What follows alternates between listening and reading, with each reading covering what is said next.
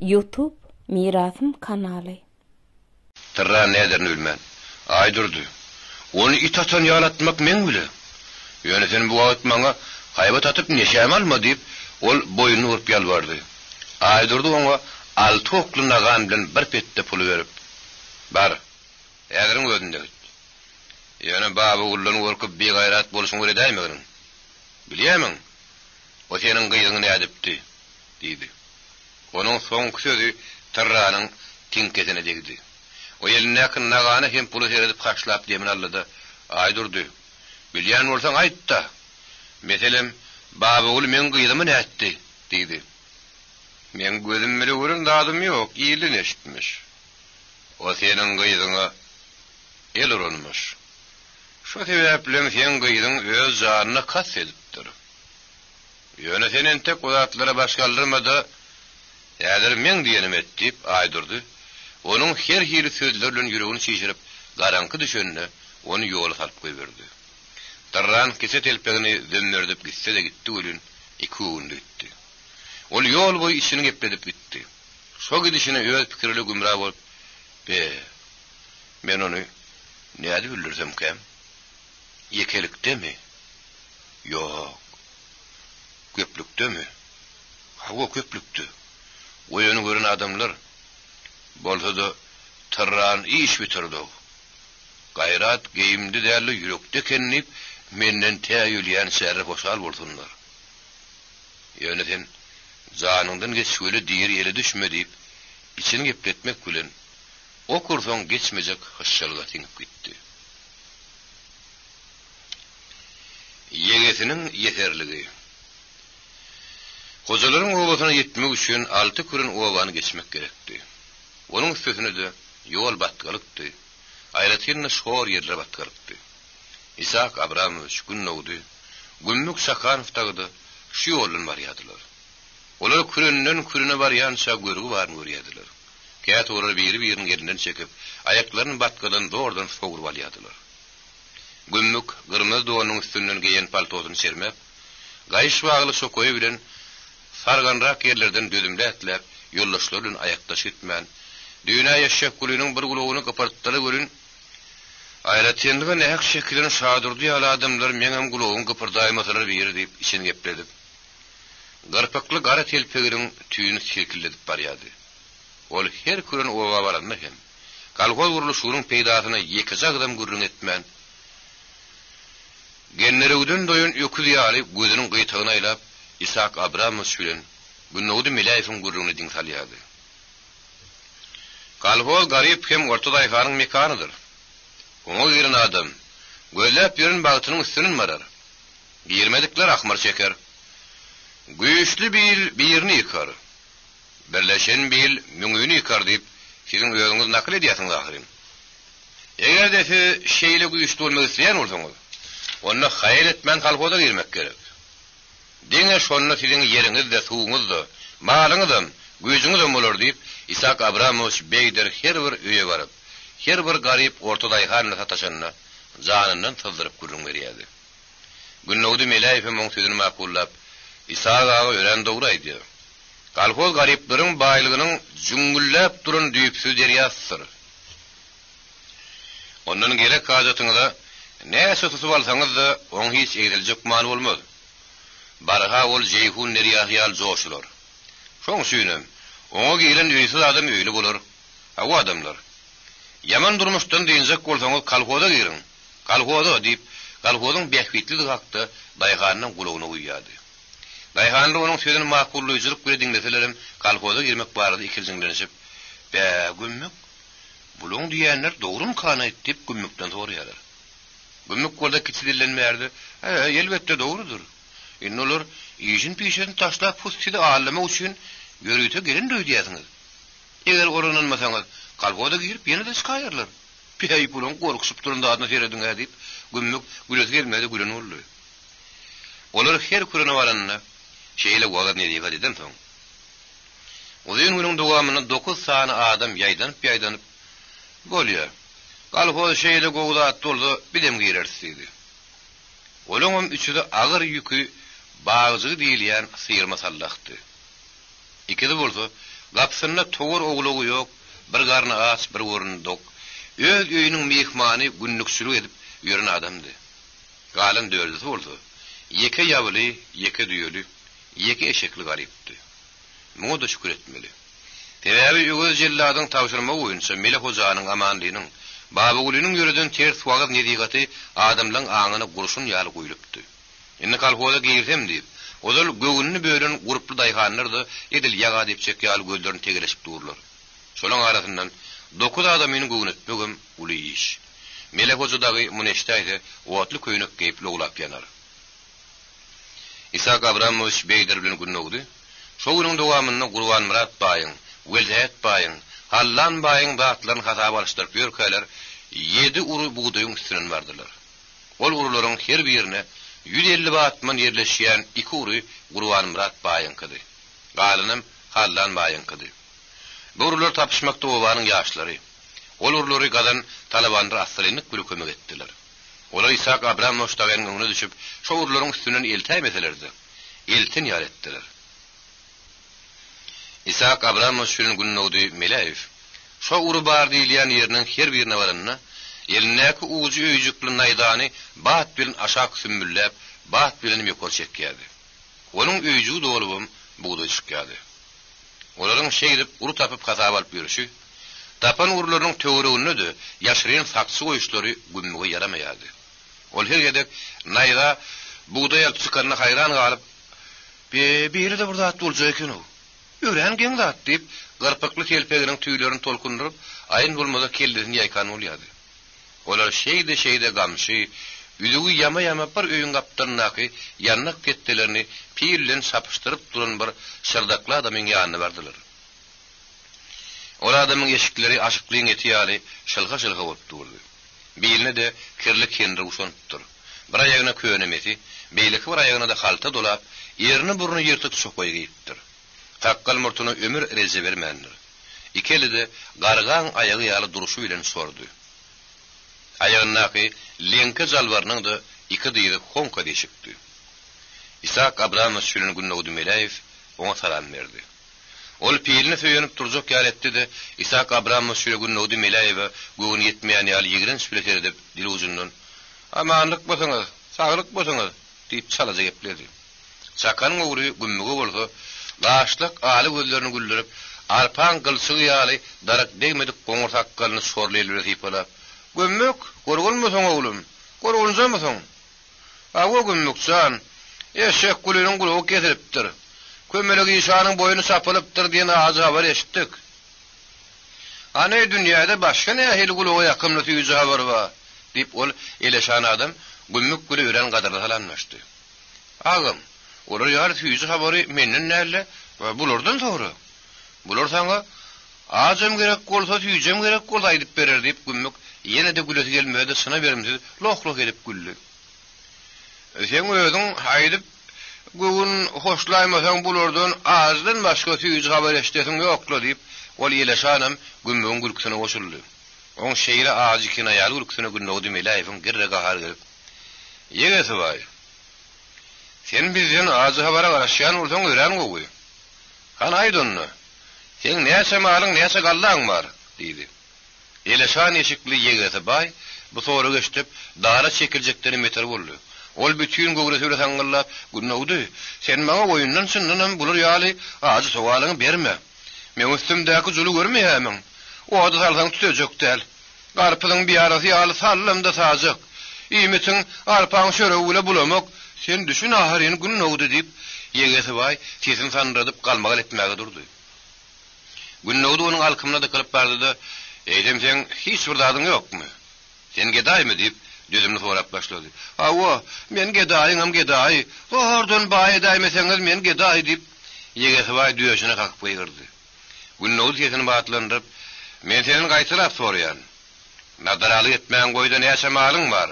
Olar nerede? Näçe gallaň bar? Olar nerede gömdüň? Gizlemede aýt" diýdi. "Aha, udagon. Sen meni beýdip gassap baý edip bilmersiň. Sene dahiryn, men köýnegimiň arkasy bolsa, ýöňü ýok. Arkasyny ýöňüne edip geýip berýän. Ýakasam damagmy saljak, seret muňa. Seret" diýip ýegesi baý Hasar huzur kendi usuğunu çöğüp günnowdyň öňüne oklady. Tamam şu ile şan doğunu çıkarıp, al Ferhat, şunun üzerinde ne ase deysen, baylık vardır deyip, onu mokladı. Al, benim kemiğinin postunun doğunu, muňa da Ferhat, hey tüyünle müňsir kevlen bitten var, şoda tapıp bilsen, men bay bollugum, deyip yegesi bay doğunun asyny giýen, eleme deşik, sağ solmadan çıkarıp günnowdyň öňüne oklady. İshak Abrahamow şöyle gümmük, 11 hareketlerini ank bolup aldy. Yegesi bay zır diýeli ýaly beterin tapdy. Ferhat, muňa Ferhat. Soňundan armanyň almasyn diýip, ol ýöwürlüp günnowda arkasyny görkezdi. Dogurdanam, onuň kirli ýaka köýneginiň öňü ýokdy, arkasy bar eken.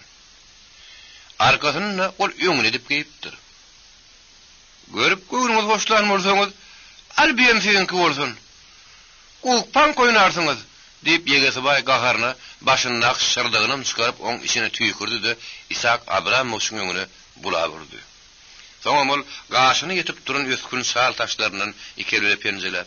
Ýelde menne siziň algyňyz barmy? Eger bar bolsa saçymy da sýryp alyň, diýip ol lampa aşağı oturup sokoy bilen mezesini köýnegini çykarışdyryp günnowda tarap oklaşdyrdy. Elbetde yegesi baýyň bu gödök gülkün şereketleri öz üçin günnowdy-da. Ishak Abrahamow beýderde meher döretmän, gaýtam gahar döretdi. Gümmüň ýülün gaharynyň gelenine de gelmände kezedinden teredip bilip bolýarly. Ol yegesi baýy teredip, gyrsyny işläp bir zikli görnämedir ahmar çekip kellerine ýaýady. Günnowdy yegesi baýyň oklaşdyran latlaryny ýygynaşdyryp, onuň öňüne taşlady. Hani gallaň ýok bola piýliňler. Sen ýanyna çap duran ýeriňi galyp görelip, ol piýe tarap ýöredi. Yegesi baý laň ýerinden galyp, hasır gotur piýini aldy, günnowdyny saljak ýalyp, ýene de salman, degeni gözüm oýnaýannak aýlap dyňyp goýberdi. Piýil zyňylan goýun taýagy ýaly, kelemennäp ýanyna küdetiniň üstüne düşdi. Baýagy. Ýetdirende ýetmesen, özüňiz ýan bolar. Bir ýerini galyp barlamasak, sümmüllep barlaýarys. Bizdäki maglumata görä, seniň şu ýanyna sapýan ýerinde 200 putdan gowrak galla bolmaly diýip Ishak Abrahamow elindäki naýzanyň epinlerini açyp, ony günnetmäge durdy.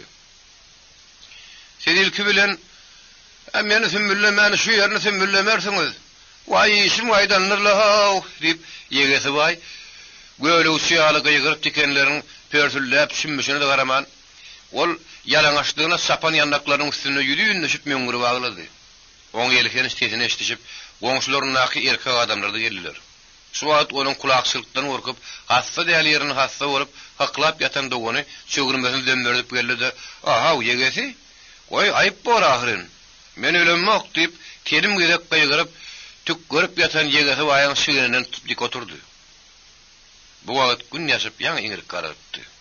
Ishak Abrahamow elindäki naýdasy bilen ýer sümmüllep, her sümmülläni ýerinden buğday çykyp duran soň, yegesi baýyň möňgürmeginiň sebäbini tiýil düşündi.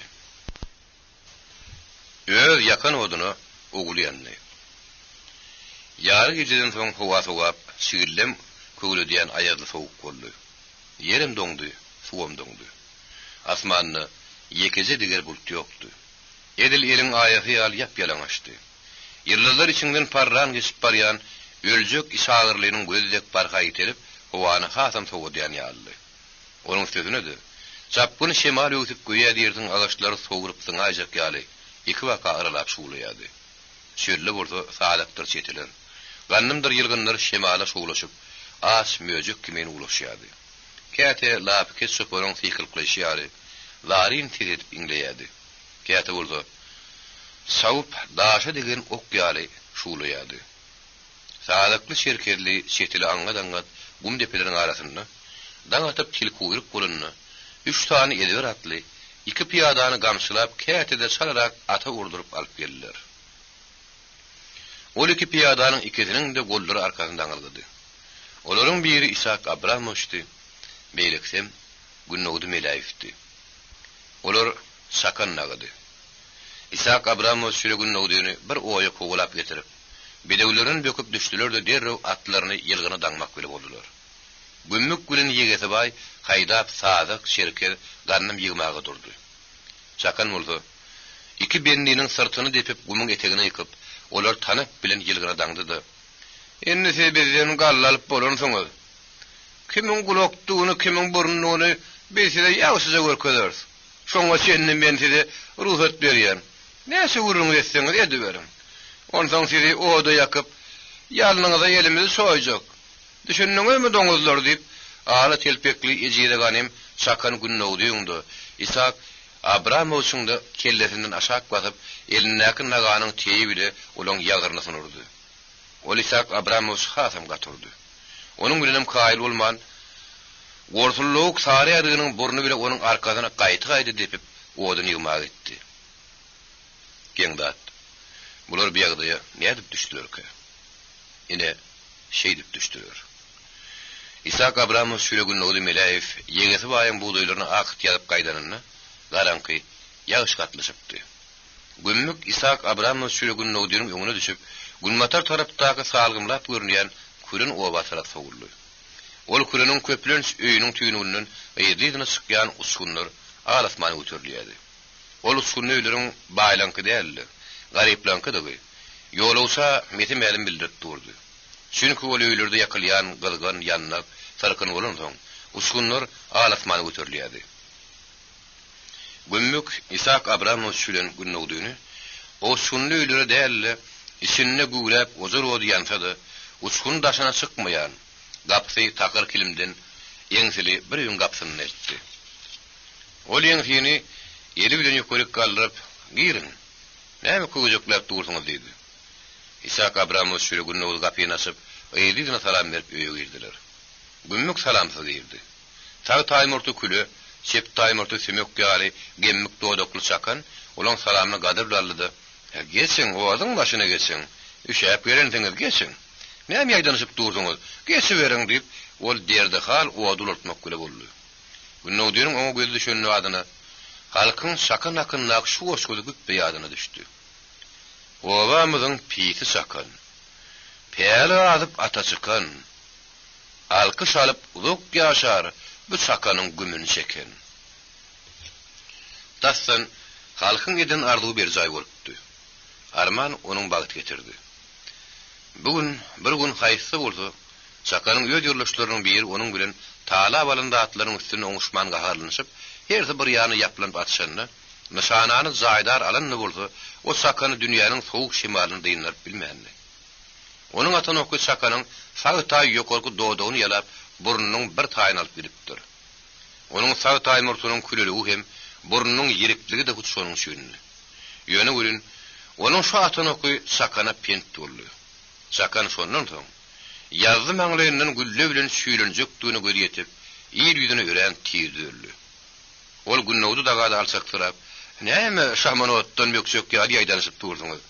Aýakgabyňyzy bile geçiberseňizler. Biziň namazlygymyz we sökmanyňyz ýok" diýdi. İshak Abramowy şöyle günnowdy. Ozak başyň garasyna oturup ýadyklerini çykardylar. Gümmükde çökoýuny.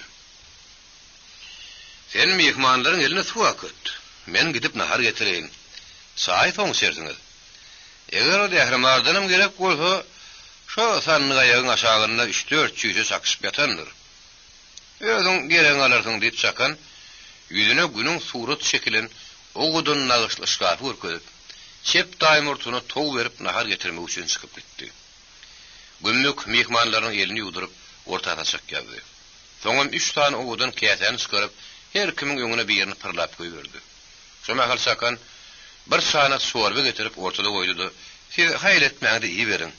Men sagalaň ýanyndan iýjek.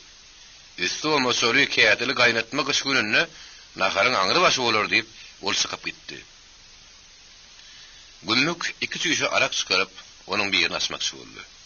İshak Abramowy oň goşaryna şappa tutup, "Gümmük açma. Onsoň maňrymyz nahar" diýip ýalmanypdy. Ondan onuň hiç geregi ýok diýip ol çüýşäni açdyrmajak boldy. Günnowdy Melaýew oň sözüne makullap, "İshak agy bilen dogry aýdýar Gümmük. Ýygyn aragyňy. Oň hiç geregi ýok. İçimi edil şäkmen ýyrtyp öle tüpürlen ýalyp, gülki atşykly geplep oňa arak guýdurmajak boldy. Emma Gümmük, olaň diýenini etmän her käse ýarpydan guýup, "Alaň, Men gögünümi sen şunu bilirsin. Ondan dileseňiz hem ben zarak bermeýin diýip özelenip duran soň olar içmeli boldy. Bu wagt beýlik ýegdeklep ýegeti bar girdi. Ol oda çömürüp oturdy-da, "Buda, indiki maslahat. Maalla gallada ulap gitsek, ne etmek gerek? Mene kele ucuny ýitirdim" diýip ýegeti bar aglamjyrap gözlerinden bulur ýaş dökdi. Sakan ona belli bir jogap bermän, epesli wagt işini hümledip tegelek sakkanyň ucuny oýnapdan oturdy. Onuň şeýle sessiz ýünsiz somol oturmagy ýegeti baryň ýüregine göküm saldy. Ol iki gözüni eliniň aýatyna okulap, "Men ölüdüğümü diýerdim bilenmek. Aýtdymmy? Indi näetmeli? Ölmelimi? Ya öldürmeli" diýip müzderildi. Sakan şep taýmurtuny käte bir sypalap, "Goýa diýersiň, ýa-umýan ýaly göwrümni giň tutun bolup, "Pehay bay, senem aglamasy da aglaýasyň. Şuna hal giýjäň şunu ikimizin geçsek zadymyz ýok. Fatwally degem, bu doýlar satyp biljekler. Sen häzirlikçe gitdi ýat, soňgurlaşýarsydy." Sakanyň bu jogaby ýegesi baý ýelregeden ýaletdi. Ol gözleriniň hanasyny giňden açyp sakany alaryp perekdi-de, "Buda, sen maňa gitdi ýat diýip men böwrümden selüle pysaklama. Men gidip emmiljekler ýatypym. Giýjäg alsak odatlary köýerip köýse gägirjek. Şu giýje her etmeli ýetip etmeli çykalga tapmaly. Senin ýaly gylyç kemip duran Gudaň maka, indi men näderim bilmän gana aglap ýörmelimi? Men sakkalmy sallap sen öňünde oglun ýaly aglap ardymy diýän. Şu beladan gutoruşdan kişi gyýdym hem sen kişi ogluňa mut bereýin. Ondan ikimiň gudolugymy garnaşlyk öýgürler. Şonu etmesem sakkalym itiň sırtyna bolsun diýip ýegesi baý başga da bir näçe şertler etdi. Sakan şüýşe ýaly göýük gözlerini oňa darlap, "Bolýa gudy. Sen arkaýyn bol. Seni horladyp bolmaz. Dan atwatmaka günnogdy bile ol jehüdüň teppeden okap, ertiriň özünde sen işleň ýola salarys. Allah'ın garipleri buğday bişerine oğlunsa paylap verir. Yönü vadağında vefalı ol. Özünüm tanılımı diyar yeşiklerin sarsırıp, yağlanıp ören tiyir yerleyip, sakın onu ıslap koyverdi. Yegesi bay, begencinin yana bitay meteti bilin bitay çok oyunu tüyrep, gelişi al yegdeklep öylerin tarap yerke hayandır. Sakın olsa, mihmanları hedir edip naharayıp, sağ içerlerinden son olun yanına gelip, siz ören arkayın yatın. Akşamız hayırlı olsun. Men var kanser hiç sağlı gayg etmem. Ulu peyalin kiçi peyal yonu bilen şu ağla telpegi toğulaman azal gelse de size gangırlıp bakıp bilmez. Yine şu men telpegimin ak yerlerini görýän olsaňyz, hemmesi okun geçen yeridir. Men onu yitmesin hem görünüp göz vursun ne bilgeçtiğin ağırdıp boydum. Käbir adamlar sakan sen kelläň näçe ýerinden ok degdi diýip soranlaryna menem olary telpegimin aklaryny görkezýän diýip ol öz ýanyny mihmanda gülüşdiren olup çykyp gitdi. Uzun gün batgalap, o kürün aýranyp käbir baýlarla kejigişip, galmagallaşyp ýadap lütü çykan iki piyada guly ýaly ýatdy. Gümmek görün. Görün nämedir güýmenip ýatar ýerde ýatmaly. Ýatana ýylanla degmändir diýselerdi. Käbir adam ýylançy da ýok. Çakanım şu ýylançy ýok adamlaryň biri. Ol telpegini ala toğun maslygy ýaly edip, günnowtdagynyň agydlaryny ýaglyk tıkyp öldürmek üçin alan açyk kalla yegeti bay gümmük dağı bilen süralyp gitdiler. O haýynlar hakikatyň uğruna janyny aýman göreşýän bir garry kommunist bilen ýaş kommunist bolu ýakyp. Biziň öýümizden olar. Ýat diýsem ýatman, ýasymy sörüne gaýdypdy. Ýollydy ýöge jillat ýala duşaýan bolmasa bize bilmedik diýip andyşyp aýýalap sypmagy maksat edinler. Olar şu maksatlaryny ýetmek üçin haýdap odun ýadylar. Günnowdy bolsa ýetini çykarman, olaryň gudy daşan ýaly hartup görüşlerini ýigren süret ýerine ýady. Ha günnowdy. Näme dymdyňlar? Ýady baýlan sürümden gorkýarmyň. Eger şeýle bolsa onuň süýün hiç ýenkete gitme. Gorkup san taklap bolmaz. Beýle ölüm adamdaryň bagyty geçirdi üçin göreşe diýen adama diňe şöhrat hem gahrmançylyk getirir. Çoň şerem gorkma oglum, gorkma. Men taňa ýene bir zat aýdaýyn. Ulaqsal oğlum. Ulaqas. Sovet hökümeti şündin ikimiz de düşmanın elinden ölen. Yüzler sağlam wagşylar söýülürli. Bizim legendar gahrymanymyz Allah zowany Japonlaryň ganojak galtamanlary gynap, "Ay, biz nädemizi ýeňip bileriz. Bolmady seni odun neregine para odun pejini dıksak diýenlerine lazo, olaň ýüzüne azy gülüp, men otdan gorkanmok diýip hyrsyny işläp, olary ýegirin süýleter edipdir. Bizim şolary ýaly gahrymanlardan görüldüler aly. Düşmanyň öňünde tägelçejik müdürlüseň, olaň boýuny bir gez ýokary sürersiň oglum, düşündiňmi diýip İshak Abramovich mert ölmek barada taras bul baryndy. Agaza tarap oturdunlaryny "Hay eýleden soduň ho, hay beýleden soduň ho" diýip ýollaşlaryna gyýgyrşyna mysal getirdi. Günnäwde agyr ustöýredem alyp düşünýän agam düşünýän. Bir başa bir ölümiň bardygyny düşünýän. Ondan näde bilen deremediydi. İshak Abramovich güýlüň ýatan ýerinden togulunjyrak, "Onu näme gamlanýarsyň? Gamlanmak gerek däl oglum" diýdi. "Agam, men ölümden gorkup gamlanmaýan. Ähli ýaşyryn sırlarymy inne senen gidejek däl. Aýdymda garrenem bile gözümiň gonjy lene jan galjak.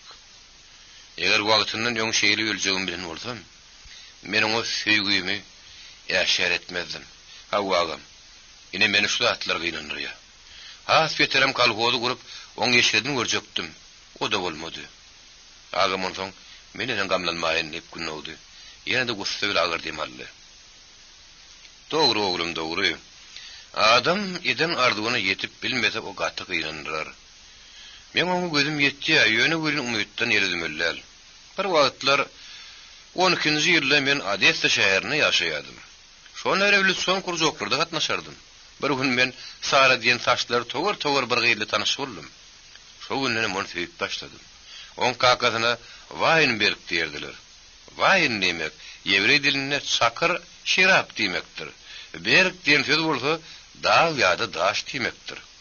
Ana şol Weinberg diýen adyň sakyrdan emele gelişi ýaly. O da hemişe sakır tatardy. Ödem şeýle bir baý ýewreydi. Onu şu şäherde tanamayan adazdy. Bizim oň aranyna gaty garypdyk. Şeýerde bolsa kakam Bahir oň eýlesine geçip ahyry oň bilen guda bolundurdy. Aňardan ýören şadýan gelip "Toy şaýyň tutuver kemper" diýip o men ejeme gülükser etdi. Bu habar eşitip begenjimden ýaňa men ýeriniň bir ýere gelmedi. Näme üçin öýlenjek ýigitdi. Arman bizim toýumy harama sykdy. Men Sara bilen bedegili uýun stoluň öňünde adamlar seredip ýylzyraklap oturdum. Toýa gelenler kime saz salýady, kimem bökçöklap oýnaýady. Aýdym sazyň oýunyň arat ketirende bolsa, dilewar adamlar gysgyzyk hekaýalar okap toýçylary gülüşdirýärdiler. Menem şahir diýen Bedniniň Pravda gazetiniň birinji sanyna çykan goşgusyny uly joşkunly okap durdum görün. İshak Abramovich sözüni uturmaka, "O nähili goşgu? Ýatdym diýem agam" diýip günnäwde oňa duýdansa sora berdi. "Bilýän oglum, bilýän. Hey oglum, men ýadymdan çykarmy? Men o goşgu üçin ak paşadan ömür wagty ýadymdan çykmajak şarpy gidim ahyry. Ene o goşgu şeýle başlap, şeýle de uturýar" diýip İshak Abramovich goşguny süýüzi laby bilen batlandyryp okady. "Hasratlardan dolu bizim käsemiz, kanımız, derimiz de oňa goýulýar. Şonda hiç sığınmaz bizim güýjimiz. Çünki ol pazarlap mewjap bolýar. Betbagtlyk boldy. Garabasmalar, şöhlüli şapakly elkinişde göçdi. Ýeňişiň ışygyna düşdi esgerler, ýaşdyň guzurum gaýnaýa başdy. O ýol körmüş, wagşy gyjanyp bisak. O ýol ganim düşman howpuny salsyn. Dostlar, biz durulýyň täki ölünsek, baýdygymyz hakykata parlasyn." Onun bokurduğunun gaynap çykýan her bir tözi, beýikli pesli gum depeleriň arasyny ýanglandyrýardy. Günnäwde Melaýew dikkat bilen dinleýärdi. Dinledikse de, oň kuwat gelen ýaly. Çakan bolsa aňardan gyzardap, "Hey Jehit, indi näme mydyrdaýasyň? Gap sesiňi diýdim gap." "İsa peýgamber satan haram eşek" diýip ılgap geldi. Elindäki zotda sadak bilen İshak Abramowiçiň şem gelen ýerine şatda şutda urup ýene odan ýygmak gitdi. "Gördüňmi oglum? O goşu hakda men odal sarpy ýen orda minni taýa giydim. Sakandan paşa derehimdar eken. O meni elime arkama daňyp tutdy etsedi. Sakan ýa ýündükse ýensmen orta ýan jugdatyny beşep suwsy gata bölsün diýip meni sürgün edip goýberdi. Görgüli sarazygymda meniň bilen bir gijergim döwran sürüp bilmän gan aglap galyberdi. Men orda şondan gelip Bayramaliň ýağ zawodyna işe girdim. Onnaki işler bilen ki tanışıp dostlaşdym. Kurjok kuroduk. Meni moň ýol baş etdiler. Bir gün Pravda gazetine ýazylyşyp geçirip ýörken meni tutup Sibirden çykardylar diýip Isak Abramoviç şo ýerde Mukot Garliyew hem Garabey bilen tanış bolşuny. Gadal goşuna goşulyp Türkmenistana gaýdyp gelişini, uruş utaryndan soň Sarany şagyrşyny Günnowda görrüň berip, ýüzüni gözüni çytyp toglanjyrap ýaraly ýolburt ýaly akşetdi.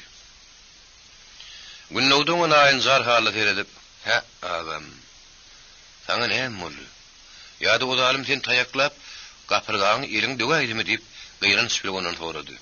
"Wagt döwenden beter. Elimi toglap daňan soňlar uruşup çanmalyp barýar. Şeýdip çevirdim çekdirenlerinden ýakşak golar ýakyp diýinsalar" diýip Isak Abramoviç ýene-de akşek toglandy.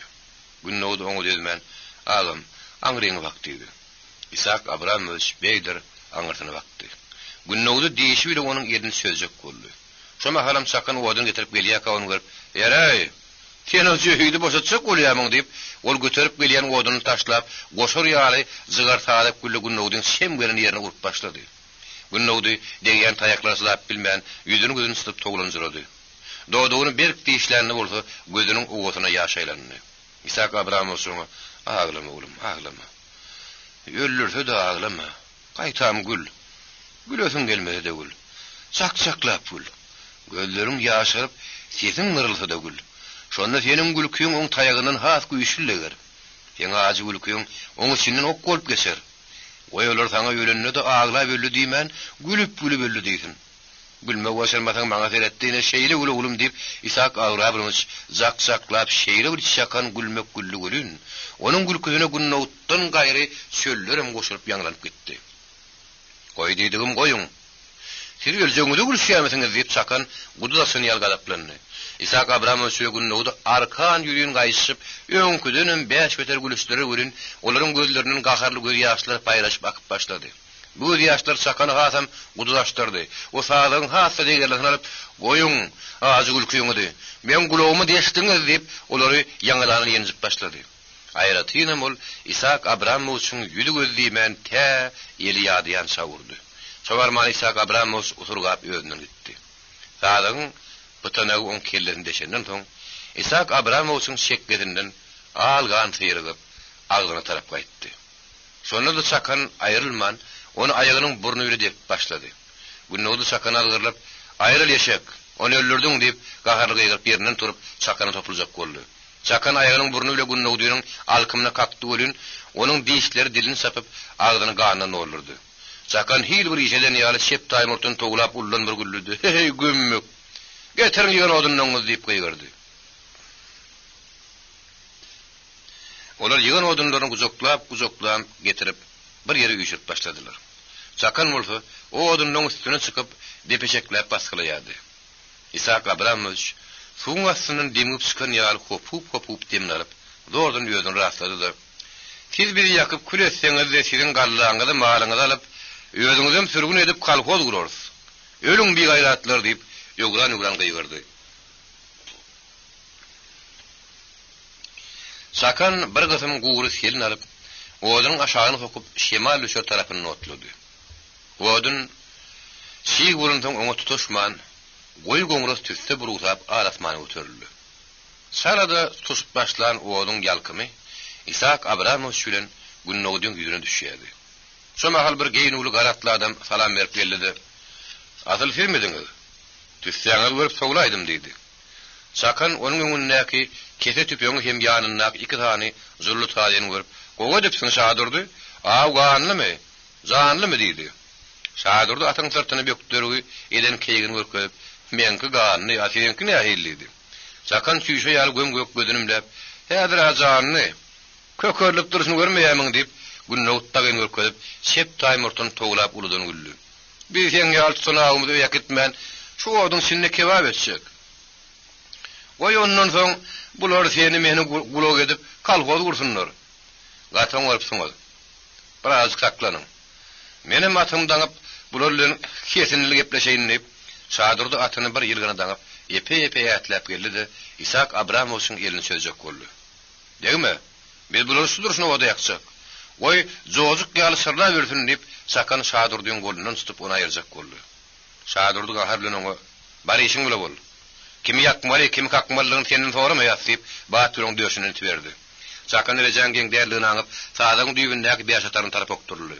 Şadyrdy goltuğundan logurdadyp nagany çykardy-da, onu bir okda ýere surat edip taşlady.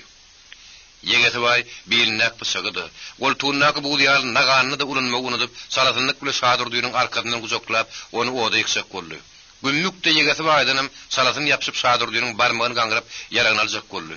Günnowda onu görüp taklanyp bilmedi. Ol ikili arkasyndan daňyly halyna hazanaklap geldi-de, gümbüň satalbasyna depdi.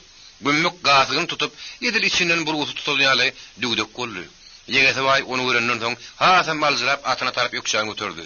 Şadyrdy onun ýarasyny gümmük ýentireklap ýerden turdy-da, şadyrdynyň kebdetinden pysa gurdy. Emma pysak zaýdary işlemedi. Şadyrdy hyrryk ýygyny dolanyp, gümmüň döşüne ýaragy tutdy. Gümmük iki elini galdyryp, oda tarap götüýnäp başlady. Şadyrdynyň nagany güňleş gümpüllärine gümmük oduň üstüne agyp düşdi. Ýegeti bay şu purdutdan peýdalanyp ylgap barşyny, gaňtarly atynyň aýagyny şöşlemäge de alňasap, tanapyny kesip minidi, tejeni tarap gamsa basaýdy. 3 ýagdaý. Bugün Gatakar owasyny bir-birine bap gelmeýän 3 tane ýagdaý boldy. Olaň birincisi melek huzurly degişdi. Ikincisi eşekgulýyň kakady amanlary degişdi. Üçüncüsi bolsa gaýbyň ogly çargula degişdi. Melek huzuranyň ýahly kowum garyndaşlary mahmal işanlara ýönelip, kömelik işanyň üçine diýdiler. Olaryň haýsy biriň ýüzüne seretsen, agysyl degen ýitsylaryň ýüzi ýaly adras hem gamlydy. Olara gelip gidýän elleri hataly, ýeginleri postunly, aýaklary metili garalaryň da, bürünjeklerini sümüre bürünün aýallaryň da, kempirleriň de ýüzleri ýagmada kuwa kimen çyryp durdy. Ýegini aly ýekdaýly başdelleri melek hoja boldy. Garaýyň törüne çöküne düşüp, "Hawa adamlar, Osman Ala degen palta, o dünýäde owatly tagan bolup, onu öldüren Ganhoryň boýnundan iýler. Ganhoryň özi bolsa Osman Ali'niň maňlaýy sekilleşegi bolar. Oleşekde sırty bilen kakmuz kimin ot şeýnäp, agyz bilen teleklemeliler. Hawa adamlar, Allah'nyň buýrugy şeýledir. Ondan hiç tapmak bolmaz." diýip ol hamala o dünýäni görüp gelen ýaly tögürünäk aksakkalary welilik satyp gurrun berýärdi. Onun gurrungyny başatyp dinleýän garrylaryň içinden diňe eşek gulýan kakada amanly ýokdy. O da öýdüňni postunyň ýakadyna bukup, "Her etmeli, ýetip etmeli. Gulak kesen tapyp." O da öýdüňni postunyň ýakadyna bukup, "Her etmeli, ýetip etmeli, gulak kesen tapyp aranmaly. Kasasy kıyamata goýmaly, ýokman aralmaly. Onun şunu adamlaryň agyny ýysgap, onu her tarapdan gordurup görmek gerek. Bugün birimiziň gulagymyz kesen murdara ýertir, ýene birimiziň kellämiz keserler diýip, amanly derdini paýlaşmak gelen gudo dugurunlaryna, garyndaşlaryna, ýylen salanlaryna aralmagyň her hil tärlerini öwredýärdi. Men pikirimçe Zülgünhan bilen Dewhan satyn alyp, eşek gulüniň üstüne köşgülen şadyrdy bile sargullyny aralmak gerek. Şu maskaraçylyk beň ýüzümde 5 barmak gara çekeninem ýaman boldy. Ýaşulyň hapa bolma. Siziň aryňyz biziň arymyzdyr. Biz onu köýdürip telpegimizi hekkerip geri bilmeriz. Şeýledem adamlar diýip, amanlyň ýöwleriniň bir has dogumsyrap gepdi. Beýlekiler de onuň sözüni başatmak göre tasdikladylar. Amanyň umanyşy bolup, "Bilen körüde şu aksakkal doktoryň edilýäne diýen heleydi. Şu ýere gelmäkä owaň şükür ala güllükdi. Möjek bile goýun bir güderden suw içýärdi. Beýleşip bir-birimiziň ýüzümizde teredişip oturman üýüşmeleňe toýa tomaşa barmak gerek. Şu ýerde adamlar öz agdyryny ýetseler, Lakkıllı köp bolar. Şoňa şünem aýallaryň arasyna aýal, gyýyzyň arasyna gyýyz, garryň arasyna garry, ýigitliň arasyna da ýigit iýermek gerek. Kimde kim gulagy ýakymsa söz eşitse toýda topalaň turmak gerek. Çünki biziň bagramyzyň başa awap durka. Olaňyň böwrekleriň bökmäge hiç şylaky ýok diýip ol gyýy sultany maýa gödeli, ardy gödeli, aýdurdyr jümma gadagyny nirde toý bolsa, şoňa gitmäge taýýarlap goýdy. Itin gargyşy gurda ýokmy diýileni ýaly. Şarulla bir hepde munan ýoň toý tutup, halka tomaşa bermeň külküne düşüpdi. Şonun düýünüň ödünni bitirmäge girişdi. Ýödem onuň garra tada gaýbagy, "Senin tek toýuňy bir kız gün gaýra goý, ýarym güne ýarış ýok." Mele hojular bilen arşynlar halama. Olar ýasyň hem gaharyň içinde diýip Şarula toýum tutturmajak boldy. Ýasyň bolan ýerine toýum bolup biler. Ondan ölen kömürü giyşan nelmi? Hayırlarıp durdu. Uliýlyň üstüne saýa salyp duran sınardy alahyrin. Keserin ýeşep gulýan gulagy bolsa, ölenim kömürü giyşan. Men ýas tosum gelenok, toý tosum gelýär diýip Şaruly gün ýaşmaga az galanyna mar öldürüp owa sapary berdi.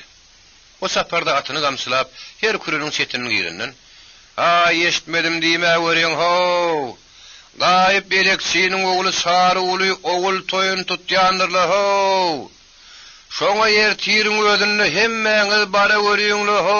diýip ikinni bilen agşam garagyna bütün gatakara habar berip çykdy. Şeýlelikde eşitmedi habar berdi, görenem görmedi. Ana ondan gün dowup manka ullu kişili atarlan gadanlar bu görüşüp başlady. Numuluşdan Şarullara gelýän adamlaryň ketdi asaby ýokdy. Aýalle geldi erkekdi, gyýzda geldi gelinne, ulum geldi kişidi. Toýa gelen ýaşullar, toýçularyň her biri şeýle diýýärdi.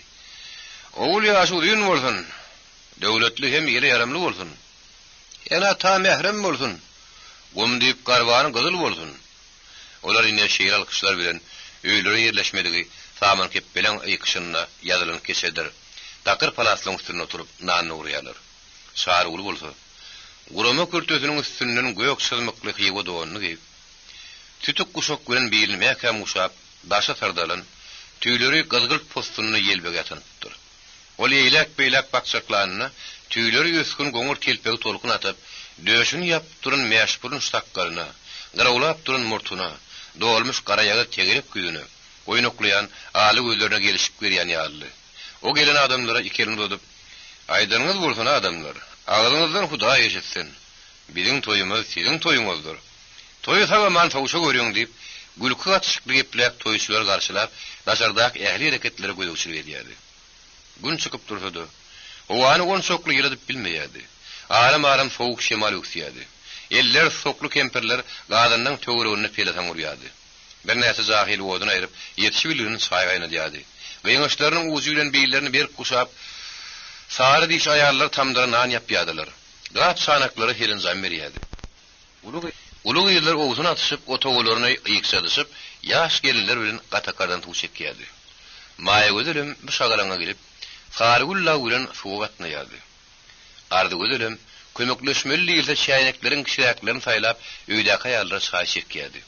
Toranjyň gözleriň zadygoý garaýşy bilen saýgaýna diýen jahillerin peşenelitini ýaýjak bolýardy. "Aý ulun, sena şäýnekler şarladyp, suwuýmy maşaraň ok? Gelin bilen saýy düşmeli bolaýdy nädir käň?" diýip, ol gurrun ýok ýerin gurrun tapyp, ýugul gülküsüren ony alzyrady. Geýler gelinler maýa gözel ýitirip tapan ýaly oňdaşyny üşdüler. Salamlaşdylar, görüşdiler. "Hawa gyýy, ýeliň ýuguruk bolsun. Dokmaňa sen nagyşlaň alel wan gül bolup bitsin. Leniniň suratyny meniň öňürlerine çalasyly begeniýär nälerini" diýip Şaruly maýa gözel gadur bilen gutlady. "Uýy gelneje, men äsen ýelingdäkini alan ýaly bolaýdym. Öňünden bilen bolsam saklanardym. Onu maňa nusgaly üçin Polat ýürüýte şäherden getirip berdi" diýip maýa gözel tykyrajak boldy. Şaruly közük kimen barmakly eli bilen onuň egine kakdy da ýyrgyryp, "Göwürüňe getirme maýa gözeljan, göwürüňe getirme. Sen Leniniň suratyny dokuzaň. Men onuň pasarda apdyryny orak çekişli, gyzyl baýdygyny okaýaryn. Onu şäherden gelen Leni de oňlady. O seňem dokmaňy görmäge barjak" diýdi. "Sen iştady göwürüňe getirme, adyňa döneň. Men onu gepiň gerdişine göre aýdym dünýäm" diýip Şaruly Maýgödüň nowta ýaly gara saçlaryny typylan bilen oňman, onu guzoklap gyzynmak bilen hilterledi. Ha o gara gözüm. Men onu ilk görümde aýallarymy öýtmedim. Allah'ın nazar salan bir sar ýagy jahilim garipdir. Hasal ola yüzü gül ýaly, tüzi bal ýaly bälçik orsydy bolup çykaýdy. Türkmen şäherem menden gowy bilýär diýip Sargul meski ýaly mähirli gözlerini güldürip Lenanyň ajaýyp adam käçiligini tariflemäge başlady. Maýgödül oň sözüni böldü. "Way gelneje? Sene onu görmeli etdiň o" diýdi. "Ýa seni görmek sen net diýipdirler. Onu hükman görmek gerek. Görmediğin göz armanyny galar. O maňa dokbaňy tiýleşdir. Haýsy boýuň yetmesini getsem aýdaý" diýdi. Menem ýeli günüň skyrna garaşyp durun diýip Sargul sözüni soňlamaka abadan men tegelek akyllygy gelneje? Şuzaga soğukdanım gorkup eýem lagar düşäýdiňmi? Ora ýaly bolsa bize aýdaý diýip ol göwüslerini titredip güldü. Beýleki ýerlerde oň gülüksini gollady. Ardy gözel bolsa özüni gülnýän öýdip ýigren şüpeli golaň daşyndan ögürüm berip geldi. Sargulun oň göz kaklaşan madyna "Waýgy bir heleýnäme myrdaryny aşyryp göze gaçan kelip çaýary biziň daşymyzy ögürlüp durly" diýip Maýgözelini sorady. "Uy, sen eşitmediňmi näme? Oň adam sanyň gulagyny kestir ahyryn. Şoň süýnem o kim gülse özüne gülnýän öýdip gaharlanýar" diýip Maýgözel gaýgaly seslendi. Ardy gözel her eri bilen bir doly şäýere saýalyp gelýärkä, bulan gurrun haly man Maýgözeliň ýanyna aýak çekdi. Sargul oňun tembermen Maýgözelini osmokladyp, "Waýgy, hey beýle-de bir zat bolarmy? Kim kaw görgüliň gulagyny kesen" diýip o gülesi ýerde sar bildirmän gynanan kişi bolup sorady. "Kim bolar öýdýäsiň? Şäherden merliýene diýen atgyran hele gelipdir göli, şoňa kowulaşýanlar gawaryp meň ýerimiň gulagyny kesipdirler" diýip ardy gözel Lena myzabat ýapyp gidiberjek boldy. Sargul onuň güllünün päk adama göz görtürip töhmet atýanyny bilip pankyrdy gülün, jaksaklap gülünün meter ardy gözeliň işini ýakdy. Ol gapaý etip barýaka hyrra ýerine duranyp Sargulun ýanyna da kalyp geldi. "Hinne näme pankyrýasyň, şewiş göz heley. Bir ýerde uýat ýerine sen bäme?" diýip gaharly eplep Sargulun howuny basjak boldy. Emma Sargul onuň asgyny düşmedi. "Seniň sap adamy töhmet atyşyň agyr meýelekede uýat ýeriň ülkedenini beribet. Dagyňy bilmeýän heley. Gözüň oýnakladyp ýaňa danynyň pankır aýdan üstüňden pakyrdyp saýy uýaryn" diýip ardy gözel heňkirip ýerine gürüldi. Sargul dodugyny çögürüp "Me saňa heley, me" diýip saksaklap güldü. Ardy gözel ýene ýerine hyrra doranyp "Haram sekdirmedek baýtal, seni dişime urtýaret" diýip Sargulun üstünden saýy uýjak boldy. Sargulum gahar bilen iki şäýlegem astyna kakyp goýberdi gülün. Gazgyn şaý ardy gözeliň ýüzüne gözüne tysyrady.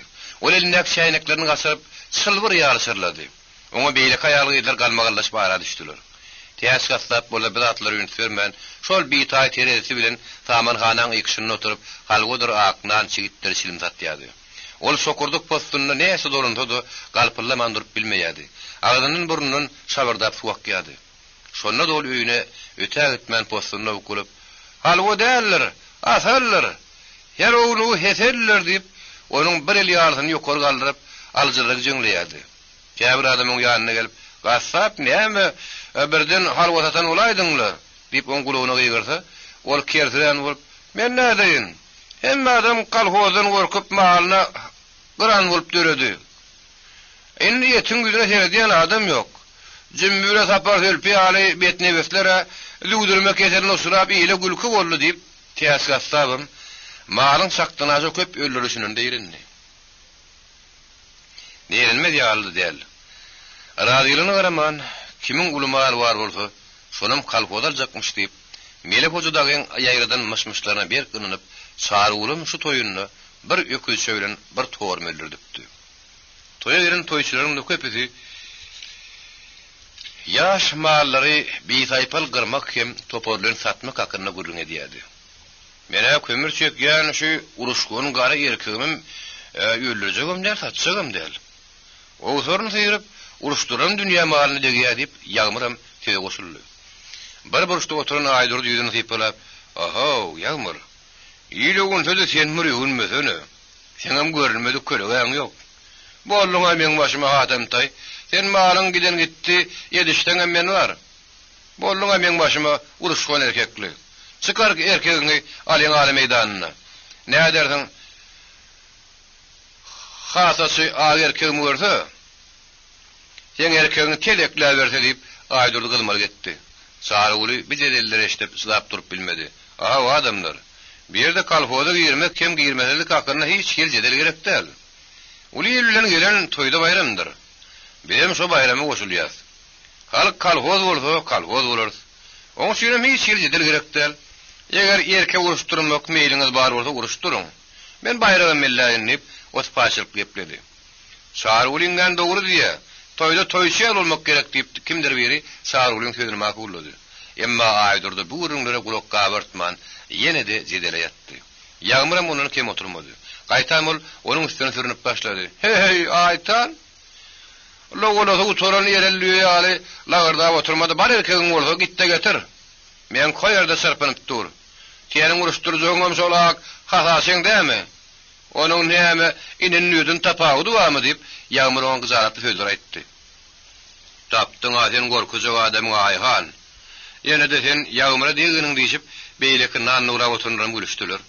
Aydurdu Berlin kızıtları sıdavilmen qaharlı yerinin turdu. Yağmur, indi neyme kellanı dallar kelin hekemi alede otuyorsun. Çıkar erkeğini. Men erkeğim senkiden yengilse, men sana şöyle mut berip giderin deyip, baht bir dasarik çıktı. Yağmur ona has iç yakkış sözler bilen, Ayhan, men sana erkeğim mut berin deyip, bana minnet etme. Men senin ol ennamı vağuzuluyor ali, lağırda oturun göğürün başıma yapayın mı deyip, o da Aydurdu'nun eğitir dasarik çıktı. Ulu goğur edip beylekiren çıktı. Kimdir biri bir tümbüğün üstüne sıkıp telpeğini buladı da, ay adamlar yeşitmedim diymen ho! Kimde kim yerke vuruşunu verecek olsa, yerlerin kumunu bara versin de ho! Deyip gün matara tarap gidiverdi. Toy yeti sağır uludu, silimsiz bir yerde körse tümbüğü sağırıp, kimin erkeği yense, bir garma doğanı badırla ho! Deydirip zar çektirdi. Sonundan Yağmur gar erkeğini yiyip, şu tarafa katı yürep gitti. Onun idürenim ulluk kişili ağır meyreke yer tüyüşen yar tüyüştü. Çillemesi bulun gara erkek içini çekip, dişlerini zıygılladıp kellerini hatava vurup, ağzını ap köpük edip getireyedi. Onun haltası yel verilen gıdılca sanas şali yerinden sallanıp lummur edip sesleniyedi. Yağmurun üstü başıda oğul bollu urulun garı üyali ap köpüktü. Kop canavar. Kop deyip kâbiradım, o erkeğin böğrünü dürtüp onu eseredilse geliyedi. Kâbir olsa, bir canavara men berettirin. Bardığının Ayhan'ın erkeğinin boynuna öküp, yon ayağının topuğundan dişlep, onu pil yıkan yal eder deyip, Yağmur'un erkeğini mağtayadı. Yağmur hamala dersin, bir uğrayın sürmeyen yali, göğrümünü giyin tutup erkeğinin çekimlerini, emirlilerini, kuşununun çekiştirip berkediyedi. Erkek olsa avşarlıp sarpanıp, mehnet ullokan alı özlerin töğürüğüne aylap, bir tekli lummur edip getireyedi. Şu mahalları Aydurdu da erkeğini gidip geldi. Onun töğürük taşı adamdan doğuludu. Ağ erkek hem adılarını zıygılladıp, haltasını yerinden sallap, yerini getireyedi. Bir erkeğin hayvatı hem laborası, ol gar erkekten birent olmadı bestel. Görkümür, erkeği diyecek deyip kimdir biri Aydur'da eşittirip gen almak güle kıyırıp yepledi. Tügelemedi, göz sıkmış tapatı deyip Aydur'du kızarılmak güle onu geplerini pişman ettirdi. Berdenin merekenin önüne düşüyen yaşullar, koy ver, sıptır deyişip yerlerden kıyırıştılar. Sonundan Yağmur da erkeğin oğutorunu sıptırdı Aydur'du. İki erkek ağızlarının ağıp köpük tasıp, ağızlarını salıp burunları bilen yer yıtkacak yarı boyunlarını doduşup, kompullaşıp bir nokturlu. Meğereki uluk almalar bilen ay verip urun taşına aylandı. Aydurdu'nun erkeği haltırlayıp gelişine Yağmur'un erkeğinin buğdundan ağdıracak oldu. Emma Yağmur'un erkeği sırtını kasırıp Aydurdu'nun erkeğinin yengzetinden tutup çekmeye başladı. Yerlerden tıptırma, allın diyen sesler dik asmana çıktı. Yağmurla Aydurdu'nun erkeklerinin taşına pelatan uğrayadı. Aydurdu'nun erkeği birden kelleden tıptırıp Yağmur'un erkeği böyle omuzlaştı. Yağmur'un erkeği onun boynuna öküp ağ erkeğin yon ayağının topuğundan tutup yödüne karşı çeki verdi. Ağ erkek üstüne yakın lavru götürüp bilmen çöktü. Gar erkek onun kellesine çöküp iki yon ayağı ulan boğup gerisinden seyrep başladı. Sovarmana Aydurdu'nun erkeği boğulup bir kaptara kıyışardı ulan Onun hogudam ağıp gitti. Jenewar ağ erkek ayaklarını dodup gıssanızına zordan bağırdı. Sonra da meğereke olur aralaman, yağmur gözün aydın, ho gözün aydın deyip, onun telpegini arasmanın yadılar. Sarıgulla heni epin açılmadık bir garmı doğan tilkikleştirip, yağmurun eginine yaptı. Gar erkek bolsa ağ erkeğin şemgelen yerini ağırıp şeyine yedi. Sobarmana aydurdu sılap bilmän, eline qoğsa bilen yağmurun erkeğini yenzip başladı. "Sen menin erkeğim olsa kim bolupsun?" deyip, yağmuran pıçak kıyırıp, aydurda tarap okturuldu. Herine halk ara düşeydi. Aydurdum şu garmı gürmülkten peydalanıp, "Sen menin erkeğimi gözün bilen tüpöňlerçe kim bolupsun?" deyip, ağ saplığının kıyınının soğurup aldı. Herki sapata tarap okturuldu. "Vayda onlar yete görüyorsun o" deyip, sapatan meğerken için urdu. Şomağalam, "Ayu, adam saklanıp Lena görnirden de peyda boldy. On gaptarlanıp, "Hey Ayhan, taşlap sög" deyip muhot garlyp gaharlyga girdi. Olaryň sesini işitip Aýdurdy sakka durdy. Sapata sagaman sypanyna begenip, yapan goňur telpegini ýeline alyp öýlerini tarap ýumrugaýdy. "Nämesi, oýunyň soňuny urşa ýazdyryapsyňyzmy?" deyip Lena Aýdurda käýmäge durdy. Şo wagt muhot garlyp şilm çekmäge başlady görün.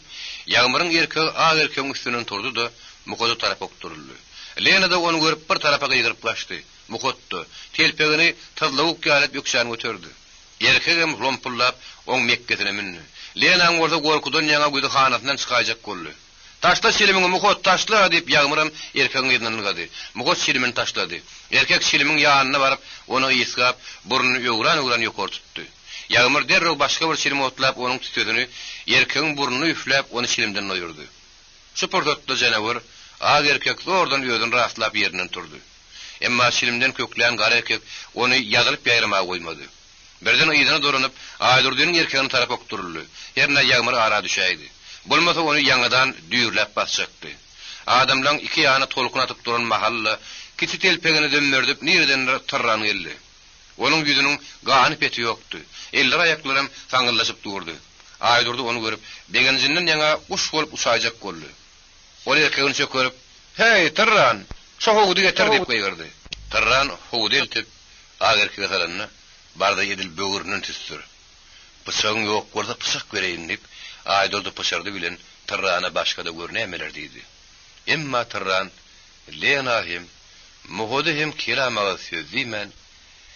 Ýeti gözleýän ýaly adamlaryň arasyna eserdeňlik güreser edip ýağmurdan, "Hani bu taýy baby ul gelmedimi?" diýip sorady.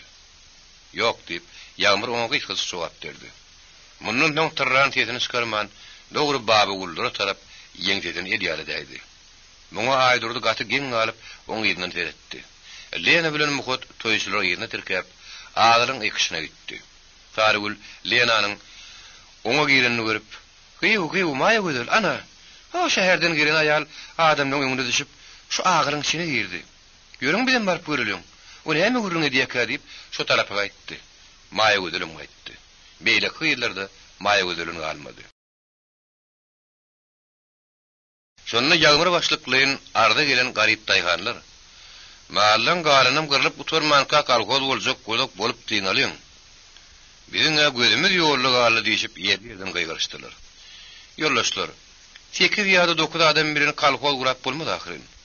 Kalgoz hemme daýhanyň bekbidi bolmalyp, Lena birde-de kalgozyň ähmeti hakynda. Gatakardaky bolýan bu goýçuluklar hem iş mallaryň beýsaýpal gyrlaşy barada gurrun etmäge başlady.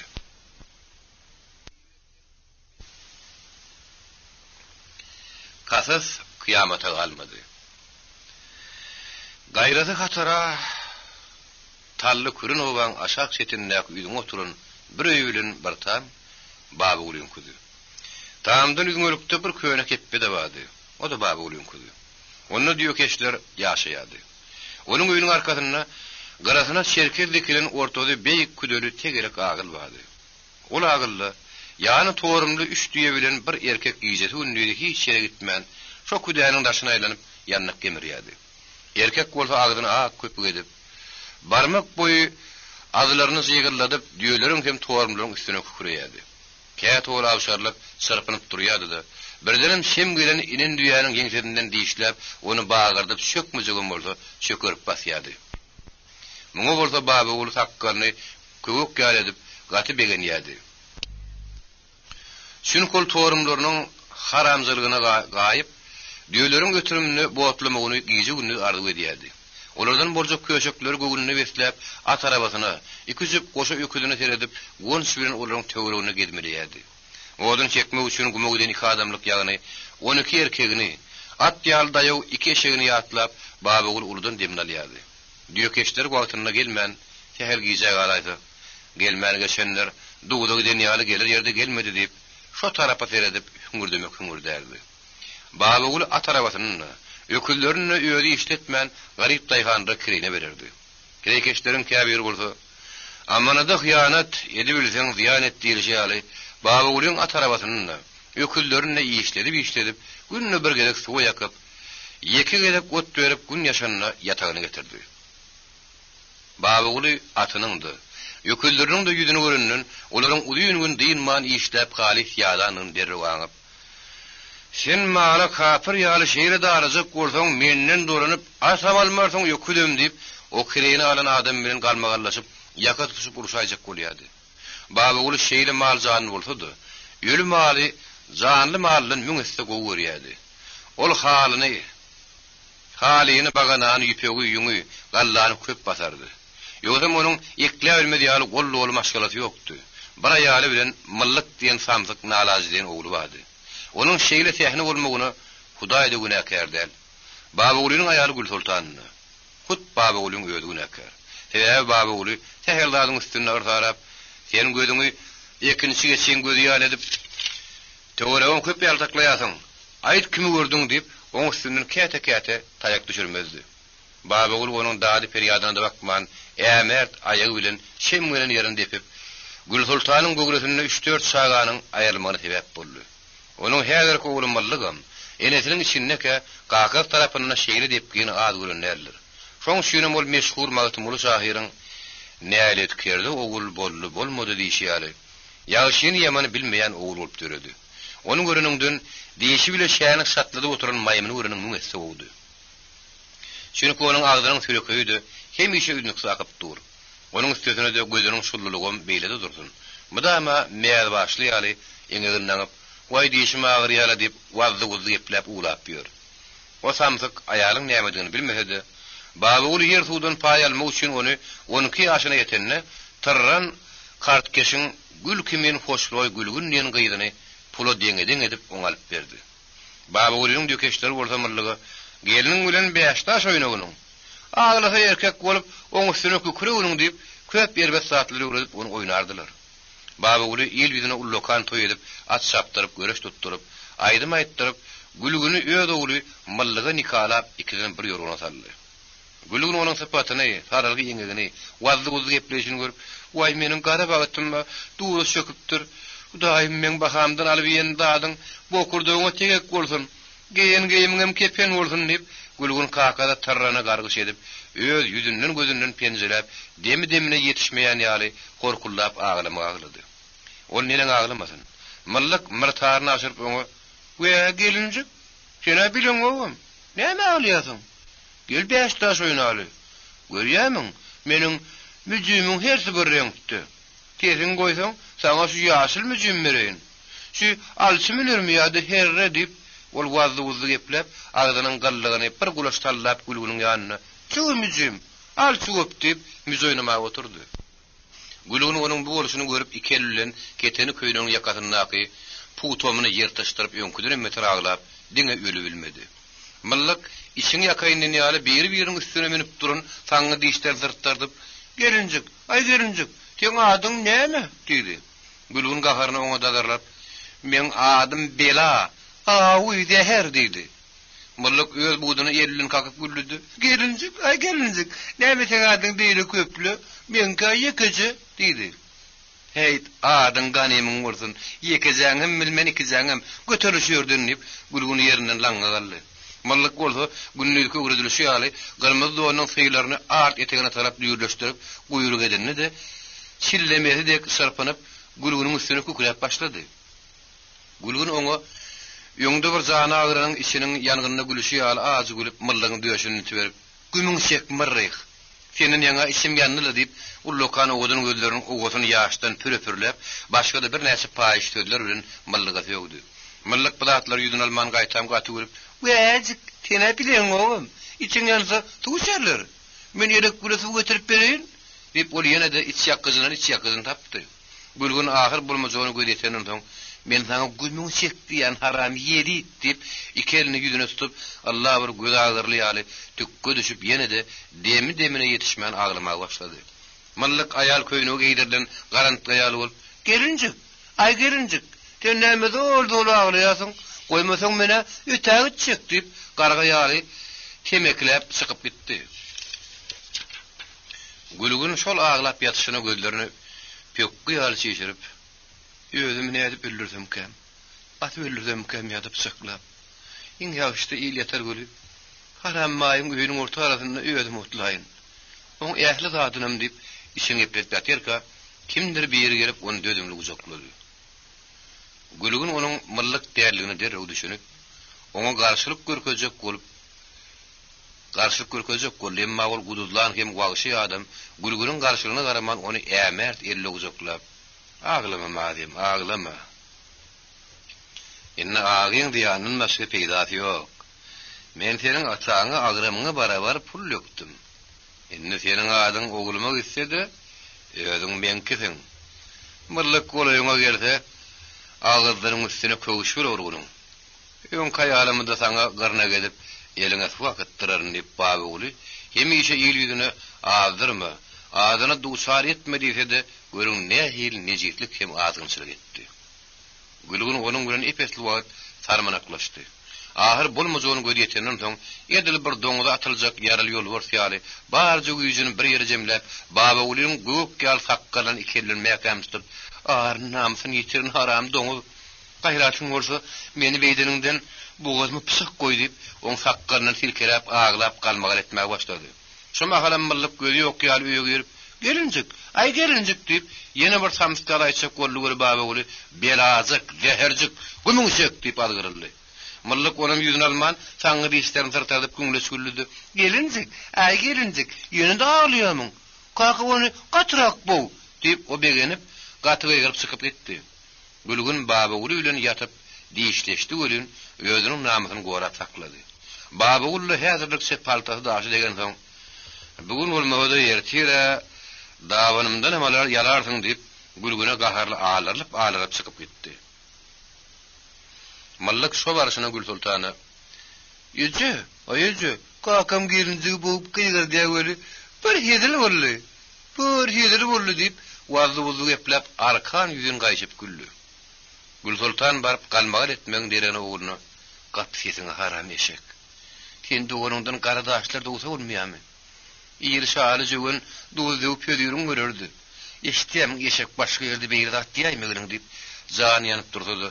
Oglunyň gulagynyň çekip oňa berk tapşyryp "Swaşym etdi" oturup berdi.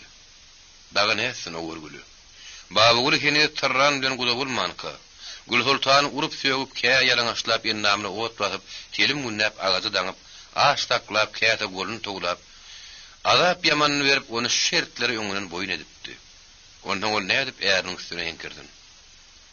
Baba uly ýyl ýüzüne gelin edilen adam bolup, ýegini bagana postuny ýer bilen ýyrjyraklap gapyda aýranyp berdi. Onuň ogly mallyk bolsa, köýüne ketmedäki duşok delil bagy işi oturun diýip keşlen ýanyna baryp özüni oýnatdyryp oturdy. Goturok kendi işi ýadyk, kelle postlu ak telpekli, ýüzi ýertirgi ýygyrtly, gyňyr diýen garajaga köýse adam. "Ýer onu taň mallykçan, agşam geliniň bilen şagal oýun edip bildingmi?" diýip ondan sorady.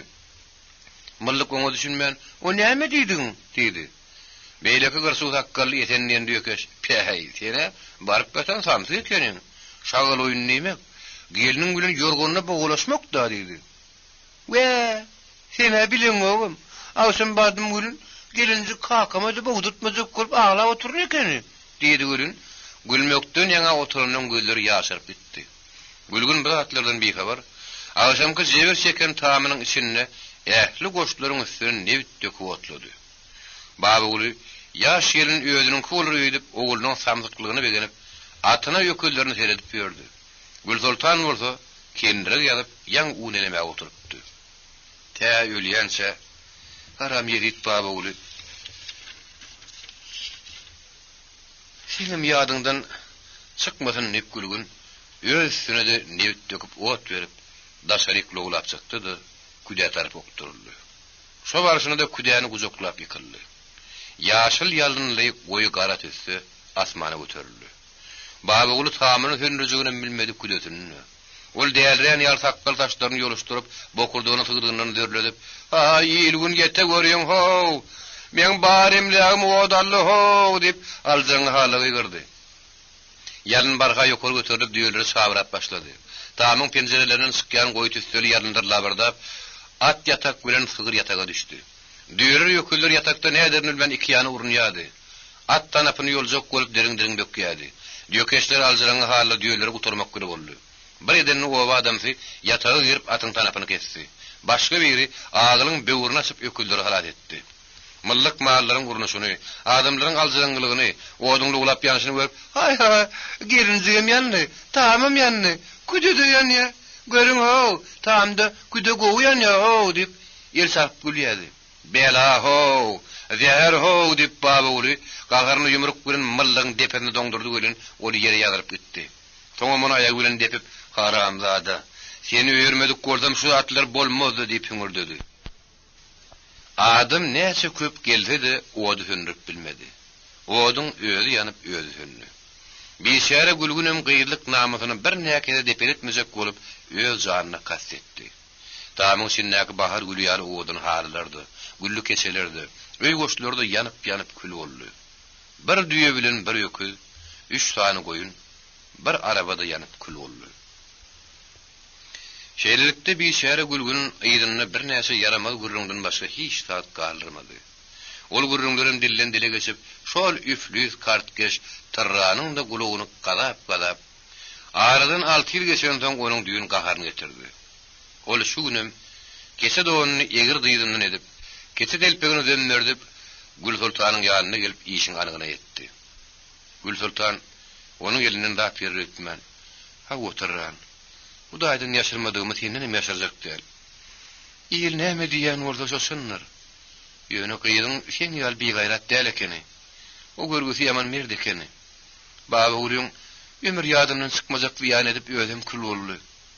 Sen bolsa oň bagasyny alyp puluny kartdym ýeşirdim. Innem myrtaryňy aşyryp gelýärsiňde şoşunmy diýen. Şolsun.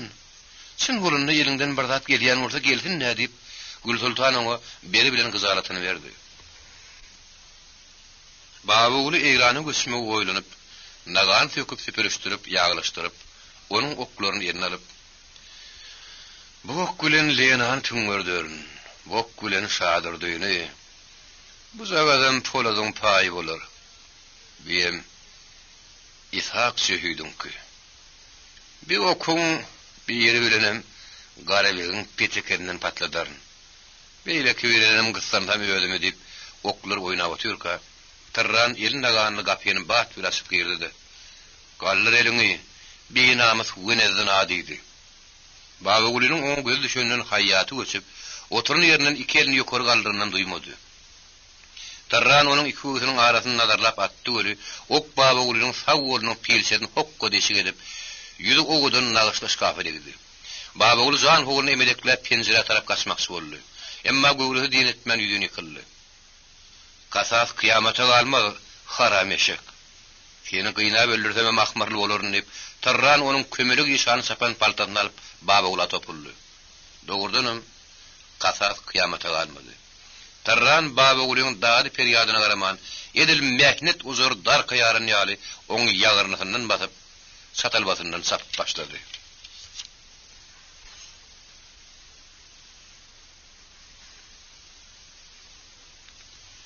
Gazal yumruk.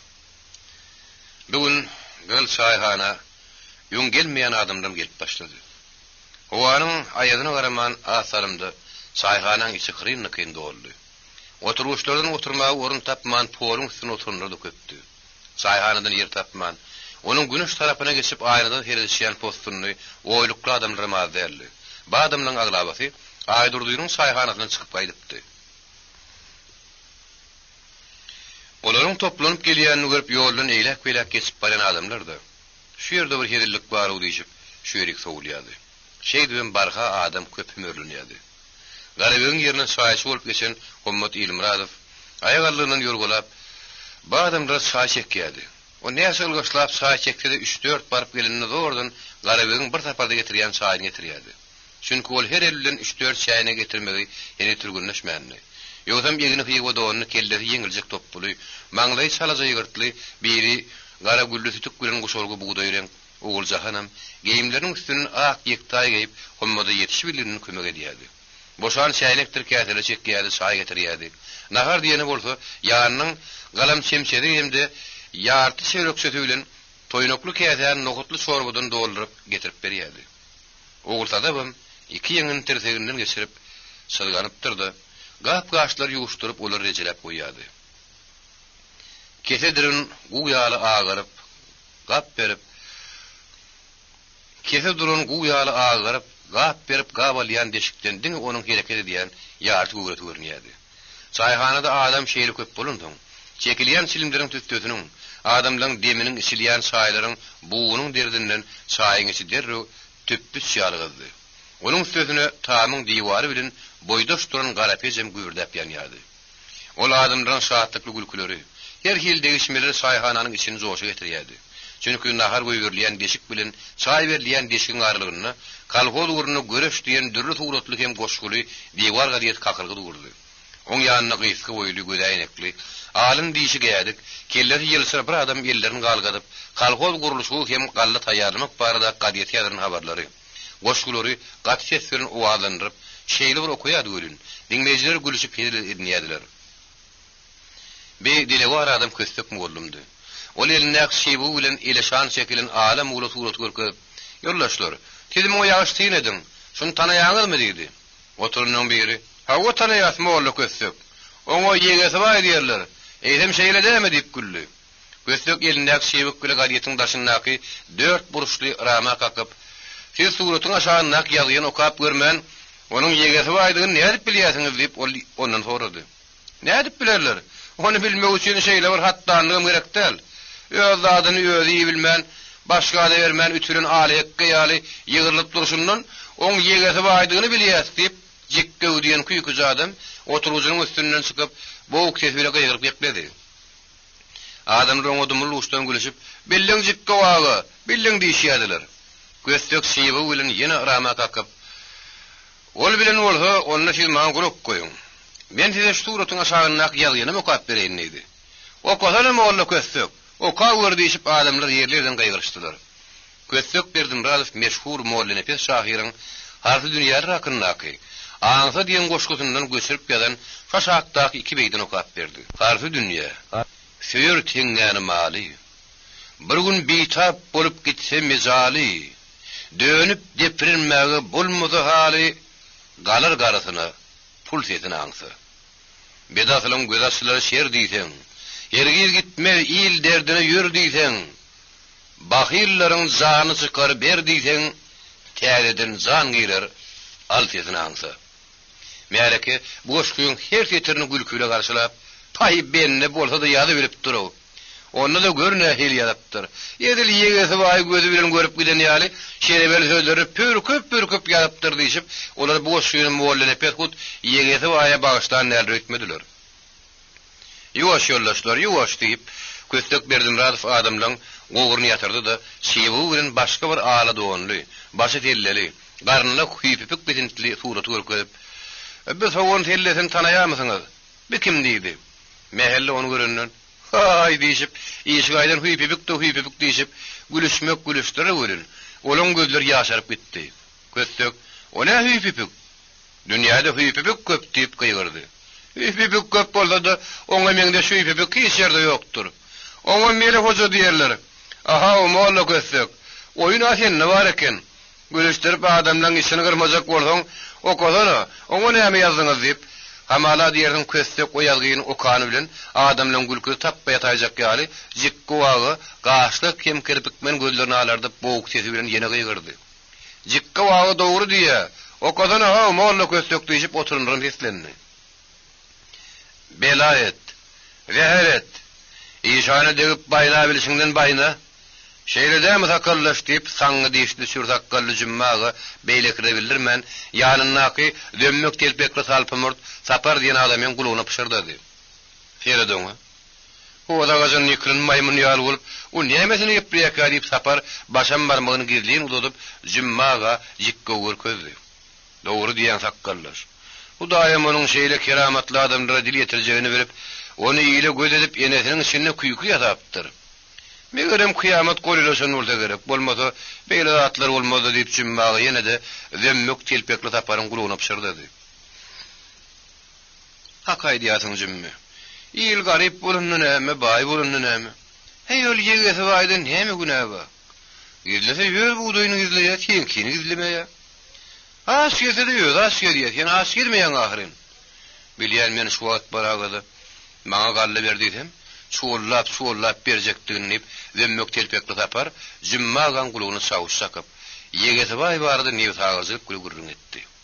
Bulan şu usul gurruny ýöldüren başga eşden adam bolmady. Çünki çaýhanyň daşynda duran adamlar juda bolmany penjireni rasyň how. Benim eşderiňle how diýip penjireni kakıp aýnan dügäjek bolýadylar. Şakyrdy takyrdy galmagal hiç gün alışdyrany mansoň ahyryny penjireni açmaly boldy. Açdylar. Çelimiň salym tutdyşdy. Adamyň agras demi käterden çykýan buğular dogduryp çykyp başlady. Olaň ýerine bola sowuk şemal kürdäp içerik girýärdi. Aha, biz sowuk urdurjakmy? Ya penjireni nip aýnan golüni durundan bir titrep gygyrdy. Oňa da kimdir biri haýbatly jogap berdi. "Ben näme eşitmellermi? Eşek bolsaň öňrek gererler. Ýer saňa dewsalaky ýokla galmagal etme." "Aha, molla kössek. Sowukdan gorkup durmady okasana.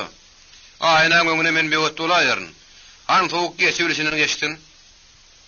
Daşardakylar sesini eşitse de radyla diýip ýağmur postuny daýa gugurysyn öňümde. Köstök elindäki şiýby bilen ýene raman tarkylladyp adamyň üntüni özüne çekdi. "Ýollaşlar, onu bu hakdaky bir beýt goşgyny mokap berjek" diýdi. "Molla köstök, okuda kozak bolsaň, bezen kimden çykarmaly" diýip ýogyn tesli beri gygyrdy. Şondan soň ol jaýyň içinde dımışlyk aralaşdy. Köstök berdim radyp, bu dımışlykdan peýdalanyp, şaşakdaky fetirleri bokurdugyny gaýnadyp nadym bilen okudy. Kalhozyň düşmany bir melehoza, ters pikiri ýöre diýe günnüýdi giýje. Urars bir tä diýense waýeje, huýpyk misaly duruşuna bakın. Ýygnanlar bu goşgynyň diňe soň iki neterine gülüşip, ýeňillik gülügurdan deminaldy. "Wah, bar ýadyňyzam şümi? Oňurmaňyz, kel taýdypsyňyz. Melehoza hakkynda näme ýasaýsaň ýazyp oturmaly ahyryn. Onun haram yedişini, ayallara allap doğa verişini yazsan da bir kitap boljak. Armanı kelti aydıpsınız deyip cikki vağı kayıncak etdi. Onun bir sözü salpımır sapara yaramadı. Ol oturun yerinin deyişini uzat. Vah seni ol pişkoğunu yal zıgırdadıp başımdan aşırıp yer ursamdım. Hey sıfatın orsun ter soklarının künne yali. Senin tümlerin durun küyüne depip ozor dögün yar etsemdim deyip iyileştirmen kızını. Yuvaş takallas, yuvaş. Birden bizim boluşumuz anıp moğalla kössek, bizden suratımı çekeymesin nepçin mağı, sapar korkudup ona basalıp verdi. Moğalla kössek, cikkav doğraydı ya. Senin bu atlığınız melek hocu suyun yeterlik değil. Onu tez hellini saşyan savurmak gerek. Eğer özünüz başarmasanız, köylmoğlu yal bir yerine yalvarmak gerek deyip Yağmur sayhananı yanılırıp gepledi. Vay Yağmur sana ne de uçarlı? Aklın or yerinde mi? Tövbet. Beýle diýmek sana gaty aýyp bor. Ha bu aýyp bolar. Tövbet. Gaýtmaşym di. Mele hoja söz ýetirseň, agyzyň burnuň ýşar diýip saparlaň ýerini alanyny duýmady. Sapar, ay sapar. Sen saňyrlamada ýerinde otur.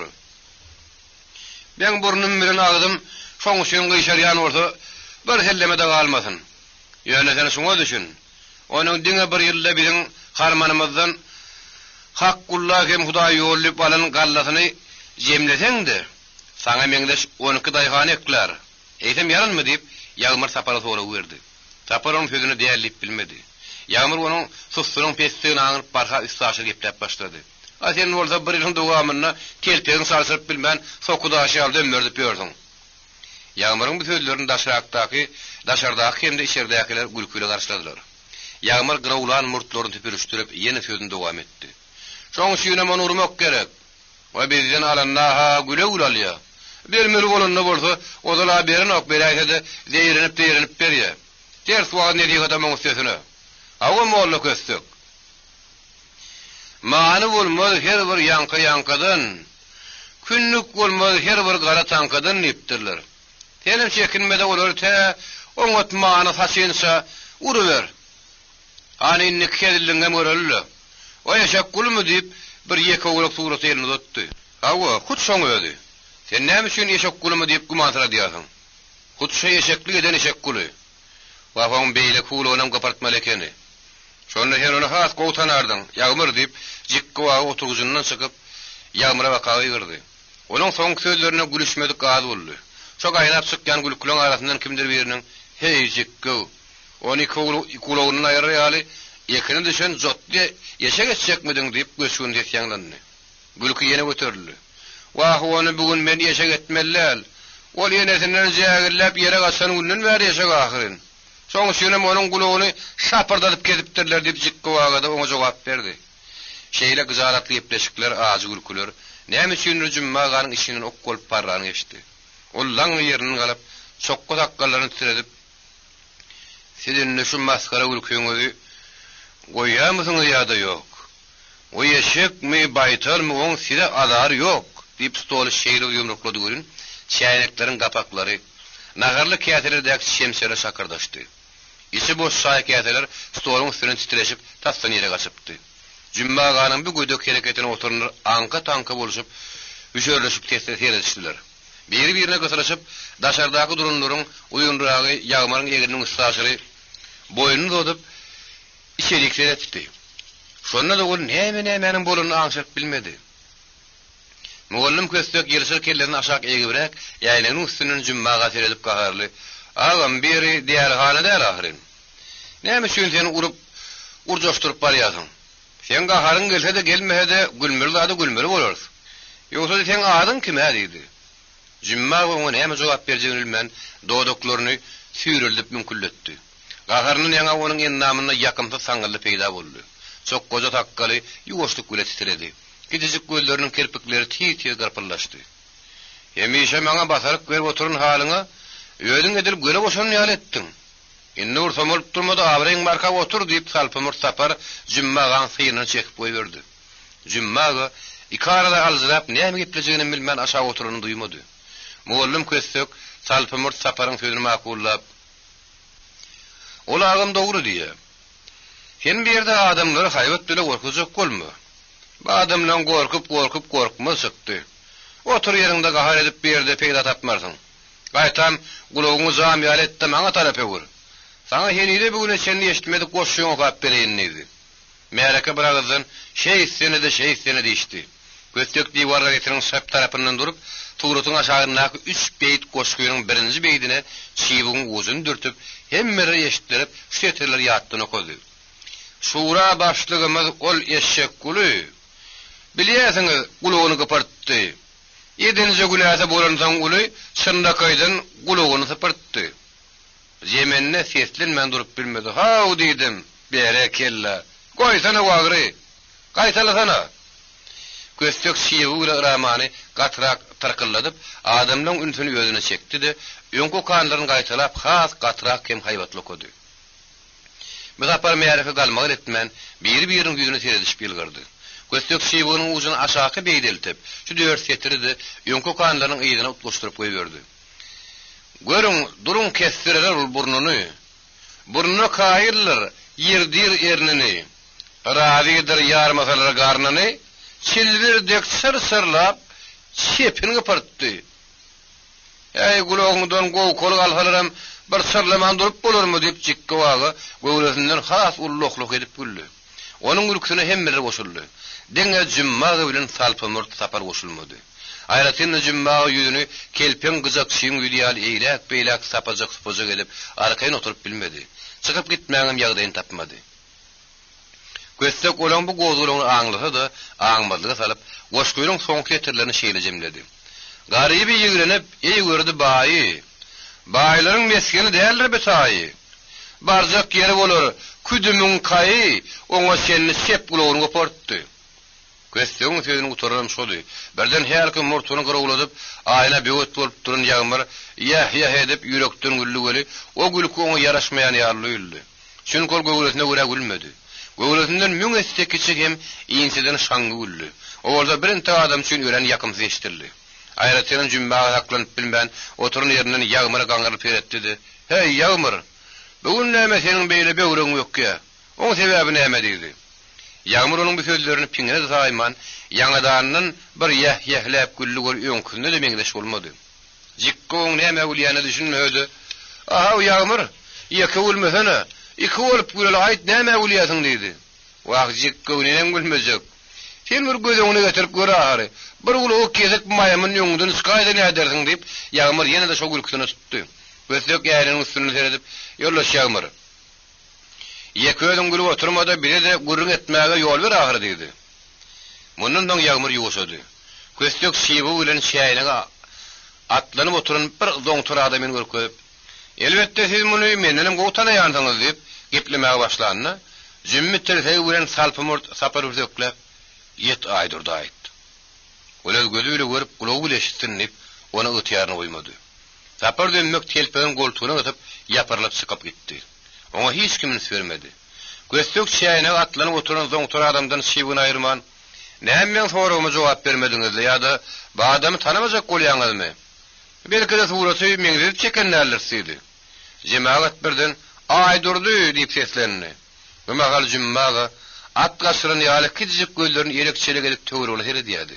Lozoklaryny bir tekli gymylladyp gör nämedir käýinýärdi. Gözlük oň bir hereketini sürmän, "Ýagşy, muny ha tanadyňyz?" Oň depeden näk telpek ýerine geýdirilen ýalpak şanakdy, aýagyny sallaşyp erkilesip saýşýanlar kimler diýdi. Diýwar arkadan berip duran daýyp ýady. "O neşekeşiň naskädi ýaly, haşamly bedemen aýala bestirhan. O silmini guzoklap oturunan berdi kör" diýdi. "Paýygydyň dostsa bar eken o. Şorlukda ýatan küçün ýaly, müňüsi bir araba syjak" diýip jikkow bu gedem şereber sözüni aýtdy. Gözlük ýaýnyny tüpürüşdirip gaýtadan dakyny da suratyň aşagyna goşkyna gojak bolly görün, şo wagt aýdyrdy bir ýerden peýda boldy. Ol, "Hey, sen näme meni maskaralaýasyň?" diýip elgen çykyýyrdy. Şeýlikde goşgym okulman galdy. Ýogsa molakda 5 şetirden ibarat ören şeper şeýler ýaňsylama goşgy bardy. Aýdyrdy hem baýlygyna buýtanyp, "Bagtym atym şäýnik" diýip başlady. Her adamda bestirhany küýsenip, "Käsem ata toýnok" diýip başlady. Bir atym şaý köýnok diýip başlady. Arman bu goşgyny halyk öň goşgylary diňleýişýär diňlep hidir edip bilmedi. Çünki aýdyrda adamlar eýlek-beýlek itiberişdirip, polu turunyň üstünden ätmer edip, dogry gadyet tarap okturuldy. Jümmaga dokturuldy. Salpymyr sapara okturuldy. Aýnanyň öňüne böwet bolup duran ýagmar da ora tarap okturuldy. Aýdyrda kösteg itiberip gadyet ýyrsak boldy. Jikka ustoluň üstüne çykyp ýokdy, onuň boýundan edil tagan ýaly hildirdi. Aýdyrda ony edil güjük basan ýaly etdi. Emma ýumruk salmagy maýtapmady. "Urun haw, aýdyrdy ýunurun. Maňa ýumruk degijek gumany ýok. Bolmasa meni öldürecek, wallahy öldürecek haw" diýip jikka aşakda ýatan ýerine gyýgyrdy. Bir güper taraflykda adamlar sarson ýaly gürläp ýerinden galdy. Kimi stol-stollary eýlek-beýlek tüýşürip çykyp gaçmak güle boldy. Şeýletde olar bir näçe şäýnekdir käsen jäj etdiler. "Ýete görüň haw, meni urup bilmedi, diýişdäp sigirimi goparjak. Juda bolmasa ağzyna agaç talyp aýryň haw" diýip çykgow bir tekrar ýygyrýady. Emma onuň şo mahal dagyny ýeten adam bolmady. Gözlük galyet bermejek bolup sapar hem jümmaga bile gidişýärdi. Jümmaga kadar salpymyr sapar onu derrew güpürdedip basdylar. "Aýy Muhammed, ýete göri bular garlaşdylar" diýip Uğurjahan ýygyrdy. Bollu bir garymy gürmelik. Kim urýanyny bilmedi. Ýagmur bilen Muhammed gölün ölen seljeri urýady. Muhammed eline oturguç bilen bir ronuna sapar ýünürdi. Jümma orada bir ýumruk ýyp gaçyp gitdi. Ýagmur aýdyrdyny jikgoň üstünden aýryp şeýle bir urma urdy. Onuň üstüne aýdyrdyny arkan ýatyryp döşüne bir kirep tepdi de harameşek. Ýerden ýeriňde özüň şadym görýärmiň ýa-da ýok? Ýörsen leýanaň ýanyna özüm elinip bereýin.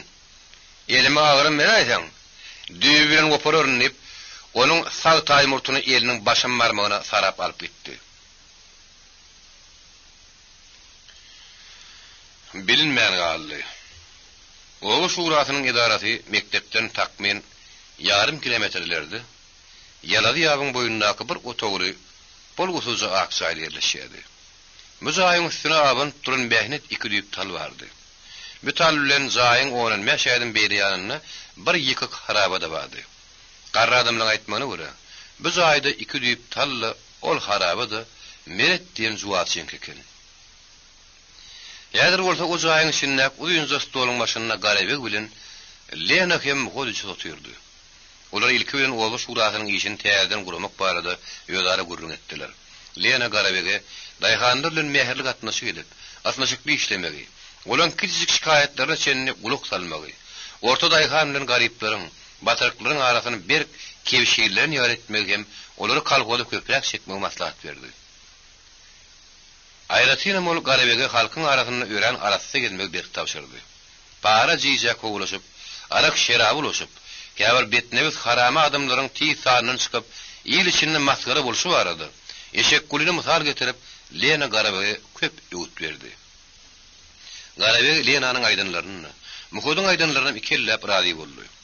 Ol şeňrikmen burnunyň hanalaryna ýel berip, eger men Oğuz şurasynyň işini täzeden gurap, saýlagy şeni dolandyrmaly bolsam, gümmügi de goýman ýasagully.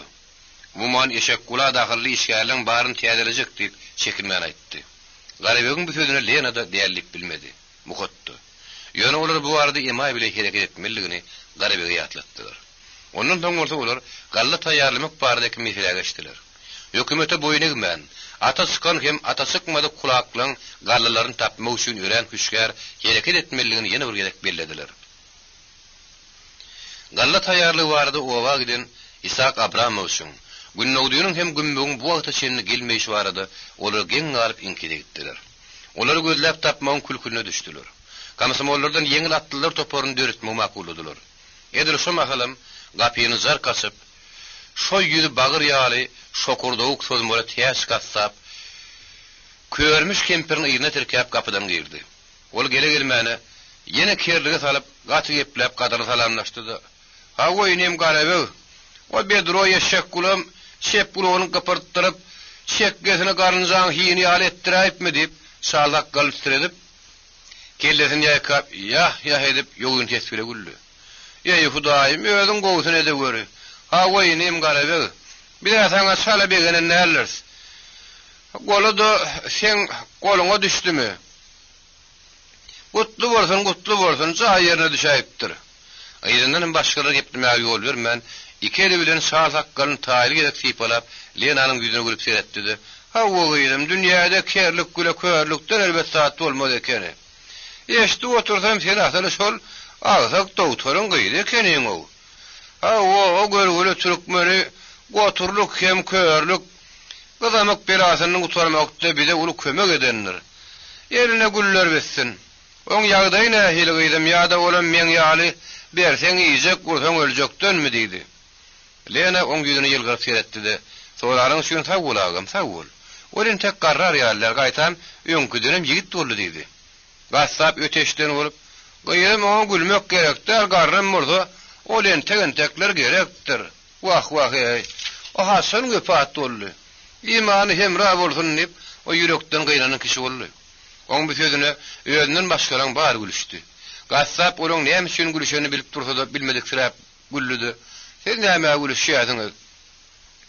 Bu daim kerlik gursun. Ýa-da men gaty galat gepläýdimmi diýip, olýonda beriniň ýyl bir gülse, ker iki güler diýenlerini etdi. Garabe oňa ýerini salgap, "Täzaga otur" diýdi. Gassap öteşden bolup oňa, "O näme batyr?" diýip töwrüni ýaltaklady. Ýene gülük peýda boldy. "Sanym, muň bilen men gepleşäýmesem, siz gepleşip bilmersiňiz. Munna gulak wamy näme? Oň iki gulagda ýedil gurşuny gülüni ýaly gapyk. Men gepleşsem gül o meniň näme diýjegim agdymyň gymylysyna bilip duranlar. Ha o bir tüýüs başaranyň başynadyr. Sanym, siz maňa gulak goýuň, bir arda geldik" diýip täs gassabyň kempiri sozap ýerine galdy. Garabe oňa güler ýüz berip, "Näme bardyň bar bolsa aýt, aýt sultanyjy aýt." Özüňem dik durmada oturup çygaýdy. Howluk manaýt diýdi. Aýdultan eze oňa monça bolup, körmüş gözlerini kirli ak gyňyzynyň uzuly öperip, "Aý ujanym muhut, senem diňle. Aý uýdym senem diňle. Biziň ikimizem sanyň galan garry. Bugün ölmezek ertir öljek. Ikimizem aýagymyzy göýre sokup oturýarys.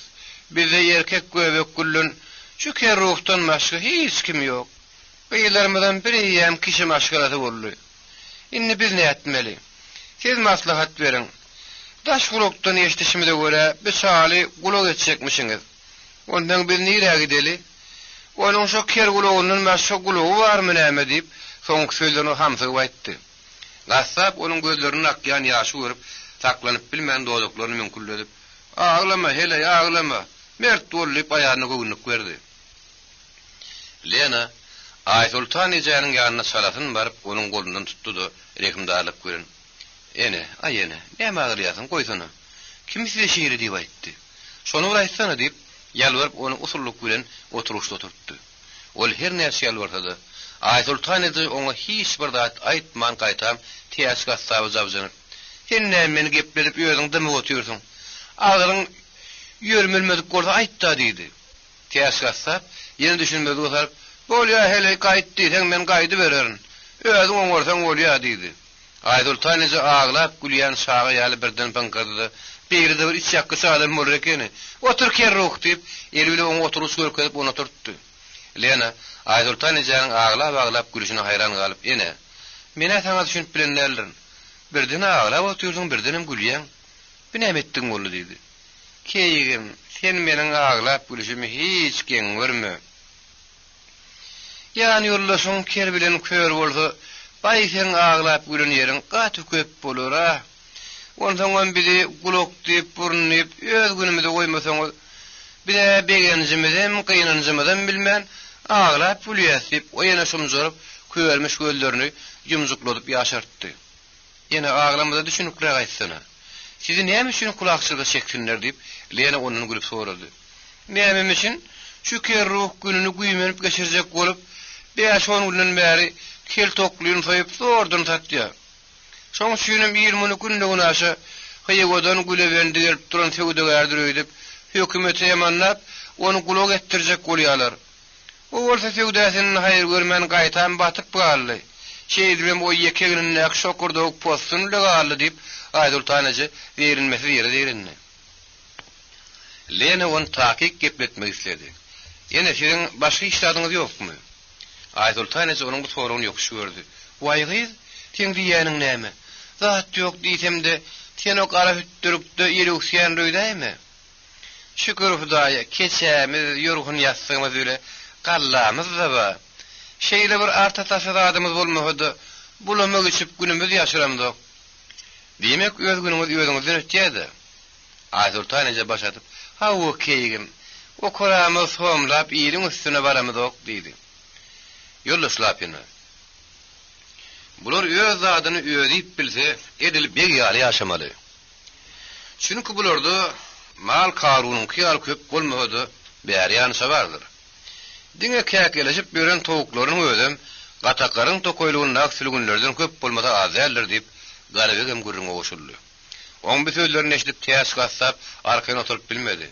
Sonra da ol sırrını bildirmejek bolup, "Bir adam köpdür, zäherden hem köpdür. Bir degim degse, ýylla geçeni kırkar etjek bolýar" diýip işini gepletdi de, bagyr ýaly gara ýüzüni eýlek-beýlek sapajak etdi.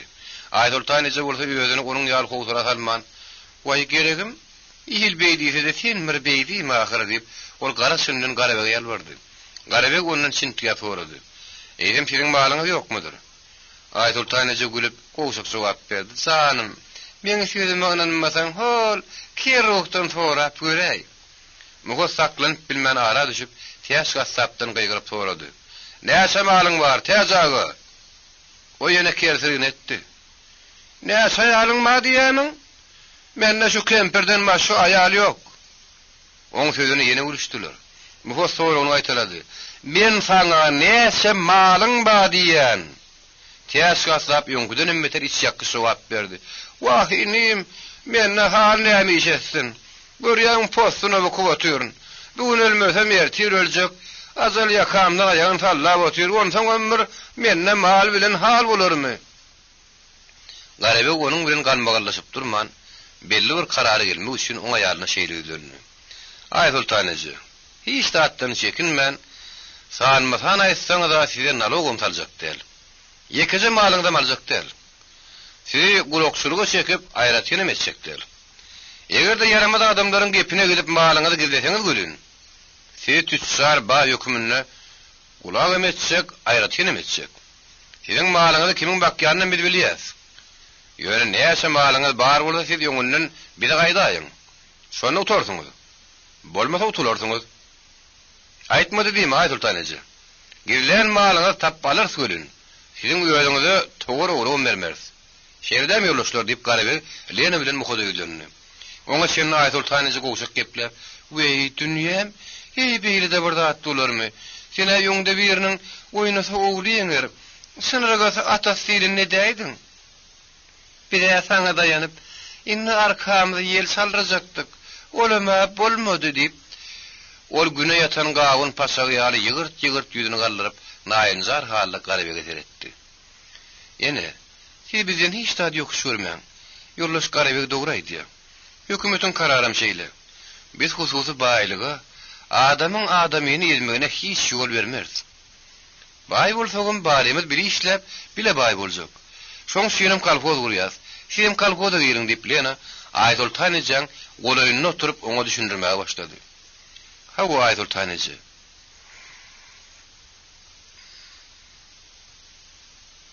Sana garabe gidi. Ýoldaş lapynada menim ýaman gaýtmaýan. Biz sana hem oňa inniki boljak zatlar aýdýas. Siz kalpoza girin. Ondan soň malyňyzy söwda saty etmän, näçe köperseň köpeldi berin. Size ýüzüňiň üstünde burnuňyz bar diýen adam bolmaz. Ýönesi kalpoza girin. Onda da tap gelip kire diýen üç süp ýokuňyz bile girin diýip partiýa sekretary Muhot Garliýewdi garabe güleleýän sözüni gullady. Şeýle diýene üç süp ýokuz bilenmi diýip Ay sultanyjy ýygyrtly ýüzüni turşurdyp aglap içini hümletdi. Täsgatsap oň bu boluşyny görüp saklanyp bilmän, "Hey, näme aglaýasyň? Tepbedimde okudylarmy?" diýip o da gözlerini ýaşaryp kamtyklady. Ay sultanyjy kellesini ýakap ýerine hereketlendirip ýok diýen işaret etdi. "Onu näme aglaýasyň? Mert diýdi. "Hawa Ay sultanyjy. Dälen dogry habar diýipdirler. Men dogrymy diýjek. Siz aglasaňyzam, aglamasaňyzam, gülseňizem, gülmeseňizem ýagda ýaşaýly. Öňüňize barňda pikirlenişip görüň. Ýöne siziň üçin kalpozyň gowy ýeri ýokdur." diýip garabe başardygyça oşa maýlyp güleňe maslahat berdi. "Bolýa hanym. Ýylyňlysa atyňyz höý diýipdirler. Bilen pikir edip göreli. Başga şykalga tapmasak, siziň diýeniňiz bile bolarsa" diýip Ay sultanyjy kinaýaly ýepledi. Soňam ýerine garap haýbatly. "Galgaljak bolsaň" diýip uly gaýgy bile ýerine galdy. "Öleljek bolsaň diýämiň? Binäme diýdiň wallaha heley. Enne biziň paltamyz haly iftaşa degdimi? Oňa şün aglama heley, aglama. Diýeden uly pilwadyr. Aşga wada gidip gaýgysa da arz eders" diýip täsgatsap, solmasyny şokurdadyp aýalyň öňüne düşüp gaharla çykyp gitdi. Olaň ýoluk torgoý ýaly şeýle horlugyny aglap gidişlerini Lenaň ýüregi agdy. Muhot ýoldaşlap ýene. Sen olara kynanyp dömeşik etme. Olar bir mahal meňňuri baglasalar-da, soňrak saksaklap gülerler. Olar mallarynyň bary ýelinden gider öýdüp aglaýarlar. Biz olaň unuk mallaryny ýekejene malmarys. Oy näçe köpeldi bilde köpersin. O bizim üçin gowy. Olar hiçle. Ýa-da biz ýakyn maglumaty ora olarda 200-den gowrak unuk sany bar. Oy täýülýänse mallara olaň öz seretsin. Ýene 5 ýyldan artykmas ýaşamajaklaryny gözüm getip dur. Ýene şoňa seni garaşyp ýatman. Ýerde peti berip düşündirip şu ýoly bilen olary ýokman kalpoza çekmek gerek. Çünki kalpoza mallardan gerek ahyryň. Berdi kör ýaly şilimsaz bilen kalpoz gurup ekin ekip hasyl alyp bolmaz diýip jany goýtdy. Birden gapyny ýelasan ýaly zarkylladyp aşagadan ýagmyr aýdurdyny idinekledip saýatly. Muny görüp oturanlar anka-tanka boldy. Has beterem Lenanyň owudun mawy gözleri hanatynyň çykaýjak boldy. Olaň gizi bilenem jümma gadar sapar girdi. Taparın izlenem gözü yok yarsı sönökleşip gelýän köptüğün muhot garlyp gaharlanyp "Jymmaga yap gapyny. Bir ker bol sarayda ahyryny püňür" dedi. Ondan soň gap ýapyldy. Gogram ýatdy. Garabe ikelini arkadan tutup apaň ädimläp ýagmyryň ýanyna geldi. Kina ýaly ýylgyryp "Ýagmyr, näme ýol bolsundyň öýdýäňmi? Goýber onu" diýip oň ýerine kakdy. Ýagmyr aýdyrdygyny goýberip Garabe öýdürdi. Garabe gaga "Sen maňa bilmän jawjynmy? Bir ýol bolsun merbet. Tasdan jikgöň sigilini gemirip utarıpdy. Men ona dözmän aralajak gollum göli, bu maňa paýyş söwüp gyýdyma sen diýetdi. Men senin ýanyňda getirdim. Şoňa berk temmi bermeseňiz. Kimin gyýygyny, kimin duýuryna baktyrýanlygyny şoňa görkezmesem, eğer höküminiň aýalymyň ýanyna barman, diýip oň bilen ölüşmekden gaýtmajagyny aýtdy. Siziň beýle arnamsy ýetişip gahar gadaba münür ýaly paýlaşylmaýan dadyňyz näme diýip Lena Ýagmyrdan mulaýymlykly sorady. Ýagmyr ähli bolan wakany başdan aýak gürrüň berdi. Bulu gaýety ýerşek bolup, aýdyrdy başlyklygyn jümma gadar sapar moğollu köýsek bilen jikge gurup tasdan öldüripdiler. Stollar döňdürip şäýne käderi dögüldü. Ýerne Muhammed kimi olaň dadyny ýetäýdik. Bolmasa iş mundan mula ýadyady. Egerde siz meniň sözümiň ýekede şeýger badyr etseňiz, bulan özünden sorap göräýin diýdi. Lena aýdyrda garap, "Şunuň aýdýanlar dogrymy?" diýdi. Aýdyrdy, Ýagmyryň diýenlerini dällip bilmedi. "Agam, siz näme üçin başyňyzy jenjil sokýadyňyz?" diýip Lena jümmaga bilen salpmur sapara tarap ýüldündi. Ilki jümmaga dolaklaryny süýreldip şeýlediydi. "O biziň ýaşak gulymyzyň hem mele hojamyzyň bet syýratyny çöküp, olrakda gözara goşgular ýalyp ýyla maskyr etdi. O suratları görüp goşgular ýeşden adam, eger içinde jany bar bola topulman durup bilmez." Lena onuň sözüne berdi. "Olar nereden siziň eşek gulýyňyz hem mele hojaňyz bolupmyş?" Jümmi gülmän ışmany kiyineli gepledi. "Mele hoja ha owamyzdan, eşek gulym tirämizden, şoň üçin biz onuň abryny kemeýişe goramaly. Muhus saklanyp bilmän ýumrugyny duýup gaharlany. Siz beýle goraýşy bolsaňyz, näme diýip onuň gulagyny kestirip ony abrydan düşürtdiňiz?" Jümmi jogap tapman ýere etdi. "Jümmaga, men sen gowgurynym üçin aýdýan. Keniden bir pelle päriňden gaýtdy. 7 sanyň gözmonjy ýaly çağaryň haýpyň gelsin. Eger meniň diýenim etmän, şular ýaly ýeşip baş goşsaň, kalkoz guruluşyna garşy gurrun etseň walla aýtmady diýme. Gözüň ortasyny tokoýuny açaryn." diýip Garabe abay siýasat bilen onyňkine batyrdy. Lena da Garabeň sözüni gollap, ýolla şura başlygy. Munyň gaýety ýerçek bolup, o ýaşul bilen birip, mugallymy topurup, onu urjak boluşlarynyň öýdem geçilmesi güne ahirindeydi. Mundan soň jümma hasam gaýga batdy. Çok goza takkalyny tiredip, bir haýokdan soň diýgine çöküp, "Men günämi ötüm. Men gaty erbet öte geçipdirin. Bir ýalykdan ýar ölmez diýipdirler. Men 7 sany guşuň sagasy ýaly, ağzyna suturun sagama siziň haýpyňyz gelsin" diýip, ol boýuny vurup öwran ýalbardy. Lena dagy näme üçindir? Beýlekire ýeşitdirmän bir-birden pişirdaşyp gepleşdiler. Şondan soň Garabe ýüdüni turşardyp "Jümmaga, men sana haýpym gelýär. Bulara gerek gelse, seni häziriň özüne tutsa geçecekler. Ýönetemeň diýenim men boldy. Meniň günämi geçiň diýip arda ýazdyryp gel. Bolmasa bularyň sen marada gylygy geňdär" diýip oňa ruhsat berip goýberdi. Jümmaga sapat bilse razy idi. Eýdine garaman gitdi. Emma salpymyrt sapar beýletmedi. Ol hiç bir töwürlä tagdyry, away siýasaty bakman telpegirden berdip, "Etdim etjegimi, kalhola garşy bolanym şün etdim. Edenmi puşmanam etmeýän. Ýeriňizden gelse asman paýyňyzy men üstüme çekin. Men size ýalwaryp müzerler ýaly jümmi däl. Goýun murtundan ýitdirip aýdyrdy gün görsin. Beýle görüljek günüň men içine sogan noglaryn" diýip o başga da bir topar bolgusyz zatlar samrajak döri Garabe oň alkymyna baryp, "Sen näme batyl satan bolýasyň? Men sana lal bolýan" diýdi. Semmok sapar oň ýüzüne it seredip azy güllüdi. "Lal boljak däl. Lal bolar ýaly dili men senden almadym" diýdi. Garabe onuň badyny aljak bolup ýene hemdil gepdi. "Lal bolmasaň sen ýetişmez ýetişmeselet, näme dersiň? Dosta gederin." Semmok sapar ýene bolgusyz gürüksin edip, "Menimi? Men tutsa geçseňiz men sizi diýip paýyş dögdi.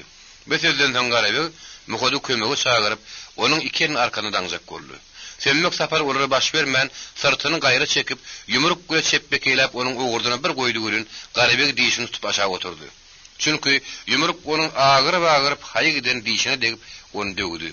Lena hasar guturnagan oňa şenedi de "Galdyr eliňi bolmada gitdiň" diýdi. Semmek sapar onuň bilenim gorkman "At çeley, atmasaň bir gaýrat bolduňdur. Sen ömür" diýip ikeli bilen paýta sıkyşyp duruny higo donuň ýakasyny açyp Lena döşüni görkezdi. Lena naganyň bir okuny onuň üstüne aşyratyp "Galdyr eliň bolmasa gitdiň" diýdi. Semmek sapar elejen geň däerligini bilip aljyrady.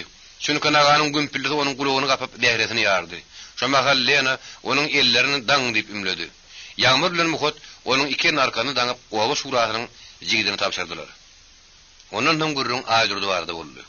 Emma aýdyrdım olar näme diýse lepbeý diýip ýergaldyp durmady. Ol bir işte özüne aklap beýlekli garalap, "Eýsem onu daýda seň pikirini söýdip, şeýle başlajak boldy."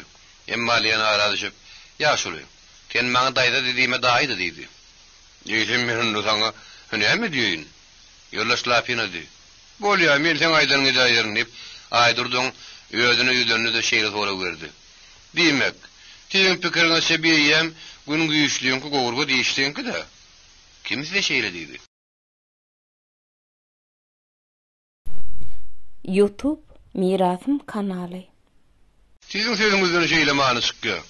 Lena gaharlandy. "Ya şuly, men seniň diýmedigimi diýdirjek bolma. Sen men diýmedigimi diýdirjek bolma."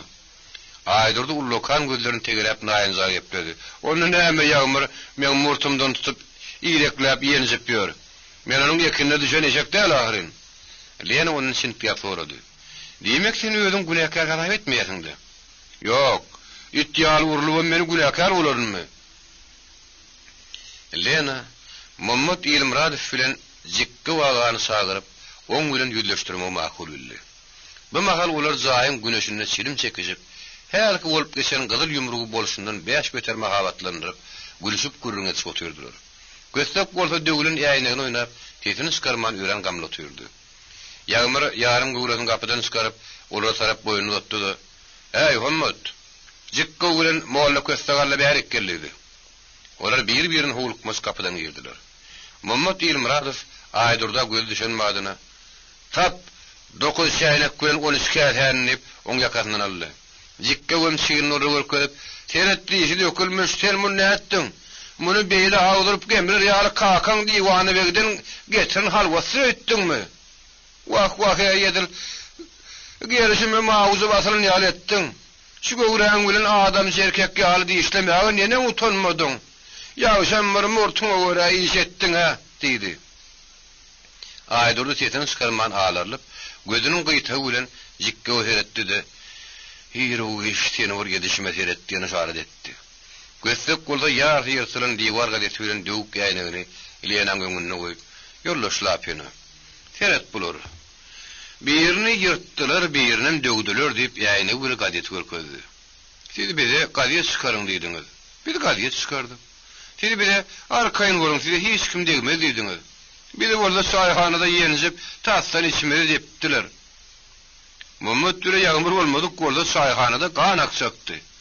"Iň bärkije seretmiňi? Indi men gözü kör bolup gelmelimi? Ozara men muny bäri-bärilerden tapmadym. Daşkentden getirtdim" diýip ol ýaýnyny görkezip, hamsyk etdi. Lena onuň beýagdaýyny görüp, gynyň ýanyna aňsy da aňmady salyp, "Ýollaşma boldum. Sen oň üçin gynanma. Biz sana ýaýnygym taparys, bulugoýly gidenlere şäherde göreriz. Sen onuň ýaňa arkaýyn bol." "Ýollaşma boldum" diýip oňa göwnüp berdi. "Şu uruşyň turmagynyň diýip sebäbi günäkär kim?" "Elbetde şu" diýip Muhammed başam barmagyny uzatyp aýdyrdyny görkezdi. "Hawa. Uruşyň sebäpkäri şu. Şu elmedik bolsa biz ala ýadyly oturdykla" diýip jikki we nowatyna garaşman gepläp Muhammedyň sözüni makullady. Aýdyrdy özüne aklyma hiç şeldili tap bilmän. "Bolýa, seň diýeniňiz bolsun. Men günäkär. Döwlün şäýnekdir käseleri de, oň ýaýnygynda töläýin. Ýöne sizem ýağmura temmi beriň" diýip Lena dagdan haýyş etdi.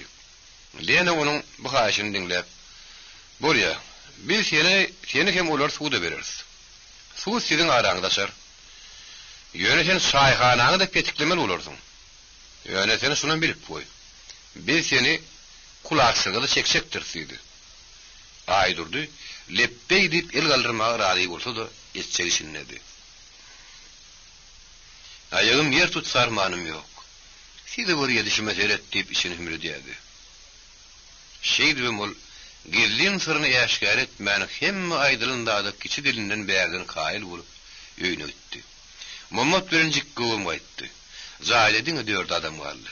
Olaň birinde şo ýagmyrdy.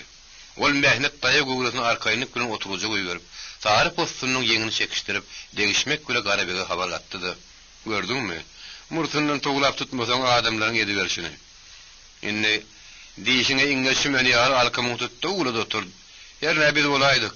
Bolmasa o senin diýişleriň Mekke jogurdy ýokany ýaly çekdi diýip, o gowlasyna gelişmeýän şol ýehlap gülmesini etdi.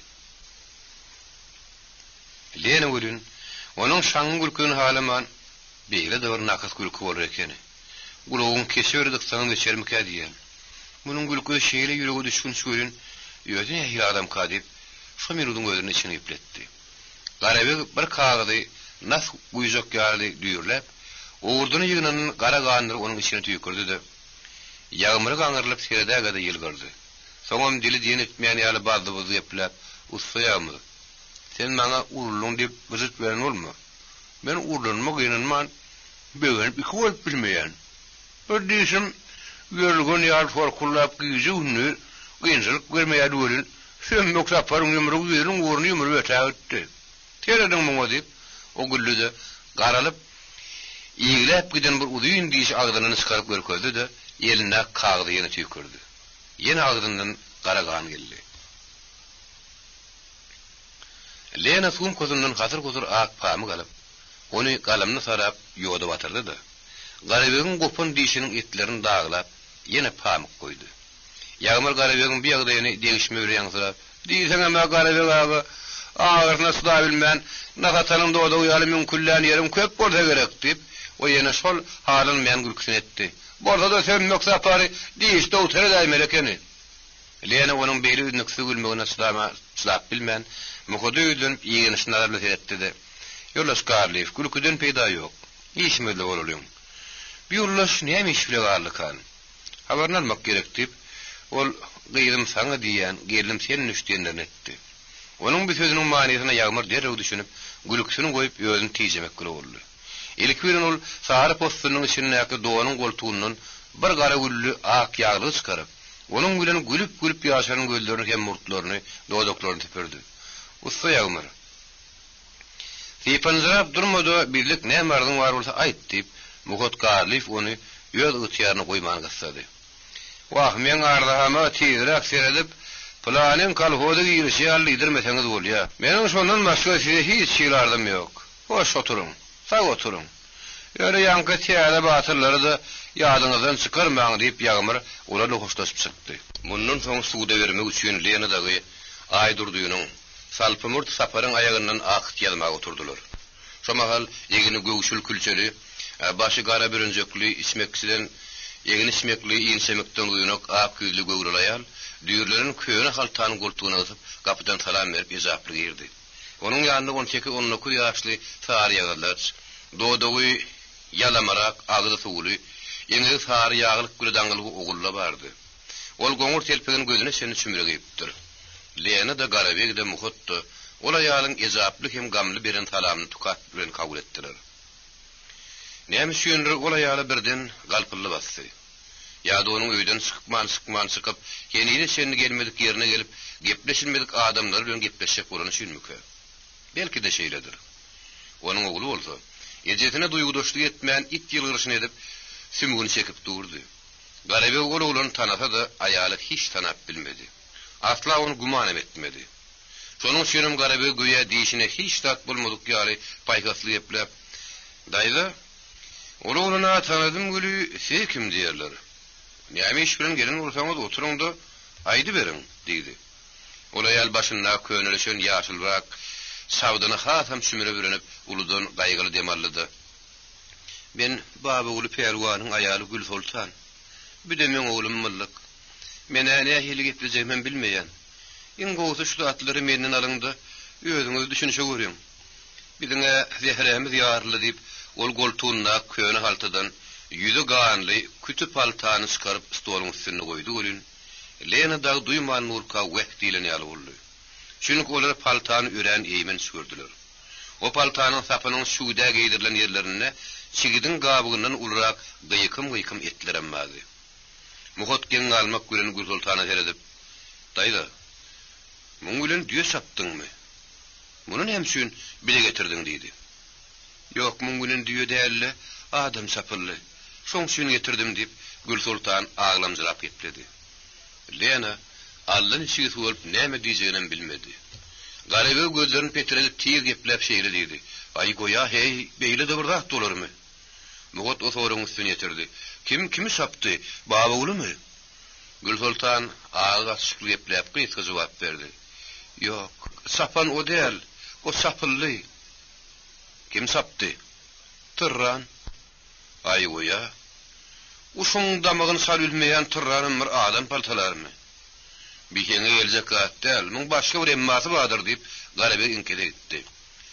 Tırrana saptırır yara baba oğlu dangılgın mı deyip şu halatta Muhot Gül Sultan'ın soradı. Ve sene bilen oğlum deyip mıllık güllü de bir tat demek oldu. Emma ece sonra yol vermen, yok o dangılgı değerli. Şu artipler söküştürüp otuyordu. Şu mahalam tırran kapıdan gelip, on döşünden gümpülledip soňam onu paltalap, ağız ayran yar etti deyip, o sökülmedik nagany haltatı bilen açıp stolun üstüne koydu. Lena da muňu da hayran galyp näme diýip näme aýtsagyny bilmedi. Biri-biriň ýüzüne teredişdi. Garaby sökülen naganyň oklaryny alyp teretmäge durdy. Muhadam onuň başga bir şaýyny tynlady. Lena sökülmedik nagany alyp onuň nomerini teretdi. Bir kiminki diýdi. Atan adamynky. O nädip saňa yaragyny berýär? O özüni hatta Bizim taamymyzy serelip ýatyr diýip o sözüň oturman kamyrlyk ýerine geçirdi. We ejemi diýip Gül Sultan geplemäge goýmady. Zor onuň badyny alyp durmaňda onam gepledin. Däliň müň söz telek bir söz gerek diýipdirler. Goý geplesin. Geple myllykan, geple diýip Garabeg beýlekilen mümkini myllyga tarap çekdi. Myllyk her sözüne ýigrençi gülüksin edip, "We size bilen dogum, keçe doňny Geçe telpekladım kakamy, hawle tarkıllatdy. Geçimen maňa atypyňy bey. On nähili tarkıllany görkezýün, diýip myllyk stoluň üstüne nagany tarap okturdy. Lena yaraga ýapyşmaga munudyp, "Hay gitdi" diýip gat şirkin gaýgyrdy. Ernesiýe bolsa Gül Sultan onuň goluny tutup otur ýerçekmiş. "Sen näme ekilmedik ýerde görýäň" diýip onu doğrudan taklaýdy. Bolmasa o Lenanyň Aňmaňyna garaman nagany garba alyp degeni özmetmekden aşyk däldi. Siz muňa däle harman otlaýma diýişini etmäň ahyryn. Munyň akly gelip gitmelidir. Gahar gelse aýýaly depäň üzere daşýagdyrar diýip Gül Sultan garaby kaktyryrak käýinjek ýaletdi. Emma Muhot myllyga haýbatly geplep, "Sen geplejek bolsaň bimadar gitmän geple. Ýarynhan kakan näetdi? Gaçdymy?" diýip myllykdan osmakladyp sorady. "We sene bilen ogum, kakam, vay ýeçe weýiň" diýip emedüklep gaçsak boldy. Oňa üçin keçi telpekladym, paltan alyp, "Ene men gyzymy elrysoň, sen boljaň südü" diýdi. Soňamol kakam ýüzüni ýatyp, saçalbynyň paltar sarlygy kakam, "Janagy" diýdi. Diýip myllyk agdyny gyşardyp elini sarpyp güldü. "Aýakmak. Gülmän geplahry. Bire seniň näme diýäňi de düzgün düşünüp bilmedik. Onsoň näme boldy" diýip Garabeg onuň zabjyn sorady. Myllyk onuň bu hemlesini ýüzüne danman ýene güldü. "We, badamjygy bilen ogum. Kakam ojuy ýaly iki bölek boldy. Menim onuň aýagyny tutup bir bölügini gapa tarap süýerdim gülüm. Kakamyň burnundan garagan pagyrda berdi" diýip olar kan ýüzüne gaýjyp gülküsini dowam etdi. "Oğlun, ay oğlun, sen ne gaty gülegen ekeniň? Beýle gülegen bolsaň seni halamazlar. Hani gülmedi aýt ondan o keçe telpek adam özüni näetdi" diýip Lena hoşamaý sözler bilen onu oňat gepletjek boldy. Emma onuň ýaly ýakymly bir süýji sözleri myllygy paýgatlandyrmady. Ol gülmese zada gülüp özüniň forum tatly hakyna lakkylajak boldy. Oňa seni Gül Sultan oňgulugyndan burdudy, "Haram ýeşek. Senin uzatlar sorarynok. Kesetelpe adam özün näetdi diýerler. Sen şoňa jogap ber diýip, onun gulugundan burup has gatyrak tuguldy. Oýuji, gulugumy goýbersen o. Ol adam özün atdylay diýip myllyk aýaklaryny taýyl gelek tagaşykly ýokary göterip, ýeri güpürdüp tepeşekledi. Gülsultan onun gulugyny goýbermän, ol adam niresinden atdy diýdi. Oýuji, gulugumy goýber ha. Maňlygynyň atdy diýip myllyk ýene ýerde peşekledi. Mundan soň olar myllygy sözletmek betetdi. Mugat bilen garabeg biri-biriniň ýüzüne seredişip, özara şeýle maýdaja gurrun etdiler. Be, Tırran altı tır tapıp Babul pelwan atypdyr. Atan bilen moňman ony paltyrapdyr diýseler kim ınanar? Hiç kime ynanmaz. Wah, onuň özüne atyşyny diýsene. Soň bulan gurrunly leýene goşuldy. Aslynda ol ýaragy nireden aldyka? Ine gepem şonu onu bilmek gerek. Inne onku bildirmez. Ýöne Babul'ynkyn bilmek gerek. Anha aýaly otyr sorap göreýelim. Leýene Gülsultany ýüzlenip poşuma gepledi. Daýda, sen adamyň bir ýaragy nireden aldyka bilmeýämiň? Gülsultan gözleriniň ýaşyny birden faýradyp goýberdi-de kellesini ýaýkap. Ýok, men bilmeýän diýip ağa çykyp gepledi. Gülsultan dogry diýer. O nireden bilsin? Babula barıp onun görünü günü 4 tärim boldy. Onun sözüne de iými tutayak boldy. Ondan onun ýaly geldiğin zatlar näme dip bilsin? Ýylyň gurruny dinlemeseň, gurrun berip gün açyşmasaň, olar ýaly geldiğin zady näme dip biljek? Onun ýaly ýaşaryň zatlar bilmek üçin iki gulagyň, iki gözüň adamyň arasynda bolmak gerek. O bolsa Gülsultanyna ýok. Eger Babulyň şo sökülün naganyny bir gün açyk adam edip gepledip bolsady, onu özüniň asly Washington'da New York'tan çykyp, Gibraltar'ın üstüne geçip Kızıl Dengizine, Gulduma aşarlaşyny, gelibin maşa düşüp, gaçakçylar bilen birigip Türkmenistan'a geçecek bolunnak görün şatylaryny baý gurrun bererdi. Arman o dilsiz. Eger onun dili bolsady, onu ol ömürlük ýyjydy amanlygynyň elinden bir gapyrjak nillen kömelik işanyň eline düşüp, kimden katsyny çykanlygyny, Babulynyň eline ne hili ýolun düşündüğünü zibirde gurrun bererdi. Sökülmedik nagan sözleseňdi. Ondan 5 meter zeýrenip sökülün altatar bilen Amerikadan çykyp gelen ýollaryny, näkeriň eline düşüp öldüren adamlaryny hut gatakara da adam öldürmekden ötür getirdiğini gurrun bererdi. Aýratyna maýdurdynyň mele hozadagy bilen dilluşyp, Lenany öldürtmek üçin Tırrana bir petde pul berip, onu her hili çydap bolmajak gazalatlar bilen uğradyşyny birin gurrun bererdi. Arman olara dilem bitmedi, geplemedim. Lenadagy o zatlardan hiç bir uçgarak tap bilmän soň, diňe Tırranyň Babulyny beýle kasfir öldürüşini Gülsultandan soradylar. Gülsultan Gülgün pahyryň özüne otlaýşyny, ölmänke Babulyň oňa ýel garşynam çekinmän aýtdy. İyi düşünnäki mışmışlar dogry eken o. Gör nireden gelip çykdy.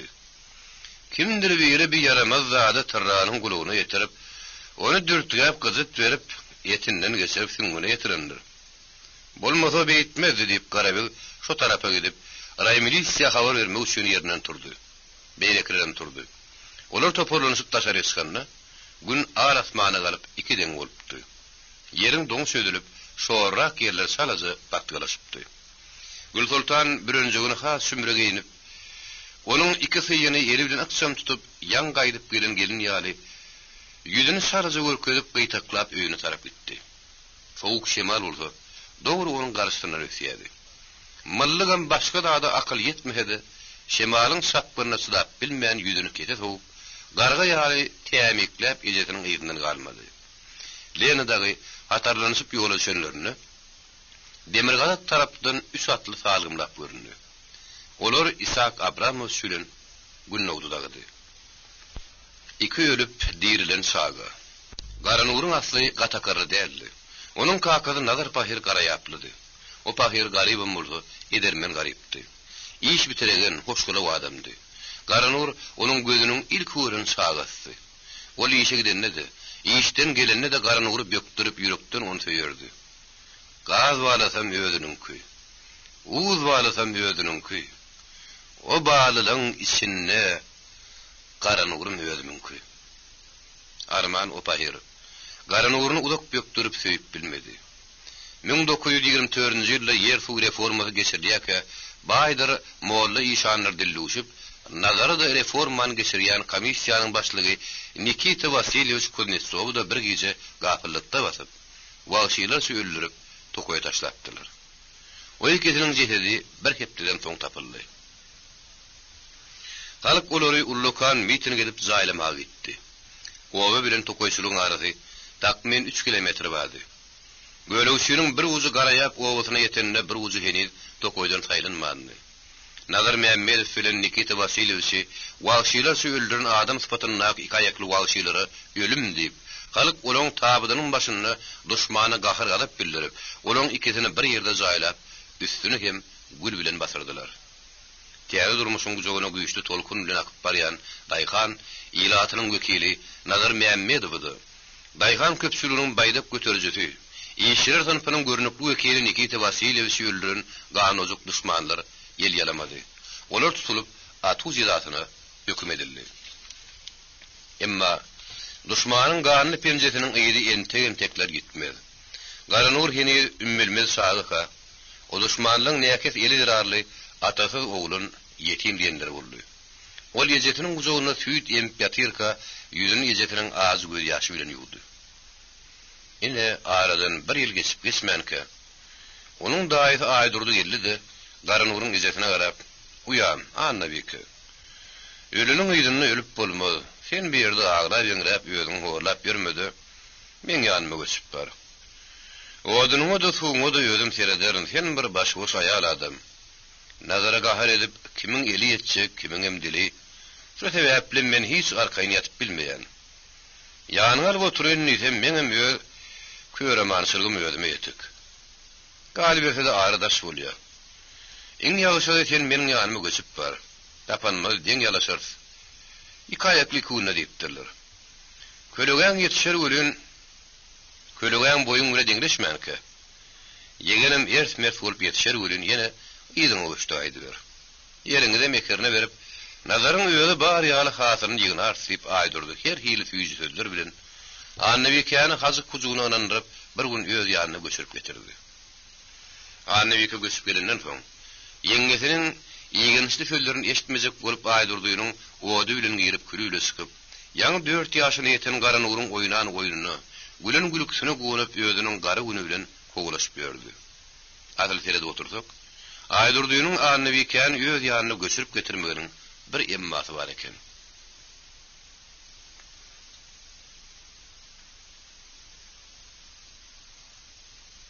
Onuň ýaly gynnakdy.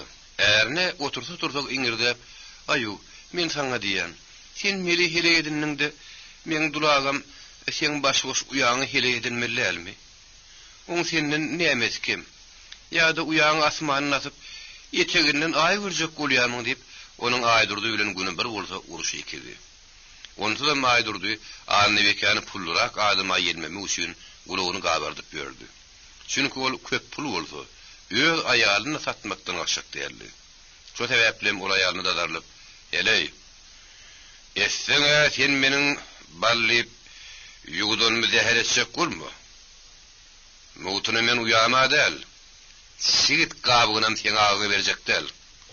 Eger sen maňa hele bolasyn gelmeýän bolsa, menem sen diýiň ganyryp bilmeýän bolsam, basaňa berilen datlar getirde garaň görkezme." Aýdyrdy aýalynyň köşüne gnatdy. Gymlap ýözelläp, dylmylady. "Ýerim hurt, birden it tepişik ýary, gyzy bermäli. Geregiň pul bolsun, men senden aýryljak däl. Aýyn bolmasa, garaň görkezme diýäsiň.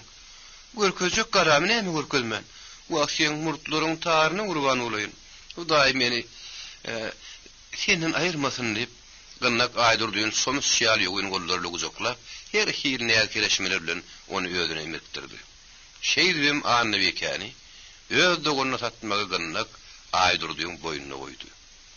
Ene şundan soň aýdyrdy. Annabikany urup söýüp owatly köýnük giydirip başlady. Çünki Annabike ýaňy dünýäň çetinden giren gözleri garamonjyk kimin eýdizik sagatyny sırladyp ýaly gidenden görügden kim görmeýärdi. Ol oğulny ululdyp öýd eri bilen onu öýerjekdi. Onun önün sağırları bagırını batıp süyücü sözler saylap olar süyücüktü. Emma onun süyücü ardularına aydırdı bilen gınnak çiğşik ağugattı. Anı beken dadı bidadına karaman, kanlı gözü yaşı gark edip, berdikke diyen bir tezenne berip koyverdiler. Neresi karan uğrum, enesiz oğlun yesir dilini bollu gali verdi. Aydırdı onun bağırını parlayıcı ağzına rekmetmedi. Qaytam oların öýüzlaryny tatıp, nazaryň ýurdununa ýele ustyrıp, ýumurtga togula bermeletdi. Garan uğram gyndagyň ýumrugyny, sümmügini, söýgünjini, ýegenjini slap bilmän sülgüniň jüýjesi ýaly başga bir owa gaçyp gitdi. Nenin ol gaçyp gitmesin? Bu horluklaryň daşyndan hem gyndak onuň kellesindäki şelpelji takyatyny, ýakary keşdelije şeýak ýaka akçy köýnegini, gezetiniň gowunyp tekip geýdiren gurama kürtösünü, melede şeýak menlün jübüsi, küňrülije goýakçy zalwaryny onuň egininden sypyryp öýel oğluna geýdirdi. Oğlunyň taşlaryny köýnelerini bolsa garan uğra geýdirip, onu ýumruň astyny typdyrmady. Ondan ol nenen geday gelip kicik ellerini serip sürek dilemesin. Ene kicik garan uğrun ýaşazyk kysmaty şeýle boldy. Ol ayak yalaňaç, baş açyp, sal giyimdi, tamdyryň içinde yatıp turar ýörerdi. Ol şobar mana şeýle bir elbet zadyň üstünden bardy. Yegesi waýyň aýaly tokko ýer bilen nan pişirmek üçin gylgyndan ýüklenip geldi, onu petde edip tamdyryň içine dykbaga durdy. Tamdyryň içinde bolsa ýaşasyk garan uğur dügdük bolup ýatyrdy. Ol gylgyn maryň ennamly dürtülenine edip içýän sakan ýaly teskirip, "Way daýlajan, otlaýma gör" diýip şirkin gyrdy. Tokko aldan içige tugulup eline ketewsini ýere gaşyryp gaýra çekildi. Garan uğur ýerinden turjak boldy. Emma üstünden basylan gylgynlar oňa turmaga ýol bermedi. Ýernisigen mola tokko oňa rehimdarlyk etdi. Onuň üstünde gylgynlary aýryp, garan uğurun golundan tutup onu tamdyrdan çykardy da elindäki zotda ketewini şatda vurup, "Haram eşek, men ýüregimi ýardyň. Ýene sen tamdyrda ýatarmyň" diýip onu uğrundyryp goýberdi. Ol şeýle urulup ýenjilip ýörse-de, onuň erkiýerini agşamyna aýrylma öýrüsi baýlan gapsy boldy. Sebäbi olar iman galdyran içi tüňkli şorbularyny sanaklap itleň ýalany uýýadylar. Olardan galanyny da garan uğur ýerdi. Bir gün ona harın arasy bilen gelen saly gemirini omasana alyp gemirmäge oturan şol gülün Atabaý diýen bir garynlyk baýoň ýanyna gelip, "Hey gal many geçen gara jürjen. Sen o tüňkü alyp beýtine mi özüň şügürmeýämiň? Men ony şeň ýalyň müňüsinden gowy görýän. Asaly şu günleri itim holun ýady-ýadym göri, onuň agzyna zat getirmeýän sen ekeniň haram ýeşek" diýip Atabaýyň elinde omasana alyp itoklady. Nahardan tüňkden geregine edilip, doklukdan ýaňa garny kelerläp duran it, o tüňkü gözüniň gyýta güle garap ýerinden turmady. Baýyň muňa har gelip, "Haram ýeşek, sen hapa ýelini ýalaga sokup, men at ýalytymy keselledipsiň. Tere seni urýa düşeme" diýip, zalim baý garan uğrun golundan tutup onu gyrpaklap duran suwly ýagyň içine zyňyp goýberdi. Oğul tuğuk diýen alın saçlar togor gara ýagaz bir dula ýaly onu görüp, öň etegini işläp, ayak ýalaňaç gyrowlap duran ýoda bile şu tarap okturlaýandyr. Ýürüp bilmeýän ýaşazyk şaga, opup suwun ýüzüne çykanyna, iki el bilen onu suw pazyrladyp, "Waýeje" diýip endamy tkenekli diýen dygladyj tesini elken çykyryp ýene suw çymdy. Atabaý eşek ýaly garnyny gaýberdip, "Ýene sen men itimiň ýalyna degermiň eşek" diýip etegi ýyrtylan göwük ýaly bet gelşik sakkalyny titredip loq edip güldü. Oğul tuğuk şol gap gelişini suwun düýmerýän ýerine öýdünüp sagany koýup götürdi. Onuň şeýle saltlyk göre gelip sowuruşyny Atabaý duýmany galdy. Eger ol diýen bolsa, oğul tuğuy goýbermezdi. Oğul tuğuk gyrpakly suwun sowukdugyny unutup sagan suwdan çykardy da onuň başyjak tutdy. Garan uğrun agdyndan burnundan suw zorlanyp dökülýärdi. Atabaý hakkalyny helkiledip, "Oğul tuğuk, taşla. Onu seniň iki dowup bir galanyňmy?" diýip ýenkirdi. "Taşlajak däl. Bir de insan saga sahyrin. Bir neresen näme günäsi bar" diýip oğul tuğuk ondan gepalp galmady. Atabaý ýene gyýgyrdy. "Ýetimi ýeti bor. Bolmasa salyp diýipdirler. Zaň suwa diýdigim zaň. Ogultuq gonduğuladı. O sen yalı hayvanın tedek ütüyeninin aydanınır. Zıngzık del. Zıngmadımın. Zıngman. Zıngmasan yerinden alıp ödüm zıngarın. Garnından kapaştırmazak bolsaň men gurayma vur gel. Atabay ýüzülledi. Oň ýanyna baryp bilmedi. Ogultuğum onun bilen tanaşyp durmady da Garanur öýüne tarap alyp gitdi. Olany öýüne eltip postuny dolap ýapaşak getirdi. Bir haýykdan soň Garanur laryň ses bilen "Ece, ece" diýip demindirjek galetdi. Ogultuğ gözlerini okuryny ýaşdan bolar. "Jana, ejeň diýen dilleriňden aýlanaýyn. Aç gözüňi balam, aç. Seni horlan Atabay taňyrsyndan tapar. Aç gözüňi balam, aç. Süýdişekmi?" Gaýmak diýip Ogultuğ oňa annebike ýaly hamraklyk etdi. Bolsa da Ogultuğ erekimdar hem edinne ýaly ekeni. Ol Garanur ölümden alyp galyp öz şagalarynyň arasyna goşdy. Ony şagalaryny aýry tutman bir meňdeşe geýindirdi. Ene baharyň maýyl günleriniň birine Garanur boýnundan torbuzyny atyp Ogultuğyň şagalary bilen selmi ýygymak ötägitmezmi? Ýol ters düşmüş aýdurdy, niredendir atyny gerkilledip peýda boldy. Garanur onu göründen tanap, "Wayece" diýip Ogultuğ bakan ýokşaň öteräýändir. Aýdurdy atyny dewsep, onuň ýerine ýetdi-de, ony edil saýkelin jüýje alyşy alyp golundan tutup aldy da ýöňüne kete basyp gidiberdi. Ogultuğyň sagajyklary bolsa, onuň ýerine aglaşyp galyberdiler. Aýdurdy Garanur ýolda urup söýüp gaty orkudyp dynna geltip berdi. Dynna oňa ýangadan bir dara urdy gölün, ýöňkülüň hilem bolmady. Nani bu türka düğüntüdü. Onu Garanurdan görüp, yetlek alkımlarını titredip, ağrı gözlerini petredip, kırsını işlep, yeker bilen uronuna mağdur, çümmüklep, te yeli yağdayansa, koşu yumruğun aslanlardı. Şeylilikte ol, yaşazık Garanur'un iyi bir senini de, gargışa garıp, burnunu getirip, on evtini ağdırdı. Ogultuğun eden geyimleri de yırtılıp, şılka vurun son. Oňa köýüne don bir taý sokoy bilen ala kelpek gitdi.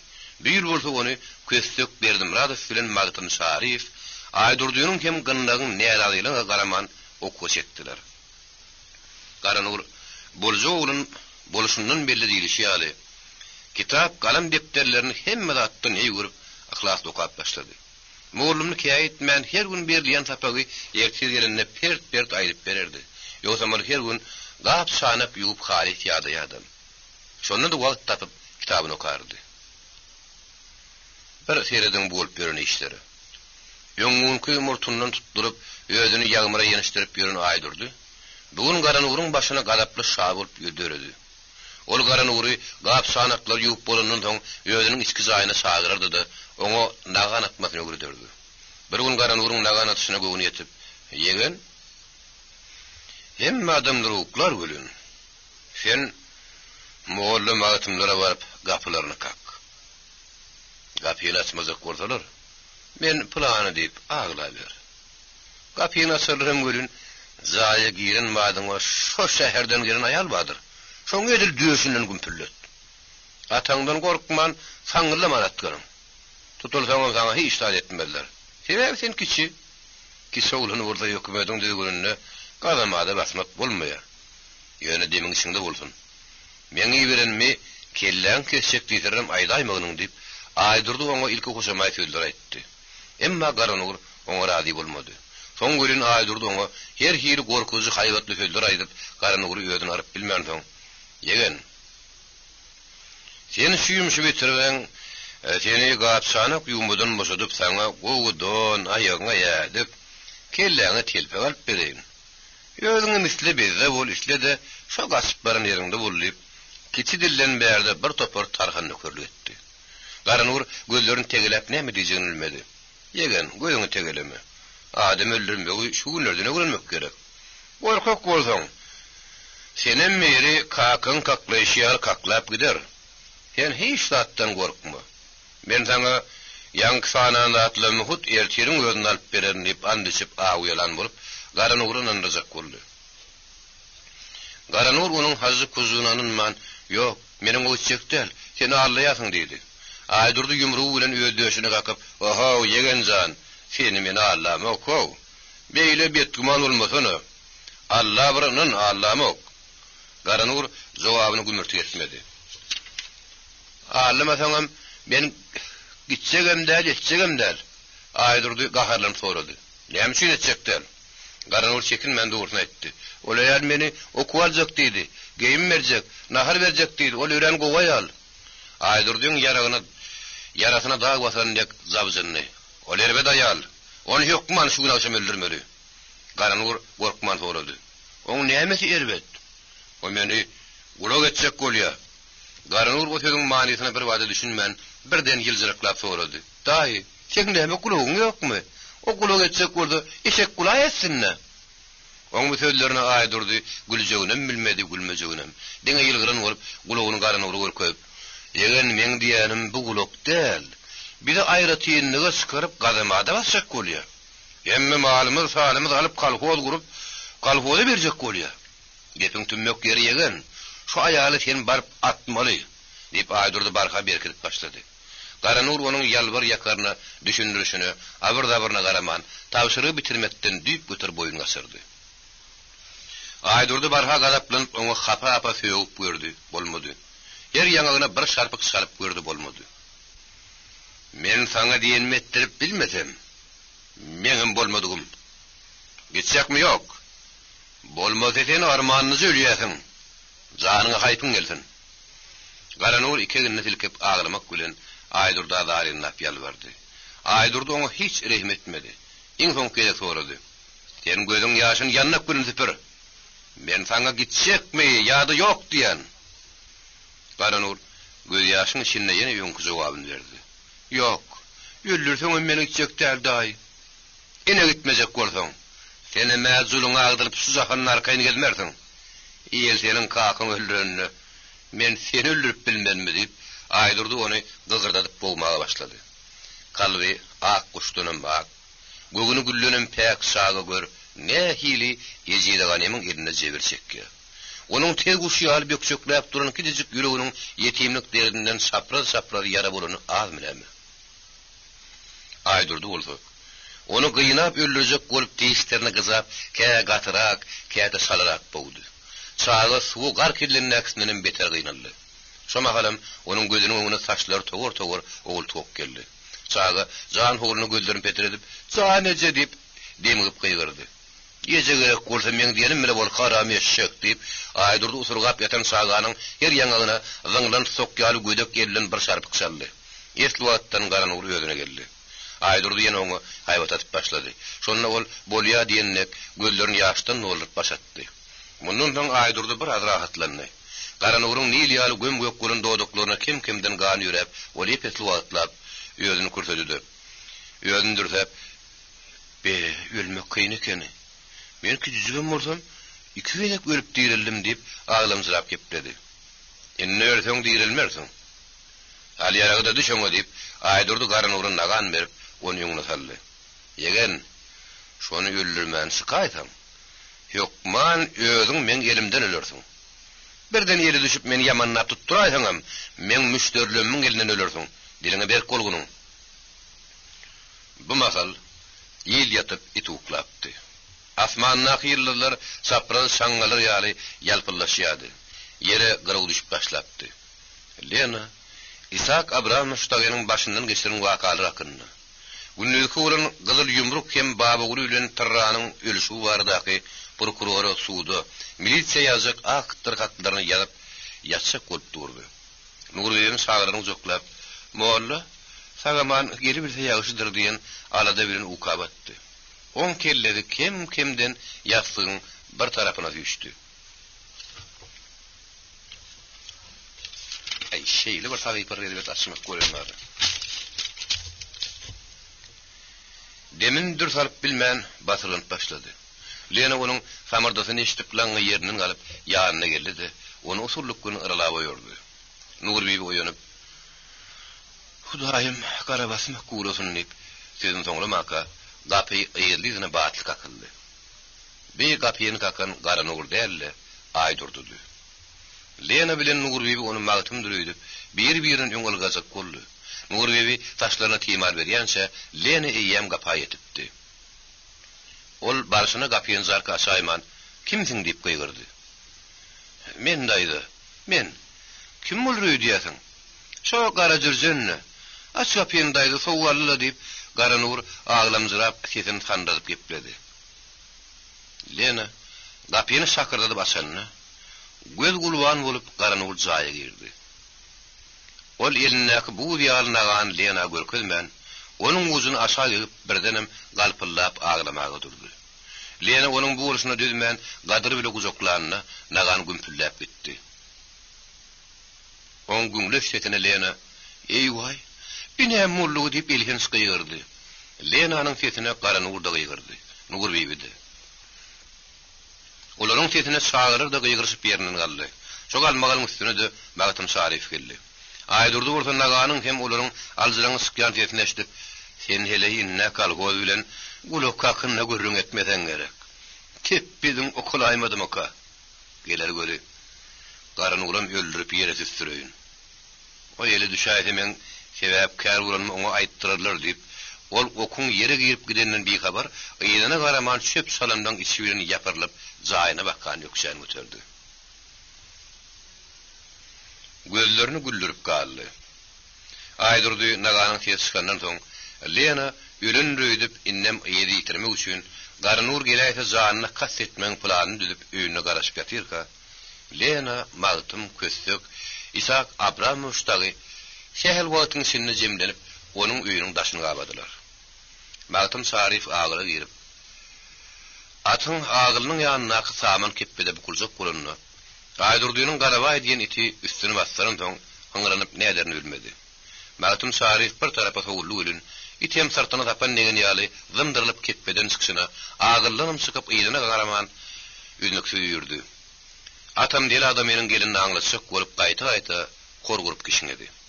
Aýdurdy bu janawurlaryň alжyraňy çykan tetlerinden näme de bolsa bir dadyň bagdygyny aňyp, ýeli ýalaňaş nagany ylgap taşaýyp çykdy da töweregini ýeterden diň saldy. Onuň gulugyny hiç bir ayak sesi ýa-da şygyrdy eşdilmedi. Soňa ýegilip töweregini seretdi. Onuň gözüne görünýän dat bolmady.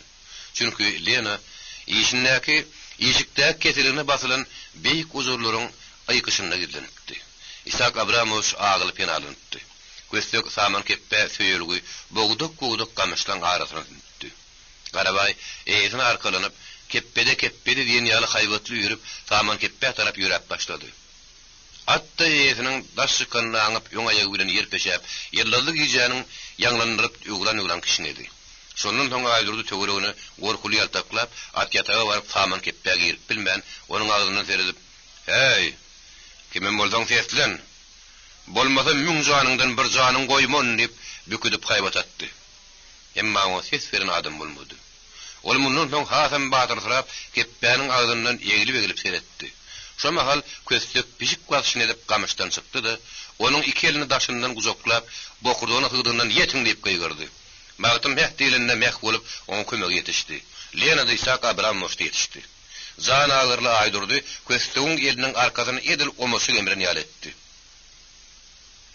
Magtym onuň burnuny gaňyrdy.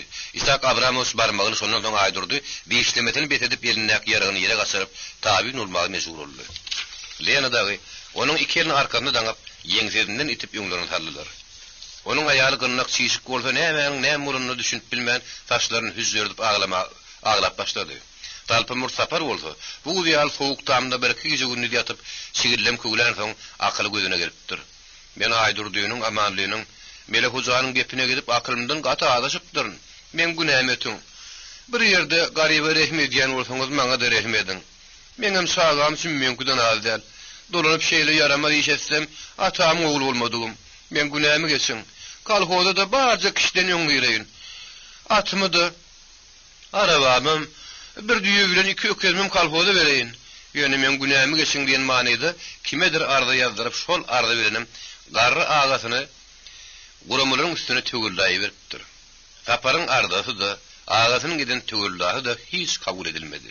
Çünki onuň işi şowunyň ertesi suwda geçerlikdi. Onuň aýaly oğul hazırdy.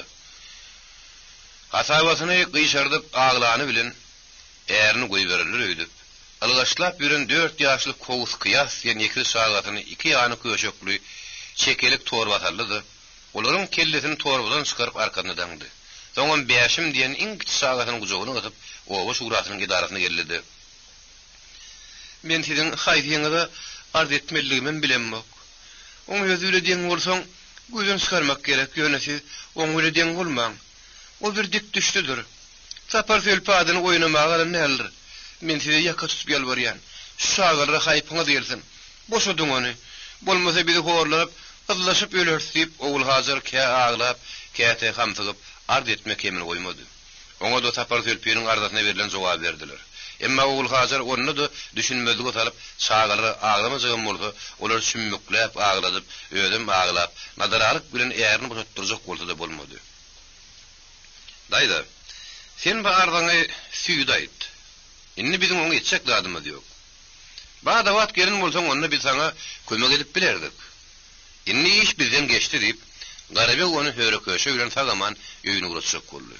Emma oğul hazır oň bilen höreköşe bilenem gitmän. Görýän göre senden maňa bulut ýakyn. Maňa şo şäherden gelen beýik emeller gerek. Şoňa ardyma edip içimi sowutmasam, buljak därlip, ol oturundan işine gözüni gezdirdi. Oňa seni günnogdy onuň ýanyna geldi. "We, oğul hazır gelneje? Sene sagasa da ýok. Ağlamajak sağlarym ağladyp, dendele bar ne diýen. Oý dediňi. Men sana şo emeller görkezýänip, onuň sezini köşeşdirip oňa Lenany görkezdi. Oğul hazır sawurundaky sagatyny çep koltugyna geçirip, bir hili güljek ýaletdi. "Dowan, boýuňdan syýratyňdan aýlanaýyn. Sen bir bular ýal doňýurek bolma. Yüzün gözün kimin yüreğini mehirletip Lena ýalvarmaga başlady. Bolýa-daýda bolýa. Biz oňa köp iş geçdirmeriz. Sen häzirlik şeýle gaýt. 5-6 gün gadamatda ýatan bilen oň zer dökülýär ýok. Eger men diýenmetmeseň, sen özüňi de şagalaňy da äriňi de peýda etmän gaýtam köp ziýan edersiň. Gaýda sen häzirlikçe men diýenmetdejik gaýt. Biz ony boşatdyrjak bolar diýip Lena hoşamaý sözler bilen oğul hazırın gowuryny ýatyryp sagaman ýola saldy.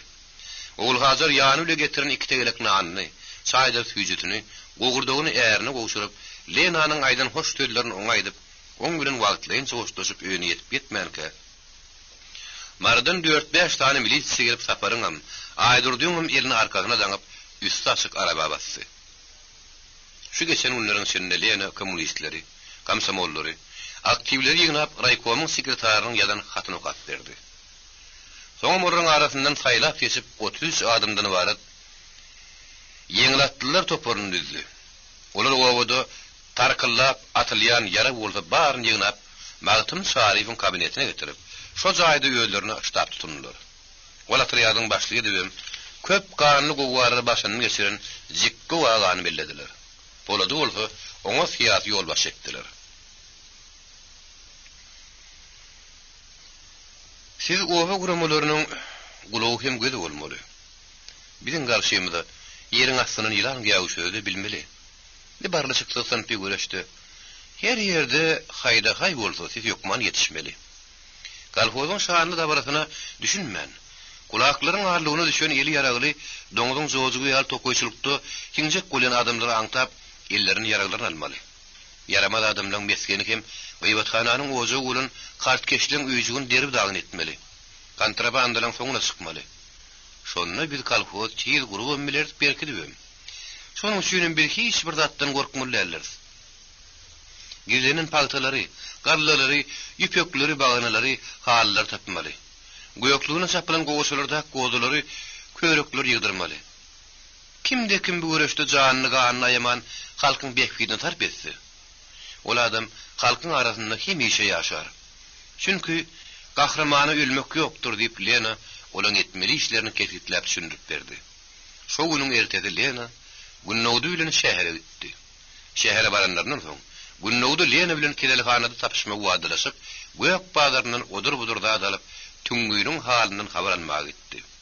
Lena da rayon parti komitetiniň sekretariny owanyň ýagdy. Öz işi barda raport berdi. Gün ýyjykdyrman etmeli işler dogrusyna görkezmeler hem gollanmaly. Tüňgüýüniň boşadylmagyny sorady. Soň bolsa Lena, ýoldaş sekretar, Gatakorowatyny hökman bir ýa-da felçer gerek. Bolmasa ulawada gowun bolmasa yaramaz keseller köpelip barýan ýaly. Bize hökman doktor gerek.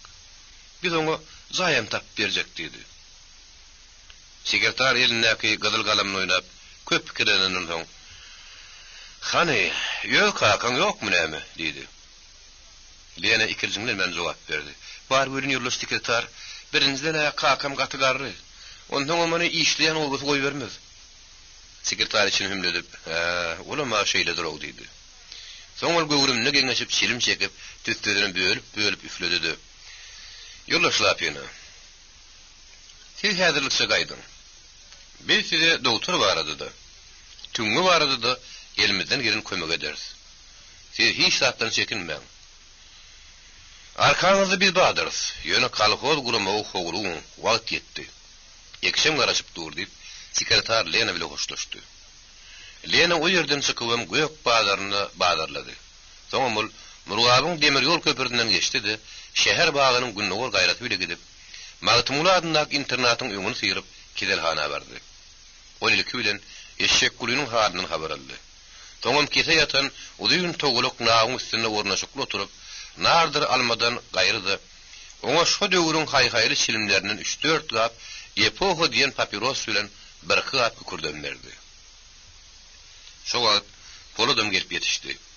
Lena onuň bilenim gadyr salamlaşyp, kagdy dolap getiren atlaryny oňa berdi. Eşek guly Lenanyň öýüdi bilen kine kütügüse gürleşip oturuşyna geň almak bilen heredip durdy. "Ýurlaşlap ýene. Meni atlap gelenim üçin taňry ýalkasyn.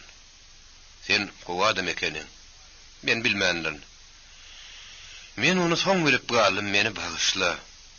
Ýöne sen mundan soň meni güýlüp zyndan atdyraýma. Men öýe baranmadymy, ýolgun ýassygymy şenni kalkozyň peýdasyna goýaýyn. Kimde gallaň, pagtaň baganan köpdüğünü men gowy bilýän. Olar size alyp bermegen men bilen.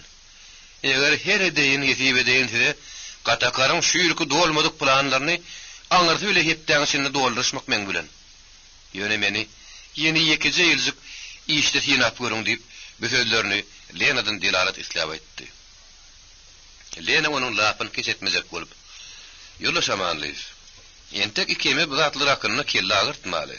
Sebebi men sana häzir plan dat ederin diýip aýdyp biljek gumanym ýok. Çünki biz işi köpçülükden içedim ahyryn. Şonu iş eger senin peýdaňa söder ýaly bolsa men oňa garşy çyksam-da, men diýenim ýolanmaz diýip ol sözüni uturmaka. Ýegini ak ýek taýly bir aýal gapydan boýuny dodup, "Kiw, işek guly. Kilminta privaskaň täzeleýmen" diýip tatarçylap ýepledi. Eşek guly guludan demir alyp şu tarapa göwünde ýardymlap gitdi. Kete ýatan ýogynyň üstüne diňe Lena bilen polatdy aldy. Lena gözlerini oynakladyp, onuň ýüzüne ýylgyryp seretdi de, "Ýer komsomol, daýurlanýarmyň" dedi. Poladym salaja görüp, "Ýok, barha iýigleýän" dedi. "Näme üçin? İştem ýokmy?" "Wah, iştem ýalmanyp durly. Onu köpüräk ýeteň bolmaýarmy?" "Wah, ýenim öýdümi ýetem men nädeýin?" "O näme üçin beýle? Doktor bilmeýärmi? Ýa-da gerek derman tapylmaýarmy?" "Hawa, gerek derman tapylmaýar." "O näme derman? Bolmasa men guruna çykayyn." "Ýurlaşlap ýene. Çyksaň çykyber. Şu dermany senden başga biljek adam şu jele gaýda ha ýok" diýip Polat Lenanyň ýüzüne ijaply seredip salaja ýylgyrdy. "Aýt Polat, aýt. Ola ha derman eken gerek bolsa sana uşoň tüýdüni tap beren. Ýöne sen gamlanmada şu dermanyň adyny aýtda utulay" dedi. Polat begenjinden ýüregine näkin göwünne gelişi ýalym orta aýtdy. "Çynyňmy? Aýdaýynmy? Aýt ýokman, aýt gerek bolsa sana uşoň tüýdüni bererin" diýip ýa aýtdym ahyryn. "Aýtsam şeýle. O dermanyň adyny meselem maýy ödülliýärler. Maňa şondan başga dermanym gerek däl därim. Ondan men bir ýerde durasym gelenok, işim musya. Indi düşünüpdim ýurlaşlap ýene" diýip Polat Lenanyň ýüzüne seretip bilgardy. Şoma halam her gaýal ýene ýar puglasyny gapydan çykaryp, "Kiw, Polat, minta kel, terman iş" diýip goýgyrdy. Poladym gidesi gelmehede kynlyk guly ýerinden galdy. Lena da turdy. O ses ýene gaýtarandy. Polat salaja ýörep şu tarapa ýöneldi. O jaýa girinden soň Lena görýän göli komsomolun işyg ýarag diýdi. Şu mahal günnäwdi da uzugyny sowatdan nolryp Kizelhanaň gapysyna girdi. Togolanyp gitdi. Damdırdan yaňyskan tegelek nan ýaly. Günüm alasmany galanyň toň jany ýakymly şöwledini, älim zahany bolluk bilen ýaýradyp, mylaýym ýylzyk güneşe gark etdi. Hemme ýerde jany hereket başlandy. Aýallar gapylaryny hyýryşdyryp süpürüşdirip, ýeri zagrama söpleri tamdyryň başyna çekýärdiler. Maýdalaryny hapur-supurlar bilen garyp hennege dökýärdiler. Öýleriň ýüklerini, gamışlaryny terini zammerip, gapylary iki tarapa terpip, haňladyp açýardylar. Terpikler syýryk bilen batyrga arkan terpýärdiler. Gapylar da, öýler de gelişigine girenýär boldy. Erkek adamlar mal etaklaryny arasylap agyllary, salmarlary timarlaýardylar. Azapdan garry adamlar "Bäý boldy. Bir goşa ýaz bolaýjak öýdýän. 40 çille geçmek haýagyň bir güni geläýdiler. Megerem munyň ýerine şöpü bolsa gerek diýip, olar 7 ýylyň dowamynda geçen gyşlaň gaýsy aýlaryny, gaýsy günden sowuk bolan ony öz ýanlarynyň hadaplamagy durýardylar. Sagalar 7 topdur ortada durmak oýnaýardylar. Çokoýdur sarıklaryny çykaryp, ayak garaňyz baş açyk iki ýanyny gaçyp, "Wak-waklasana, ana gaçdy, tut. Beýläňden geçdi" diýip, aly galmaga bilen obanyň içini ýanglandyrýardylar.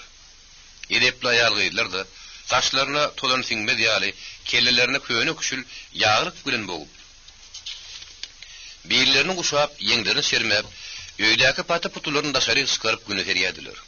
Şonuň üçin gapydaky basylgy odunlaryň, agyllaryň, gelmelen agaçlaryň hem güpleriň üstüne seretseň, ýöne gyzylala bolup durdy.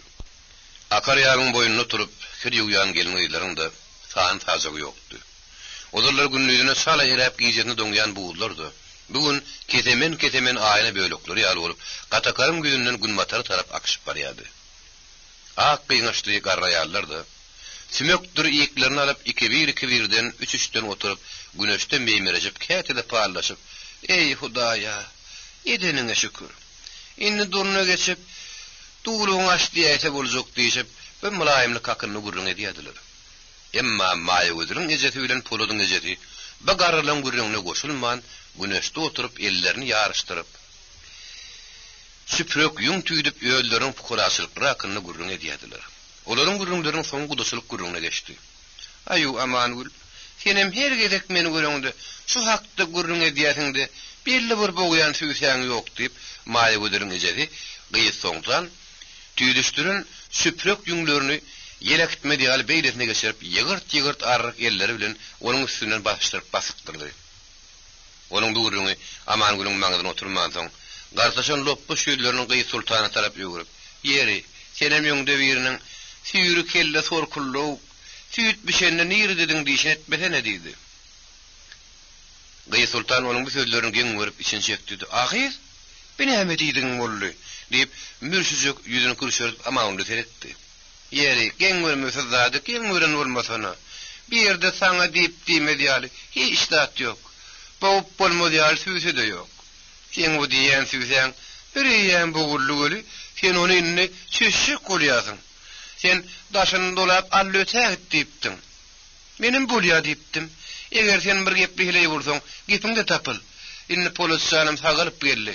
Men toýy gaýra goýjak däl" diýip Amangul onuň bilen ýegre oturup dogry gepleşmekçi boldy. Gyýy Sultan onuň gep alyp almady. "Diýsem diýipdirne. Men haýsy bir diýenmedip bilýän. Sen diýen edip, oň agalyryny damagy saldyryp bilmer ahyrym." Amangul onuň soňky sözlerini göwün ýetmän gepledi. "Ahy, hele. Goýa hele vay, goýsana aýyp bolar. Aýyn bolmasa, oň agalary ýeňeler diýäsiň. Kimmişin onuň agalary ýeňeleri? Amanly, garak bilen onuň kemperi sabyrdyr ardy gözüllälmi? Olara git, men bilen işiň bolmasyn. Gulagyňyň orun diýseň bolmaýarmy?" Gyýy Sultan Amangul ejäniň baýdanlaryna hiç razy bolman, mürşüjek ýüzüni gamaşdyryp, ýersizlikden hem ugursulukdan käýinip gahar diýipdi.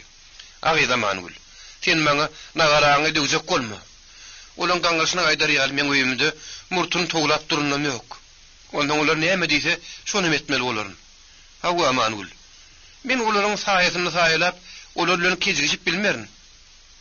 Gelin gowy ikimiz bu arada gaharlanışmalym, dүүлmejek ipi dүүjegem bolmaly." Amangul'un ýerimtik ýygyrtly loppu şüýlerine gahar alamatlar peýda boldy. Ol ýöňündäki süpürek ýüňleri tilkeşdirip göwünse güllüdi. Ýaşam bir saýalar ýa saýa tatypsyň. Ulutynyň saýasyna bolundan bir gut penjetine galan ýaşydyr. Diýmek sen bizi bilen dälle. Gaý Sultan uludun demin alyp gaýgyly jogap berdi. Näçekde amangul. Inne akçekeniň peýdasy ýok. Sen giýjek aldyň. Boljak iş bir ýem boldy. Biz ardy gözüniň ata tarapy bilen bir ýem mamla gelişdik. Arman soňky gowurdur betwatlyk ara düşäýdi. Amangulun gabakman gözleri ağlarlyp hanasyndan çykaýjak boldy. Ol näme diýjegini bilmän Gaý Sultanyň ýüzüne gözlerini garpylatman teredip, "Şeýlemi? Bir giýjek alypmydyrs? Sen ýalan aýdýaň heley. Şol bir şeýle bolsun, oglun aglar tuğdany wagtynda bir dipdirler. Bir hiç giýjek alan nälersiz, dewe ýerden galdy, ýöňe tegen tilkişdirdi. Gaý Sultanym torsorlup, "Heleyhan, beýlep demiň bilen degirmeni ýöredip bilmersiň. Näçe bızbıllasaň bızbılla ber. Meniň saňa ne diýip berýär ýaly, iki sepiň başyny çatyp ýatan gurjagym ýok" diýip o da hüngürdäp ýerinden turdy. Bu wagtlar maýa gözül bu gurrunlardan habarsızdy. Ol öýlerine dokma süýle gara başagaýdy. Polatda ýeli lowamly galyp gaňryşyp, sygyzy kakyşyp, oňa dokmanyň badyny sarlaşýardy. Maýa gözül 4 gazyň 4-üni de sygyz kaklandan soň dutaryn düýýän bagyşy ýaly erişlerini çekişdirip, onuň badyny barlap gördü. Erişler tiňirdeşip näzek seslendiler. Bolupdyr. Kim galmandy? Taňry ýelkasyn. Eliň gözüň derti görmesin diýip, maýa gözül poluda alyp şokap, kellesin kiçirek keçekli ýaglyk bilen daňyp onuň keçeklerini sümsüre ýaly sallaşdyryp, gara gaçlaryny hem şekkelerinden döküşdirip goýberdi. Dokmanyň ýany güçlerini ýöňe süýşürip, ogudan aly gözlerini erişden aýyrman ellerini salagyny hereketlendirip, dürli ýüpler saýlap sünnäläp dokma çitmäge oturdy. Erişler onuň sürük barmaklaryny dolaşyp, maýdalap ýagýan ýagyş ýaly şitirdäp owad edýärdi. Polat bir bowdagyň üstüne oturup, onuň barmaklarynyň hereketine, maýa gözleriň toğutu kimin suutturlyp oturuşyny gözlerini aýyrman teredýärdi. Erişiň tiňirdileri, maýa gözleriň oturuşy onuň kalbyna ömür wagt ýitmejek surat çekýärdi. Maýa gözl eline goşadara galyp kakmaga oturunny, ýüdüýün salyp gelýän atyň toýuny ýaly tapyrdaýardy. Ülümün suw ýaly bullaşyp duran al ýanaklary bir hiri nädik ýylgyrma öyle titreyýärdi. Nowta gara saçlary göwsüniň üstünde oýnaşyp, ýylan nek biri-birine owsunatýardy. Ol darak kakyp, ýagşy ýadan soň ýödüni terede oturan Polady görüp, gara gözlerini oýnakladyp mıssa ýylgyryndan duýman galdy. "Maýa, inni ýadan soňam. Heme diýinjiň alarsyň, hemem meni begendirersiň. Saga dokan ýeriňi gyranyňdan soň, ýöňki dokan ýeriňem üstüne açdyna. Menim bir göreýin diýip Polat onuň haýyş etdi. Maýa gözül şuňa seni dokan ýerini göwünnes boýdaşy bilen öwegejeti ulaýmasa, hiç kime görkezmeýärdi. Onuň üstüni ýapyp ören arasy saklaýardy. Ýamanyň elinden hem gözünden onu ören gaýym gizleýärdi.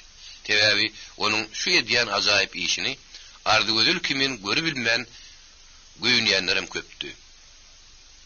Ol şeýle ırym bilen dokmadyny Polada da görkezmejek boldy. Polat onuň garşylygyna garaman dokmanyň üstüne zatlary eýlep beýlep kerpişdirjek boldy. Maýa gözül onuň elinden ýapyşyp, "Be ogluny" diýip nädergedi. Polat onu gujoklap dokmadan düşürjek boldy. Maýa gözül onuň gujogyndan balyk ýal toglandy. Polat onu bir gujoklap onuň gülgün ýüzüne mehr bilen teretdi. Maýa gözül onuň gözüne aýryp bilmedi. Şo barmany urun ikileriň de doýdogyny ýürek kopdurujy eýjejik ýylgyrma peýda boldy.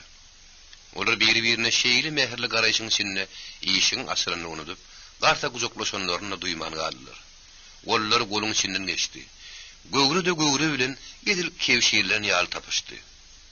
Şo mahal maýa gözüniň ijeti Gaý Sultan gelip, iki tane sarmaşyk ýaly sarmaşan boýdaş göwlerini görüp, "Hey we, asly iş beýlemedi" diýip maňlaryny ýumruklap aşağı oturdy. Polat şol owadan zymy çon ýaly boldy. Gaý Sultan onuň ýyzynyň galmaga geçjek boldy. Maýa gözül aljaman, "Ije, abreli janyňy özüň biýabry etjek bolma" diýip ýödümli gepledi. Ondan soň Gaý Sultan gurulmady. Ol ýakadan tüýkürip, Huday, özüň habrelsini ede görü diýip içerik girdi. Bolat şo gidişini mektebe nähili baryndan duýmady.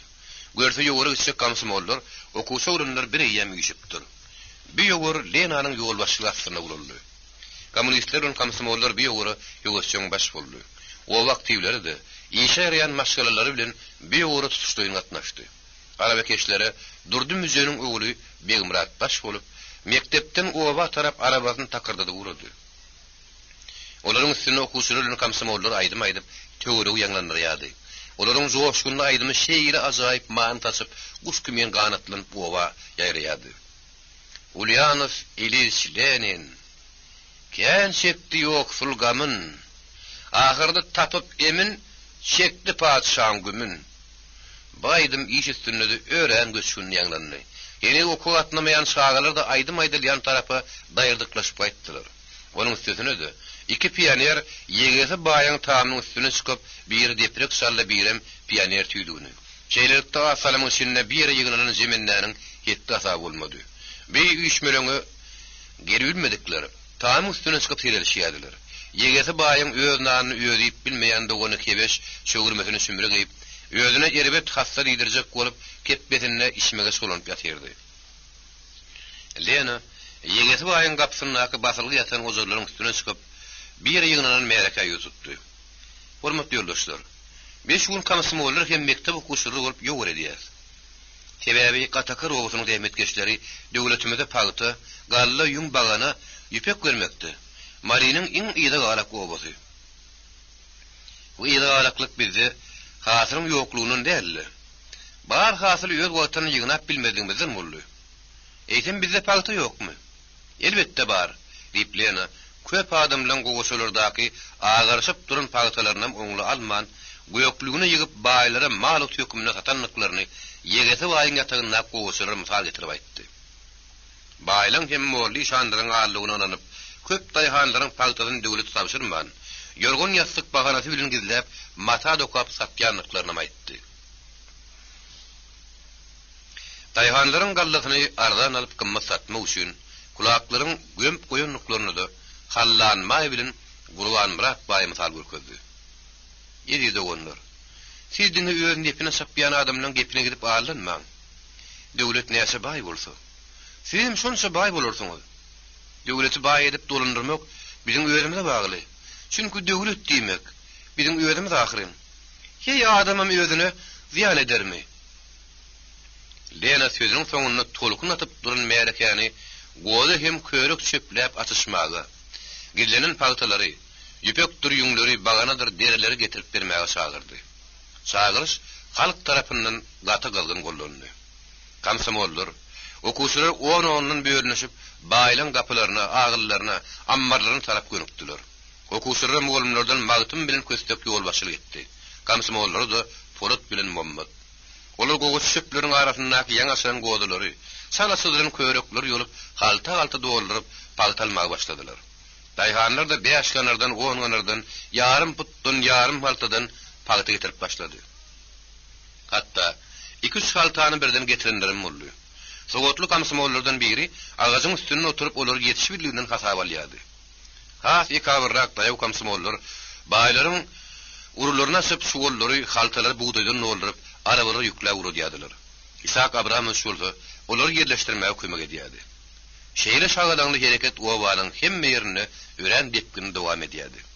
Owa şurasynyň başlygy Garabel, Partiyçeýkanyň sekretary Muhot Garliýew hemde günnäwdi, iki kamsymol alyp, Baba Ulynyň aýdyrdygynyň günnükleriň öýlerini barlap emläklerini ýazmagy etdi. Aýaldan erkekden tiň edýäniňiz näme diýip olan garşysyna çykan adam bolmady. Goda hem körek açýanyň da gurugyna ýakymsyz söz ýetiren adam bolmady. Aýtam hallanmay, olaň pişigin mırmırına irkmen, irki bilen onun dırnağına hiredýändigini gowy bilsede, göwüne açyklyk bilen, oğlanlar, o sölüň ýapraklaryny döküp, gumagarmaň, olan malyň nana ahyryn, olary öküdüm, düýedi, ýeşegim, ýaby da balýar edip biýer. Siz orada howlup, gozalarym, köreklerim, basgylaşdyryp barýaňyz. Beýseňiz arasy paýtaňyzy ýapragy, gumagarıp kapalarsınız. Beýtmäň oglunlar, beýtmäň. Ele goýda bilen köre goýusyny şeýle alyň. Şeýle açyp şeýle alyň diýip Allah'ın vay halim sırap, özünün sağılarını, ayal gıylarına bir işin töğürüğünü çekti. Allah'ın vay, on gülenim kail bulman, gelin sağılar, sizem kömök edin. Ondan ben sizin üstünüze erik katışıklı igide de teşşik. Ondan kim kän söplümese gider söylüp, ay hedil bolur ha deyip, o töğürükten gelen sağılarım bir işe gönüktirip, o vosatının godadan körükten derriw arastıradıp, yine öňki yerine tığşeýtli basıp koydu da, gapsyny tüpürüşdürip, ýaw döküp yala bermeletdi. Soňam ol bir haltan tüýräp çykardy da, ay kim köp almasak ha diýip sağalaryň üstüne teşip başlady. Sağalar iýme solan towukdur jüjeri ýaly ýüşüp, erik dil arma garşykly ýigdäni biri-birinden köp çöplejek bolýardy. Olan kimsi etegini çöpledi, kimsi böwrüni çöpleyýärdi. Allah'ın bayam altadyna kişdeder ýigdeleriň ýekejennem goýman sağalara hem ullara paýlap berdi. Soňam ol nirden iki suwol goýun ýüňü bilen gogudrak bir halta paýta, 3 tane gytyk şar gara bagany getirdi de. Maňa sizin köpük puluňyz gerekdir. Men bular hökümete mut peşkeş berýän. Şoň üçin maňa allyk diýip 2 barmak hat ýaryp berseňiz bolýar diýip ol lenadan bir hatçaga dalıp şonuň güle kanagatlandy. Şeýitmedi, o dagyny etsin. Ýadyr bolmady. Soňra golaryň üstüne çyryp, onun hakkı sokgudyna garaman elinin alınca ahry. Şoňa da onun gözi ýetip durdy. Ondan ol awryly zanyny biýawry etmejek bolup, öýdi ýergedip getirip berermen boldy. Emma jikko aganyň ýolbaşçylyk edýän ýerine iş beýle şowul etmedi. Ýegini mele şäkmenni, beýle tutuk kuşokly, gabat elpekli, ýaýban sakkally uýunyk deýeşli adam gelip jikkoň üstüne awanyp durdy da pişgele smurtuny tow berdi. Eýinden melgirip, "Ýer jikkohan, dünýäniň howuk şemhalyna gelip ýadadyňmy?" dedi. Jikko onuň gaharlyk hem gyzytlatan haýwatyndan bir jikde eýmenmedi. Baytamanyň ýüzüne azyl görüp, "Ýok Gurban Murat baý. Sen ýadymydyk bolsaň bile hiç ýadar ýalylar. Netip bolsa baý döşümidi gaýşardyp gederis ha." Gurban Murat baý gületip etmedi ýarandan gülen bolup, "Şehidi sen jikkohan" diýip göwün etmesilik etdi. Jikkoň kina ýaly görüp, "Hawa baýagy, sen gödüň gaýşardyp martyny towlap, meni gorkup bilmersiň. Sen ýaly uly murt bilen ýitügel pişik bilen harlengeşdi de bar." diýip gara sönülen haýlap güldü. Oň gülkisine ýollaşdyran goşuldy. Gurban Murat baý pişgele şarymtyl murtuny ýangadan tow berip, "Hani ýanka-ýankany oýda leşgeriň alyp şutaýdan garaňy saýla" diýdi. Jikko tesini çykarman oňa gaharly seredip durdy. Gurban Murat baý sözünde dowam etdi. "Jikko, sen maňa jikserin olmada uğra diýdigim uğra. Bolmasa gowluň üstünden barmarsyň." Jikko adamdy gepdi. "Baýagy, elinden geleni aýama.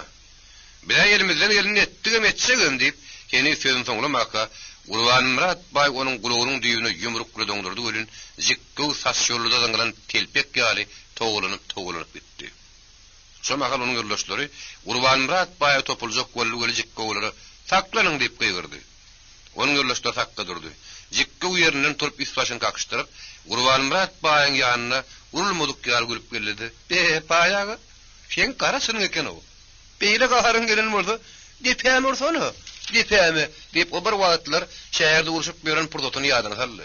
Toňra telpegini çykaryp baýyň alkymyna ýigirip bardy da birden keyik böküşine edip onuň eňegine tüsdi.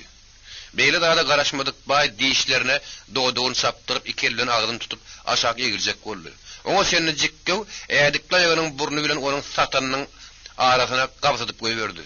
Baý bir tarafa ýentireklep keppe gaýdan ýaly gaýtdy. "Gördüňmi baýagy? Täliňden özüň tapdyň. Göwräňe goluba özüňden kiçini horajak bolmagyn. Eger şeýle bolsa, onu düýe bilen pil şalyk sürerdi" diýip Jikko uludan bir gülüp oňa gyzarat baryny berdi. Gurban Murat baý bir eli bilen gasygyny, bir eli bilen hem agdan tutup buruljurak epetli sessiz selemsiz ýatdy. Turup topulsa da it ýaly ýenjilip, agdyna bulamak şal berimli ediljekdigini göz ýetip durdy.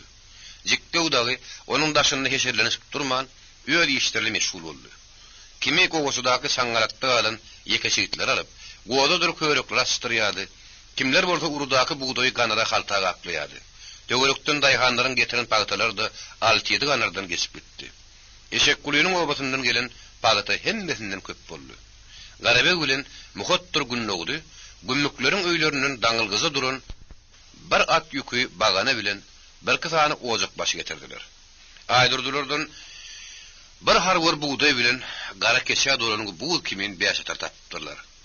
Baba guly peýalwanlardan ýüri ýol borsly. Logurduk bir goýok gapyrjak tirýek tapdylar. Bu şol kömelik işanyň başyna geten işin ýylly goýok gapyrjakdy. Şeýle getirlikde ikinde şeň dowam etdi. Ýogurgy torandan soň her kim öýleýine gaýtdy. İshak Abramowiç begenip, "Bugünkü ýogurymyz gowul ýolda şlapyna. Muny biz ýöňrek başlamaly ekenik. Şeýden bolsak onda biz marra ýoluny iň ýyza bolman, iň ýöňde boljak ekenik. Biziň ýadymda düşmedik zat" diýip, papagyň gapdaryny goýup gelin zatlaryň hasabyny çykarjak bolup, gün ýaşandy da şot kakyp oturdy.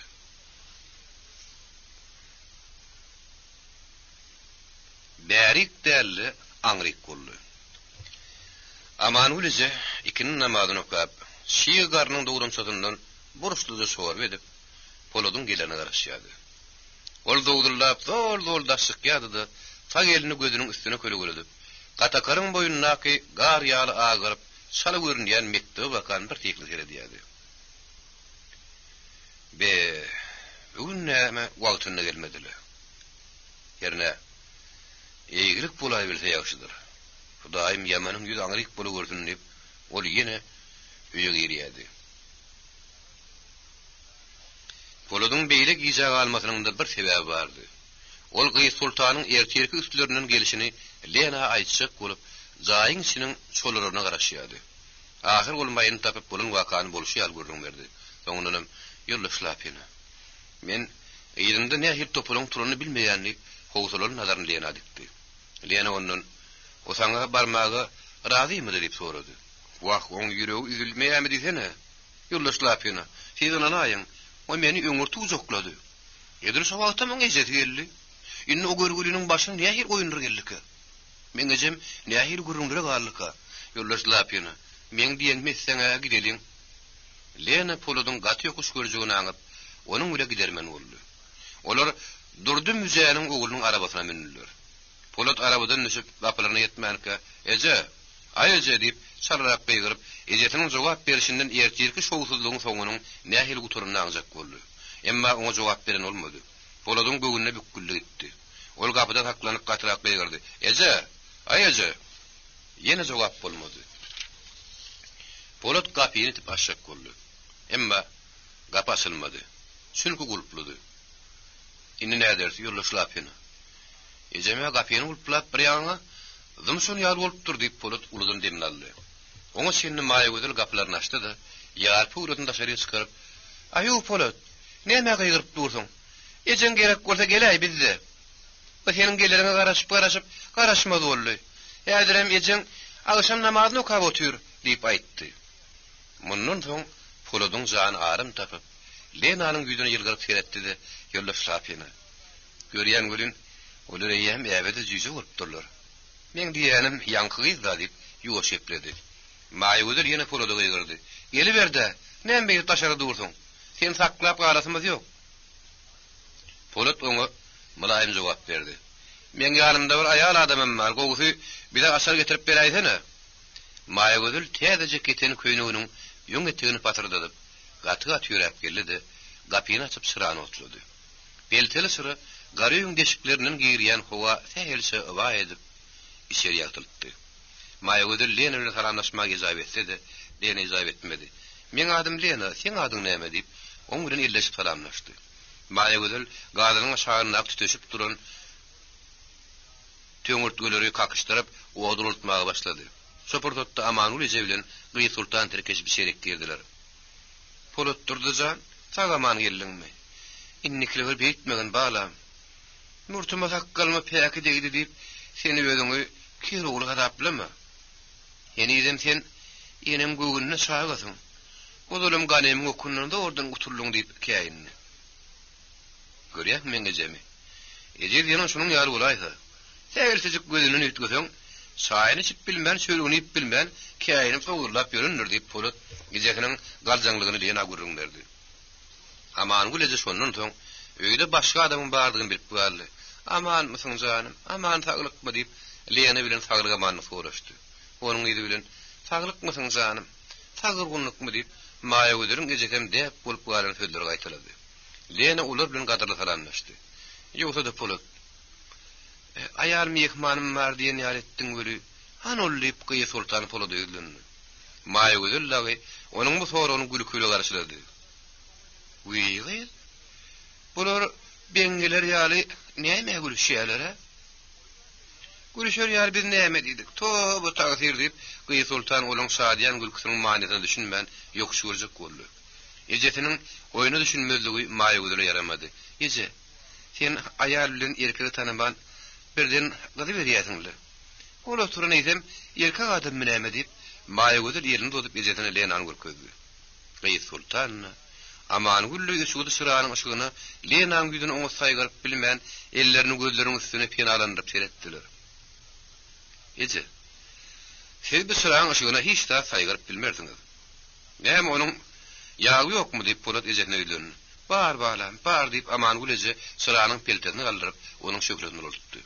Öýüň içi ýagytlyp gelişigine gelen ýaly boldy. Aman gülece saýanat möküle meşgul boldy. Emma Polat oňa öýdürip, eje, mehmanyň bilmedim gör meňe işim edil hyrlyň işi ýaly. Saýberiňden nahar beräýsen kim görjek däldi. Bolýa oglum, bolýa. Nahar beräýärin, san oglum diýdi. Maýa gödül birden wagt ýerini ýartyskinip ejetiniň şeýlinden tutdy. Eje, aýeje. Sen öýe barsana. Göwnüm bolmasa men dokmam ýe kesereýän ýalyp dokuyan halyny bir bilkaslen zaýalar ödüp gorkýanyň oturunda duýdurmajak görüp değişmehegini aýtdy. Aman gülece gülkü açyklap berdi. Diýmäýin nesem ýüzi gara. Hey dokmada bir ýe keserärmi? Goý otursun ejeňe adar berme. Gyýa Sultan maýa gödüriň pikirini aňdydy. Aman gül. Müň dokmasy edil öýdi ýaly ýe keseregendir. Men ötäg etmesem bolmaz diýip gidesi gelmedi, gyýdynyň göwüni şüni öýüne gitmeli boldy. Aman gül ýöňkü dogrulynyň üstüne ýetirip, ony iki okura berip şowarby guýmaga başlady. Polat bir okurany ýöňeldi. Maýa gödür bilen Lena da birini. Olar nahar işdämen hem şugulmlyma başladylar. Şo wagt eşek gulüniň aýaly ardy gözel apyllap içerik girdi. Ol oturunlar bilen göwünlüğünde salamlaşdy, ýeşiň agryna çommalyp oturdy. Aman gülece gabaklar ýygyrt bolan gözlerini oňa darlap, "Geç gelin, ýokary geç." Gyýylar bilen nahar edip oňa hödüretdi. Ardy gözel maňa diýämgem diýmän oňa. "Şol erkek adam ýarlyp mahabatlandyrýanym şümi?" diýip ol Lena göwüni etmesilik etdi. Bu sözden soň Polat arkaýyn oturup bilmedi. "Geneje, mehman bilen işiň bolmasyn. Eşek bolsaňyz başga da gurrun etdirip onuň badyny aldy." Ardy gözel bir söz ýokşurdy, taýsan jyrap ýerinden turdy. "Polat, senem mehmanny boldum. Bilim onu görmäge gelin. Görmedigime şo bolsun" diýip torsaryp çykyp gitdi. Lena ardy gözel bidenden soň onuň kimdigini maýa gözelden sorady. Maýa gözel wagtdaky ýetgijik düşündüş berdi. Onuň soň Lena, şey diýsene. Onna bir heleň gahary tekler ýatmaz diýip eşek gully gurruny geçdi. Aman gülejede öz gedegini, amanlygynyň hastadygyny, eşek gulynyň dogun garnaşlarynyň şynary ýyksalar, şagaty bilen ýykýarlar. Eşek gulyny agdaran soňlar bidem silap goýmadylar. Wagtyny gaçmak gerek diýip olaň kesar kızı göçüp gidişlerini aýtdy. Soňra mol haşlap diýmen aldy. Ýogsa da balam, kalfozda aýaly bilen aýarsa deň boljokmuş. İsleýän hili, isleýän äri bilen, ärlerim isleýän hili bilen iteşek ýalyp goly bermelimiş diýerler. Şo şunmy balam? diýip aman gülece Lena'dan sorady. Lena'ň bu gurruna lap kesip boldy. Ýene ýanynda düşünjeli kamsymol oglum bolup, şeýle zatlaryň boljak bilen bolmajagyny gözüň geten okmy? Bu arada Polat hiç bir zat düşündirmedimi? Aslında şu ýürek bulanış gurrunlary kimden eşitdiň? Şonu gizlemedi, maňa aýt, diýip Lena aman gülejäň gyssap başlady. Aman güleje Poladyň bular ýarlatlarynyň mı? Bulan hemmeti bidat edýän muzabatdyr diýip telim gelek düşündirip öýüne käýýändigini de aýtdy. Şu gurrunlaryň düýüp sakaty amanly. Şu Şu ölmese bu gurrunlar yatman, barhap güýjer diýip aman gülece diýirinip, amanly bilen şu arada käýinişinden aýtdy. Maýa gözül aman gülejäniň aýdynlaryny makullap öz görüp eşdenlerine birin beýan etdi. Olar şeýle gurrun edişip yatar wagtyň bolandan duýmany galdylar. Ýeke-ýekeden paýlaşyp başladylar. Soň olar poladyň kekliği boýunça yatmakçy boldular. Maýa gözül Lenany öz öýlerine alyp gitdi. Bu mahallar asmannaky ýalryk ýyldızlar patraşyp, biri-birine göz gopyşyp ýere gaçajak bolýardy. Olar tirkeşip öýe girenlerinden soň Lena Maýa gözüň dokuyan halatyny görmekçi boldy. Maýa gözül dokan ýerini görkezmegi näçe ýokuşy görsedi. Lenanyň ýüzüni geçip bilmän dokmatynyň üstündäki ýazylygy patyp tutular derpip. Dogonjan, meni şu halymy gaty gugrunyň geten adam sulaýmasa, görkezýän nälerini halatynyň ýüzüne açanny. Şehir şapagy ýarlugurda bir mehriban adamynyň suraty görünýär. Onu görmäge göz gerekdi. Çünki Maýa gözül ähli mährini şol halat indirip, Sowet döwletininden beýik Lenin papagyny penjelep, al baýdaklaryň astynda Sowet hökümetini bütün dünýä zar edip durşuny şekillendiripdir. Lena azaýyp surat görüp ank boldy. Ol ank bolmady ýalam däldi. Çünki bu suraty teristen kenigdim Vladimir Ilyich Lenin ýok gördün uruş. Ýaşadyn paragatçylyk, zawod fabrik işçileriňkidir. Yer suwum daýganyňky diýip joşgun bilen jaý ýaňlandyp durýardy. Bu mahallyk Sultan Ece köýnelişini gözlerini garpylatman. Lena bilen Maýa gözüň hereketini tyýynlaýardy. Aýratynam ol Lenanyň hereketlerine geň galmak gületer edýärdi. Lena Leniniň suratynyň ýüzüni eli bilen sypalap, Maýa gözüne alkyş barna edip başlady. Maýa gözülsen, ýerine güller üstün. Sen türkmeniň iň seper gyzynyň adyny münasip ulyş edipsin.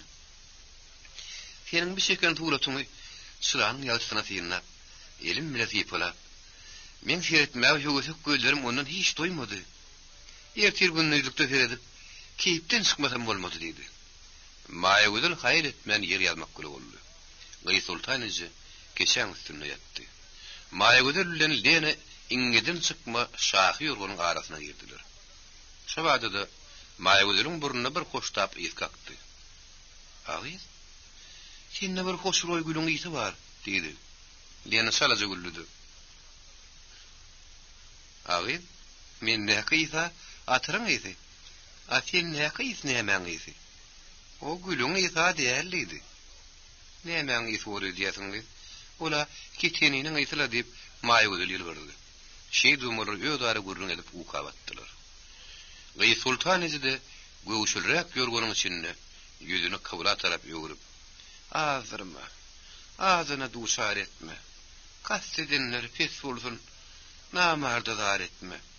Beladan beterden öz penaňda aman sakla gör" diýip, süýzü kuyun ýuwudyp barýan düýpli derýasyna garp boldy. Emma olar ýatsady, ardy gözel ýatmady. Ol erini ýatlap süýzü ardy uhyarlara garp bolup oturýarka, gap şakyrdy. Ardy gözel gapa gorkul baryp, "Kimsiň?" diýip ýuwuşy gepledi. "Haç, men gorkul adam däldi. Kimdir bir haşlap gepledi." Ardy gözel gorkul haly ýerden tanrady. "Arsyn öýde ýok. Men gorkýan. Kimden aýt ondan aşaýyn" diýdi. Daşardaky adam, "Men saňa şirmaý darak bilen töwrüde ýydygyny getirdim. Arsyn bolmasa aç gapyny aç. Bolmasa gitjek" diýdi. Ardy gözel Emay bilen gapyny açdy. Ýegini gara ýapynjaly adam gapydan ýylgyryp girdi. Bu adam şo çürübay bilen garly gize gelip giden porhanyny. Ol goltugyny ýerine tokup, "Al. Muň bilen ýüpek ýal saçlaryňy dararsyň" diýip, ardy gözele mermer daşyny edilen appak tarak berdi. "Taňry ýalkasyn, bine heli ýyzyksak" diýip ardy gözel ony gonç bilen aldy. Porhan onuň alkymyna dykylyp, "Al, ýyzyk" diýip muýdarlar. "Gaşyna ýüzüň görner" diýip Porhan gaşly kökenini ýüdügi çykaryp barmaklaryny gidirdi. Ardy gözel bolmasyn boldy. "Taňry ýalkasyn ýa-ýigit, taňry ýalkasyn, men seni" diýip o gözlerini oýnaklatdy. Porhan purtutdan peýdalanyp ony garsa gujaklady. Birdenem hatyr gutur aýrylyp ullokan aly gözlerini tegelep diňşirgenini. "Gorkma, gorkma. Bulan bir ýem topatyldy. Ärim gulugyny kestirip şeherde ýatyr. On kakasy bolsa şu mahal ölüm ýatsyna demini sanaya. Ärim onda onlarym dugdagyn bolly. Sen hiç sattan korkma diýip ardy gözül onuň aýyrlygyny ýükünýän ýaly görledi. Dogurdanam onuň gaýnatynyň haly teňdi. Eşek gulanyň başyna düşen agyr külpetler, onuň beýleki ogullarynyň hem garnaşlarynyň göçüp gitmegi, eden işiniň uğur almadygyny näse diýen amanlygyň lapyny keçedipdi. Onuň sözüni de ol madalyzy ýoňlap agdynyň içine öýde atylan ýaly bolupdy. Bokurdogyny pişikdirni saklaýan ýaly bir sehli edip Suriýady. Gözlerinden burnundan şabardap akýan suwly saklaýan bilmeýärdi. Gejelerini ünnüksiz gızdyryp däli ýaly bolgusuz samyrdaýady. Ardy gözül näme ojugyny bilmän. İkirjiňlek esli otturdy. Barapda Porxanym daş kiyimlerini çykardy. Ardy gözül inni aýak üstüne ediljek gürrüňi artyk müşahada edýän ýaly birden bardy da tagta krawatyň üstündäki ýorun ýastyklary alyp ýerden düşüp ýatyp başlady. Porxan gülüp ondan sorady. "Muny näme diýýärsiň?" Ardy gözül öň ýetini günläp aýtmaly boldy. "Artyp galmyş, şeher kıymyllasaň ýygyllap, lagar düşündiýi ýaly demler edip dur." diýip sıran gönürdi de Porxan bilen bir ýorgonna jaýlaşdy.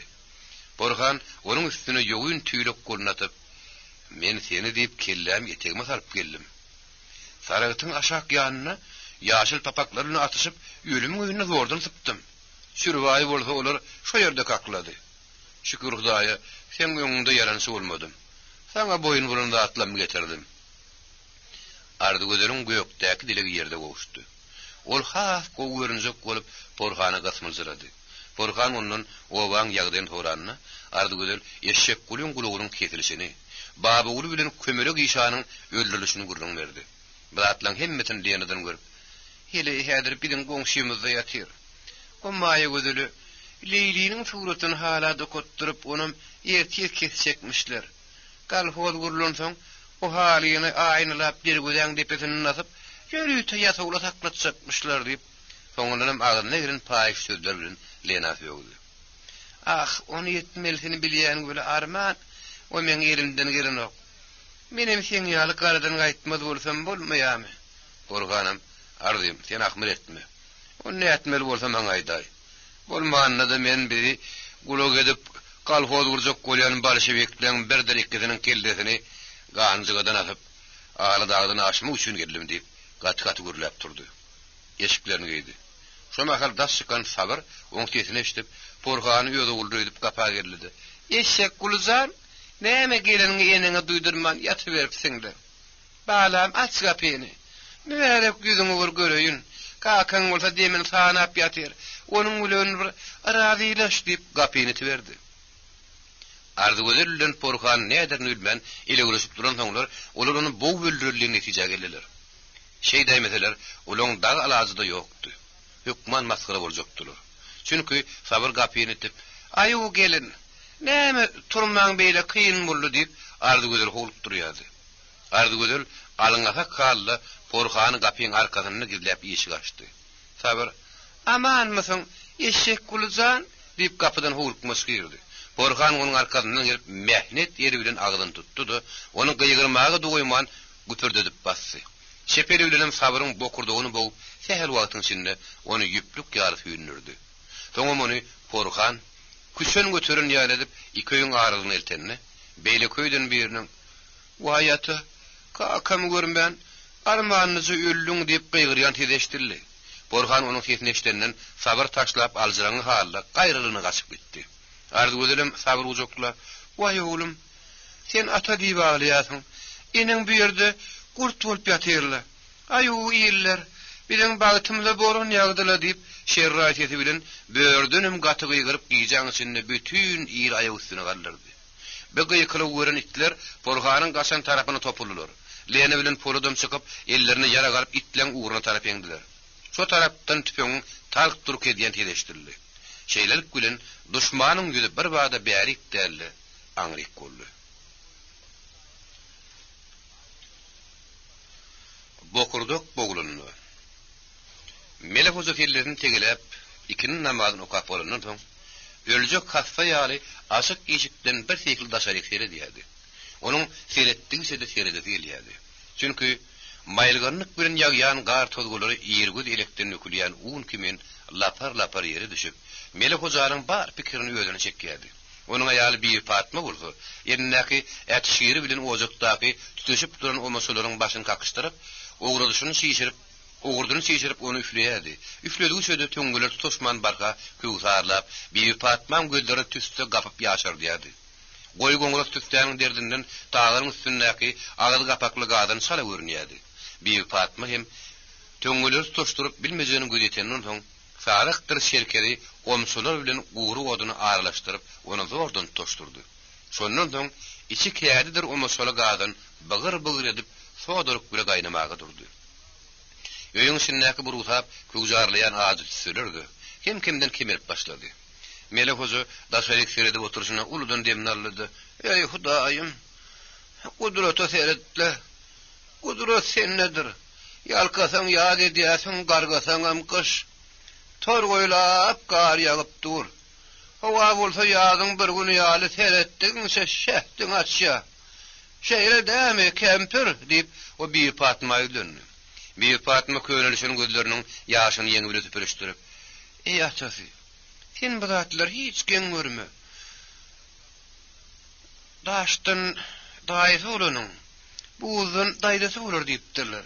Gudrat görjek bolsaň sen şu kördüň kelledi kimin tütüşüp ýatan tawlak komşalar seret. Bu arsiplara odum käredin. Bu garalmış garamayak daýhanlarda bile gara töňgeden başga hiç tat getirin. Getireceksiniz, ozor getirin de deyip bir Fatma oğlunsuzluktan deyrenini. Yeri kempir, deyrenmese zada deyrenmese ne? Eğer deyrenişmesek olsa, onu menem deyrenmeli. Sen halkın bu zaga hezzetine de yüzümün şükür et. Bizim bolşumuz şu olsa, biz basım hezzete değerli, nehalete eye oluruz deyip Melek Hoja soňky sözlerini sesin sanrılıp gaharlaytdy. Näme üçin biz näle tagalars? Beýder ýaly biz garamaya halkyň basarlygy gatygyny nöküpmüdir diýip bir Fatmada geňe almak bile gepleri.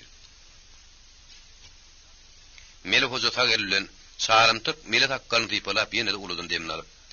Sen bilmedik süren bolma kempir. Biz Hoja alman garasy almazlaryny etdik. Senin oğlun günnöwdi belşewiklere baş goşup ýyly uglunurýa. Onun üstesine de ors kıydına öylünce ömmolya.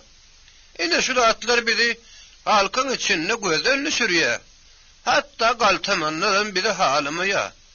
O gün beni ögöz cilla sağırıp sol oğlun kellesini elin bilen getirip vermesen kellen kesayırınıp oğlum öldürmeye de boyun etti.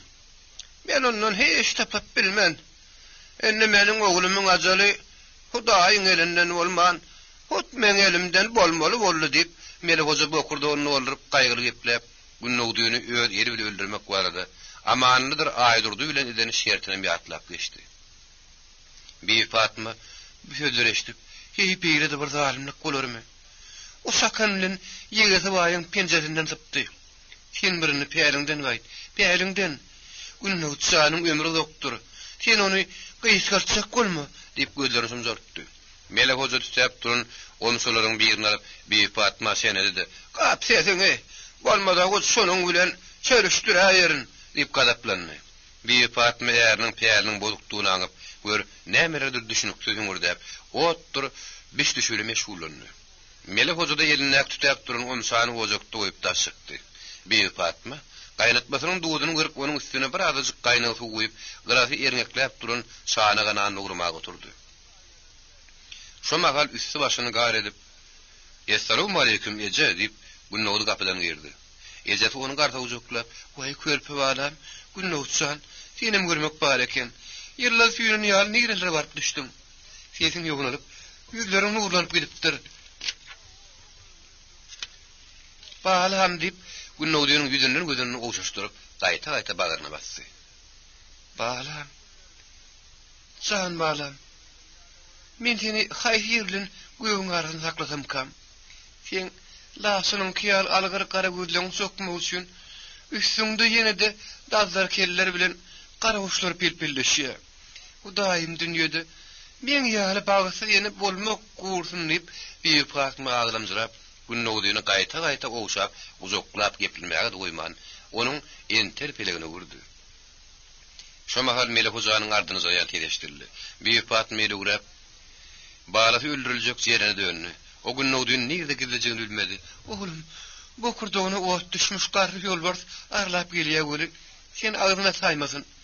Gel meniň arkamda gedilen.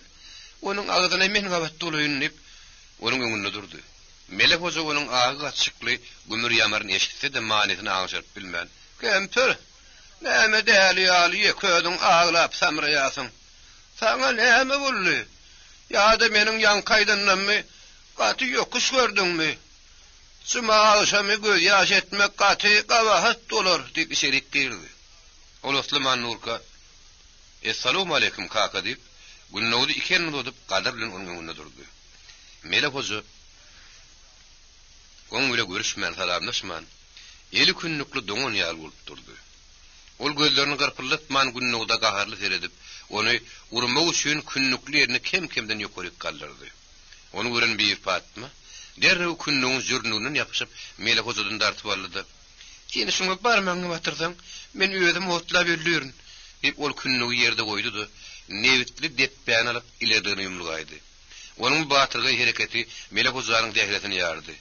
Ol alzyraňy haly hezin tanryp, "Ýet oglum, ýet, gaharna ýeneň bir iş, edäýmesin ha" diýip özüm günnowdyň ýerinden gady. Günnowdy kakarynyň öňürte bardyda izetin ýerinden nevitli depbän alyp oňa ýalwarmaga durdy. Täher wagtyň içinde beýlek hojalarym gelip bir Fatmany köşüşdirmäge girişdiler. Ine olar şey diýip bir Fatma bilen Melek Hojany Melek Hoja bilen günnowdyny öz ýanlaryndan ýaraşdyrdy kasap etdiler. Soňra olar günnowdynyň halyny habar aldylar. Aýratynam Hekim Hoja iki ulugyň gadanyň stozy ýaly herreldip günnowdyny gepletmän oňa soru üstüne soru ýagdaryp başlady. "Tügeleme, sanyny jogunda sen girenkiň durlanyp gözüň ýerine gelipdir göli, o bolýan ýerinde seni näme wagtdylar? Bal bilenmi ýa-da ak goýnuň ýagy bilenmi?" Onuň soňky kina ýaly sorugyny bir günnowda däleýem Abdu Hojada ýaramady. Ol demreguli ýaly ýygyrt arryp gözüni kürşerdip, kepep durunda odoklaryny ýalap, "Hekim, o bedroýyň ýetini ýagyny ýalamaga beýle dursun. Onu goýuna deňemegem külli günadyr" diýdi. Hekim Hoja ýekgerlip jogap berdi. "Abdy, sen meniň aýdarymy terek tapma. Dertli bolsaň dermanyny biýmek günadyr ahyrin." Agwatlyk aralaşanda maksatdan soň Hekim Hoja sorugyny dowam etdirdi. "Ýerim soň seniň keseliňe näme diýdiler? Eşek gulam gulony becerdip bildimi? Indi sen bir kemse gutulyp gitdiňmi?" Günnowdy şäherden getiren akna andyr halgosyny daşy kagazy süýjülerini ejesine berip, Hekim Hojanyň sorugyny howrukma ýeke-ýeke jogap berdi. "Men keselden taýlandym. Ýöne häzir menne gara hastalykdan galan asgynsyzlyk bar. Olam kim-kimden aýrdyşar" diýdiler. "Eşek guly şo ýeke gulak gidişi ýaly ýeke gulakda gaýdyp geldi. Endi düşündüm Hekim kaka" diýip günnowdy gözlerini güldürip Hekim Hojaya döndü. Hekim Hoja gulaklaryny herreldip, "Şäherde genen aý näme gep görüňmi? An hökümet galhoz gurmak goý bolsa etmişdi ýalarly. Şoçunmy" diýip ýene bir näçe sorular berjek duýrun bir Fatma taýannak o maşaly gadanyň iki gulagynyň ýeňi bile tutup şorbany işi dogrudan nanly şana geňtirdi. Onu gören hojalar gurlugyny goýup, derrew şanyň daşyna aýlanyp, şorly elleri bilen samaşlamaga başlady. "Has beterem." Hekim Hoja betini wislik edip agzyna taran nandyr etini şala çeýnep lakluk edýärdi. Şo barmany ol düňüp tassyň göýekdaş bolupdy. Şonda da ol şorlerini çanakdan çykarman, beýlesine bakyp, öýkünni geçýär kühäl üsürýärdi. Onu görüp günnowdynyň iştäsi tutuldy. Ol aňarty ýalman turdy, ýerine taşaga tüpürip, "Tediň, men beýle zorly nahar ýeme gorkýan.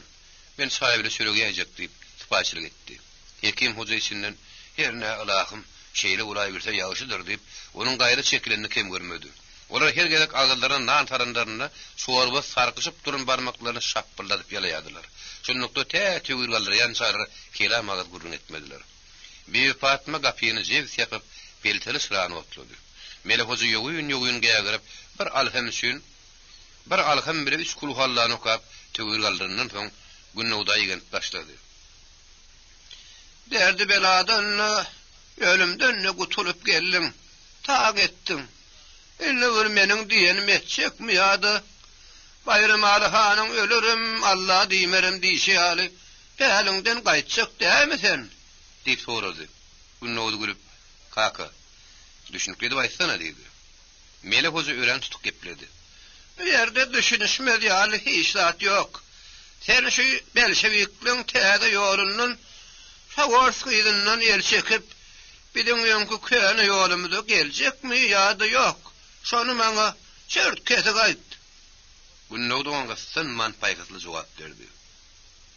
Kaka, iş iştin ısıp zıgı-bazıga geldi. Men senin bilen belli küllü gepleşmeye geldim. Yeniden bir pelle kaka.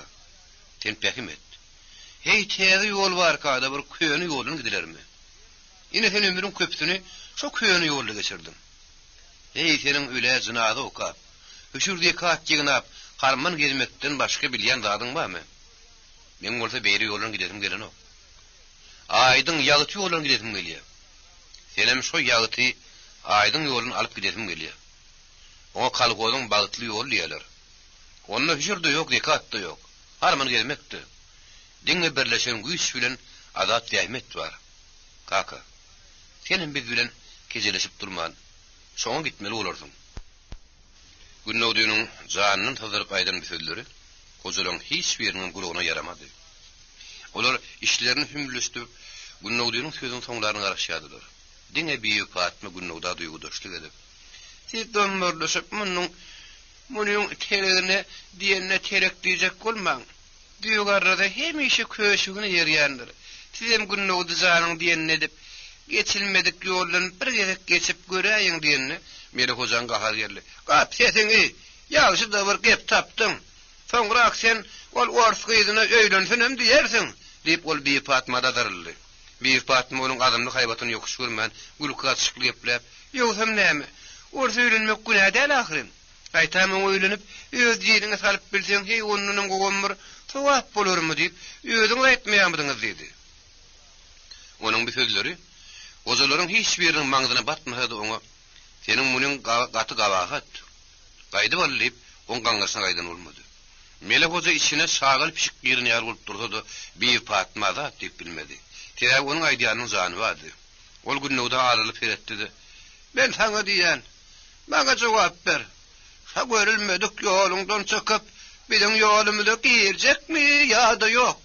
diýip azgyrlyp sorady. Hekim Hoja ataly ogul bir yaramazlyň üstünden barar öýdip howlukmaşlyk bilen Günnoğda aýlandy. "Oglum Günnoğda, görülmedik ýoluňda alınmadyk gyýdyňda ýüzüne köz degsin. Atasynyň diýenini etmedik. Sapyp barýan atdan agdarlandan beter bolýanlar. Oglum, sene maňa ýek nazar salmady, bärik nazar sal. Eşiret berdidir." Yüzü demreguli ýaly, Abdu Hojady dogdugyny ýalap, mesele goşulmandyr bilmedi. "Hinim Günnoğda, hekim hakaýdy. Senem garrataňy käy edip bermedi. Ýöňde biriniň aýlanaýyn köýnemden näşe ýaly ýydyňa dolanay." Günnoğda, "Men näme üçin täzeden taşlap köýne gaýdaýyn?" diýip onuň gözüne sorak berdi. Abdi şan suzaga ýöneköý soragyda jogap berip bilmän aljyrady. Oňa şenni Melek Hoja ara düşdi. "Men seniň hatta püttiňi bilmeýärin. Diýmek sen biziň diýenimiz bilen boljak däller" diýip o sesini sandradyp gylmaly getdi.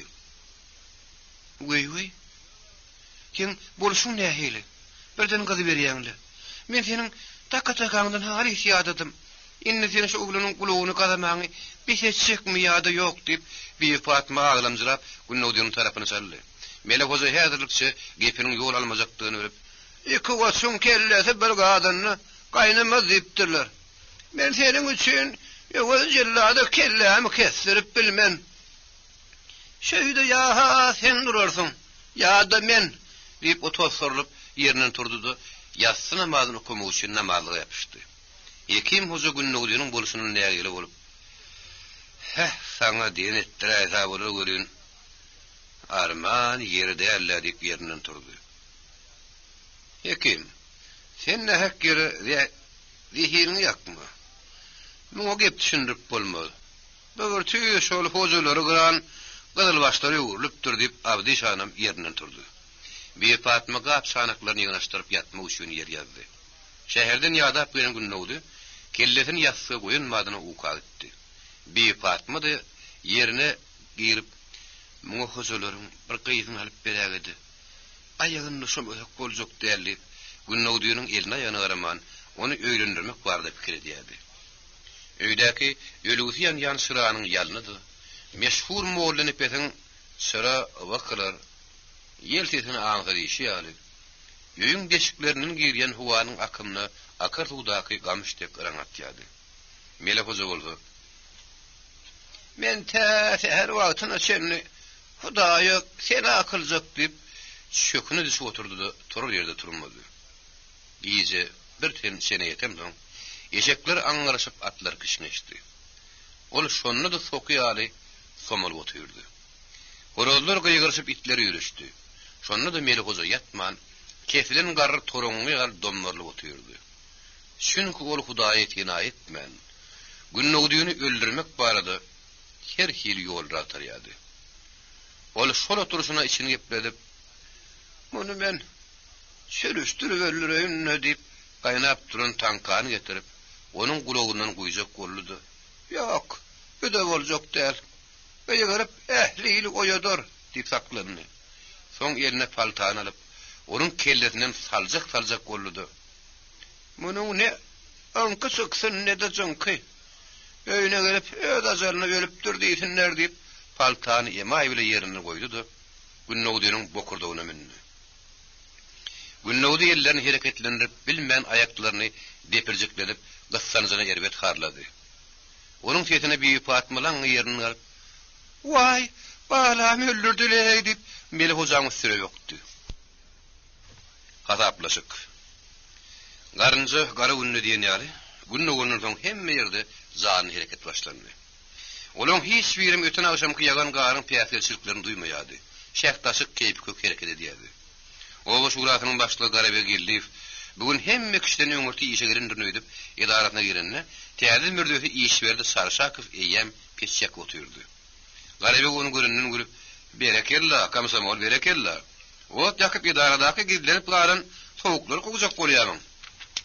"Berekella. Ol garatan kaňymda oldurup pejiň üstüne goý. Gülögün kişi kimin lakırdasın nursun deyip silmyatanmağa durdu. Eşverdi tankan sudan doldurup getirdi de pejin üstüne koydu. Garibek onu göründen görüp, "Berekellah mürdecan, berekellah. Sen menin mürdem boljak bolsaň geçbäri. Ýa-da iki saat oturkak, men sana etmeli işlerin birini aýdyp bereýin" deyip o silini otlamağa oturdu. Eşverdi onun geç diýen ýerine geçip nazaryny Garibege gönükdirip jonkorlup oturdu. Garibek silimini kökedip çekdi de, "Men sana diýjek zadım şeýle. Garibek, gariby ýa bilen ipek ýaly bol. Baý bilen molly şany bilen zabun daragyn. Şonda sen gowy iş bitirerdiň. Paradan jyrdan daşda bol, şonda sen hasam gowy iş bitirerdiň. Odur işi düşüp gelen aýal ogluny şoklary güler ýür berdin. Köjeden noýun pir ýaly ýüzüň sallap sortdyryp oturmagyň. Derdi hal bolan işini bitirjek bolgun. Baýlyňdyr, ýene şoňa meňleşdilen iň gowy türe talanlaşyp görüşeňdi. Eliň kirpiň hamynyň edilen 50 ýaly bolsun. Ene, komsomol şeýletseň, sen olaryň hakyndan çykardyň. Bolmasa olar seniň gözüňe seredip durundur. Kirpiň çalaja salşanyna gözi ýetäýdi. Olar seniň ýakaňy minip bokurdagyňdan bogar. Beber. Ondan sen ýasagularyňy öýren berip tutary. Olaň haýsy seniň diýen etmese maňa gulak kuk diýär. Edir şu minutyň özünü gülberin arkandan aňyp bereýin. Ikinji. Üçüncü diýsem, olam şeýle. Ýasagulary iýi berip ýygnamadyk naloklary hemem odunlar ýygnatmak gerek. Seret daşary. Gar ýene göpüräp düşdi. Bugün maýyl bolsa akşam sowuk bolar. Mektep odunsyz bolanýar. Mugallimler maýlyksyz. Şoň üçin odun talgydyny nalogyn tölemedik. Gurban Murat baýaly baýlar hat ýazmak gerek. Hat ýazandydy. Eliň ýaglykly ýaly gowşak ýazman, şu hat alan badyňy tölemeli odunyňy mektebiň agdyna düşürmeliň. Nalogyň owa şuratynyň edarasyna güni birin getirip, hökümet bilen üzleşmeliň. Ýogdam süýdüň onu semeldir diýip ýaz. Awwa. Olara hatykut men aýdysym ýar edip ýaz. Ondan ýasa ullara aýt. Soňundan eşitmedim diýmesin. Olan haýsy bir daýhanlara allap ýa-da gorkup pul artyg alaýsa, ýüzünden syp almaz. Duw torbasyny arkasyna daňyp gözüni şebişken nasar. Düşündiňmi Mürdejan diýip, Garabek ýene silim çekmäge durdy. Işberdi Sarşakow sala jelgirdi. Düşündim Garabek aga. Düşündim diýdi. Düşünen bolsaň ören gowy. Sen meniň ýar ömrüniň köpsini baýlan gapsyna sürgünde geçiren adam däl. Senin görjek gowunlaryň öňünde sana köp zatlary öwrenmek gerek. Oň şünem. İsa gagaň aýdyşy ýaly okumak gerek. Şonu seni halkam hökümetim menem gowuryň. Düşündiňmi diýip Garabek onuň gaýtylap sorady. Düşündim Garabek aga. Düşündim. Düşünen bolsaň ene şu stolum senki oturguzam. Sotum senki telefonum. İşin bilen bolýanny, Işberdi Sarşakow ýylgyrjaklap Garabek aga. Birden telefon zıngırdasa men näderin diýip sorady. Garabek ullukan aly gözlerini güldürip ýylgyrjak ýad etdi. Näderler? Gepleşerler. Geplemän bilmesem nädeýin? Näme türkmen dilini bilemokmy? Telefon zıngırdar göli onun togazyny tutdy. Maşin bagşa tog berilen ýar edip ýelim uğruna bir kuş gerek aýlap gepleşbermeliler diýip Garabek hamala diýeriň telefon edil ýöri ýatan ýaly beretlep gepledi. Soňra manyň ulus kody nähil aýramalygyny, trubkan nädip gulaga tutmalygyny Işberdi öwretdi. Ene düşündiňmi Mürdejan diýdi. Düşündim Garabek aga, düşündim. Şu mahal taňka lakır gaýnap soğudy. Onun agdyndan jüründiginden dökülen suwlar gazgyn peziň üstüne symap ýaltyreşip, taýyşyp ýere düşdi. Dogry Mürdejan, dogry. Sen düşünendiňi taňka da tasdiklady. Al bir ýana wa şaý onuň işine atdy. Adam gelmän ka al şaýyň hödýerini görelip, Garabek jüýtünden şaý galtaryny çykaryp Işberdi aklady. Işberdi şaý galta bilen taňkanyň gulpundan tutup ýere düşürdi-de, onu Garabekiň aýdyşy ýaly az edip demledi. Garalary gädik moýly kätedini gylgyn şaý bilen şaýkap. Al Garabek aga, muňa şaý diýerler.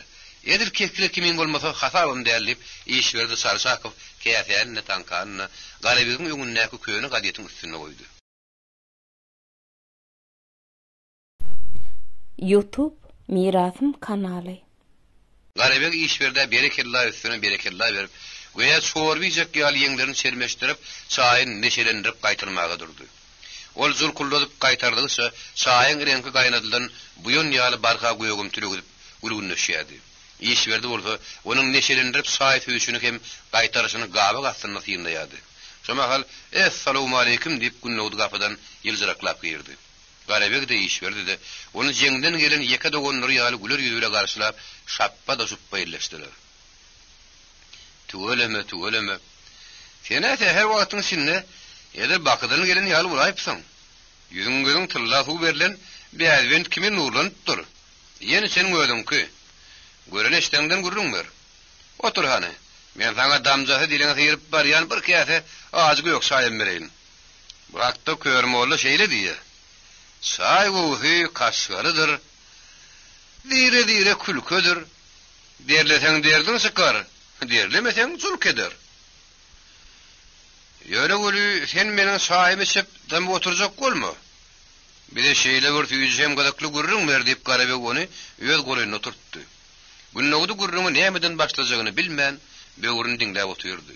Işberdi bolsa, günnäwdiňiň geplerini garaşyp stoluň üstündäki köne sotuň şänik ýal agaç düýmelerini arryk barmaklary bilen beýlek tüýjürüşdirip, ýuwaşça oýnap oturdy.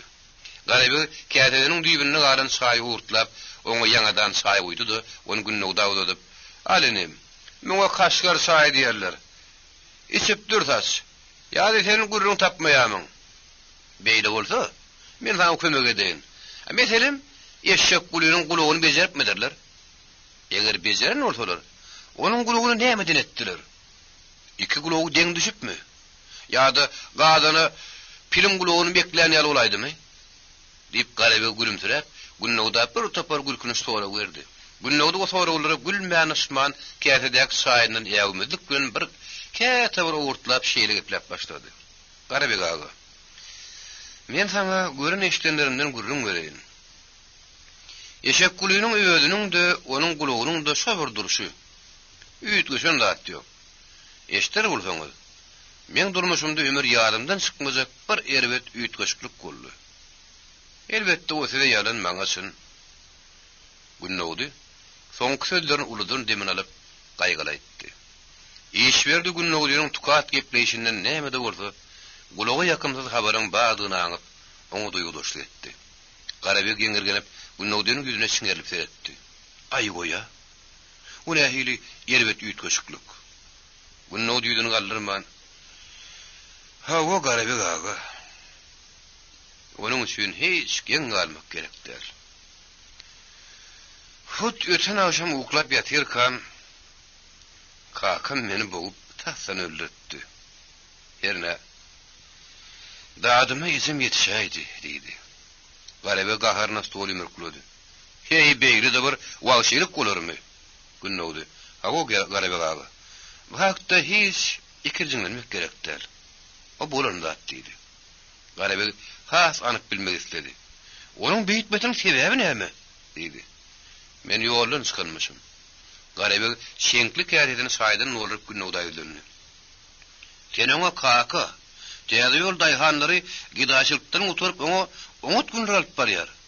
O günler bolsa biziň ýöňümizde garaşyp dur.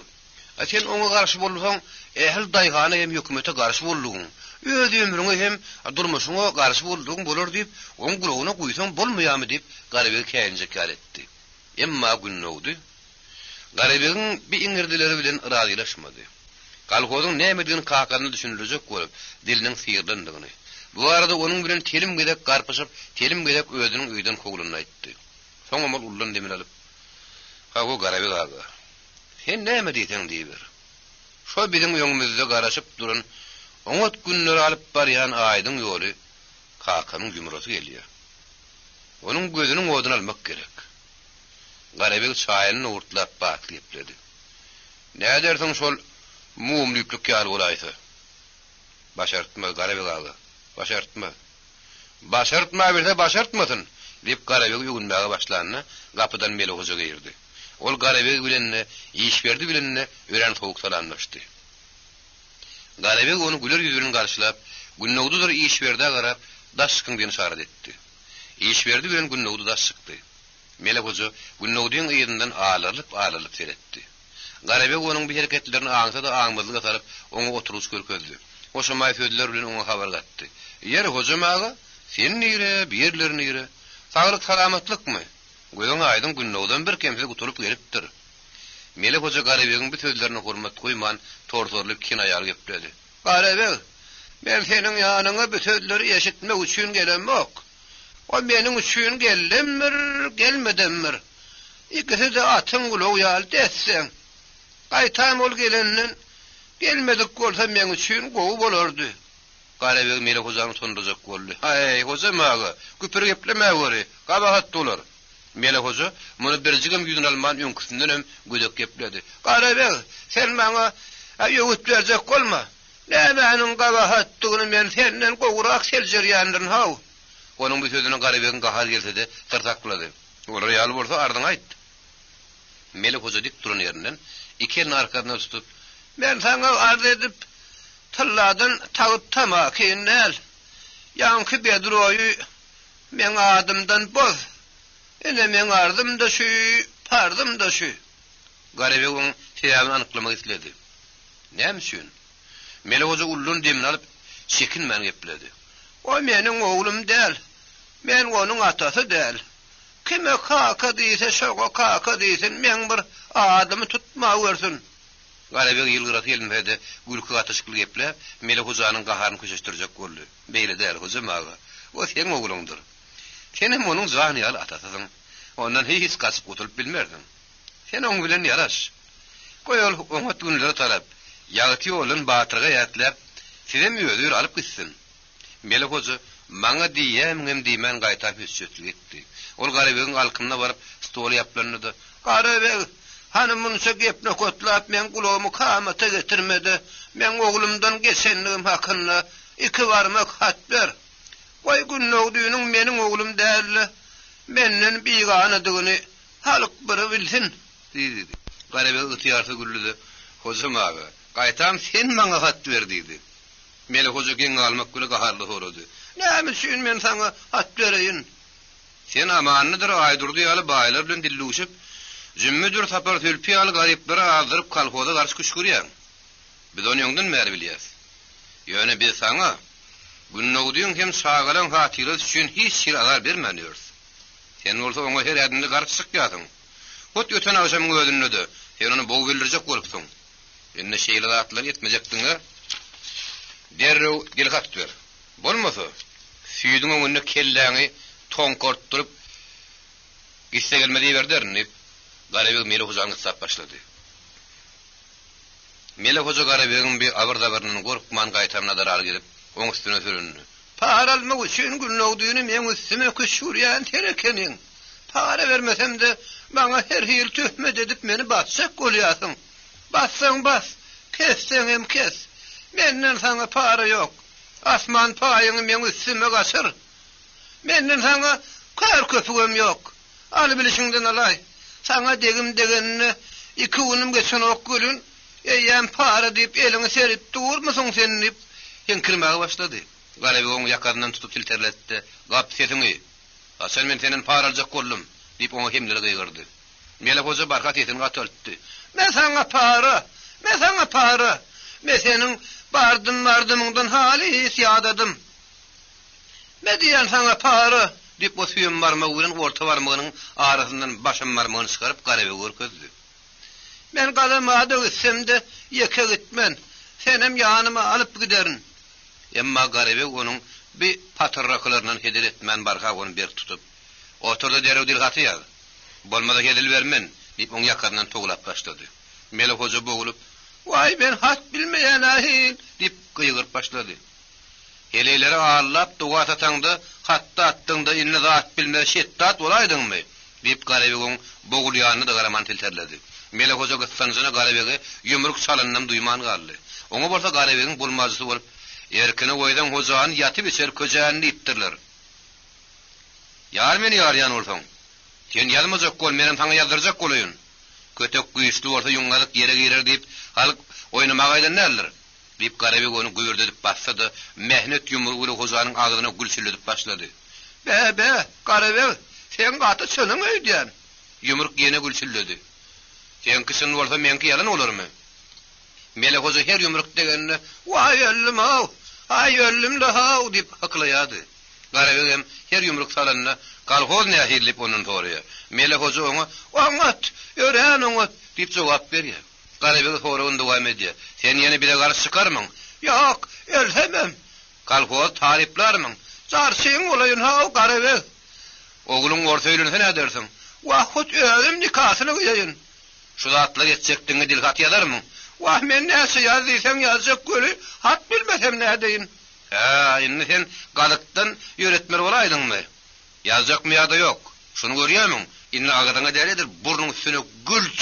Garabek Mele hojanyň döwülgün mehnet ýumrugyny görkezdi. Mele hoja onu göründen gözlerini petir edip alzyraň haly epledi. "Hey, agyzyňa gülçülläp ýumruk degip durkady, arkan ýatan ýeriňden emir hey hat ýalyp bolarmy?" "Ýüzün ýat. Kim taň arkan ýatdy ýa? Bolmanyny sen öýüňde hem bagyryň stoly berip doga ýalmaýanyňy bilýän. Ýüzün ýatyp ýaz." Mele hoja hat ýazmaly boldy. Garabek oňa galamdar kagaz berip ýazdyrjak datlaryny ýeke-ýekeden aýdyp başlady. "Men günnägdiň kakasy Mele hoja. Dolanyp, kalhol guruluşyna garşy ýekece söz aýda aýsam heley bollugum." Mele hoja bu sözleriň diňe heley diýen sözüni aýal sözü bilen salsyryp ýazdy. Garabek onu şo wagtda aňyp, "Sen näme üçin men aýdyşym ýaly ýazman, heleýi aýal bilen salsyrýaň" diýdi. Mele hoja galamny tiz-tizden dodugyny degirtdi, onuň ýazdyýan zadyny ýazmajak bolup, "Heleýi bilen aýalyň näme tapawudy bar? Iki hemmir bulamakçy näme diýdi. "Ýok, sen onuň bolmaýa. Heleýi bilen aýalyň arasy ýer bilen göýük ýalylar. Heleýi bolunny, edil bestirhan ýaly bolar." Garabek bu sözleri ören hemle aýtdy. Mele hoja ýüdüň ýatan ýerinden gaňrylyp Garabege ýalvarmaga durdy. "Başyňa döneýin Garabek, şo meniň ýazyşym ýaly bolaýsynmy?" "Ýok, sen ýazyşyň ýaly bolmaly. Men aýdyşym ýaly bolmaly. Düzetde derre goluňy sek bolmasa da, ene şuň bilen ýeňti skurundan gartyrlatdym diýip garaby oňa nagany görkezdi. Mele hoja, "Başyňa döneýin, sen bir olaýynyň ýetmäge bar ha" diýip ýalvarmak bilen garabyň aýdyşy ýaly ýalyp goluny çekdi. "Enni boldymy?" diýdi. Garaby haýbatly ýepläp, "Ýok, entek bolanok. Meniň oglum günnägidi ors gyýdyna öýrense, özüm nikah gıymasam heli bollugum diýbem ýaz" diýdi.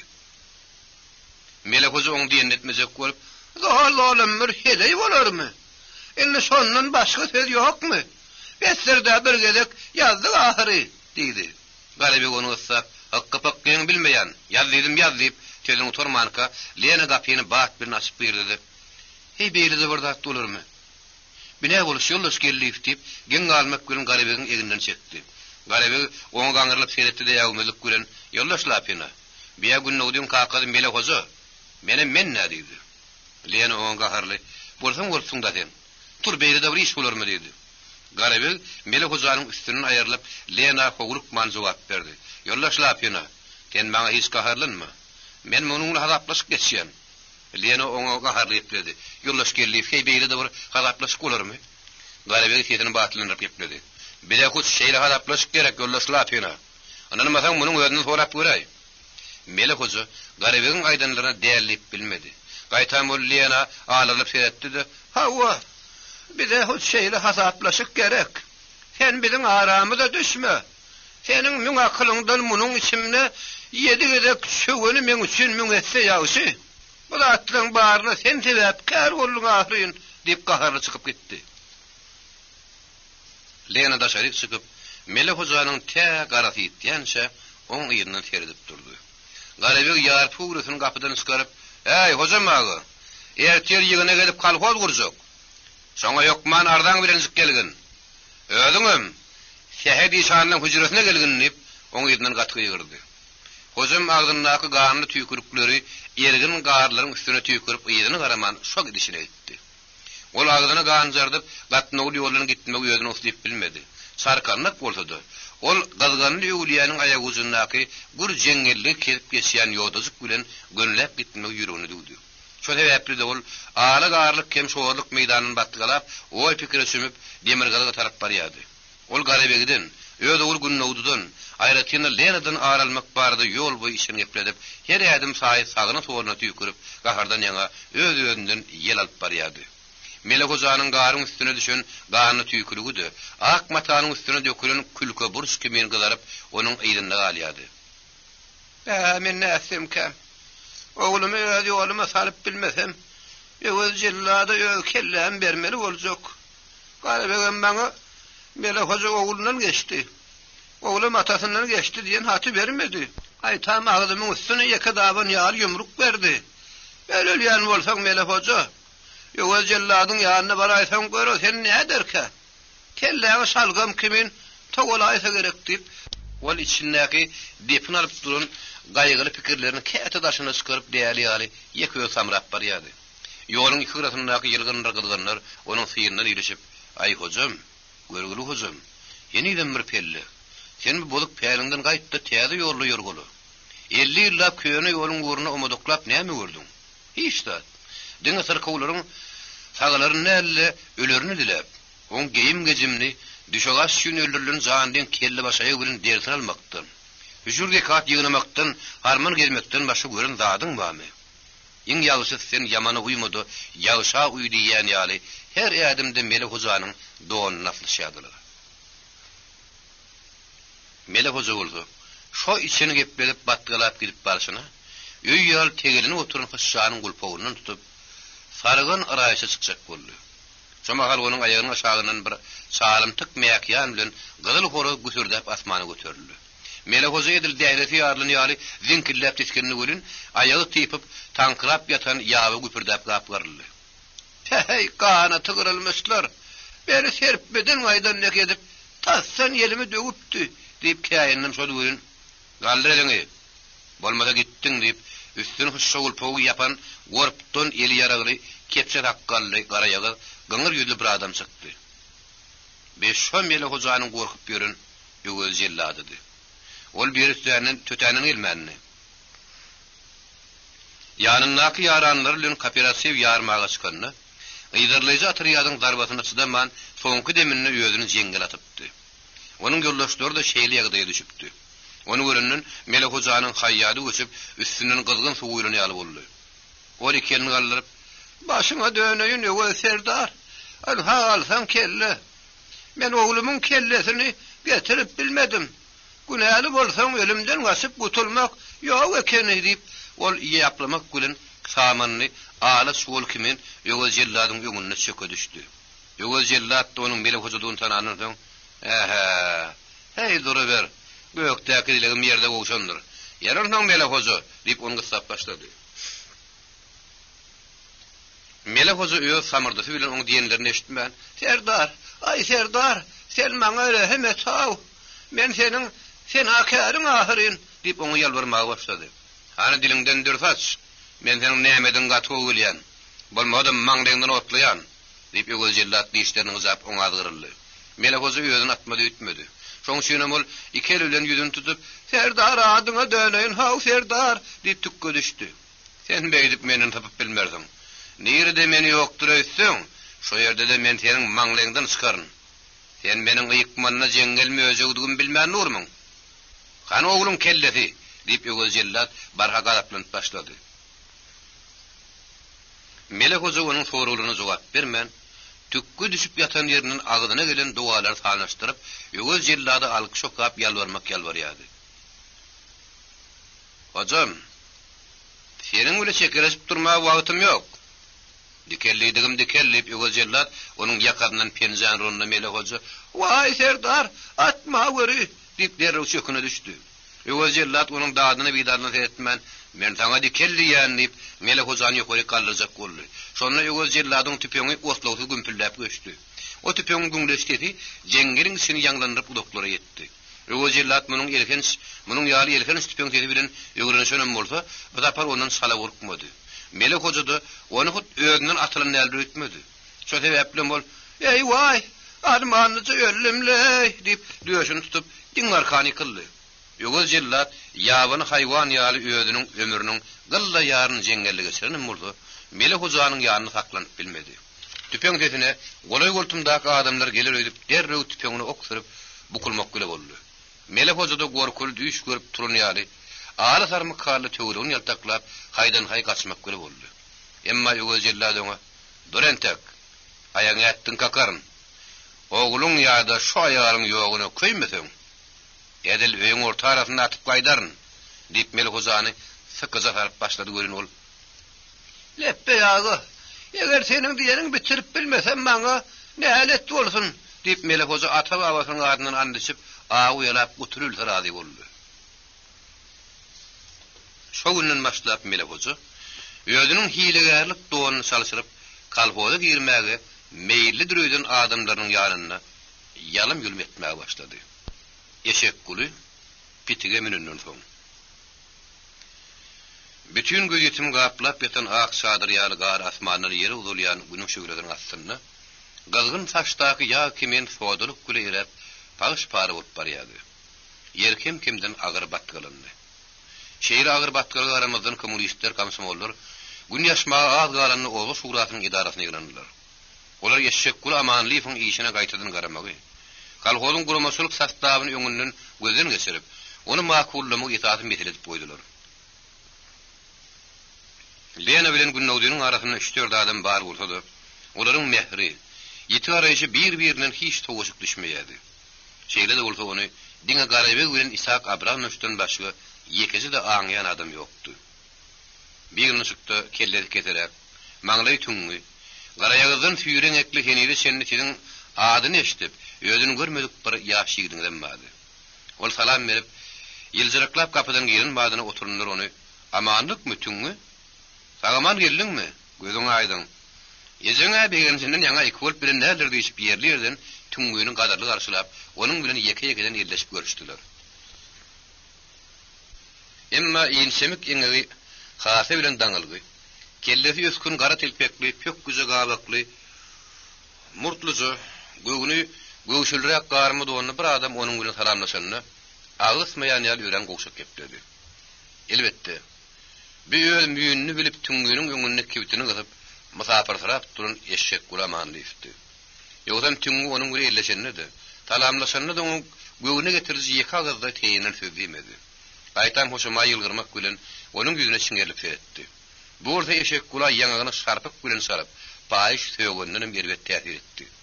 Tüngü oň göwünnäkiň aňdy mene etdimi garal, eşek guly bilen isken sözleşmän, şiireli goşordan tutanýar derrew elini ýygyna çekip aldy.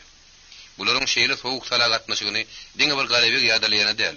Megerem mugat garly hem aňyny bolsa gerek. Ol telpegini hızlawuk ýar edip stol tarkallatdy da adam duýlandy. Aha o adamlar. Ýollaşlar. Hali goguruňyzy goýuňda, ýerleriňizi ornaşyp oturuň. Wagt geçip barýa, işimiz bilen bolalyň diýdi. Mundan soň hemmeler hümürdilerini ýuwşadyp ýerli ýerden oturdular. Ýygyna alyp barar ýaly 3 adamdan ibarat prezidium taýlandy. Olar ýygyny alyp barmagy Isak Abramovich beýlere tapşyrdylar. O da ýygynyň gün tertibini ýylan edenden soň ilkinji söýü eşek guly amanlypa berdi. Emma eşek guly hem şekilde ýaly ýerini tasyrap durmady. Ýüzünden gözünden daş atylan ýaly üren gaýgyly agrat turdy. Ol töwrüne adamlardan dilalet isleýän ýaly olary bir laýt edip esluwat ýudunyp durdy. Ol dodoklaryny nasasanyň agzy ýaly mümkinledip ýollaşdylar. Siz meni bagyşlaň. Men tekep beýlik edip gatýalyňy sepdirn. Şu derarlyda at menen atasyny tanamaz diýen adamlary men bolup durun diýip tüýde başlanam şu dugule kimdir beri. Ýok, o beýle del. Sen ataňy tanadyň da bir tanamadyň diýip gaýgyrmak bir eşek gulyň sözüni böldi. Soň sözler eşek gula duýdansa durulan şarpykdan beter täsir etdi. Ol mesçitde öz zinasynyň üstünde tutulan molladan beter oturdy. Diliniň uzundaky diýjek sözlerini diýip bilmän ýere seredip böwrüni diňlemäge durdy. Kimdir bir şu mahal partaby oturan ýerinden sözle de sözlejek bolsaň, ýa-da diliňden kire isleýämiň. Wagt dolda geçip barýar diýip adamlar salazy eşitdirip hüngürdedi. Ýoş ýoldaş. Ýygyna hormatlamak gerek diýip Isak Abramovich şu wagda elinde galam bilen stol tarkallatdy. Dogry da walla. Alaryňa gelen patarrakyň oturup ýaly bir aýdurdyn şaýhanaty dällip, mugat garly felki diliňden kire isleýämiň diýip eşek gula hüngürden adama tarap teýinler sözler aýtdy. Ol adam sulap bilmän ýüzüni ýokary kallardy da, "Bollula ha, bollula." Diýenem bolsam diýmedim ekenne. Bagyşlan goý gepler bersin. Näme hemmeňiz gaňarlyp ýygyňyzy seredişýäňiz. Bir ýerde tanamayan adamyňyz ýok. Men ilemanyň ogly Mammat diýip birak güli ýaşyk ýerinden turdy. Lena da oňa kellesini ýaýkap, "Sen bir gepleşiň bolanok" diýen maňyna şarat etdi. Ondan soň Isak Abramovich eşek gulaýa dönüp, "Ýoldaş amanlyýyz. Sen köpçüligi bugün görmeliler ahyrin." Howlukmada gepler berdi, oňa maslahat berdi. Emma eşek guly näçe mirdem terese de dağdy bolan kalbyna ötýär bilmedi. Ol ýüzüni tallap sortdurup duruşyny başyny galdyrman garlyjyk ses bilen "Men nädeýin? Päl azman bela bakma diýenler boldum. Endi meni şeýler arasynda hem päk boldum göli. Süýdem birin näse şagada mense badyr ýa-da ýokdur. Hawa adamlar. Men hossarymam, howunlarymam siz. Siz men tanqytlap näme etseňiz edin, emma meni ýöz hasaryňyzdan aýyrmaň. Maňa doňuz baktyrsaňyzam hykkyllaman makaýyn. Ýöne men sizi öz araňyzdan aýyrmaň. Meni görün araňyzdan aýyrma görüň. Men boljagym bolup boýam ýermesin diýip ejetiniň kakasynyň ölüşini, dogunlarynyň dugdagyny bolup gidişlerini, olary şu jele gaýa düşdi, öz eri bilen tutup getirjekdigini ýakdelip gurrun berdi. Soň bolsa olurdan demin alyp, özüniň barja dadyny kalkowyň haýyryna berip, ötýäde ýoldan hiç mahal dönmejek duwarly kasam etdi. Ondan soň kommunistler, komsomollar eşek gula amanlyk bardak pikirlerini ýeke-ýeke orta atdylar. Bir eşek gula amanlyk hökman partiýadan çykaryp jogapkärçiligi çekmeliydi. Ýene bir bolsa ýok. Onu diňe partiýadan çykaryp şäklenmeliydi. Başga bir bolsa, oň ähli emläň hökümet haýyryna geçirip, özüniň dönük hökümine işin tüýde bermek gerek diýdi. Tüňü bolsa, eşek gulyň ähli etmişlerin birin ýüzüne basyp sözüniň ahyrynda ýollaşdylar. Şeýle bolsa, biz şuny urdyýsalar öldüretmäliň. Çünki bizim maksadymyz adamyny maýyp etmek däle terbiyelemek ahyryn. Bunu beden etmişler üçün alın temmiler te ölýän şaýözüni tapak bolar. Gelin biz muňa öýde bilen deň bolman. Ýene bir gez synap göreliň diýip, onuň şol ýönkü käýinji bilen partiýanyň ataryna galdyrmagyny haýyş etdi. Lena da öz gelegini ýollaşdylar. Eger men ýalňyşmaýan bolsam, köp ýöňüň ýoldaş amanlygy bolan gaharyňyz enten tekler köşejer ýalylar. Menne de gahar näçe diýseň bar. Emma şeýle de bolsa, men ýoldaş tüňüň teklibiniň tarapdary. Ýeňat oturanlar Lenanyň bu sözüni geň görüp, oňa üşürlüş berelişdiler. Binäme beýtde diýip, olaryň bir-birini saw sakşýanlarym boldy. Hut Lenanyň özüni eşitdirip, ýollaşlap ýene. Näme sen oňa ýeglişe çek bolýasyň diýip, sonra öýrendirim boldy. Isak Abramovich galam bilen stol tarkyladyp, olaryň ünsüni Lena tarap çekdi. Lena sözüni dowam etdi. Näme şunu diýseňizden ýoldaşlar. Kommunist diýen adam uruhy pek düşünjeli, öz sınıfdaşlaryna rekimdar, ýoňbaşy, ölümden gorkmaýan adam bolmaly. Onuň maşgalaty da töweregini görülýär, agzy bolmaly. Lena heni diýjek sözlerini diýip bolmanka garabe gelip, ýollaşlap ýene. Eşek gurda senin bir diýen batlaryň müňden biri bolmasa näme etjek diýdi. Lena oňa ýelini galdyryp, ulug asýany şarat etdi. Isak Abramovich galam bilen ýene stol tarkylatdy. Garabe dikeliwrä oturup, bar nazaryny Lena bakan görüpdirdi. Hawa ýoldaşlar. Ýöne kommunist bolan adamyň aýal gyýlara gyýa gözülen garamagy birjek de haky ýok. Gaýtam olary. Hut öz janyzan uýut hadaplap, bahillerin şalpaň dilinden, näkes ýerinden goramaly. Gynantakda beýle duýgu düşünje, beýle azaýyp adam käsirk ýoldaş amanlyk sende ýok. Gaýtam sen, ýeriň gülýaly maşgalatyna şalpaň dilini getirdin. Balyk başyndan portaryny edip, öz neberäňe de tohum tiýijiňe de buýurup bilmedin. Sen baýlarla baş goşup, ortada ýahanlar kalkol guruluşyny daşlaşdyrdyň. Senin dogan garnaşlaryň kalkol hojulugyna alynjak iş mallar sürüp, wellurda gany öldürdüp, gör nereden çykdy. Bizdäki bar bolan maglumatlary görä. Kömürek işanyndy. Godor agaňda ölümine sebäp bolan sen kakyňdan başga kişi däl. Arman biz muny sen kakyň ölenden soň bildik. Eger meniň sözüme sen kitwa etmeýän bolsaň, jümma gabyle gurrunda şolp göräý diýip Lena eşek kula gaharly etdi.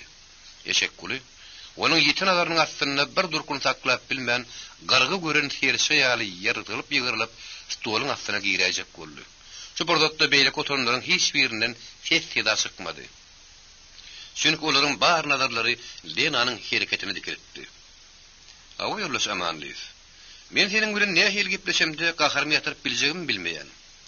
Sovet döwletini berkirar eden Vladimir Ilyich Lenin 1918-nji ýylyň 21-nji noýabrynda ýoldaş ese jogap diýip ýadan belli makalatynda şeýle diýdi. Bizim gowuda kuýrypýamy pameşçilik ýok etmekdir. Eksploatatorlar bilen spekulyant kulagyň garşylygyny basp ýatyrmakdan ibaretdir. Eger siz helçejik ikirjiňlenteňiz, onuň 23-nji tomynyň 294-nji saýpasyny seyretip göräýin. Hawa ýoldaş amanlyk. Sen bize şo kulaklar töwdügärler ýok edişdiňmi? Ýok. Gaýtam sen olary diýre bolup diýreldim. Lenin ýene şo makalatyny orta daýhan bize düşman näler. Diňe garyp bir puta daýanyp, orta daýhanla ýalaşyk etmek başarmaly. O beýik adam biziň etmeli işimizi 12 ýyl mundan uzak aýdypdyr. Sen şol etdiň ýoldaş amanlyk. Sen orta daýhanlar bizden daşlaşdyrdyň. Indi şu zatlary heredeňdi. Sen jogap käsigi çekmek gerek. Döň hökmüni atmaly boljak. Kimdir bir şopurdatdy. Hut men ýürejigim bollun ýoldaş lapina diýip seslendi. Lena da sesini batlandyryp, frontda döň ratýar ahirinde. Kalkol guruluşyny näme front dälmi diýip Isak Abramovich beýdir bada bas seslendi. Lena onuň bu soragyna sagynman jogap berdi. Frontuň baryp ýatany. Onda eşek gulyny gepletmän atmak gerek diýip köstek berdim Razif ýaýlanyň üstüne Lena etdi. Ýok ýoldaş berdim Razif. Men seniň o tekligiň bilen dalaşmaýan. Şukurun gırasyna ýeritip tarkyllada ýaly adam itdi ahirin. Onuň eden etmişlerini ýüzüne basyp telebilecek bolmaly. Eger biz bilen onuň meýaşy bişişmedi, ondan soňda onu tarkyllatmak bolar. Ýoldaş amanlyk. Sen azdyň. Sen aýalyň azdy. Hut ejen pahiryňda ýörümini azgynçylyk sebäp boldy. Arman biz o nejiti ilhat bilmedik. Ýöne sen onu aňty. Ahir sünün bararsın. Ha yollaşlar, mena yollaş amanlypyň, başyny düşen soňky muşakkatlar görüp, oňa gat haýpym gelýär. Şoň üçin mena yollaş tüňmüň teklibini gollaýan neplene, eşekkul amanlypyň partiýanyň ataryna galdyrylmagy teklip etdi. Emma onuň bu teklibine köp adam razy bolmady. Aýratynym köstek berdim Radow Günnowdy, Polat Nurýelliw razy bolmady. Şonundan Isak Abramow şeriniň turup yollaşdyr. Bir ýerde düşünişmezlik edip biderek gahara ýol bermäliň. Gahar bilen iş çöp bolma, diňe aralyp borar. Biňe meşekkul amanlypda köýün arymyz ýok. Yollaş lapyanyň aýdan makalatyny mene mukap gördüm. Şonda Vladimir Ilyich Lenin ine şeýle söýder ýazdyr. Kulagy garşy göreşmekden 1 minutum elçekmän. Diňe garyplara puta daýanyp, orta daýhanlar bilen ylalaşyk etmek başarmaly. Görýäňmi yollaşlar? Leninem orta daýhanlar ýok etmeli ýene wagtyn. Gaýtan dost bolmaly. Eşekkul amanlypym gapsyna talaban taklap, garyplara gamsylap ýören zalim däl ahyryn. Biz onu grypetinden boşutdyk, käýinç berdik. O bolsa, meni näme etseň dediň göri, ýöne öz araňyzdan aýyrmaň diýip dörledip towap edip otur. Men pikirimçe, şular ýeterlik şäre bar diýip, ýene sözüni oturmaka. Günnowdy Melaýew döwü ýeriniň turdudy söz alyp, Isak aga, ýeýem onuň ýegenleriniň ýegesi baý bilen biri ikimeli owada ýakşak bolundyryny unutdyňmy? Şonda şadyrly dadymda ýetişmedik bolsa, ikime zardap kebap bolýardyk. Ýene de oň arkadan tutsak bolýarsyňyz. Siz onuň aglap gülüşine seretmäň diýip diýişini gyzamak günün gaharly etlendi. Isak Abramowicz göwünsiz şalazy ýylgyrdy da yollaş gününe oldy. Biri urup forlap owada ýakşak bolan eşek gulu däl ahyry. O sakan bilen ýegesi baýdy ahyry. Olaň şadyrdynyň elinden nähir bolanyny sen ýaşy bilýärsiň ahyry. Gel biziň ýaşy Ali'nin arına Ahmet'ten skıracak olmalyňdy, tüňňi bilen lapyny ýollaşlaryň teklibiniň tarapdary bolalýaň diýip oturunly ýüzünni. Ýok, bir razy däl. Bolubam bilmez. Ras bitigeminmi? Ýok, manfaatmak gerek diýip Polat Günnowdy köstek dagy gaýta etlendi. Isak Abramowicz tapar galam bilen näle, stoly ýumru bilen urup güýçli tarkyllatdy. Gogur suw tepini ýar tappaýatdy. Munun soň magtym şahyr ýarlydy. Ýollaşlar. Bir ýerde men uzak sakardap durjak däl. Biziň üçin hem bidat düşünipli boldy. Gelin bilen ýanka-ýankany goýup, tüňüniň hem Lenanyň teklibini gollalyň diýip ýerinden turdy. Iň soňky muhat gardy berildi. Ol telpegini çykarman, hawa adamlar. Şu eşek gulamanlypy menden berediňiz ýokdur. Munyň guloklary hatyrlanlygyna syn. Para fizalanymsyn. Azynlygy da syn. Zatlar üçin orada biz onu oda gorsulun Mekkejigine döndürdik. Indi bir yakaymamız galdy. Maňa gerek gelse, şo başdaky beren käýinjimiz bilen oňaýjak. Onuň ýanyna ses sanyşygyny göre berersiz, o çekişleşmek bet edip el galdyrmak teklip etdi. Mundan soň Isak Abramowicz beýder ýerinden turup, galam bilen stol tarkyladyp oturanyň üntüni ýöne çekdi de, ýollaşlar. El galdyrmagy diňe partiýanyň şileni bolan ýollaşlar hakly. Düşündiňizmi diýdi. Ýynykdaky adamlar bir adam ýalyp, hawa düşünüşdik diýdiler. Düşünen bolsaňyz öýren gowy. Kimde kim tüňňi jepbar bilen lapyny ýollaşlaryň teklibine razy bolsa, elini galdyrsyn. Diýip Isak Abramowicz ilki bilen ýörerini galdyrdy. Onuň ýüzü bilen meni 4 sany gol galdy. Demek 6 sany şilen kommunistiň diňe ýekejek saklandy. O da köstek berdim Radowdy. Ene şundan soň eşek gulamanlypyň näş wagt ýary guwarlap durun ýüzünden şalaja ýylgyryma peýda boldy. Emma onu köpçülik kalkoda kabul etsekmi ýa-da ýok, olen tek belli däl. Ondan soň olar kalkol gurmak bardak mesele geçdiler. Bir mesele dogurusunda Lena komünistleri, komsomolları ýüzlenip şeýle diýdi. Ýollaşlar, biz kalkol gurmak hakda gurrun edýäs. Kalkolun ganim düşmanlary bolan kulaklar, molly şanlar kalkol gurdurmajak bolup ýer astyny hereket edýärler. Şeýle gerek? Dogrusyny diýsem, olar biri ýaly owaň arasyna tiňip daýhanlary gaty biýmada edýärler. Şeýle gerek? Ananjaň sowasy daýhanyň ýüregine bolgusyz göküm salyp, olar bize garşy özükdirýärler. O düşmanlar täzelçik amatyny tapsalar, tapar sülpi ýal daýhanlary biz bile garpyşdyrýarlar. Eýsem yalanmy? Şonuň üçin ýollaş Muhot garly firin ýollaş garaby geldi ikiňiz. Gata kısamlanmaly bolarsyňyz. Çünki siz gatakar owasynyň hem ýoňbaşçyly hem ýaşuly. Eýsem şeýle dämi? Halyk diňe siziň agdyňyza garamaly. Kommunistler, komsomollar siziň ýeňilme atryadyňyz bolmaly. Şo sebäpli ýollaş komsomollar sizem edil söwüşe ýerjek sallata dönmeli. Polat Nurgelliýew, Günnowdy, Melaýew, Tungy Jepparow, Mahmud Ilamanov ýollaşlar. Sizem öz ýanatlaryňyzy, gowy barnaşlaryňyzy bütün syýrgynyňyzy toý geýim bilen erterki ýyna alyp geliň.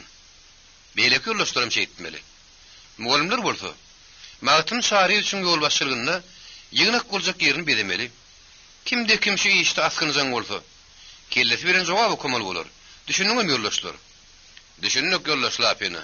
Aýdyşyň dek bolar diýip ýygnakdakylar bir adam ýaltyslenni. Aýratynda eşek gulamanlyk ýeriniň tarta turup gyryljak tesir bilen ýollaşlar apyna. Biziň obamyzyň ayak biteniň şo ýygynaga barjakdygyna men andyşýan diýip ören namly gepledi. Eşek gula aýdanyna tapdyrsa, biz hatda hiç görüňem gerek däl, güttügem. Ene bärden ýer düşen ýal bolup bardygamda. Kalhol bollukda. Oňa kim başlyk edersip, Mahmud Ilamanov o birin sonra güleşäklenmän, orunmasaryň, mirabyň, on maşylan kim boljagyny sorady. Len oňa howlukman, ýollaş Ilamanov. Sen soranlatyň hakyny biz ýün kommunistler bilen lalaşyp, belli bir netije geldik diýip, partiýa şeýkanyň büro maslahatyny boluny aýtdy. Mahmud Ilamanov onuň bilen kanagatlanman tahkik bilmek istedi. Meselem kim başlyklygy makul bildiňiz? Meselelmiş oturur ýaly bir ýerde komsomollardan gizlin dat ýok, ýollaş Ilamanov. Sen bir azajyk sabr et. Hemmesini jikmejik aýdyp bereýin. Şoň şünem şu maslahaty şagırdykda ýöne biz ol adama hiç hädidirip bilmedik. Komsomollar edil dilleşen ýaly o kim aýt diýip birden teslendiler. Polat Nurgelliýew Lenanyň jogap bererinde garaşyp durman sabyrsyzlyk bilen men o şo diýip ýerinden turdy. Komsomollar onuň başlyk bolmakdan näme üçin boyun gasyrýan sentýap soradylar. Polat köpçülik bilen berilen soragdan tutdy basalan soň loppuş ýüzüni eýlek sapajak edip näme jogap berjegini bilmedi. Diliniň ujundaky diýjek sözlerim şo wagt oň ýadyndan çykdy. Soň birden uludan demini alyp aşağı seretdi-de, ýerbet günäniň üstüne tuturan ýaly men ýaş, men oňarman. O men görüni işim däl. Meni başlyklygy hödürlemäň. Walla men oňarman diýip gaty ýoşepledi. Kim menetiniň içinde işe öwrenipdir. Gorkma. Arkaly köpek gurdara diýipdiler. Biz saň köpek berers diýip Tungy Jepparowda oňa güwünlik berdi. Beýlek komsomollaryň aglabasam Tungynyň sözüni makullap, Polada başlyk bolmagy maslahat berdiler. Emma Polat şol bir ýüzüni tarlap durşuny maňa bir aýtdyňyzam, bir müň aýtdyňyzam. Her adetdeňizde men başlyk boljak däl. Aýtmady diýmän. Şo güni pär men boýrumdan çagan ýaly illerseňizem men onu sypartyňaryn diýip Polat ýollaşlaryň göwünden turmady. Ha, adamlar. Polat ýöňüni inge bäbek saýan bolsa gelin biz onuň deregine Günnowdyny urka eýleňle diýip Mahmud teklip berdi. Ýanykdakylar Günnowdynyň uly münäme diýip Mahmudyň teklibini gülküli garşyladylar. İshak Abramovich kalamyn tırkyllady. Tertibe şagyrmak göre olaň gowruny köşeşdirdi. Soň geplemek nobaty Mugot garlyp etdi. Ol hyzrywk gal tegelek telpegini arkanrak geýip aşlap ýerinden turdy-da. Ýollaş Nurgelliýew. Diýmek sen biziň onammy hiç äsirmeýärsiň-de. Eger şeýle bolsa, biz senin bilen ýeger oturup dogry gepleşjek diýip, ol gaçlyk gözlerini alardyp Polada gahar teretdi. Polatdan nefes çykdy, nefeda. O diňe dammak göreşäklendi. Onuň bu bolşunda Lenanyňda Ishak Abramowich'da Magtym Şarif dagyňam gahar geldi. Sen bilen oýnasa ol ýeňeredi we gepimi göwürdip bilmedik. Enne sınrıgasa atasy ýeňerem biredip göreli. Ondan ýahil bolarka. Sen näse adamsaňdym görün? Ahir dogry jogap bermeli bolarsyň. Şol etmeseňem, ýazryň gözünde komsomollyk meseleňi seretjek diýip Mugot garlyp ýene-de oňa gaharlanyp başlady. Gaharlanykça da pök garyny çyşyp barha ululyp barýan ýaly. Polat näderini bilmän, pikir derýasyna ýykyryp, ýedil uky bilen ýaly parta ýaplandy. Ýedil şo mahalam ýegini köýne güppeli bir adam gelip, Çırağını söndürün de yarağını yapışın. Üstünüze baylar dökülecek deyip, onun barın ayak üstüne kaldırdı. Gelin görelim. Bu adam kim ki? Zövelmeli oldu. 11 ýyldan ibaret gaýraty agylary çalmarly külün obanyň iň aşak çetinläki köwleniň oturan ak gamışly Gurban Murat baýynkydy. Onuň üstüne abyn turun işigi eýwanyny ýaşyl gaply tamdy şonkudy. Bir öýde tamdy şonku atlarda gelim gatadaldy. Pis tapar suw pesi diýilýärdi. Gurban Murat baýyn gapsyndan hem öýde ýaly kulak ýa-da gaskak adamlar gelip başlady. Olaram ýüzlerini garanka tutup Oguryn gelip giderdiler. Gurban Murat baýty tukkuşowyny başyna telle edinip, mele şäkmen ýatkynja gatanyp, geline gele gördüp tamyň töründäki düýüp haliniň üstüne tirtekläp, gyrmyzy şäýnekden çaý içýärdi. Ol salam berip ikirin dozdan adam bilen ýeriniň turup gadar görüşýärdi. Göwsüni ýap durun ýaýbaň sakkalyny typalap, gelen adama ýer görkezip aşağı oturýar.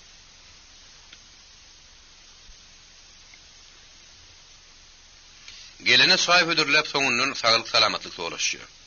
Aly özi ýylsyr tegelek ýüzüne gaýbat berýän pişgele smurtuna taýyl edip timar berip ýene gyşaryp çaý içmäge başlaýar.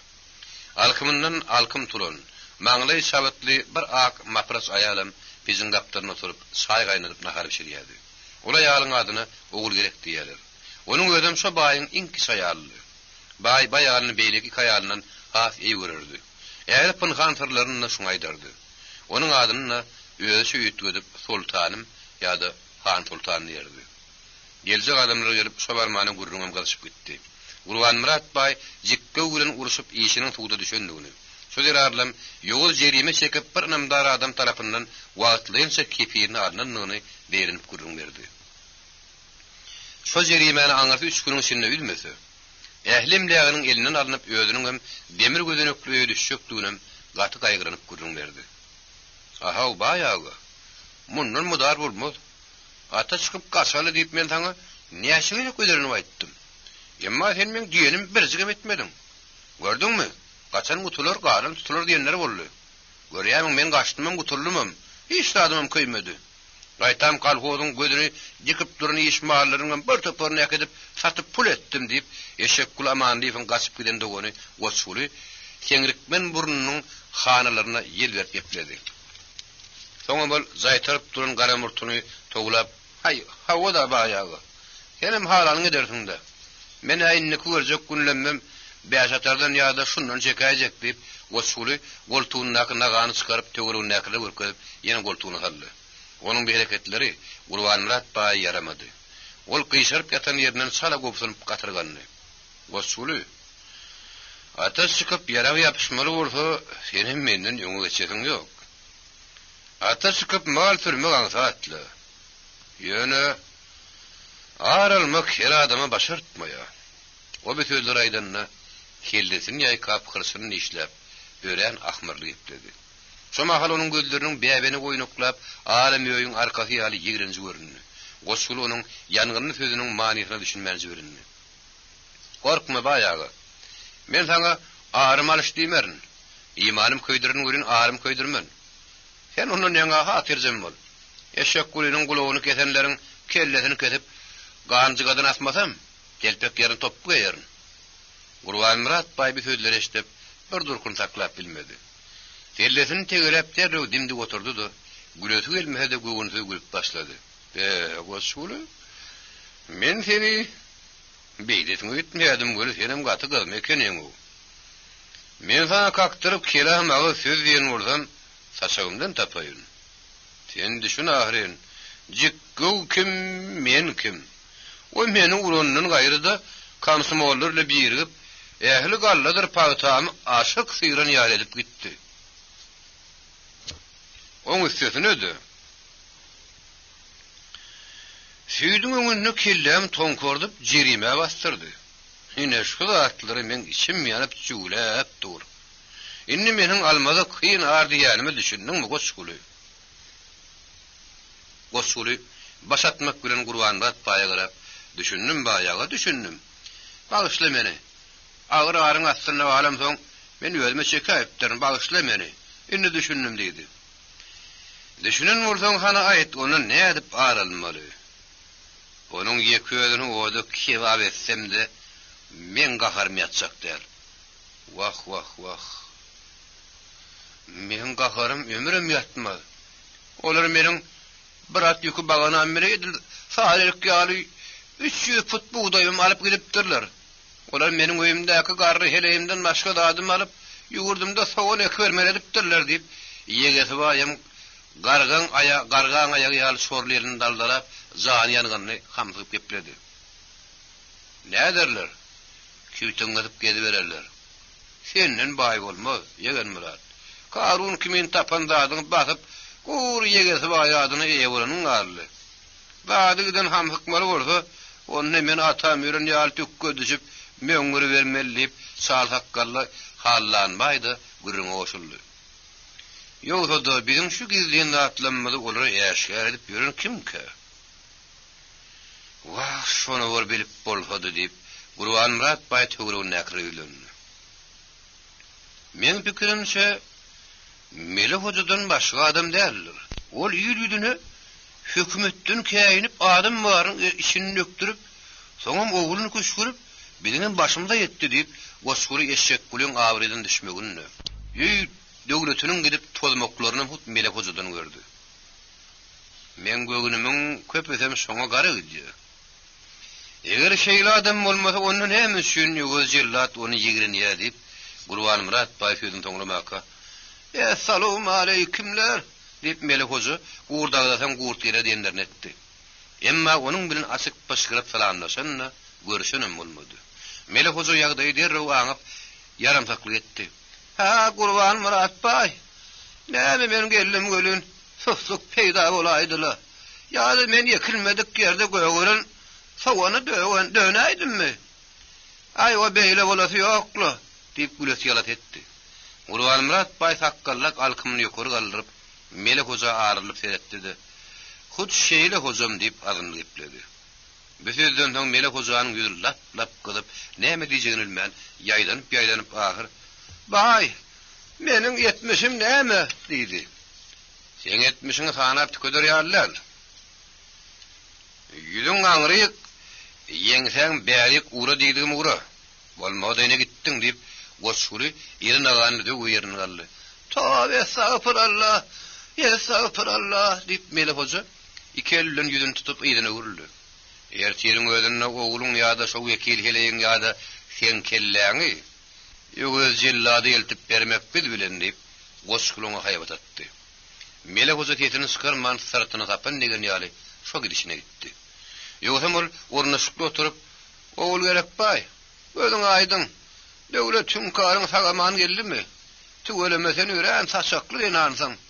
Hawa baýyn sen özüň görneşlerinden habar ber. Kapyryň gadabyndan haramas galdyňmy" diýip olary gadarsyp içkin gürleşikdi.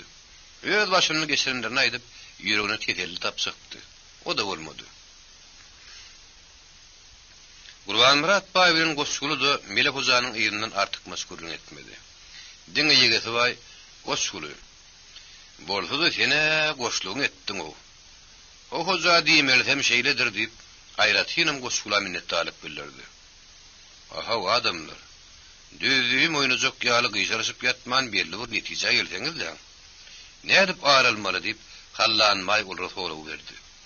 Şundan soň olar kommunistlerden, komsomollardan, aktivlerden aralmagyň amatly ýolunu gözlediler. Olary top bilen ýere salyp bolsa üstünden newt guýup otlasaňam gaty az diýip Gurban Murat baý käýin. "Dogry diýersiň, Gurban Murat. Olary doňulyň joju ýa şeýgirdi belirseň az diýip ýegesi baýamyň sözüni makullady. "Menim şoňa gaty az diýip, ýöne onu amala aşyryp bolmaz" diýip hallanmaý hassa berkitdi. Şolar jemlemegi men boýnuma alýan diýip goşguly hini sözüni uturmakka "Aha adamlar, Cümmägan aýtmagyna görä olar şu gün akşam şuň şola ýiglenip eşek gulyň içine diýmişler. Eger araljagyňyz seniňiz bolsa, şundan amatly borsat bolmaz" diýip hallanmaý ýoňamdy. Gurban Murat baý bir söz eşitenden "Adamlar, ýoşurak sözleşin. Taýamda guluk wadi etdiler. Bar sultanım, Sen de şerik aylan saylan et. Yanki hoca sıraklap yörün olmasın neydi? Oğul gerek gitmek kıyın görtedi. Oğusun zırap yerinden turdu da sıktı. Eylek beylek korkulu seyredip badaba tama gireymen. Terdarların üyüne vardı. Terdarın ayali Mağtım Sarif'in bacıtıdı. Onun ayali Kurban Bibi oğul gerek gülür yüzünün karşıladı. Oğul gerek bir ilin saranlığı yadını kalman, girişinin Kurban Bibi'ye yakın oturup, dünyada men yali karabağı tatam yoktur. Gelmeyen geçen ütülmüş, yegeti vay bilen hallanmaydır, işçek kuluyun doğunu koşulla gelip, ovan imellaların otlamak işçek kulyalar deyip sımzordu. Şehre gidip, tutulman sağaman geldi deyip, men nereden begeneydim deyip, oğul gerek gözünün yaşını baş boğutunun uzuyla tüpürdü. Serdar iş oturun sayın taşla, pehey heley, neymişsin bana, atı soğuyak mı yatlatmanın deyip, ayalını göz kapıp sıkıp gitti. Her kapıdan duyduğun tadı girip yığınaktakları, sırağını söndürün de yarana da yapışın, üstüne baylar dökülecek deyip kıftanmaz haber eltenine, şu Serdar'dı.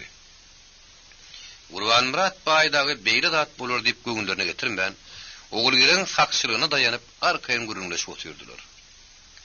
Eğer siz bir mügüsse gelmek isteseniz onu, men diyelim bilencik bolun. Şoları cemlemek men gülen, ertir men yedin ökörüm geliyor. Ona senin ovadaki iş mahallardan ekiler yal tayarlap koymak gerek. Bunun gayrı başka da bir mühim işimiz var deyip, Osgulu, maya gözülüm atın önüne kete basacaktıklarını ayttı. Şey diyorum olur, yenilattılar topar gelmeye kadar kaçtılar. Oğul gerek yer yalıp, eğer bile boydoş durup, ay utelli, düğünün beri yoluna varap gördürüm sararlı.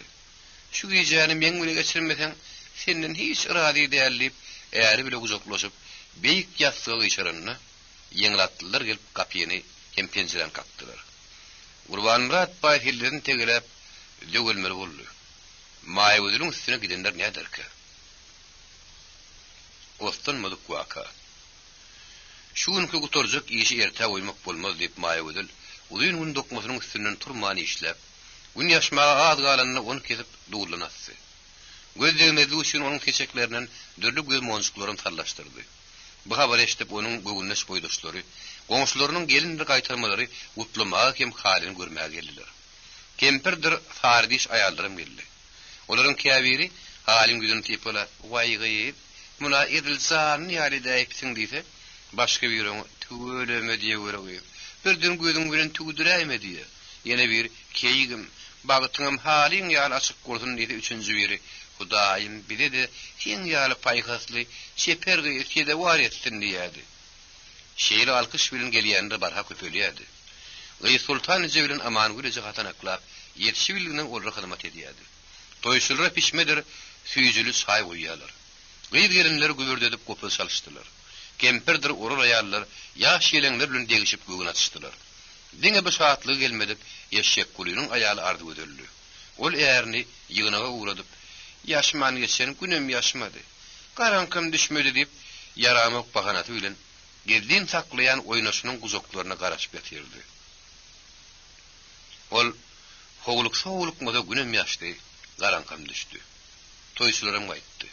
Meydanın ayak yığınanını. Ardı gödel, ullokan varak sandığı açtı ölün, onun içinden porkan çıktı. Ol kaşlap horlarına ayttı. Koçum, kara koçum, horlandın da meni gözden talma. İnnağın kurşap durda, deyip ardı gödel, porkanı ısmırcıradı. Ardım bir korkulu, meni yola sallayıp, porkan töğürüğünü hovatıyla donu dingin sallı. Koçum, bir yerden korkyan olsam, seni sağman keppeğimin üstüyle yola sarayın. Korkma, o haram yeke oğluk entekler yığınaktığına gelesi yok. Bugünkü yığınaktığın ehli emelini elinden alıp, ödünün sırtına sakırdık takacaklar deyip, ardı gözül sözün sonlamaka, Osgulu yegeti vay bilen gelip kapıyını sakırdadıp, Gelnece aç kapıyını neydi? Ardı gözül, on sesini eşitenden, durun entek, men kükürt tapayın deyip, korkusunun yana zagırdıklap durun porkanı yine de sanlığa salıp, sonunun sılağını yakıp mündürgü men kapıyını açtı. Osgulu salam verip, hoğulukma serek girdi. Onun bilen, aman mısın gelin deyip, yegeti vayım girdi. Ardı gözül onu görüp, kasır kusur yaşınıp başattı. Gelinize. Bizim saydan sürökten kemmedi yok. Bize oslanmazık yerden yer yazıp ver. Birazcık gözümüzün ağzına alalı. Uşlar zürkülleşmeyen kâde bir turu deyip yeni sözünü oturmaka eşek kulu salam verip girdi. İki doğun garsa uzaklaştı. Yegesibay ank olup galdı. Ardı gözül supurtottan peydalanıp varak sandığın üstüne timar verdi. Eşek kulu gıyız kazık sağlıgamanı soğulaşıp şiiri de bir batırlıktır yerine değil şiyalı. Men görgülörümü nazar alıp beni yeni arsınlıkta koymur ettiler. Döğran yeni bile dönlü. Meni kutla ahırın deyip, ol gosulyon iki elinin daşını uzakladı. Şoma kalan pijik balşın edip gelin, polottur günlüğüdü eli yarağılı. Kapıyın hangladı başlar da, elini kalların deyip içerik girdi. Yegeti baydı. Gosulla elini kallarıp, nemenin nemediğini bolununu duymanı kaldı. Hatta olun yelginine ardı gözülüm iki elini kaldırdı. Yenilatlılar iki düşmanın yarağını alıp, golların arkalarını danıp yönlerini talp ettiler. Eşek kulum onları uğratışmaya gitti. Ardı gözül şu kala gopluktan peydalanıp tanını açtı da Porhan tıptırıp koyverdi. Porhan gandızına vurulan gayın yağlı sarkanlığa sinip gitti. Melek Huza'nın melgunluğu. Sehedi şanın hüzürlüğü hoğlusu üç kırın ovanın orta ürpünde yerleşiydi. Onun dik gayrasındaki suğulu yap günmağırdan günmatara taraf akıp yatırdı. Ol yağın iki yangırasındaki talları iğdelerden gayrıdı. İki düyüp uyun derek yağdayları kümüş kimin yapraklarını sapardadıp öğren udoklardan asmana utlaşan tütün yağ bulup görünüyordu. Hoğludak hüzürlürdü. Bir düyüp mehnet gücüm ağacıdı. Derekler de udoktan garanında bile bitişen yağlı ümürünüp öğren oğudun görünüyordu. Yine şehrin neşeli oğudun hoğulu bugün ömrünü görmedik adamlarını gördü. Oğlunun daş yüzününe cikki vağa kethudalık edip, yedi oğuzu hatıra kaldırıp, ullokan yedi kadını matarttı. On özü de eline ağ saplı bıçağını alıp, 3 tane temiz koyunun etini puğdurlap, sol kadını rattiyadı. Büyüllülün zandığının üçüsü de yegeti vayankıdı. Cikki vağa oğlunun sözüdür iç yağını, uyruğunu geliştirip, bir ullokan kadını atıp, keyip köklük birin kadının daşını pilatan vurup aydım aydiyadı. Yürüsün, kergun yürüsün, kırık kulak kadınna donya yürüsün, aslın adamda attır, özün perisin, kece ben çekmeye gidi, akmaya girip. Tövürünne kömöksüler onun baydımını eşlip, hav dedim cikki vağa diyip, kimisi kadının aşağını oğuz salyadı, kimisi paltı veren oğudunu urudiyadı. Kimisi her eline bir bedir alıp, lon kullap yetişbiliğinden tuğçek geldi. 2 yıl mundan yon, bu hoğulunun yağını doğuladıp aydıma etmeye beyledi dursun. Cikki vağa yağlı garamayak adamlar kapsından ıgarap bilmeyedi. Namazı on adamlar tellilerini tegileşip teydi şanın ketudarlığını, taliplerle garışıp miygula kaşların arasında gelime derdiler. Kâtede olur, Tomsun ıstığınları öy yağlı tegilenip oturan koyur sayalı mehnet gücü magazının, gün düşme sayasının naki palaslar keserin üstüne oturup peygürü buyruğunu başlardılar. Hasan'la teydi şanın sohbeti vellahun, mescidin memberine çıkıp Allahu Ekber, Allahu Ekber, hayyalis salah, hayyalis salah, hayyalil pelo, hayyalil pelo deyip yoğun nazımlı sesiyle adana gıyıranını, onlar 2'den 3'ten hatıra verip namaz okumaya gidiyordular. Seydi şanın imamlığını, her öz namazlığını hatırlayın durup namaz okanlarının son. Şeriat kanunları vardı velilik satıp, öz ara her babattan gurlun ederdiler. Bugün olsa bu hoğlunun görünüşü de içindeki zan hareketlerin başkasıydı. Hüzürlerin gümbözlerinin kölego tarafındaki garlar yerimen ağarışıp yatırdı. Hoğlunun içine olsa sıyırıp süpürüp ürgün şeği yazıp araslar attılar. Şu hoğlunun güneşine üyüşün, dürlü giyimli gariptir orta dayhanın arasında, Melek hocadır eşek kulu da vardı. 6-7 tane sarıdiş ayalanmadı. Bir iki tane kempirdi. Ol ayallan hem yaralı toğdur yağlı suutturusup erkek adamlardan üdün otuyordular. Şu ayallan arasındaki egini külesörü, başı malday sabıtlı Salihatly ýaly Babagulyn aýaly Gül Sultanyny. Ol Babagulynyň öldürilen günden beýlek öýde hanam öýde boldy sultanım diýip sen gyrynmaýan işeri bilen Babagulynyň ähli emlägi de Gül Sultana galdy. Şonuň üçin o bugün öýdüni ören erkin hem şähtaşyk duýýady. Ol agdy ýaşmakly boldy. Oğlunyň içindäki täzelikleri, adamlaryň gaýda gaýmalaş hereketlerini asyrynlyk bilen teredýärdi. Ol şilimsaz berdi kör bilen täz gaslabyň hereketini geň görüp gözlerini balkylladyp, sümüre birinjiň asynyň olar tynlaýady. Täz gaslap postuny sokurdadyp, egini kirjimi korjunyny gapdalyny goýup, "Hey ardan maşallah gele görüň ho. Doňdurma da bar ho. Şatladyp çigitlerini seňdem geliveriňle ho. Hal uyup görürni seňdem geliveriň" diýip gıýgyrýady. Şilimsaz berdi kördü onuňa beýatleşlik edip, "Gel, tuhar temmek şunun goňul tüssesini. Şilim çekseň, temmekin gerdinden doğa tutulsaň şilimsazyň merdinden" diýip dinlenýärdi. Çağary urun sözlerine gülüşip beýlek ylgyşyp goýulyň işini galýady diýdiler. Şo çağaryň arasynda ayagy gary edikli, kellesi gulokşunly, täze geýinin şähtaşyk laryny urduwady. Täz gassap Haýdy sağa gapdyny geçdi, onuň gulagynyň ýa-da şigininden tutup, "Bar gitdi ejeňden ýa-da kakyňdan pul getir. Saňa 2 şaý bereniňi bilen, berenleri bilen olar garyp düşer ýok. Seretdi maşallah. Asylym munşa ýokdur" diýip haýytlaryň sagyrlygy jöňledi. Bir hereketler Mele Hojanyň içinden ok bolup geçýärdi.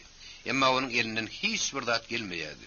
Şo sebäpli mol gaharyny daşyna çykaryp bilmän ýüzüni hallap içini hümledip ýördi. Täze işanyň özi bolsa, bir hereketler görüp ne ederdi? Ýüregi ýarly bölerdi. Emma ol 2 ýyl mundan ýoň aly dagdan aňryk aşyk bolany taragytyň tebitinde tergetçiliň oku diýip dünýäden ötüpdi. Şonuň süýnem hüzüretine soňky wagtlarda Mele Hoja göz gulak bolardy.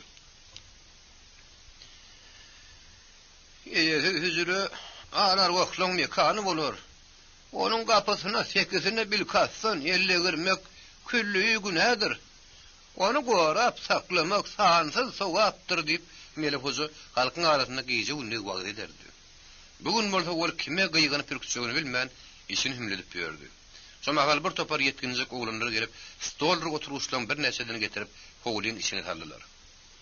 Polat Nuriyelli filan Tüňiz Jepbarow gamsmollara baş bolup kalkol guruluşyna degişli her türlü şigarlar hem plakatlary haýadyň ýüzüne ýermeýärdiler.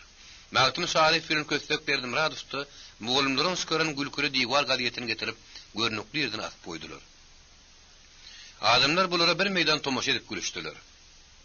Hasam beter şagar gülüşip keýpden çykdylar. Şu wagt Lena Isak Abramovich Karabel günnäwtda tirkeşip geldi. Olaryň gelmek bilen gülküm ýatyşdy. Olar otogda duran stoluň aňartyna ýerleşdiler. Salamdan Karabel ýerinden turup ýollaşdylar. "Hani ýerleriňizde oturuň" diýip hemmeň gülsüni özüne çekdi.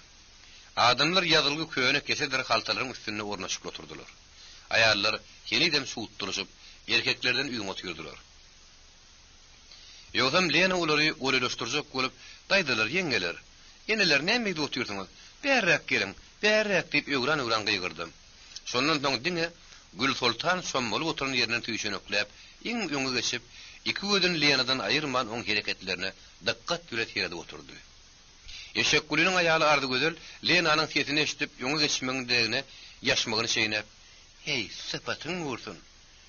Kim şoňa aýaly baýdyr? Bir sapaty ugramaşyň ýüzüni görmegem peýällerler. Hissiz peňgülen tügüdürüp goýberse" diýip töwrüň näkili eşitdirip ýaşmagyny hüngürdüdi. Onuň hüngürdüsini eşitip ýagmyryň aýaly Farul saklanyp bilmän ardy gözeli gözlerini aradyp, "Yer heley. Dylmylamada diliňe goýur. Diliňe" diýip şyrdawrak gepledi. Ardy gözel onuň ýüzüne ýigrin süret edip doýdogyny sögürdi-de Farule zor tatdy. "Hennäme doýdoň ot başýar edip jikjeren bolýasyň. Esleňe diliňi sala goýbermedi, üç oňurgaňdan ýum" diýip Magtym Şarifyň aýaly Nurbibi de Faruluň tarapyna saldy. "Yeri bazbyllamasana. O sen iki dogup bir galanyňmy?" diýip ardy gözelem onuň kim oturmady. "Hey Tuloky, sen nämeňe jeýirde ýasyň? Beýle namusly garly heley bolsaň, ýüň orrum sen oýna bolmazdy" diýip Farul penjerelerini gerip uruş şokuru ýalyň üstüne hekkerlik başlady. Bulun bir ýagdaýyň töwereginde ayallardan başga ýekije de bilýän adam ýokdy. Çünki erkek adamlaryň uludun kişä barsyň nazary Lena tarapy dikilgidi. Lena halka kolhoz guruluşy barada janyp gurrun berýärdi. Kolhozda iş kural hakda, o tenki bir menki diýen ýaly hududy dagwanyň bolmajakdygyny aýdýardy. Sen işe gitmesen, men gitjekler diýen dep iýgeşmeleň ýok ediljekdigini düşünýärdi. Ha buyurlaşlar. Kolhozdaky diýmete ayalla diň erkekdi. Erkim ýöly kuýuny görä dähmet çekmeli. Diýmetine görä de hak almaly. Oň daşyndan kolhozlar mellek pul üçin ediljek diýip Lena ýeriň suwuň, iş mallaryň kolhoz emlegini birikdiriljekdigini düşünýärdi. Ha buyurlaşlar. Kimde-kim gidaçylykdan, garyplykdan gutulup gurup ýaşajak bolsa, onu hayl etmen kolhoza girmek gerek. Bagtam şehra adam diňe kolhozdadyr diýip Lena sözüni oturman kakimler beri. Bagyt diýlen zat beýle aňsat eken o diýip gaty gepledi. Ýollaş. Bagyt tapmaň aňsatdygyny kynlygyny öz gözüň bilen görersiň. Anan masan kolhoza girip göräýär diýip Lenanyň ýerine Isak Abramow şetlendi. Mundan sonra üstüne sonra ýagyp başlady. Lena da olara ýetişýürliginden jogap berýärdi. Kätede Isak Abramow muhot garaby oňa kömek edýärdi. Lena berilen birini sonra, Lena berilen ilkini sonra şeýle boldy. Dulaýalym kolhoza kabul edilýärmi? Elbetde kabul edilýär. O ne adam diýelmi? Hey janym, dul bolanyny bolmanyny heliden bir kolhoz bolarmy? Aslynda heli hem üçün nüren zatdyr. Janym, her kimden nöker tutunsaňam heliden bir nöker tutunmagynyň. Heli bilen däliň diňe taýak goly getirýändir diýip teneserije gözlerini bitledirip oturun ýerinden gepledi. Onuň aýdan sözüne oturunra gülüşdiler. Bu sözlerdiňe farullen ardy gözelişitmänni. Çünki ora henidem ýaşmak asynyň pişirlaşyp biri-birine şere beren türkýärdiler. Teneserije öýdüriň muamladygyny bildirjek bolup, "Hawa, siz gülüşdiňizem heli ýoly getirýän taýakdyr, taýak. Onun hiç bir heli gasaly gelip bilmezdi" diýdi. Mäleke ýene de gülüşip, oğluny joşa getirdi. "Eze, bilerek sada aýtmasana" diýip tüňe gaty gepledi. Teneserije onun jogapy goýmady. "Korkma balam, korkma. Kakaň pahyryň gyýbatyr edesem ýok" diýdi. Oğlunyň içinde iňçeli ýogyny gülki ýene de ýanglandy. Teneserije "Dilegelli, bilegelli" diýipdirler. "Ana aýtsana. Jep parahaňla elini taýak alaýmasa barmy?" diýip kimdir bir ondan sorady. Teneserije "Wah, o görgüle ha, orok diýşä bilmese men taýak bilen güplüdäýerdi. Bede togla bilmesedi." Isak Abramow kalam bilen stol tarkyladyp, "Ýollaşlar, galmagal goýuňda sınnaky mesele geçtiňiz" diýip setlendi. Mundan soň gülki tappa ýatmasady, birak gowşady. "Meniň 4 oglum bar. Özüm bilen öýde 5 sany erkek göbekli bolýar. Şolaň biri kolhoz bolup galan bolmasady. Bir de 5 adamlyk mellek düşermi diýip jimma wagtynmadyk sonra berdi. "Ýok atam, diňe kolhoza ýerine mellek berilýär" diýip Lena ýylgyrmak bilen jogap berdi. "Keýgim, ay keýgim. Kolhoz bolmasyna men 2 lap boljak. Ýöne görün özüm işe gitmän, öz ýerime günnükçe tutaýsam näçek" diýip Gulmurat diýen bir ýaşuly göwsün ýapyp duran tegelek şal hakkaryny tilkeledip gepledi. Ine bütüs mamla sowallyşyp, onuň soragyny şarulaga dagan makullady. "Ýok, siziň bu sowalyňyz mamla däl. Günnükçe tutar ýaly kolhozyň ýeri näme? Ýegesi baryň mülküdir öýdýämsiňiz" diýip Muhot Garliýew Lenadan öňürtüp gepledi.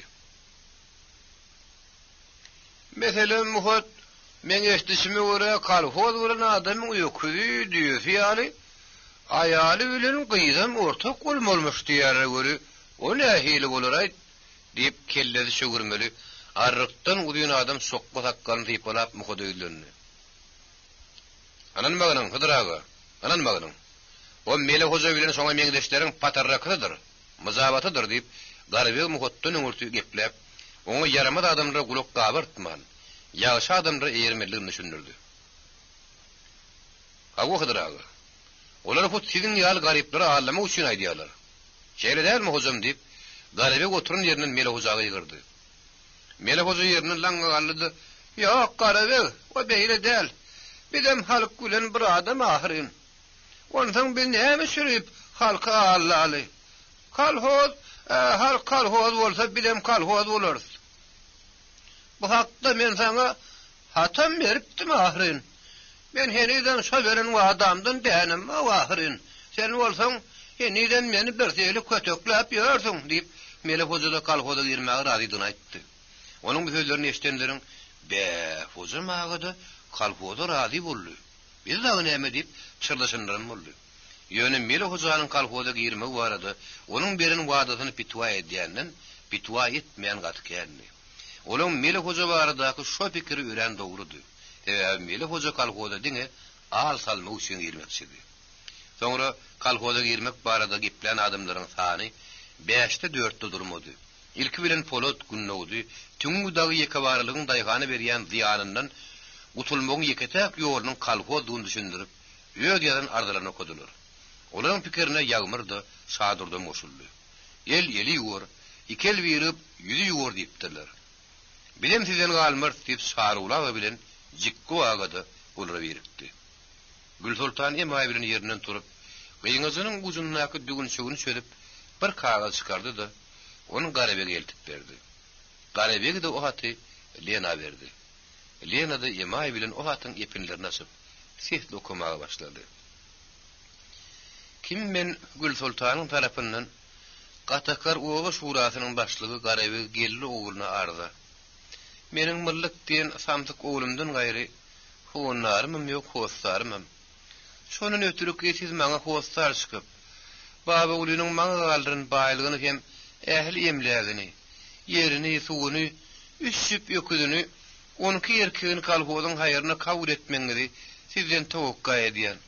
Men özüm kalhoza kabul edin. Hat bilmeýänligim üçin barmagym masýan. Ardany ýazyp berin, iş berdi Sarşogowly. Oturunlar Gül Sultanyň bardasyny şowguny kabul etdi. Gül Sultan, senin ýasyýan ýerde bolaýsyn. Şuňdan başla. Biz senin howunlaryň hem howslaryň bolarys. Gassanyň ýerinde bir de guk beräý. Hadrata ýaly şo wady ýetişerip, Garabe gözüni güldürip gepledi. Senin üçin sagynyň samtyk diýipdirler. Men sizden kim ataň oglumy diýip jikki wagada olara goşuldy. Emma eşek kulak edip gelende şeýle bir gok turdy gölün. Howluny göçürýüni diýdi. Aýratynam ýagmyr bilen şadurdy. Eşek kulu biriň aramyda gerek adam därlişip ýerde durdular. Eşek kulu başyny geçen agyr ýagdaýyny düşündirip, näçe ýalbarsa da, olaň ýüregi erer ýerde eremedi. Ýoldaşlar, bizim maksadymyz adamyň sanyny çykarmak däl. Sany salmak ahyry. Siz bolsa urd ýylsa, ýöldürecek bolýaňyz. O bolmaz ýoldaşlar diýip, Lena eşek kula görülen şäherleri halka birin düşündirdi. Garabege de İshak Abramovich bilen Muhotto Lena'nın pikirini ullap, Mereke ýalbarýan ýaly gepledi. Şondan soň onu wagtlaýynça kalhoda kabul etdiler. Şeýdibem Gatakar owasynyň daýganlary 1929-njy ýylyň dekabr aýynyň 11-nji güni 47 adamdan ibaret bir kalhoz gurap, oňa uly dabara bilen Vladimir Ilyich Leniniň adyny nakdylar. Halk Lenanyň teklibini gollap, kalhoda başlyk edibem Polat Nurgelliýew taýlady. Ýogsa Polat, "Daat men başarman, meni teçmäň. Men ýeriň suwuň ýagdaýyny bilmeýän. Daýgançylyga ýokda adamlardan teçmek gerek" diýip, özüniň ýaşlygyny orta atyp her hili gaçalyk edibem gördi. Emma ýygnananlar onuň bu bahanalaryna garamady. Polada ul kalhoda başlyk geçdiler. Oňa orunmasar edibem, agdylykda hem daýgançylykda ýakyn tanadan barly daýganlardan şarulagan billediler. Mirapçylyga da jümmagan teşdiler. Bulardan gaýry saýlanan 4 oğan maşynyň brigadiriň biri Günnowdy, beýleki biri de Tüňmüdi. Lena bilen Günnowdy mesçidiň memberiniň üstüne gyzyl baýdak dikdi. Bu bolsa Melih hojanyň içinden ok bolup geçdi. İshak Abramovich Polat Garabege Muhotto boldy. Maýgudryň dokan halytyny mesçidiň maňlaryna kakdylar. Biýem Melih hojanyň gözlerini petiredip, hanasyndan çykaraýjak boldy. Adamlar gon sülen bir gedek pasardap turan gyzyl baýdaga terediýärdi. Bir gedegem ýüzü Lenin turatly logurdap ýuwşun atýan halat terediýärdi. Fargul fagerlen o suratyň ýüzüni ýugran sypalap tüölemi. Bay bolsa da maýa gödel şeper gyýda ekenip, ýaşmy gassanyň pysırdabrak gepledi. Nur bibi de Sarulun sözüni başatyp makulady. Sizem ýögün bilmişin ýeteler, ýögün bolup oturýarsyňyz. Seňerdiň berleriniň çitemine edil dürt güjüň diýişi alsam bolşyp dur diýip ardy gödel göwn ýetmezlik edip halini ellejek boldy. Saruluna şekeliňi salaty. Beýle Nurana zady tipilmaga senin hapeliň münasip däldip oň elini kakyp goýberdi. Ardy gödeliň oňa bulmaz bolup bir süýsüzi diýip söýdi. Ene şundan soň olar biri-biriniň ýüz gözüni darnaçaklap hatda da mutda uruşmaga başladylar. Şo barmany olaryň böwrügi açdy. Sarul has gözümil depreýärdi. Onuň herrun penjesi saçdan dolup gelýärdi. Ardy gödel şulap bilmän çyrlap başlady. Ay gurban boldum. Tehedi şan gözgür közmek kemin goýmadylar. Yarın hav adamlar. Yarın hav. Ayalosyny görmek külli günädir. Olary ağırlamak günädir. Golyna barbam bolmaz ýa-durubam. Gum sowurun gum diýip jümmaga gum sowurup bir topar ýaşula baş bolup howlan çykyp gitdi. Emma mele hoja näçe diýin bolsa-da gumum sowurman çykypam gitmän. Aýrylyň arwaklar, aýrylyň. Uruşmak gabahat bolar. Gabahat diýip adamlary eli bile eýlek beýlek itteklep uruşýan aýallar tarap omlap barýardy. Eşek gulam oň ýedi bile barýardy. Näme şüýündir Gül Sultan kirpigini gyrpylatman, mele hojanyň öňü omlap barýan hereketine seredýärdi. Gül Sultan jikki waganyň bildirmän ak saptyp şagy bir ala ýeňli goluň bildirmän dartyp alany gördü-de ay wayy diýip içini çekdi de aşağı oturdu. Onuň bir tetini özünden başga eşden ýekisi adam bolmady. Çünki beýle haýallaryň ýerlerden Sargul, agdaly köwüş bilen Sargul diýişle. Wah ol ganzyň saçyny üstüne Sargul diýen şaňy galmagallary howluny göçüräjek bolýardy. Onuň sözüne de erkek adamlar aýar rusyny görmejek bolup jümma gaýtmyşlaryň gum towurýardy.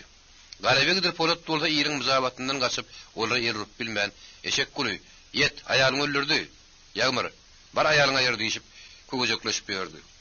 Lenadır tenesirece iki uruşyan ayal näse ağırılacak bolsalardy, hiç ağırlap bilmedi.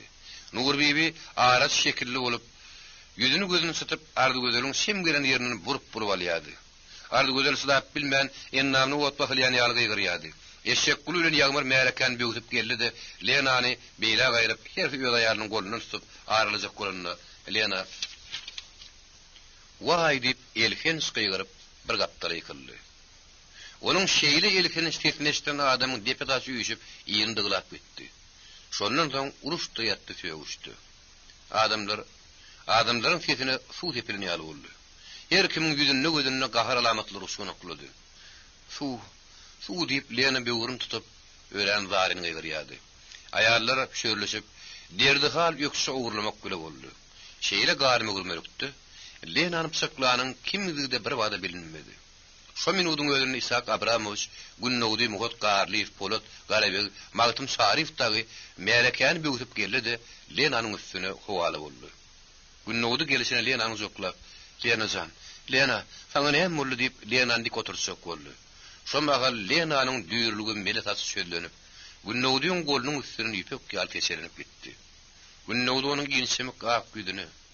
Durasman ýaly ugudun mawy gözlerini seredip, "Lenajan, Lena, hani kimi toýumyz galyp boldum, toýuny oşşokdukla. Sen näme geplemeýäsiň? Indi sen meni ýeka taşlap gidiberjekmi?" diýip ol boýurgun gepledi. Günnowdy näçe üdülen tordy. Lenadan hiç şeýle jogap bolmady.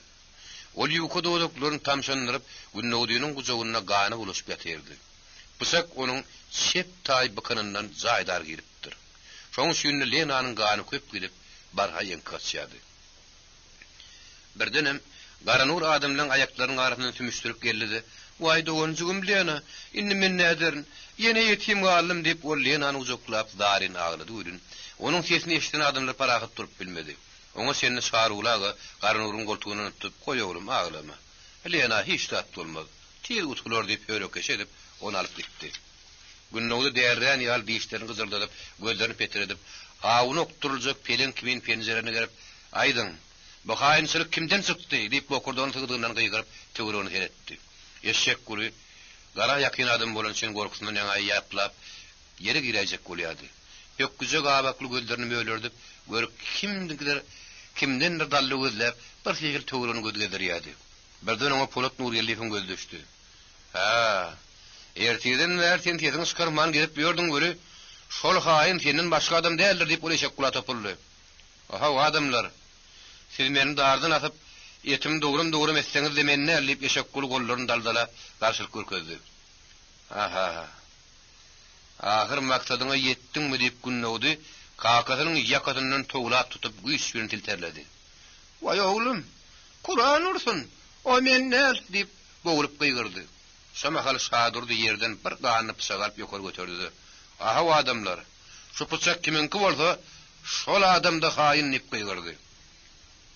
Ýagmyr pıçagyň ýaglugyny görüp, "Bijik göwünki, men ýasap berdim. Bijik göwünki" diýip gıygırdy da jik göwüdir dedip märekam öňüne çykardy. Aha, o adamlar, pıçak menki bolsa da, şu haýyn men näl? Allah bar unanyň, meneden bolsam aýalym talak bolsun diýip ähdim etdi. Men seniň ýaktyňy bilmen diýip ýagmyr gaharyna jik göwüň ýeňden doňdurdy. Jikki wagy ýeňderinden 200 sön ýaly ýoňa tarap tuýduryp gitdi de ýüzüne ýere ýadyldy. Isak Abramovich agyr gusta bilen Lenany gujoklap gamywaty oturdy. Magtym Şarifiň ýaly Nurbiýe de göz ýaşa garp bolup Lena azadan suw berýärdi. Muhotgarly fulsa näderini bilmän doňdurdun ýaly aňk bolup dimdik bolup durdy. Hemmer onuň geplerini garaşýardy. Aha, muhot, indi nätmelip garabe gaharlysady. Beýgirdi. Şondan soň ol garaplanyp üstüňem golun toglap arkandan daňyp şäherä gitmelip, o sag elini hereketlendirip, eşek guluny, Mele hojany jikki wagany görkezdi. Olaň garşylygyna garamazdan gollar toglanyp arkalaryna daňyldy. Jikki usdap bilmän, "Vay günäliň hoduny men ne hak ýakýasyňyz" diýip gıygyrdy gülün, onuň daryn kesine eşitip Gül Sultan durup bilmedi. O Mele hojanyň huzury katirasyny taklap, onuň yüzüne gelmegi ölümden beter bilse de ahir dillenmeli boldy. Çünki onuň wujdany ony öz gıtýaryna goýmady. Olki ýaşmy gassanyň pişirdap ipleje boldy. Emma oňa ünsürn adam bolmandyň. "Aýu, siz näme o görgüläne hak çebiri diýäsiňiz? Günäkär o däl, ine günäkär" diýip Mele hojany ökezdi. Mele hoja eden günäsini boyun almajak bolup, "Hatyna geplemek hewes hem külli günädir. Ağzyň burnuň gysharar. Hey menem şeýderinmi? Öwräňdäki sagaňdan taparsyň sen heley" diýip nadar alyp getdi. "Hojam ağa, men hewes geplämek. Siz hewes gepleýärsiňiz. Men hut ýöz gözüm bilen gördüm. Eger meniň şaýdanlarymy siz hewes haraplasaňyz, goý meniň gözlerime gara suýynsyň. Ine şu eliňiz bilen jikki wagan pyşagyny duýdurman, sowguryp aldyňyz" diýip Gül Sultan Mele hojanyň sag elini görkezdi. Şondan soň Mele hojadan beýrekleriň elleri boşadyldy. Mele hoja eli ýaragly adamyň öňüne düşüp gatakara bakan uruldy. Magtym Şarif Begmiradyň sürýän arabasyny alyp geldi. Adamlar arabanyň üstüne 3-4 gat keçedir ýorgun düşäp, onuň üstünde Lenany ýynjylyk getirdiler. Günnäwdi onuň gapdaryna oturdy. Araba howuldan çykyp Mar şäherine tarap ýuwşydan hereket etdi. Lena ýuwky dodugyny tamşandyryp, "Baýdak pasyrdaýamy" diýdi. "Hawa Lena zan, baýdak pasyrdaýa" günnäwdi degenni. Lena onuň aýdanyna ynanmaýan ýaly zordan tirsegine daýanyp baýdaga seretdi. Baýdak pes saýlap ösýän şemalyň uğruna pasardap, göreşli uzak ýollar salyg berýärdi. Aşak sallanan günün şöklesi onuň ýüzündäki urak bilen çekice düşüp, edil tylla ýaly urduýardy. Bir giden märeke bolsa, "Sagaman dolanyp gelýän" diýip, tä araba gözden ýitýänçe hoş niýet bilen oň ýyzyny seredişip durdy.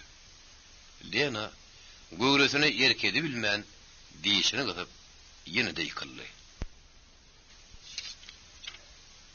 İkinci kitap Gandala 1930-njy ýylyň bahary diýsen hoş gelipdi. Hanzaňa wagtym göwüniň göterilip kalbyň ganatlanýardy. Pars bolan buğdoýdyr arpalar paşyrdaşyp oturýardy. Olar aňarsana bilersine göz ýetmeýän deňiz ýaly göm goýup bolup bahar şemalynyň uğruna tolkun atýardy. Seretdiňçe olar seredesiň gelýärdi. Bol torgoylar bolsa al asmany göterilip göýe diýerdiň, ýannym leýlini üýüp salýan ýaly. Obanyň oglundy gyýlary kelmeder bolsa, ýodur ýelmek ýygyp kömerekdir, gyzybut hem domalyny gözlerdiler. Oglokdur gudulardy, şo sagar ýaly şady gorram bolup, bir-birini kogulaşyp ýöksökleşýärdiler. Olardan haf aňyrda obanyň çekeneti göw otlukda agyp dönüp sonurlap ýördi. Çoponlar ýaşyl dowany ýapynyň üstüne çykyp, kimisi ay jemala etse, kimisi asmannaky torgoy guşlar ýary gördüňmi diýip garga tüýdüň ýanyna bileýleler meydan ýanglandyryp dogludyp aýdymay diýadi. Baharyň şeýle hoştap günleriniň birinde obudun ýüzüne ýerde sizin köýüni tanyşyňyz Eşşekgul Amanlyýew kalhodyň sygyrlaryny bakyp ýördi. Bir ýerde gadim wagtda şaly köpeklerini üçin oňa şaly oýum diýerdiler. Ine şu meýdanyny Eşşekgul'yň bakýan sygyrlary da agyrlary göýäki ýeri gelmeşen ýaly başlaryny galdyrman geçen ýylky güýde otlanan hoşşalaryň körpelep çykan gulpoklaryny dilleri bilen orup şeýle bir samaşlaýardylar. Samaşladyklary sada olaryň garnlary gabaryp telere dönýärdi. Şoň şeýle o jenewörleri "Höw diýdigim, höw" diýip gaýtarmaň hiç bir deruluk ýokdy. Eşekgul'yň ýahil goşgolumny sugly torbasyny götürýän gulagy guyruğu kedik zotda gög eşegi hem maňlay tekirli gara kurresini ýyna tirkep köstöklerini ýaly ýuwaş şöýrep şol sygyrlaryň arasyny otlap ýördi. Käte hem gaňyr şoguny çirkey girin ýaly bar demini iki temeginden goýup berip ketülen at kimen horgurup iki burunlar soýady. Boyuny gamış bogunlarynyň dogry onuň kurresi bolsa, iki gulagyny keýerdip götürdäp uçuşdy, öz-özünden tebil tapyp enesiniň töweregine zazdynlap, hazdynlap maşk edýärdi. Eşekgul bolsa aýagy köýüne çököýri, kellesi ösküni çögürmeli, iki ýeňi bilen art etegi ýamaly sal çäkmenni bir depe çykyp saý şor edinmegin külkülüne düşüpdi. Onuň çögürmesiniň buyra öskün tüýleri simsili ýaly gaşynyň üstüne sallanyşyp, pökkü gabakly alaja gözlerini çalyp köýýärdi. Ol agyr gabakly gara tankasy lakırdap gaýrandan soň eşeginiň içergirini çökşe denip çäkmenleriniň syýy bilen tankan gulpundan tutup düşekşede ornaşyp oturdy. Soňra bol bilmekli ýaşyl galtasyny çözüp tanka ýarty ýanawys şaý goýdy. Moýlul lokan käseti bilen onu ýuguran gaýtaryp iki gulplu golsadan bir tokko gogurmalyp käsetini atdy da onuň üstünden şaý goýdy. Nan nurap şaý şor edildi. Tüýrek barmaklaryny ýaraşdyryp onu şeýle bir işdämen iýmäge oturdy görün. Naharyň şuwlumyny töweregine teretmäni unutdy. Ýogsa sümhürek adam Eşşekgul'yň öňe geçmedi. Görüň täze durmuşam onuň derleri dolduryp. Aňdarylyp gelýän fil hukymen güýçli tolkuny kimdir amana getirmedi. Kim Eşşekgul'y şeýle ýagdaýa düşer diýip pikir edýärdi? Hiç kim. Hatda Eşekgul'yň öýüdiniň hem men gowa şuwra altdan aýrylyp sygyr şopan bolaryny diýip ýatsa turda huşuna gelmeýärdi. Düýşüne de girmeýärdi. Innem bir oňa seredim. Hiç sanap bolar ýalylar. Şügürmesin dadlar kerin hekemi ýaly tömeldip başynyň geçiren hoş günleriniň baryny birin ýatlaýardy. Bettirhan bilen şagalaňly meýlesde oturup, gaş kakyşyp, göz tüzüşüni ýatlap, mıssa ýylgyrandam duýmaýardy. Ol mesligine syda bilmän, ýagmyryň aýaly taryly lagatyp, teneçilejegiň toruna düşenini ýatlanyny bolsa, labyryň aşagyna çykan ýaly birden haşlap uludan demin aldy. Birden omul kesiriň gulugyny ýatlap, çekkesinden isyan çakan ýaly wäk diýip moýly käseden gaýry çekildi. Şeýle gowaly agyr ýatlamalar Eşekgul'yň lapyny kesetdi. Dolanyp onuň eli nahara uzamady. Agdynyň içine ýöd atyran ýaly boldy. Şeýle de bolsa ol käsedindäki bir kus ýaprak nany ýere dökmegi ýödüne güne berip, bu şeýne ýaly tir gäwşäp ýutdy. Soňra bol geçen ýygnaklary, edilin tankytlar ýatlap häzirki ýagdaýy bardy içini ýepledip birden hem şeýle hamrady. Men muňa 100 000 şükür edýär. Eýsem sygyr bakma aýyp menemi? Ýok, aýyp däl. Başga teňirinden gelýän dat wa menemi? Kalhozyň işine çykýan adamlaryň, iş mallaryň, atarabalaryň hasabyny alyp kagaza ýazdylar, sen onu edi biljekdäl. Çünki sen elipden şermen nahyry. Iň bärkisi elime pil alyp, ýap galyp şiil çeken diýsem, men korjakdäl. Cümma gadarjyk göýaly şorta söýleriň biri, "Arma görtäzayhan, tuwleme asal sene pirin pire keniň. Ýöle häzir bol, oňam gulagy paýmasyn diýsem, maňa başga merk gerekdäl." Şoň şeýle meňde bir kelin, bular ayakka pakda urun etseler, soň kelle etmän durmadylar diýip meýereke barmaýşy ýaly. Men şu sığırlaryň ýerinden aýrylmaýyn. Bar şulardan bar. Teres janawarlar azarsyz bizarsy otlaşyp ýördi. Tankan düýbünnäki garyn azy saýy, daşy alam ulamy oýly käzetine agdardy da, ony şemme hemmeslerini kopurdadyp howlukmys uğurtlamaga durdy. Şo mahalam ýeri ötüp çykan at ýugurup kimen sellesini tegelep, bulus geyimli epey adam pişik başyny edip depe çykdy. Öz pikirini gümra bolup için gepleri oturan eşek guly, ola adamyň ikinden kölegeti ýaly öz üstüne howaly bolup durundan duýman galdy. O selleli adam salar başlan mor sakkalyny solup ýaledip gyryljak ýogyn tesbir eşek gula salamat başa biradar diýip bulus salap salam berdi. Duýdan oturan eşek guly onuň sesini eşitenden üstüne sowuk suw tepilindek ýogy ýerini galyp oňa salam biradary ahwaly bisyary diýip özüniň bulus diline gedeklerini gömükdüğünü aýdyp onuň ýüzüne şiňerildi. O sellelem eşek gula şiňerildi. Şonda da ol eşek gulyn tanap bilmedi. Tanamaga beýle dursun. Asyl guman edip bilmedi. Eşek gulyn onu derre tanap Mekke gidip diwana bolup gelseňem sen ýonkyjy gözüň. Senden bulujam bolmaz dulujam. Sen şoň bele hoja däme dedi. Ol buýdur etmän hawa diýmelli. Emma ol şonda da gaşala gedip öýdüriň mele hojadygyny boýlanmazak bolup köp tyrjaşdy. Eşek gul barha gadaplandy. Ol beýline aqsap bilen dogurdadyp çykardy. Gönellidim gönel. Senden bulus bolmaz. Ýylan müň edip gogun salsyrsa da ýylanlygyny galýandyr. Senem şo ýylany urlan mele hoja dälmi diýip, onu şeýle bir gyssamak gyssady görün, mele hoja ýaplap, sen haýdy mele hoja anniýasyň diýip, musapir halda ordan gepledi. Bizim obamyzda müňläp mele hoja ýok. Sen günnägdiň kakasy. Lenan zanyny kasteden kalgodyň ganin düşmany şo mele hoja dämi? Aýt bolmasa onu ha diýip pysaklaryny ýokargallardy. Mele hoja tapar topur çöküne düşüp töwürgallarjak ýaly ikeni aýagyny seredip, "Ey bedýan şölleriň hadratasy bolan mehriban söpün. Sen meni tanadyň, taň etdiň. Oňa men 100.000 şükür edýän. Ýöne bolýan sen Hudaýyň uranyny peýgamber hasasy bilen dürtür diýenler ýetsek bolmagy gaw. Meryem gidip ankasa aşana adam ahyrin. Eň soňky demimde sorunu goýup sen ýanyňa geldim. Meni doýur. Men aç. Bir azy doýurmak hastır diýip bagtym uly benne. Görne hil hak aýdypdyr ahyrin diýip müňgürip aglamasa da gözlerinden boýur ýaş dökdi. Ol şeýde aýmasa dagalazym ýokdy. Onuň itten meter aşdygan hakdy. Innol bir hepdeden bäri ýagly ýüzüniň garasyny görmänmi. Şonuň üçin ol dörledip aglamaly bolsa da aglajakdy. Her sözüni ağa gaçykly geplep, naýynjar hally eşek gula ören köp ýalbardy. Şonda da eşek gulaňa pitwa etmedi. Ahyrynda bolmazyny gözetenden soň mele hoja gaty daryn söz bilen eşek gula gamlyg ýygyryp, "Sen hey adam kärçilik diýen zatdan nişan barmy?" diýdi. Eşek gula bir durkun taklap oňa, "Onu men senden soramok" diýip mele hojadan mürsen epledi. Bu jogaby mele hojaň bolmajaty boldy.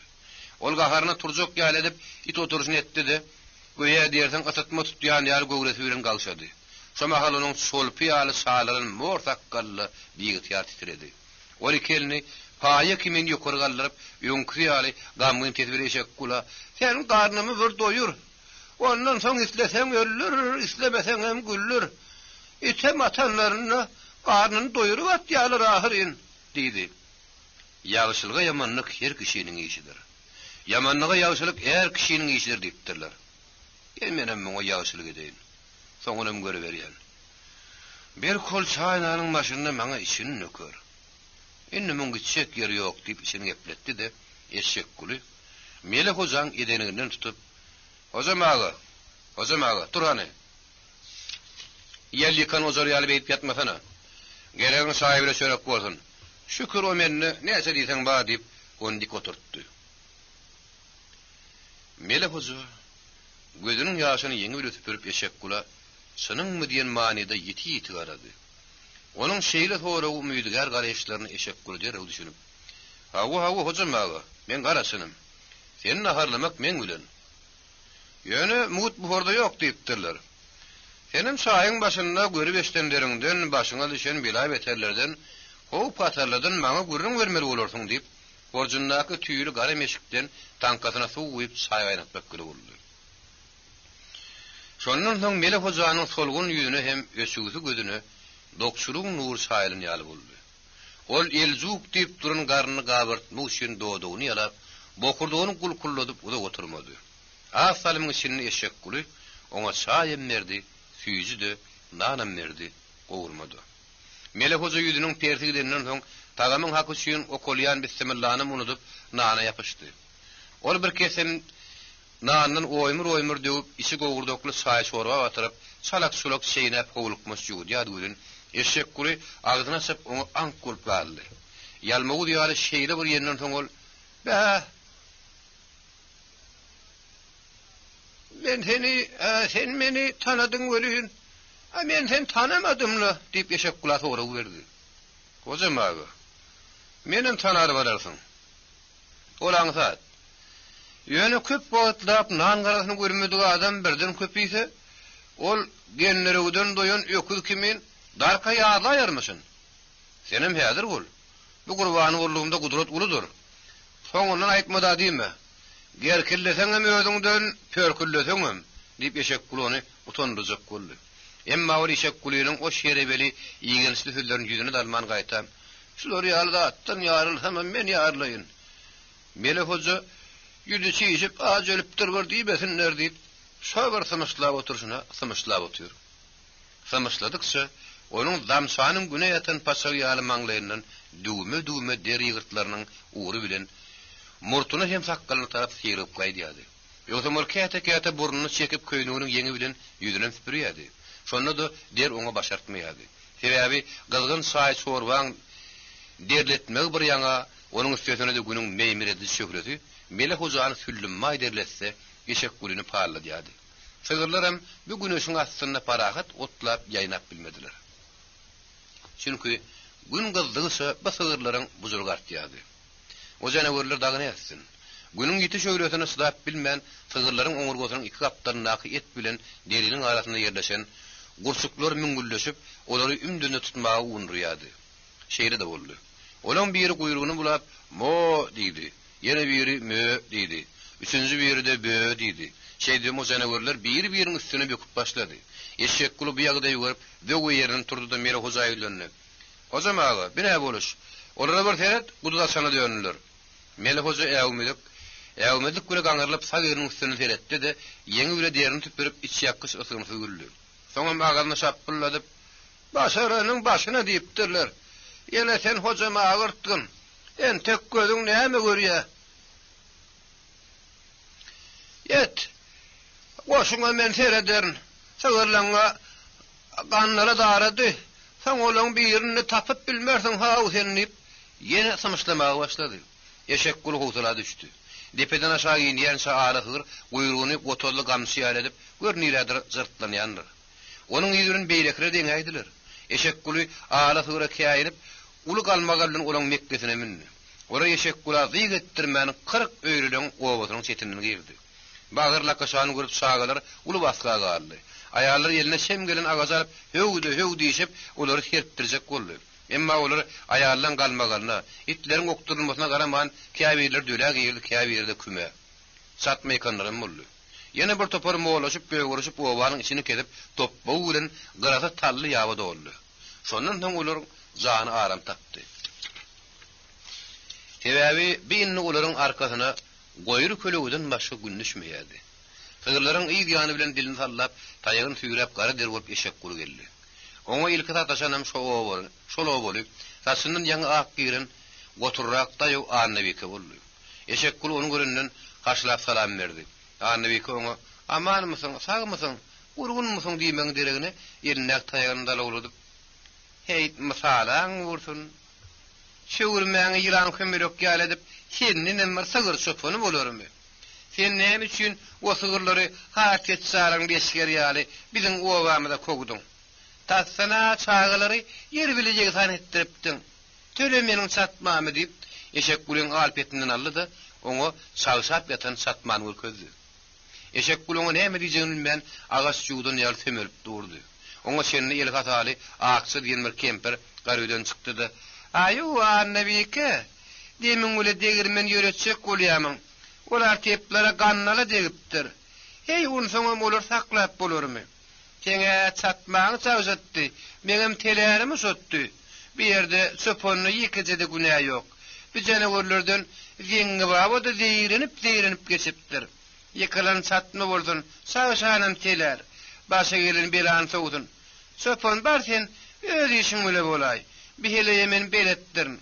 Ýöne falkyn düşmän sygyrlaryň sürüji bolaymy diýip ýeşek gulun sygyrlaryna tarap ýola saldy. Annebike sopon bilen garpyşyp bilmänne gaharlanyp agyzyna gelen paýyş tödür aýdyp öýüne girdi. Ýeşek guludy ýanka-ýankany manka ýeňer diýenlerini edip tesini sıkarman talyň saýasyna baryp mallaryny tükürlemäge durdy. O mallaryň başyny jemlärden soň olar tallaryň saýasyna ýatyryp ýerine goşuny eşeğin getirmäge gitdi. Käýerde lonkullap, käýerde ılgaşlap, sygyr bakan öýürsüne geldi. Gelse de haýp boldy. Çünki onuň ne eşegi bar, ne burdu şowy. Edil zymy şonu ýar bolupdyr. Kürrük diýip eşek gul töwrüni fersaldy. Oň gözüne görnünde at bolmady. Şondan soň ol käýin tepeye çykdy. Bir ýerde de onuň ne goşu alypdyr, ne gulamy. Hoja da ýok, keçedi. Yer çeken ýar bolupdyr. Deňe ösüri ýyllar ýaly ýylpyllaşyp kulun şinne köýüp galypdyr. Eşek gul bu atlary görüp, geň almak bilen taýagyna töýenip, ipetli wat işini hümledip durdu. Wah, sen hozulugyň bilen arman sen meniň elimden typdyň. Ýönem senin boýnuňa çanyp salyp, ödelim bilen zıkkadamat gadygyny ýangadan taratsakdym. O da bolmady.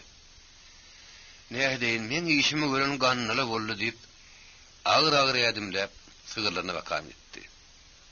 Dogurdanam onuň işini gören gannala boldy.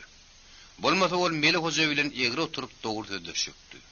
Tapar sömpük hakkında ondan köp zatlar sorajakdy. Onuň ödüniň diwana ýaly şey edip ýörmeginiň sebäbini biljekdi. Emma bu zatlar oňa gannaly zerarly başartmady. Meli hoja bolsa, onuň kürreli eşegini mürüp görün näýrädir gürüm-jürüm boldy. Aslynda o berik nädip geldike? Ol nädip gaçdyka? Daň ýaňy tilki uýrup bolupdy. Daň ýyllar hem zadywy geliniň gözi ýaly balkyllap asmana görüp berýärdi. Günnogor kim-kimden gyzaryp şäheriň syýratyny al ýelwan şapak göle beslep, ummasyz uly haladan edilen tutamyň diýärdi. Käýerde gylgy uýrukdyr şarlaklaryň kereşdirýärdi. Bedenler wagt gütgüdik diýip bu sapaly şäher ýanglandyrýardy. Türgünleriň jagak edip çykýan garşylykly owadlary bedenedir guşlaryň ketine goşulyp köp türlü mukamry ýatladýardy. Uzun gize tagat çekip uklaman çykan gadal göz hügüde bu wagtlar pişik gören güjük ýaly ýetişip birliginden üýrüp gulagyň kamata getirýärdi. Wagtal şagallar möjügün tilkidir garsagyňam tereşdirýärdi. Jahan barha ýatylýardy. Günnogor keteni kimden gydarýardy. Gydardygyça da günüň şöhreti börek bulutlary düşüp, olardan zawodly, fabrikli şähere meňdep turun ajaýyp surat törýärdi. Bugün bolmasa, ýannakdyr gylganlar-da, ýylgynlar, haşşalar da şapagyň ügüşgün düşüp, suwda kölegi kimin ýendişip durýardy. Gatar gara baglar uzakdan garanynda salgymlap, dagyň girişini meňdeydi. Aňarsyna bärsine göz ýetmeýän sarkanlyk meýdanyna kekerişip ýatan ulgam alaňdar depeler, şapagyň aşagyny ümür saýlyny baýryaly dumanlap görünýärdi. Sonra meňdeş depeleriň bir ýerine de şebişgen ýerdiler. Ol mardan üýüňe demir galyp günne orda ýerleşýärdi. Bolsa da bir depe ören bagtly depe eken. Ol atam döwrüniň mer ýaşap gelse-de, şu günlerki ýaly mehelleni hiç görünýärler. O mehelle gaşyň içinde at sap bermeli giň hogly gurýardy. Oğlunyň sinden ötlem ak otugul ýaşaýyş saýlaryny talýadylar. Çünki bir ýerde dähmetli ödüş lagerine gelen jinayatkar adamlaryň güýji bilen ilkinji meýgöçülük sawgaly urulýardy. Şonuň üçin bir ýerde her gün daň saat berenden soň şagalanly zanly hereket başlanýardy. Ol hereketde gün ýaşyp garangy düşýänçe dowam edýärdi. Bir işte at arabadyr furgon ýetat güýç gadaplanýardy. Yekede traktordan başga tarlayan bir maşina yoktu. Olam ýerindäki 3 dişli pulugy bilen tekillerin yerleri ağdır düňder edýärdi. Garyn işten ähleti el güýjüne baglady. Şonuň süýnem düzgün ören beripdi. İşin tutuluşudy. Normatyn dolaryp bilmedik adamlar ýazgyrdyýardy. Saktan artık gowy iş edenleriň bir güni gün ýarmy ýürýärdi. Şo sebäplen özara ýarış gün-günden güýçlenýärdi. Ýarışda olanlar pek zähmet uğruna göreşdiň diýwar gadytyny tariklenýärdi. Ýaltylar tanqidlenýärdi.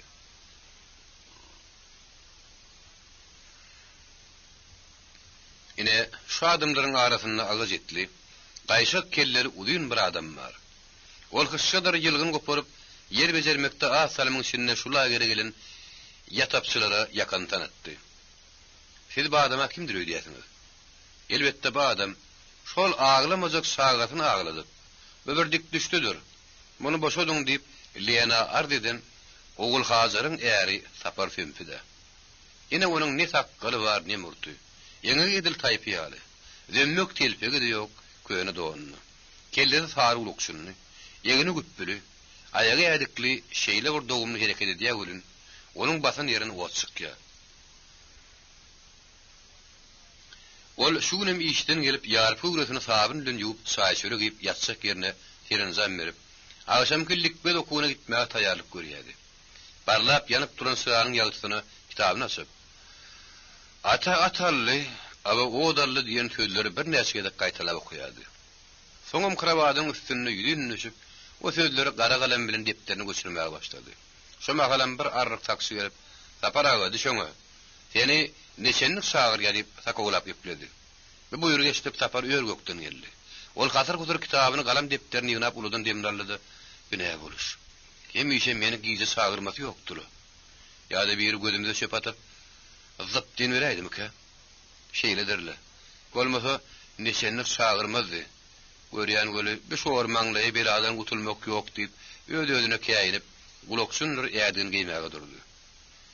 Ýer ederin besene.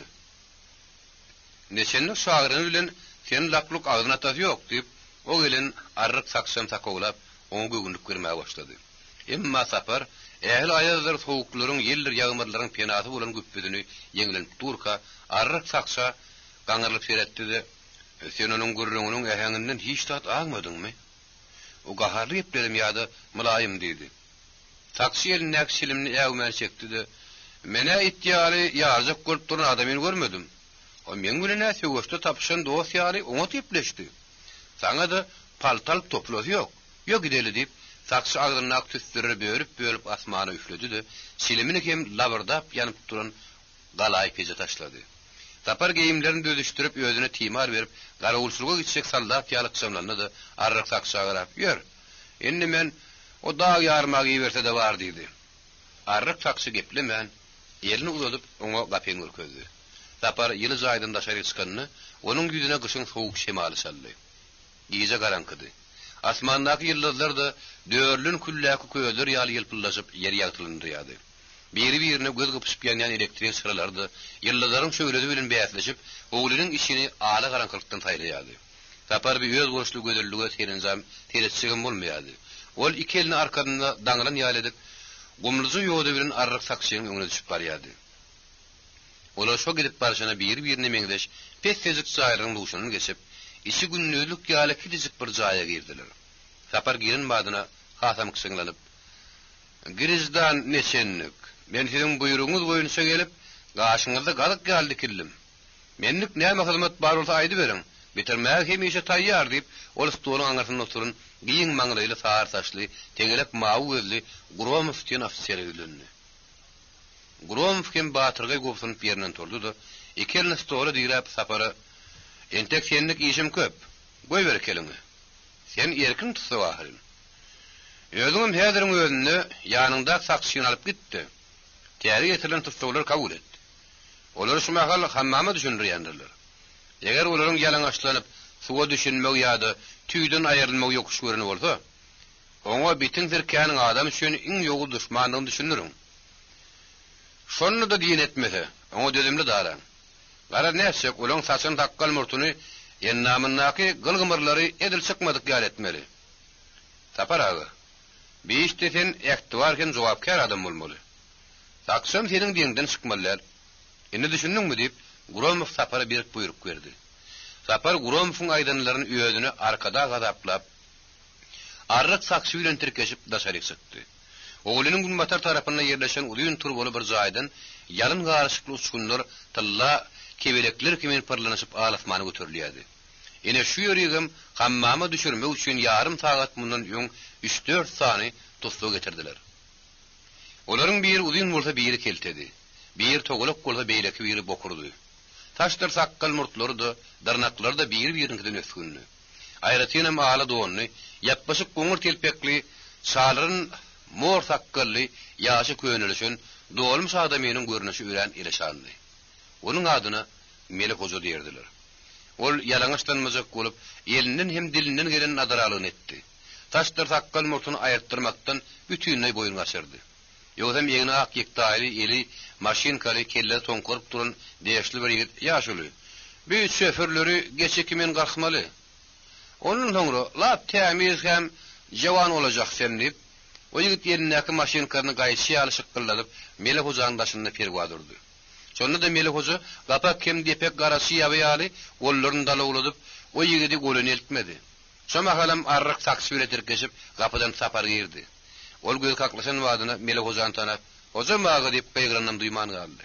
Melek Hoja Saparyň sesini tanışdygyny aňsady, onuň kimdigini taýgaryp bilmän çiňerlip seretdi de, gaýgyly halda bokurdygyny oldurp, "Sen kim?" diýip ondan haraýetledi. Sapar oňa özüniň gatakarlygyny, ýörgünni adynda Sapar sömpüdüni aýtdygyny Melek Hoja, nasatan ýal doduklaryny mümkinledip, beginjin ýaňa gepläp bilmän gözlerini ýaşardyp, "Şey diýsene, gökdäki dilegim ýerde gowuşdy. Inni ýölsem armanym ýok. Sapar, ay Sapar" diýip oňa gujogyny gerip topuldy. Şo halatda sakçoňa "Dor gitdiň. Ve durşuň bilen saňa uzaklaşmak da görüşmek de bolmaýar" diýip tüpeňi uzatdy. Melek Hoja döşünden iteklerini ýaly ýygyny tezip biýalaş takda durdy. Arryk sakçy oňa sertaraşy hem hammamsa tabiň bolmasa edil bermejekliklerini aýtdy. Sapar amany gollap, "Hojamagy, biri bir Fatmaň öýdel. Aýdylan nedi ber? Bolmasa gaty gorlanyrsyň" diýip oňa öýüniň brigadirdigini aýdyp, lageriň düzgün tertibini onuň gulagyna goýdy. Şondan soň Melek Hoja töweregine ýaltaklap, gögüne mösede ýalaňaşlanmagy mejbur boldy. Şondan soň Melek Hoja töweregine ýaltaklap, gögüne mösede ýalaňaşlanmagy mejbur boldy. Ilk ol hypypyge meňdeş ala dogyny çykardy. Soňam kirli ýedýaka köýnegini. Şonda onuň goltugynyň sary gyllary da böwrüne dürtülen kirpi ýaly hüzürlüp göründi. Hasan ol ähli ýeşigini çykaryp, tertaraşyň maşyndyr päksiniň demini sıpandyň. Ol damarlary sykym-sykym eňe şappat dek ýalyň ýüz zahiri urildi. O şo durşuna çepeli bilen öňüni ýalawuşlap, ýany uşlap sagyrlynym gapyny açyp hammama girenni, onuň sarty bir dilim alynan haýwan kädi ýaly agaryp göründi. YouTube Mirasym kanaly. Ol hışşagul poktan edilen türtgüce sabın salıp, köpüredip yugunman bir kilegen suw bagşyladyp üstüne guyagadan çykjak boldy. Oňa şenni gapak ýaly ýaty döşüne tuş bilen usup barýan gara usuň tuğra çeklen bir daýaw eginnek urus Melek Hojaň şiginden penjelep ýözümni tutdy. "Babay, tak ni paýdyot. Menki adam ýaşy ýudy bar. Senki meni" diýip ony sapanyň üstüne ýüzüni ýatyryp köpürjükli sürtgüç bilen sydyrdyp edil tulum ýugyny ýaletdi. Melek Hoja da ony şey dip olar bir kemse ýugunandan soň täze güppüdir pagtaly jalbar, ýadykdyr gulokçun geýinip, Sapar sömpülen arryk saksy dagynyň hataryna goşuldy.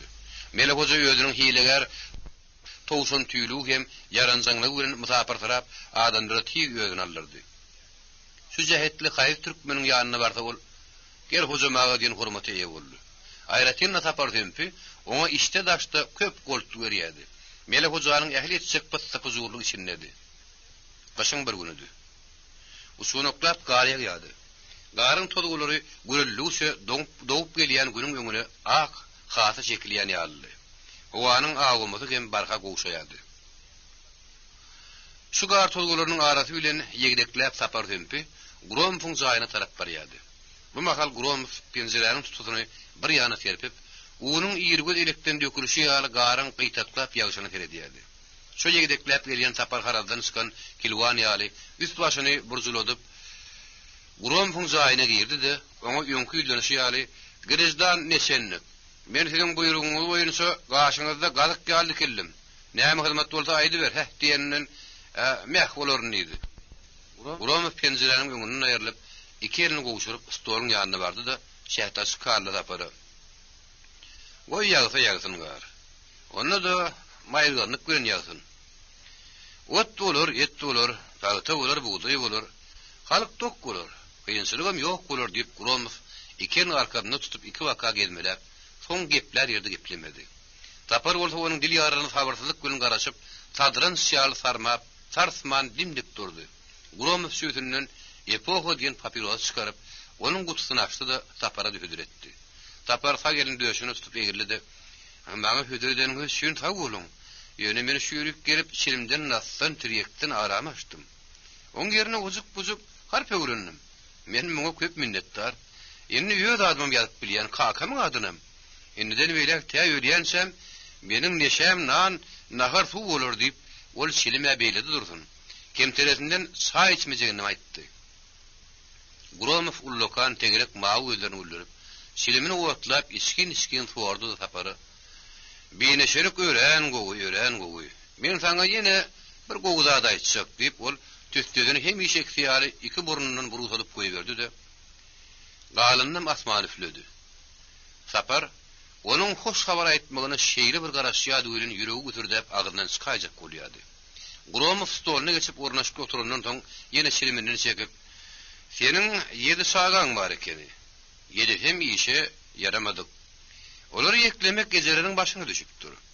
Ýagdaý kyn. Şo sebäplidi. Seni tutulukdan boşatma sorap kalkozun problemeti bilen gowa şuraňyz bir hat ýazypdyr. Ine o hatlar diýip Gromov şekerinin iki bukçağını çıkarıp Sapara görkezdi. Sapar olary garba alıp bagyryna basmak istedi. Emma ol ududulan süýjüni alyp bilmän ymsynyň sagy ýaltyetini çykarman, dowdoklaryny ýalap delmurp galdy. Gromov onuň bu hereketlerini hiç şirin sürmän hatlar şekerini hallidy. Hawa Sapar. Bizden hakda hareketiska ýazyp onuň şo hatlar bilen aşgabady mikin başlygy aýtak bermeli. Şo garaş diýse garaşmaly, boş diýse de boş. Hawa sen özüňem gülen geçilmän sorap arda ýazmaly bolardyň. Onda men ýazyp beren. Düşündiňmi Sapar diýip, ol gam çekme tiýiz boşarsyň diýen manyda ullokan mawy gözlerini uldurip Sapara seretdi. Sapar üstünden agyr ýük aýrylan ýaly begenişli halda sozap temin aldy. Düşündim neşenlik, düşündim. Taňry ýalkasyn, aýdynyň bolsun. Şundan çykyp sagaman, sagalamyň arasynda baraýsam, dowasyla düşmana gata tanap biljek. Seňeden ýaşyrklaň bolsa, ýadymdan çykma diýal dowa edinip boýnumdan nakynaryn. Meni begendeniň üçin köp sag bol. Ömrüň uzak bolsun. Mendik näme hyzmat bolsa, men taýýar diýip, Sapar Gromowyň geplerini garaşdy. Aleksey Nikolaýevich Gromov ýürüp duran saar taşlaryny hagerlendirip, "Onda sen şu günleri şeýlek tä öýüňde gidýänsäň, arabekeş bolmaly. Özgünlerden adyktır da çekmeli. Dostawlardan önemli birini ýanyna kömek sal. Ata da, araba da, oňa da öýüňe de kelläň bilen jogap bermeli bolarsyň. Adyktır da ady ne edip almalygyny men taňa düşündirip durjak däl. Çünki sen öňüm terim gidip geldiň ahyryn. Şeýledämi?" diýdi. Sapar sömpi Gromowyň sözüni başatyp tasdiklamak göre oňman Mele hojanyň özüne kömekçi berilmegini sorady. Gromov oňa garşylyk görkezmedi. Şondan soň Sapar sömpi Mele hojany ýanyna alyp arabaly şähere tarap gitdi. Gar torgoýlap ýagýady. At iki ulugyny gaýçyladyp bir teklilen kullaýady. Arabada iki waka aýranyp lakırdap barýady. Mele hoja at keçäni bilenip, "Be, tikenekli hiýimdenim çykmak bar ekeni. Maňa mundan gowy pursat gawat gelmez" diýip gaçmak bardy işini gepledip barýady. Sapar sömpem, "Görýärmiň? Kalhozyň ýolbaşçylary meniň göre deň bolmandyrlar. Sagalanma haýpy gelip, olar men tutulukdan boşatmak dilepdirler. Şura başlygymy garabek de günämi geçipdir. Ennem bir sağalamın arasında dolanıp bara aytam armanım yok. Barışıma kalhoda girip, in kayını işlerdi işlep yakam tanıtmasam menem sahparfiyem fulmaduğum deyip, işini gepletmek gülen ayağını araçtan tallap, hıyalını ova taraf usurup baryadı. Melih hoca, uduk dımıp sıdap bilmedi.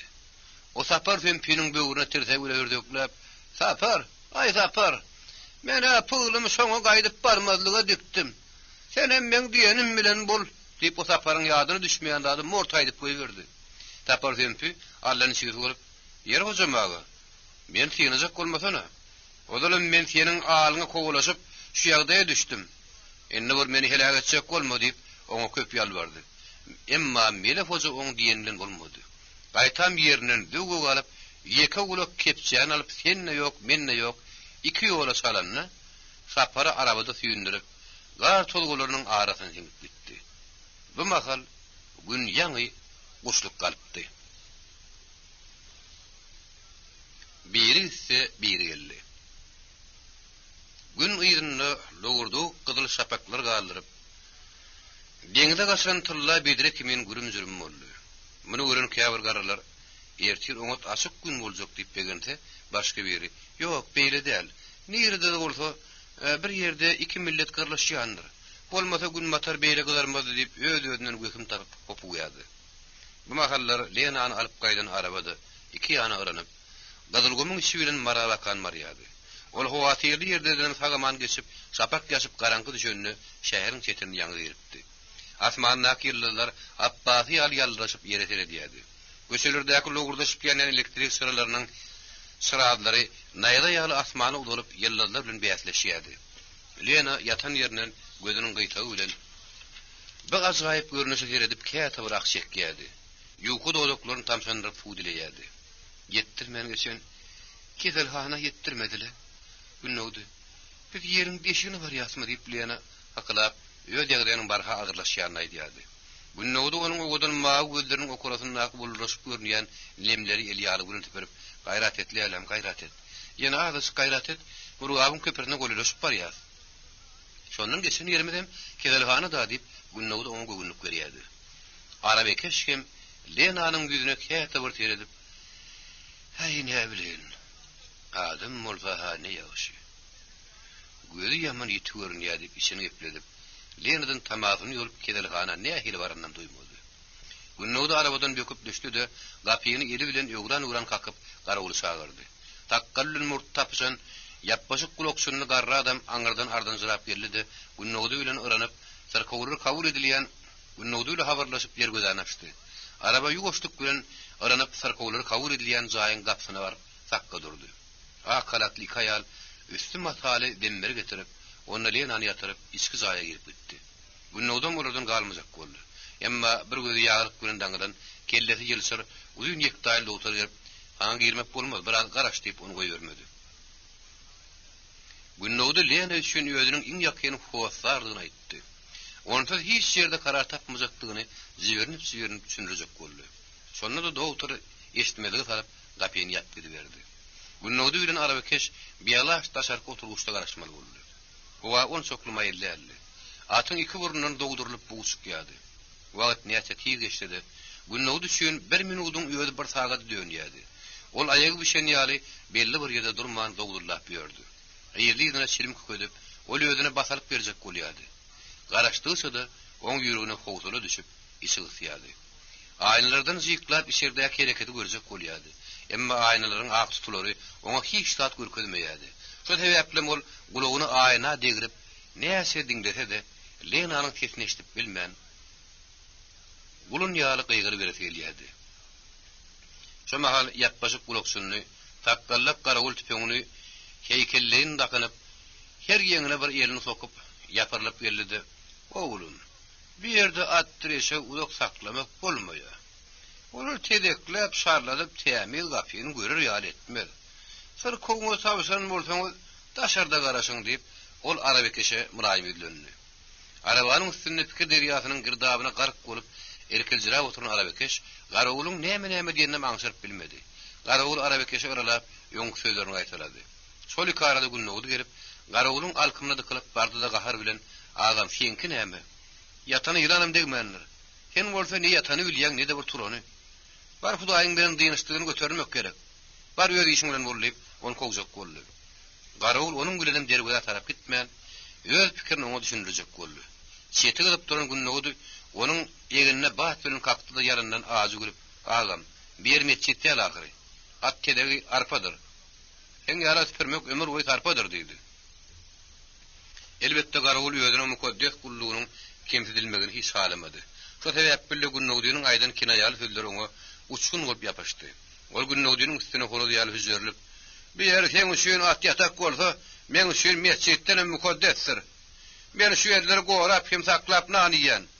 Iň ýagşy sen ýanka behetde arabaňy daşda tür" diýip o sesini sandrap gepledi. Soňam atyň sag zylawyndan tutup, onu köşe bakan ýyp başlady. Günnowdy onuň elinden ýapyşyp zylaw silkip aldy da arabany ýöňki ýerine tetdirjek boldy. Garawul ýödüniň garrygyny garaman bar güýjüni bir ýere toplap onuň eline ýapaşdy. Günnowdy oňa "Saňa ýa gaýgy bilejan, bar işiň göre bolup, men saňa ýaly aýtmadym näme? Ýagşyda bir tak çekenin. Azyňlan jek-jek ýaly aýrylmadyňla" diýip onuň döşünden tekläp goýberdi. Garawul entrekläp ýany ýaly ýödüni bir agaja urup daýandy da hazır-gudur tüpüňine ýapyşdy. "Sen Garawula hüjüm ederse kim bolupsyň? Galdyrelyň bolmasa gitdiň" diýip gatygyberdi. Onuň elken şetine arabekeş oýanyp arabadan böküp düşdi. Garawul onu ýödüne tarap toplandy edip tüpüňini kesew kimen uladyp üstlaşyr eýiline gümpülletdi. Tüpüňden logurdap çykan ýalyn garşykly oňrat maýut etse, agaçlaryň arasyna siňip gitdi. Tüpüň giýjen ýanglandyran gümpülletinde agaçlaryň üstünde uklaşyp oturan zakıza gargalar da gagyldaşyp hogulynyň içini uly dendeletdi. Bir näçe de bolsa gaýdarylyp ýere gaçdy. Günnowdy bilen arabekeş bolsa ikenini galdyryp bir ýagdaý ank bolup galdy. Emma öýde iş bilen başaga bolup beren dogtorlar bu güňlüs gümpüllüni eşitseler de eşitmedik gal boldy. Çünkü Garawul her gece tüpüňini gümpülledip garga aýlap kuruşlugyny hem sogulgyny aranýady. Onuň üçin hem dogtorlar sarkowlar beýle gümpüllü bilen ýöňden öwrenişipdi. Günnowdy bilen arabekeş bilen näme diýjeklerini bilmän tadanaklaşyp gaty arzylady. Şu halatda saw gözüne gara ýaglyk şekilen kellesi ýylsar dogtor gapyny açyp ýarym göwresini işikden çıkaryp Günnowdyga girdi. Günnowdy öz aljaranlygy bilen onuň sesini aňşyrmady. Onuň sesini eşitden Garawul takkaryny aşyk torbasy ýalyp elliklerini Günnowdyga alyp, "Ýet, sen dogtor çagyr" ýalydy. Günnowdy ýerine hyrry ýugurly bulgady.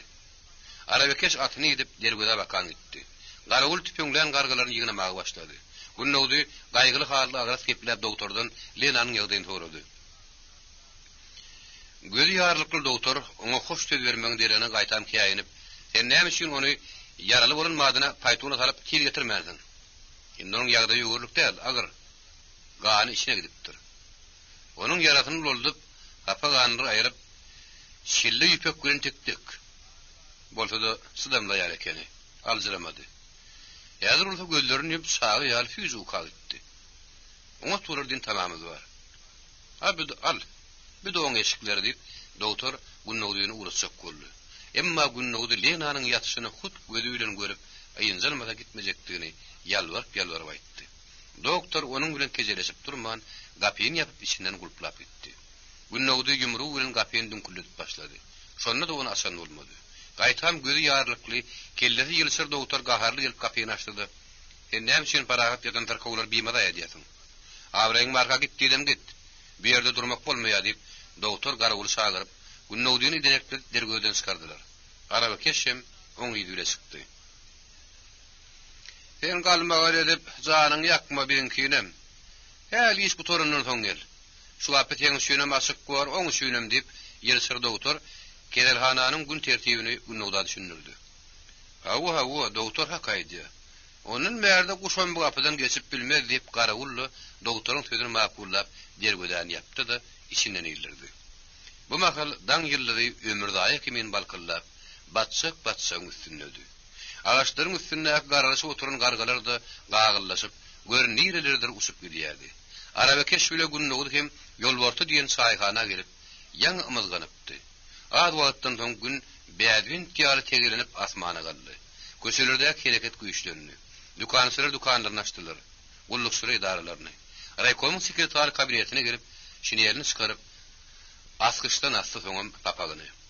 Ol ýanga akgyryň taşyny darap stoluň arkasyna geçenini gapyny sala daşyp "Salamu aleykum. Girmek bolýam ýurly sekreter" diýip günnäwdi geldi. "Wa aleykum assalam kamsamol. Gel geç. Otur. Görneşdiňden gürrüňdir. Gatakar ýerler nenen? Kalhol guradyňyzmy?" diýip o günnäwdiňi güler ýüzüle garşylap gadardelleşdi. Oňa öz ýanyny ornun berdi. "Yer ondan iýgilikmi, ýaman ýerläpsiňle? Leýan ýagdaýyna heli. Onu kulaklara ýekereden zok gerek" diýip sekreter günnäwda bir topar sora berip, oň ýoňky alzyryny başyny kelkele saldy. Şu sebäplen günnäwdi sekreteriň gülejin gara gözlerini gaýgyly garap okurdygyny doldurup, "Hawa kalhodan guradyk. Polat nur ýerliýem başly etdi. Ýöne welin" diýip günnäwdi soňky diýjek sözlerini diýip bilmän hamsypdy. Onuň dodaklary mümkinleşip gözlerinden ağzy ýaş ötýärdi, paýrap gitdi. Ol ekerni stoluň üstüne goşuryp kellesini goýdy-da, gepli men korkullap ağlady. Sekreter onu dindirip bilse müňde bir rady boldy. "Kamsamol, öne boluş. Kim seni göwünme degdi? Görýäňiz seniň gagaryň jeyfun ýaldyň zapdur. Onu ağlap egismek bolmaz. Galdyr başyňy. Kimde arym köýen bolsa aýt" diýip sekreter oňa ýalbaryp çykdy, bolmady. Günnäwdi oňa hiç şeýle jogap bermän, iki böwrüni mümkinledip şol korkullap oturşyna otýar. Sekreteriň oňa gahar gelmän durmady. Ol günnäwdiň ýakadyndan tutup batyrga terledi-de, "Oý jedeňi, bir ýer ýaşhana däl. Senden bir kamsymol bolarmy?" diýip oturdy, "Men soraglamy jogap ber. Kime näme bolayt? Bolmasa ýöňüňi ýoňma salyp gidýän" diýip sekreter onu barka düdümdi. Şondan soň günnäwdi diýmen dursap, "Ağa atşykly gepleri de zordan. Lena pysaklandy" diýip kellesini ýerde goýdy. Beşum habar eşden sekreter goýa diýerden uwatlyk köýnek geydi. Ol awa atylan gaplan ýaly gaharly günnäwdiň şigini penjelep ýokarlardy-da. "Kim pysaklady? Aýt derrew" diýip ol günnäwdiň gassap, gaskyjyň arasynda şöne döndürdi. Şonun hem günnäwdi gözüniň ýaşyny ýeňgürün teperip merden teredi-de sekreter ýylanıp, "Hawa ýolda şuraýkom. Tutsaňam men ba assaňam. Lenany pysaklan. Men kakam mele hozo" diýip ol kakadyny öz eri bilen tutup gadamada iýerennem aýtdy. Mele hozanyň tutulyny basylyny sekreteriň gaharyny köçüşdirmedi. Gaýtam göwründe mümkinlik töretdi. Ol kelini arkadan tutup kabinetiniň iki ýanyna gelmelep bir terlemişini gepletdi. Birden ol günnäwdiň alkymlady kırıp bardy-da oňa şiňerlip beretdi. Soňra onuň şiňinden tutdy-da, "Sen dogry ýoldan geldin. Uly baglayan olaymy?" diýip oňa adym gepläp bereldi.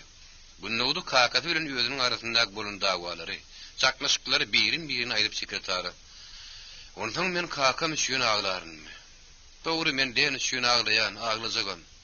Çünki men onuň bilen bir jan bir ten bolmagy kasam edişdim. Arman, o kakamyň näke selinden yaralanyp şäher kedeli ganatyna demini tanap ýatýar. Meni bolsa oň ýanyna goýberin oklar. Maňa kömek etdi." Günnäwdi gaýgyly halda gepläp, göz ýarlykly ýylşyr doktoryň üstüne şikaýet etdi. Şondan soň sekreter derrew kedelhana tilkakdy. Emma ol kellesi ýylşyr göz ýarlykly doktorla gepleşip bilmedi. Onuň ýerine başga bir nowaşy doktor telefona gelip Lenanyň huşuna gelendigini, 3-4 semset hüýjüli saýçyndygyny, özüni unutduýan habar berdi. Sekreter oňa monşa bolup günnäwdi bilen Lenanyň ýanyna gitmegi, ýüregini düýüp doktora geňeşdirdi. Emma doktor oňa "Ýene 2 günden geliň" diýip bir gyzyk jogap berdi. Şonda da günnäwdi owatyna gitmän, şäherde galdy. Almadyr nar alyp doktoryň geldiğin güni kedelhana baryp, Lena bilen penjereden gipleşip, getirin howatlaryny goşurdy.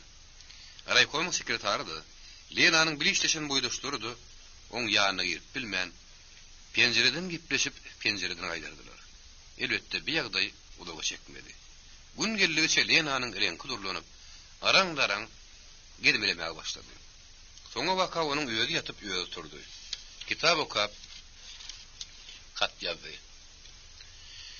Ol birinji gatyny Marrayon prokuroruny ýüzlenip, "Mele hoza az möwletli iş getilmegen toglady." Lenanyň bu haýyşy bitirildi. Günnüz gijany kowlap, gijede günnüz kowlap, aradan bir aý goly wagt geçdi. Bir gün bolsa ol bütün yere gaplan, göz gamaştırıcı, garlyga garaman oba gitmek üçin şehtas halat hayalyk görýärdi. Günnowda durmakdym Sarifyň, onuň aýaly Nur Bibiň gelerine Lena sabarsyzlyk bilen garaşýardy. İçerde göwüni karar tapman, dogdurlap taşary çykýardy, köşe heredip ýene ýatak saýyny girýär. Be bular näme bolduka? Ýolly galtymynda duşaýlarmyka? Ýa-da gardan howa süredip goýgurny däýlermika diýip kowsula düşüp belli bir ýerde durmaýardy. Şu jähetlide Lena wagtyny nähil tir geçirjegini bilmän. Yerine barıp gyşardy da, häri girin gadyetdir jurnaly teretmekçi boldy. Onun eline ilkinji düşen gadyedim Şuralar Türkmenistany boldy. Lena o gadyetin gatlaryny şelpek ýaly agdaryp taýparany heredi ýaky. Birden onuň gözü kalhodyň ganym duşmany. Ganhor mele hoja näme üçin ýeňil jera berildi diýen söz başga taşdy. Lena bu makalany okanna duýdanhyz o türka içýän çakan ýaly tasrap ýerinden garanan şol görün ak ýekdaýly bir hyzmat saýar gelip oňa Lena sen heri görülüp eşitilmedik sakkal 2 garaş boy 1 garaş bir da şerik sagyrýa teri ýetişmeden onuň haly garap ýönem üzerlik dur ýete görde gonjan ýete gör diýip Lenanyň pikirini gadyetden üzdi o wagt men külkülüne düşüp ýörendiň Lena ola ýaryň sözlerini dol manysy bilen ýydarlajagam bolman ony degişýän löýdüp sawol beri häzir barýanyp Lena özüne timar berip taşaryk çykdy. Emma Lenany guzak gerip garşylan onuň öz garaşýan günnowdudy. Magtym Sarifydy Nur ýetse bolmady. Ol arkadaky şirýak gülberli, garaja paltoly, aýagy ýadykly bir garaja ulunny. Ol Lenany görünnün arkadyna goş taşlap, 2 golny ganat ýaly gerip, Lena dogunjan diýip yerle uçýan garlawaşya Lena tarap gaýdyrly. Lena görünmäden tanap. Kamrak ýene ýaly onu gujuklap bagyryna basdy. Garan urjan, sigim, sen nire bir nire diýip, onuň artyk geplemäge gep tapman, bokurdygyny noldurup, garan urun üstü başyny kakışdyryp, onuň her ýaňagynyň bir poğaldy. Biri-birine mehrem ikin tanyň şupur tutdaky duşsuny görün tarkawlardy. Bire de urdogun bolju eken o. Bire sarıcı, birim garıcı. Bir goýunyň hagym dogor garada diýenleri şular bolaýmasyn diýip gözlerine ýaş alman durup bilmediler. Lenanyň özüm näçe geplejek bolsa da geplep bilmän, doýdugyny kimşerdip, ýüzüni mürşerdip, esli wagt boýurganyp durdy. Soňol nähildir bir hil güýç toplap, ýenli kesbilen dogunjugum goýaglama. Indi men gutuldum. Begarın sinne saňsyraklap sen kim bile geldin diýip onuň sorady da jösünden 2 tane alýaňa galman çykaryp Garanura berdi. Garanura maglymjyrap men Sarulaga bile geldim. Günnowdy paýtun tutmaga gitdi. O derrew geler. Sen taýyn bolup dur diýdi diýip ol her taşlan düğün şowyny algap getirdi Lena berdi. Lena el ýagly bile özüniň hem Garanurun göz ýaşyny tüpürüp düğün şowy aldy da isko tuğra girip gitti. Garanur howlynyň sinne geňin aýdatlary sin edip almaýmaga durdy. Lena teksidäki tatlary ýynaşdyryp, geýimlerini salsyrýança günnowdan geldi. Ol Garanur bilen gümür ýamry diýençe akşamlanyp Lenada çykdy. Günnowda onu görüp begenzinden ýaňa uş bolup usaýjak boldy. Gözlerini güldürüp saatlygynyň ýaňa onuň iki ýerine bir ýere barmady. Ol ulgap bardy da Lena bilen salamlaşdy. Onuň eline goş golumny alyp soňam gutlaýan Lena zan, gözüň aýdyn. Agdyna syp ýapşan ölümden awturluň. Ýok gideli. Bire ýol hem ýyl garaşýar diýip ol Lena ýüzlendi. Lena günnowdy ile gapdalaşyp, Garanurun golunyň tutup täze tepkitlere tarap zoşunly gyzyw bilen ýelgirip, mübarek gadymny öňetdi. Şo masalam ýapbaşyk kulakçunly sakkallak garawul dergüden 2 gapsany ýuwaşdyk gülen giň açdy. Emma ondan Lenada geniň münjek paýtuny girmän bir araba ıranyp berdi. Günnowda onuň üstündäki inglep ýatan atla seredip, "Saparagy" diýip geň galmak güle gyýgyrdy. Şo mahal Günnowdynyň gözleri hem ulalan ýaly boldy. Yatan hasta da onuň elken iştetini eşidip, kellerini galdyrjak ýaly etdi. "Bu ne saparagy?" diýip Lenada Günnowdan gyssanmaş sorady. Günnowda onuň amanlydyr aýdyrdygynyň ağırlygyny gidip, kalhol guruluşyna garşy bolup, owa şura başlygy garabew urup tutulan, gariplikde ýakan tanadan sapar sömpüdüni aýtdy. Şondan soň olar Sapar Fempiýiniň soňky ýazgydy bilen hasam gyzyklandylar. Sapar Fempi yaraly ýolbars ýaly ak çekip iňläp ýatan ýerinden kätewir gepläp, Mele Hojanyň soňky melgunlygyny, onuň oğluny hem gelinligini aýdyp berdi. Şondan soň Lenadyr Günnowdynyň agyzyna bir penjedek atylan ýaly boldy. Olar bir-biriniň ýüzüne seredişip, Mele Hojanyň inni keçsek hyýanat hakyna gorkuly iňkide gidip, hyýalyna on gözlegine çykdylar.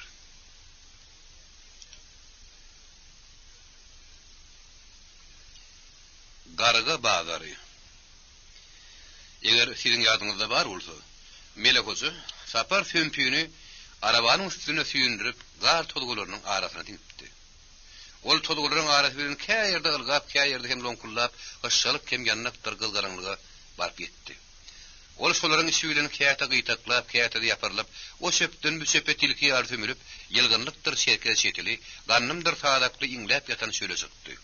Ol beýikli pesli aňa-daňat kumlaryň her biriniň geçenine yaraly şagaryň dipadyrmasy ýaldyrmasy bolup görüp baryny gördü. Şeýdi ol gara dire batdy. Daljygyp halis mezaly galmanyň soň imedikläp bir alaň dipadına doğrudan çykdy. Onun düşşek bolanyny aýagy taýyp, gaýada atylan möjek ýaly togulan beri düşdi. Onun düşen ýeri hem iki ýany alaňly takardy. Gar henidim şo bir ýagşyny ýagýardy. Mele Hoja şeýle aljaryň haly entek edip ýene ýolunda dowam etdi. Ol ýeklamak üçin öýüne ýykyşyr gözleýärdi. Birden onuň gulugyny buluşlaryny gaýgyly owal eşdildi. Mele Hoja şu tarapy öňükdi. Ol ýerginsiz ýagýan gar tolgularynyň arasy bilen ayaklanmadyk köşek ýaly enterekler şol aýdymyň aýdylýan ýerine ýakynlaşdydy. Bir garry uzar gujoklap aýdym gelýän tarapa teretdi. Emma ol hiç bir zat aňşyryp bilmedi. Sebäbi aýdym bir satmadan çykýardy. Onu hem gar basyp saýgyr ýaly etmänni. Ol aýdym ýene gaýtylandy. Nasrujan, Jani Nasrujan, bazarda balhan, temmäki talhan, Jani Nasrujan. Mele Hoja halis ıskyň aşanyň gujoklap duran ojaryny goýbermän bir tarapa ýykyldy. Garap ıskyň aşan ojarym hoturdap onuň bilen bile gaýtdy. Mele Hoja mehnit ojaryň aşagyna galan soň jan howluny "Ey Allah, meni şagallara şam etdiň" diýip goýgyrdy. Onuň tesine eşitip üstüniň gar basan çatmadan çykyp bir aly göz buluş geldi. Bu buluşyň adyny Bahadur diýerdiler. Ol ýözüne gaty göwün ýetýän garyp buluşdy. Ol gaýşanaklap ýüränni onuň togulum şargara murtu ýeňsedinden görnürdi. Ol tokoy baýyň ustasy demirçi eteniň kömürçi bolup işleýärdi. Ol gelişine Mele Hojanyň üstündäki ojara aýryp oňa "Turhany" diýdi. Mele Hoja oňa hiç şiir gaýtaryp bermedi. Bahadur onu suwa watan ýüňlü ganar ýaly edip göterdi de satmasyny etdi. Satmada gannymyň köýüdli ulap, bişen garpadyň içi kemen gyzaryp durdy. Bahadur oduny uldup, Mele Hojany ýylındyrdy, naharlady, ýözüne getirdi. Bir gaýyň içinde aljap sen nire barýasyňyz diýip Bahadur Mele Hoja ýagyş keýpin kökländen soň ondan sorady. Men möjek baýyň goýuny bakýadym. Olam galhowa sesini eşitip ala dağdan aňryk aşarman boldy. Maňa da gitseňe biziň bilen ýör. Bolmasa da isläň ýeriňe sür diýdi. Menden saňa hakda ýok, heçdekde diýip, o meniň sırtyma şakyrdyk takyp, koýup goýberdi diýip Mele Hoja ýalan sözüni Bahaduryn yndyjak boldy. Bahadur onuň sopun näligini geýiminden, sözünden aňyp oňa syýynçylar ýaly göz astynyň ýetip teretdi de ýylgyrjak boldy. Soňam pazarlap duran pişke murtuny tiýmar berip, "Şeý diýsene, men oňa ynanýan, olar saňa köp guda edipdir. Muňa da şükür et, seni öldürmän, aýygyňa goýupdyrlar, ýöne ölýün" diýip ol göwünne getiren adyny gün aýdyp bilmän, sözüniň soňuny gümsam turdy. Mele Hoja şeplik şeýini ýaly agyny matçyladyp, şeýine oturunany ýutdy. "Boluç, dilegelli, bilegelli diýipdirler haw. Näme diýjek görsem gümürtük etmän, aýdyp otur" diýdi. Bahadur diýişlerini sadyp kimini akşardyp ýylgyrdy da Mele Hoja garap, "Agam, men göwnüme gelen daly senden ýaşyrman aýtsam, sen ädiň de geýmiň de gulokçunyň da ýüz gözüňde çopanyň kamyňda işdäl. Çünki senin görenimden şöyle adamy sälle şewişgençiler gözüm göňüne gelýär" diýdi. Mele Hoja ýödüniň tagmaly zotda eşek kimin tanalındığını bilse de yine kasala gidip Bahadur'un sözünü püçüge çıkaracak bolup men geýmem sevişenleriňki bolsa da ödüm olardan däl. Ýaşar ýusur etmän saňa dogrymy diýsem, men goşuma şu geýim bilen giýjara bir adam geldi. O maňa agam, sen meni ölümden halas et. Men şu geýimlerimi alla öz geýimleriňi ber diýip, ol ulu boyunu kiseldip gözünden ýaş goýberip, ağlap oturansaň menem geýimimi alsaýmaly boldum da diýip Melek Hoja yapa değmezek sana verimsiz yılmanak sözlerlerin göz-görteli yalan sözlerdi. Mundan soň Bahadur onun bilen yanka-yankalaş oturman, piri bilen ozukda gannamyň köýellerini daşaryp oklap başlady. Ol köýeller garym üstüne düşenni, suwa watan gylgyn demir ýaly zydyrdaşyp, bu ýok ýerinden buğdary diýdi. Melek Hoja bolsa hamala diýersiň bal tutan ýal barmaklaryny ýalaşdyryp, "Men gaçykdym aňdy. Men öňürtmesem bir öňürder. Men tutup gadama delter" diýip içini gepledip, Bahadury öldürmegiň hem onuň geýindir azyny almagyň külkülüne düşdi. Şeýdem Bahaduryň gannym çapýan paltasyny alyp, diýişini gyzap ýerinden turdy. Bu wagt Bahadur egilip, şerin köýelleriň kömürlerini bir ýere üýşürip durdy. Melek Hoja paltany arkasyna tutup duýdurman bardy da, onuň şuwdesy bilen Bahaduryň ýeňte çukuryna doňdurdy. Bahadur şo wagda gar-garwap elini aýagyny gymyrlatman jan berdi. Melek Hoja onuň eşiklerini soğun tıpıran ýar edip aldy da öýde geydi. Görgüli Bahadur bolsa, asmanyň dökülýän lapar gar tozgularynyň astyna göçde galan boyun turup ýalypdan galdy. Melek Hoja onuň azy bilen patyp tutsuny Bahaduryň düýesine ýükläp üstüne minidi. "Haram ýeşek. Ýatynny terille.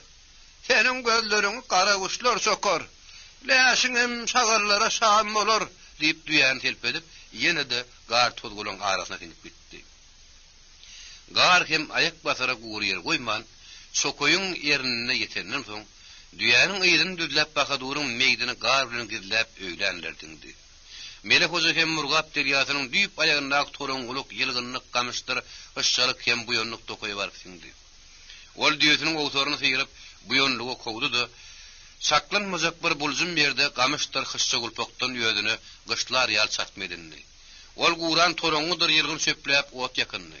Hışça gulpokdan düşük edinip Bahaduryň köňüze oýluny ýapynyp tankan gaýnaryna garaşýady. Hemem "Ey Hudaýym, şu gün iki ýeridiň birini arabaň üstüne süýnürdim. Birisinem garym. Şeýdäýmeseň men başga alajym ýokdy. Her ne galan işimem şular ýaly şowlede görgün. Günnöwdi bilen län aňam janyny cehennem bazaryna sowun satmaga iýerip bilsem, men başga armanym ýok" diýip ol diýäl ýal samrap başlady. Onun garaşyan tankady hem lakır edip gaýnady. Melek Hoja onu demläp çaý sorýmagyn meşgul boldy. Düýejene bolsa, burnu bilen bu ýonlaryň garyny aýryp otlap ýördi. Niredendir bir möjük kül tilkesi ýal tenkilläp geldi de, onuň eýletine bir geçip, beýletine bir geçip, ahyryna düýäniň öňünde şommaly oturdy. Düýejene agdyndaky oty şeýnäp, ýugdagadan oty agdyrjak bolanyna hilegar möjük onuň alkymynyň aldy. Düýe boyunny galdyryp kellesini ýaýkady. Möjük onuň bilenem aýrylman, uya sallanan gogo ýaly bir sihli aslaşyp, demin bermän onu aldym berdimi halýady. Düýejene alzyrap eýetinden delalat etläp, boguljuk tesbirin zarin bagyrdy. Emma onuň dadyny etsen bolmady. Hakykaty Bahaduryň bolsady, onuň gözden tanmazdy. O görgüli yakan kömürlerini gujoklap, garyn astyna ýatyr. Melek Hoja bolsa, bu atlardan bir habar ýaly, çaýdan nanyny keypini köklep, onu ol iş etsem, munna bir iş etsem diýip, öz ýanyndan göwün ýugurdyp, oýluň içinde sırtyny kete taşlarynyň güpçök ýaly edip ýatyrka, ukagdennem öz duýman galdy. Ondan soň o jenewere nirden garay bolsun. O jenewer dem almas daralaryndan soň burnundan sümügini sallap, armanyny öldüm diýen ýaly gözlerinden boyur ýaş döküp, ul göwretini diýen etdirip bilmedi. Bütün sümüg alpyllap, ayaklar sadanaklap, goýa diýersiň güýçli darba duşun dağın gaýaty ýal düýjenewer bir tarafa güpürdäp gaýtdy. Indi onuň xaridary möjük durşagallar boldy. Melek Hoja günnüki hyýalyny düýşünde görüp alzyrap ýatyrdy. Tapar söm sagyndan Bahadur soğulunun okturup yettim edip kovulap geliyedi. Melek hoca olaryň gözüne çöp atyp, şu yatan jeňeline girenni onuň öňünden guram sıkyp, "Dor, gitdiň" diýip nagan senedi. Edil şol tutdawaslykda Melek hoja diline badak atylny ýaly gepler bilmän Nurka düýanyň läşiniň gerk gäbi duýany şagal hut bilgeçdiğini ýal çatmanyň golüne gelip çommalyp oturdy da ýüzüni göýe goýup "Piu" diýip tokoy ýanglandyryp ýygyrdy. Melek hoja ýözüne ok degen döýdüp sırtyna temendir türüni ýal togutup ýerinden turdy da ikelini galdyrdy.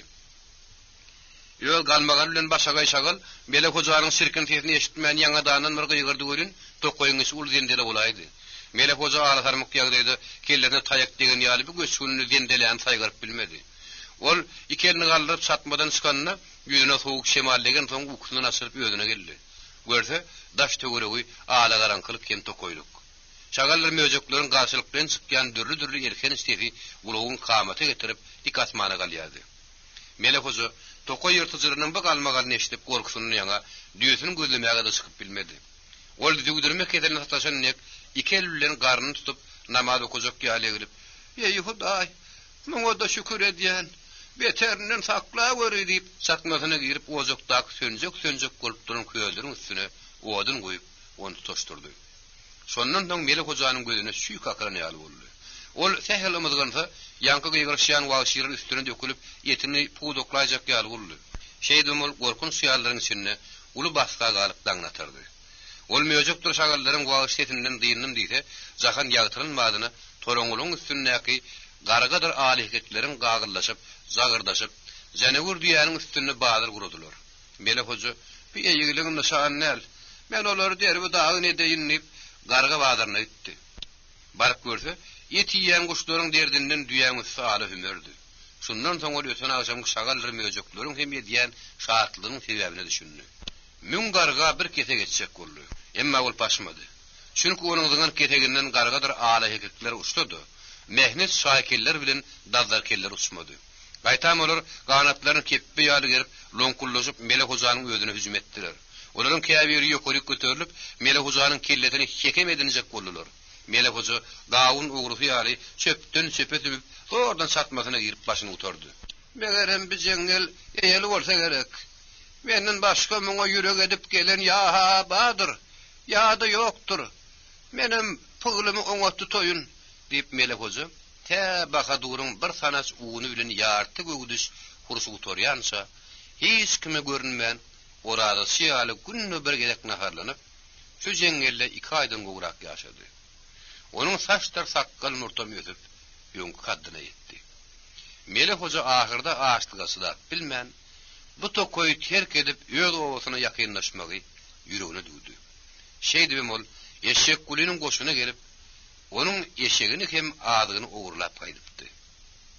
Bu gurrun bu ýerde dursun. Gelin bir kalhozdan habar tutulýar. O ýerde ne wakary geçýek? Eşek kulu ayalyňdan häzir bol. Gün ýaşap ýaňy iňrik düşüpdi. Ömürde ýyllary ýokul güýýär balkyllap barha aşak sallanýardy. Onuň ýokursyny heni dolmadyk aýtyllardan ýasalan sapsyz uruk ýarly gurdap getirip ýaýyp durdy. Şu iňrigiň içine tesyetim ýerden teretsem, şähet işanyň hüjreleri goýa diýersiň üstüni sala ömür watandan zırly dağlar dep gümmedekläp salgym atyp görünýärdi. Onuň hogursynyň içindäki äpet güjümiň düýbünde üstü gyzyl matawy örtülgi, töweregi 4-5 oturuşly stol kedirip durdy. Onuň ýokursyna güjümiň şagatyndan sarlanyp duran 30lyk sıra altyn sıralaryn töweregine uzadyp hogulynyň içine bolluk güne şöyle taşýardy. Howa diýsen maýyr hem asudy. Şep başı gymylamaýardy. Asmandaky ýalrok ýyldızlar şar garaketine düýülen sapra saňa ýaly bir-birini göz gypyşyp, ogludaky oturan kalposyny teredýärdi. Akmaýanyň ýoly, aňyrsyna bärdine göz ýetmeýän ak güller bile beslenen göp otluk meýdany böwütüp geçýän giň şaý ýol ýaly o ýyldızlara görüp berýärdi. Hüjreleriň iň beýik gümmüzleriň üstüne dikilen al baýdak, salikatly sülmüräp, käde hem wagtal pes saýlap ýuwsýan ýakymly ýaly şemaldirarly, öz-özünden tebil tapyp, tolkun atmak güle görüşlü geçilecek ulak ýollar salyp berýärdi. O baýdagyň beýle ýanyna, ähli gaçlaryň sultany bolan kümüş ýaprakly syrdan direk, Könürgönüň minarasy al asman udulyp durdy. Täze şemal üstü. O deregiň appas tek sansyz ýapraklary gyýlaryň sümsülesi ýaly şybyrda täsin titreşýärdi. Lenin adyna kolgoslary wazaýyp görnüşe ýünüs bermän 2-den 3-den 4-5den ýolary gurulmaşyp geldiler-de. Ullokan güjümli howlynyň içinde oturguşlary hatyra düdüldüler. Ýygyna galyp barjy prezidentdakylar öýde orunlaryna eýlediler. Ýygynyň başlygy Isak Abramovich Beyder iki elini stola diýip ýerinden turdy. Ýoldaşlar, kulak goýun. Gogoşek kişi barada kolhozyň başlygy Polat Nurýerli we söz berliýär diýip öz ýenli boýunça galamny stola tarkylladyp halka ýylandy. Şoma halam ýödara biri-birilen gülüşip degişip ýöme gatyşyp oturan kolhozçylar gowurun tappa goýup sessiz selemse dikkat bilen dam oturdular. Kolhozyň başlygy Polat Nurýerli kelesindäki depede ak telpegini çykaryp güjümiň şakatyny nassydy. İki sözüniň birini ardynjyrap gogoşek kişiniň guramaçykly geçirmek barada gysgaçyk gurrun berdi. Soňra sözüni jemläp ýoldaş daýhanlar biz ýa-ni kolhoz bolduk. Sanymyz 55 ýetdi. Soň şunem köpçülik bolup ekin ekmekde ýentek biziň tejribemiz ýok. Çünki biz Gatakar obasynyň taryhynda birinji bolup şeýle ajaýyp arkalaşykly işe girişdik. Bilimizi berip gusap gatak çyňlanmasak 50 hektar meýdany gogoşekip 10 hektaryndan 10 sentler paýta gasyny almak elbetde biziň kolhozçylygymyzy aňsat başartmaz. Hebe biziň ýekiş gurallanmaz. Ol çok ýeterlik däl. Iş mallamyzam şeýle. Jemläp goşup berýär ýekece de malymyz ýok. Şonuň söýlem käbir ýerde minneti pildir kätmeniň çekmeli bolar diýip ol kolhozçylary agry berligi işeň ýerli çagyryp tödün betdi. Ondan soň kolhozyň miraby saňy diýişli arryk şokka takkally jümmagy ýerinden turup ýensel ýoguýuny saňy sesi bilen gepläp ýapdyr salmak alyp çiğil çekmek barada gurrun berdi. Ol gepdi söýüdünden ýer alyp gaharna Polat Nurýerli we tagelini tutup "Aha başlyk, men saňa diýen. Sen 55 adamyňa buýsanmy? Olaň arasynda sygyr sopany, düýe sopany, goýun sopandyr çolugy, 5 tane on maşyny, özüňi meni orunbasaryň günnäwdin hadapdan çykar. Ondan näçe adam galýa? Elbetde 42 adam galýa.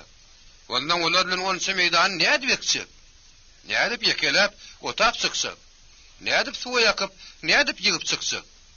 Sen ilki bilen şularda pikir etmeli köneň diýip jümmaga kinaýaly sözler bilen başlygy tokmoklamaga durdy. Oňa senni döýüşlik hem ýeginnek şadyrdy. Ýerinden laňa galyp Isak Abramovich Beyderden nowasy söz alyp jümmaga barmagy diýip "Ýok jümmi, sen baýdyandan telek. Näme şünneysen? Biziň kolhozymyzda 2 san sallak bar. Olaryň biri başlygyň öýdi, beýleki bilemen orunmasary. Bulara da öýlenmä wagt ýetdi" diýip o sözüni uturmanka el sarapyşyp, wakyrdaşyp gülüşmek howlyny joşa getirdi. Onuň bir sözlerini eşitip Lenadyr günnäwdi. Polat durmaýy gözüm aşak seredişip gülmän durup bilmediler. Iň gülmedek adam täs gassapdy. Şolam ýyl uğruna bir güllü. Soňam näme gülýändigini sarulagadan sonra anyny etdi de arkan ýüzüni gaýçyp lok edip gülmek bilen ol her 2 güler diýenlerini etdi. Aha adamlar, en tek men sözümi soňlamak, kulak salyň. Meniň 2 aýallydygymy, onun üçin nähili kötü ýendigimi siziň hemmäňiz bilýärsiňiz. Men o hakda sakırdap durjak däl. Ýöne welin menden beýlekileňiz. Hawa, ýani ýan gaýdyşym ýaly başlyk güle gormasardan özgäňiziň juda bolmanyna bir aýalyňyz bar diýip şadyrdy sünnaky mesele geçmekçi bolanny. Ýene gülkü hem el sarpyşmak onu bekdedi. Aha adamlar, siz şu ýeri gülüşmek üçin geldiňizmi ýa-da sünnaky mesele çözmek üçin? Aslynda siz näme gülüşýärsiňiz? Beýle gülüşer ýaly men aýal köýnegini geyip sygyra ters minmedim ahyrin. Kulak salyň. Eýtem siziň hemmäňiz müjerret geçäýmel sallah näme diýdi görün. Bu saparky gülkü şatlyk öňkä demiňde bolmady. Isak Abramovich howlyny göçürüne getirýän gowur ýatyrmak üçin galam bilen stol tarkylladyp gördü. Bolmady. Goýun haw diýip gyýryp gördü. Bolmady. Ahyrny ol stol ýumruklap gagarly otur şadyrdy. Gepleme. Goý bular bu gülüşip işlerimi uzatdyn diýip gyýrdy. Şadyrdy onuň aýdy şeýle etdi. Jümmagada dogry da walla bir ýerde işe balakdyr telpek geýdirip Baskara fazla gelip gün görecek bolyan var näme? Gülüşýän bolsaňyz diýip, hem mereke gahir edip, hüngürdäp aşağı oturjak bolundy. Gülkü öňküden 3 össe beter ýanglandy.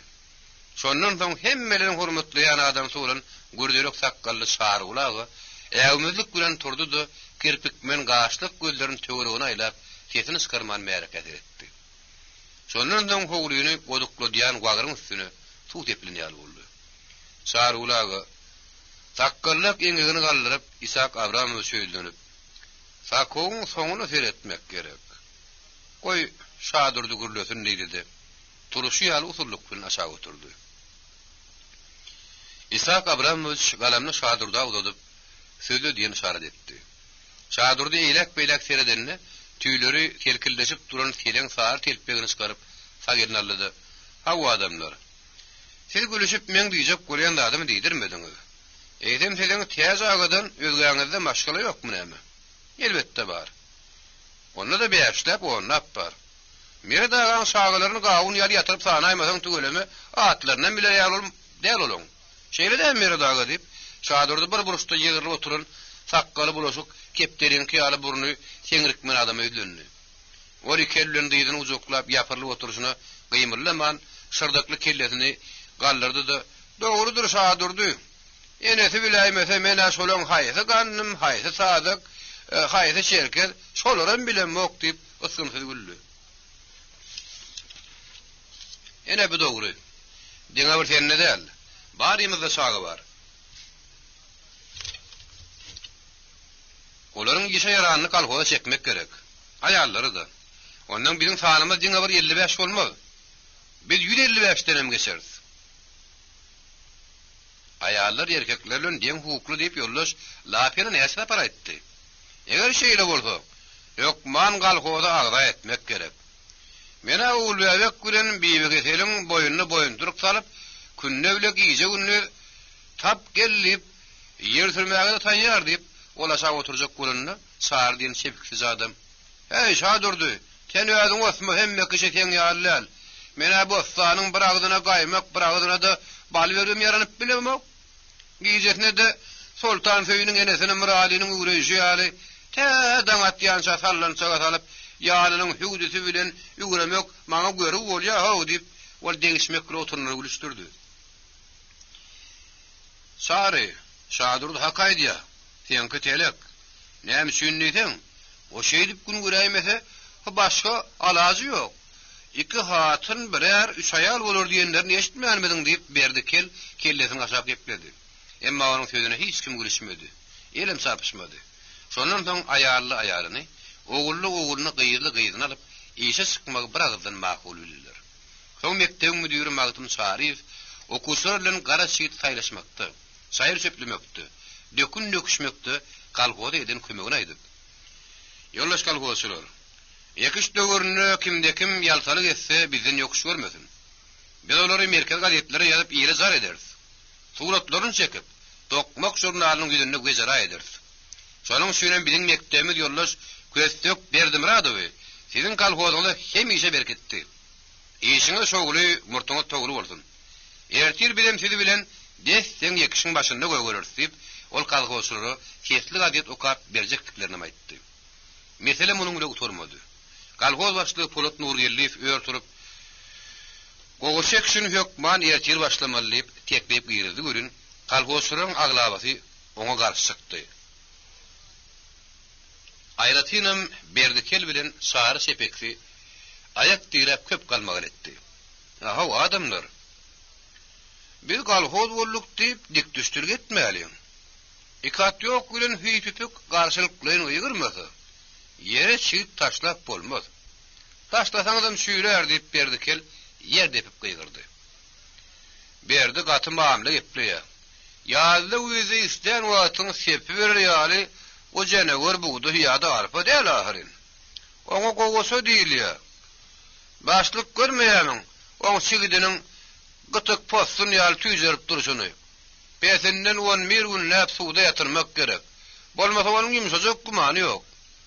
Gaty edilse de o ýeriň aşagyndan çykyp bilmän süýreýär. Bugünler o gün bir gün ıssy bolsa, bir gün salkyn. Siz otlun elektrik şeddalin güllesi oturunu seyretmeň. Köýdekçede saylık çıksaň soğuk kakıp pışkaran koyuna dönür ya. Näme ol adamdan sizden mi röýdýämiň? Kızılbaş nogurda geçmäne ýekişiň golüne barıp bolmaz. Ata babam gurbany bolan hojamagy. Sen bir beýdi oturmada hädise ne diýip şar şepikti. Öz sözüni göwürtmek üçin hekim hojadan dirara ditledi. Hekim hoja iki ulugunu gadynyň tutuzy ýar edip ýüzüni tallap oturşuna şar şepiktiň sözüni nädir makbullajykdy. Emma fiýadatdan gorksyna aha inem şary. Ýüreňle satyň soý diýipdirler. Sen näme beýdip ýylyň gaňryşyna aýdyp durdyň. İkat ýok gelip saňa o çekşer öýdýämiň diýip ol şar şepiktiň göwünden turmady. Gaýtam halk bilen halk onuň soňky sözüni gülküle garşylap indi nätdiňiz diýişdiler. Şondan soň şar ulagy söz diýip aldy. Ýerinden turup ardynjylap at gasyran ýar töwrüni seretdi de diýjek sözlerini takyklap berdi. Şary. Siz näme üçin adamnyň başyny kelkile goýýasyňyz? Hey süjedellenim keççilikden görün peýdaňyz barmy? Siz kim daýhançylyk kim? Düýün näme-de burnuňyzyň sümegini nowta ýaly sallap, gumolokdan gozlat oýnap oturanyňyz. Bugün bolsa bolluňyz meň başyma baba daýhan. Halaýyklar. Bir ýerde gepden dokma ýugurdy oturmak gerekdäl. Ertir daň saz berenine goş golamy alyp ekiş meýdanyna barmaly. Wessalam, oturdy diýip şary ulagy berdikel bilen şary şepikse kirpikmen gaçlyk göllerini alardyp öz ýerine oturdy. Ýrekseň ekini ýere urar köküni. Giyecekseň ekini alarsyň belaň okuny diýip molla kemene ýöne ýerden aýtmandyr. Şary ulyň aýdyşy ýaly şek oturdy bek otury goýmaly. Onun peýda ýok. Berdi şary, kile galja kafa bilen ekin ekmek gerek boldy. Öz melleňizi eki beriň. Oňa bizim görülmezçiligimiz ýok diýip şadurdy. Olara has aýytly jogap berdi. Ýollaş piredimler. Şo turna adamlar berdi kel bilen şary şepikçiň garamagyny bolsa. Mene şu ýunakdan çykyp gitsek diýip maňlaý tüňü kete kelle bir ýigit gaharlyny ýerinden turdy. Eger ýadyňyzda bar bolsa, oňa tenesi rejanyň ogly tüňü diýipdik.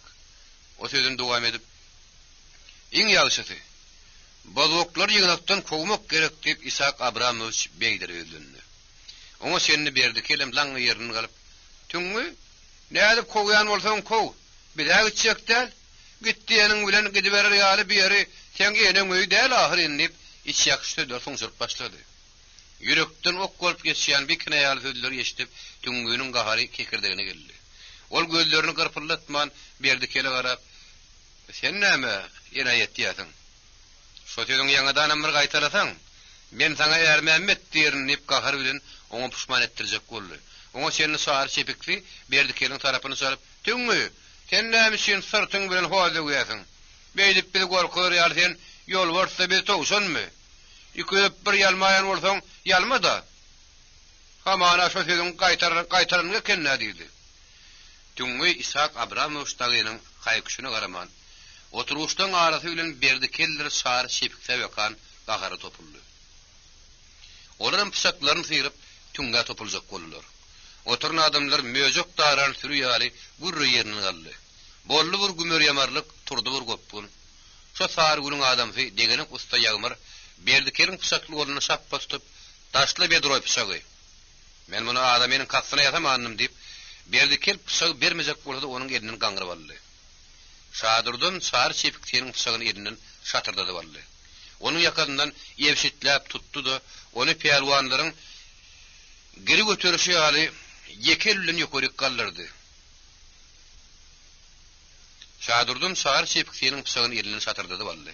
Onuň ýakyndan ýewşitläp tutdy da ony peýalwanlaryň geri götürüşi ýaly yekellen ýokaryk galdyrdy. Şar şepikçiniň bogulyp şo mahal göz kaýjak boldy.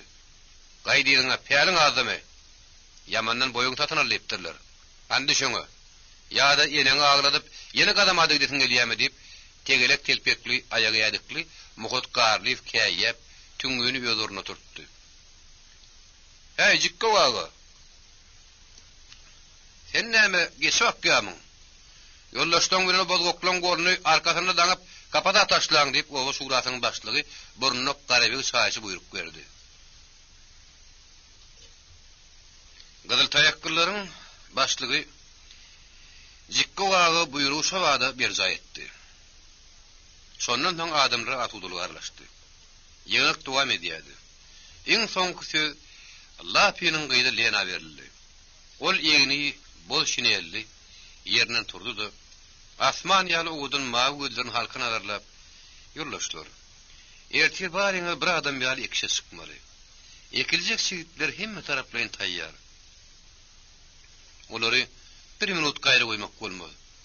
Ikişde ýahly adamlary, iş gurallary, iş mallary öz ýerine ulanmagy başarmaly. Kim bu wajyp işden boyun toglasa, ýüzünden typyljak därler. Ha goýurlaşdylar. Men tide ikişi degişli bir hoş habar aýtjak. Düýün men raýony baryp, Syna üçin Stalingraddan getirilen 3 traktoryň birini soradym. Eger şo traktor gelip ýetişäýdi, onda biriň ikişimi on çokluy gorkulum därlip, ýoka dowdaklaryny tamşandyryp tödüne jemledi. Oňa çendi kimdir bir ýogyn zorluk sesi bilen traktor diýäniň näme? Gantmy ýa-da nawatmy?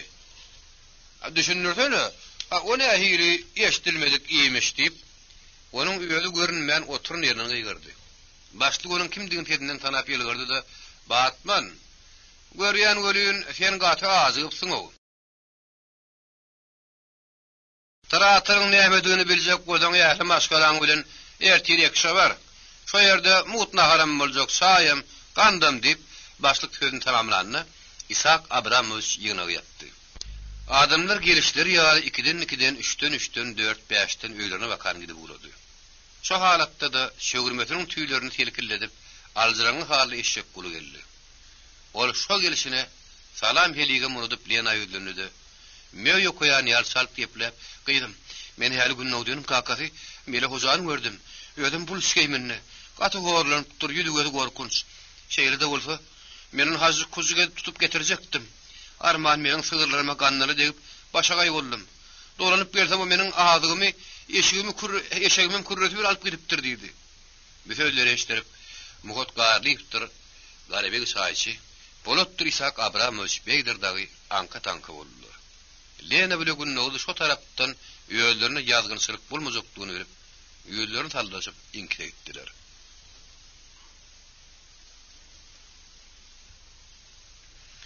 Onun sapar sömpüýüni öldürdim edip gadamatdan gaşany gaty hak diýip günnäwdi gaýgylam asgan diýipledi.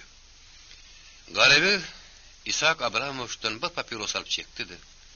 Oň tüstüsini göýüfläp, "Bolly, ýadyňdamy hot?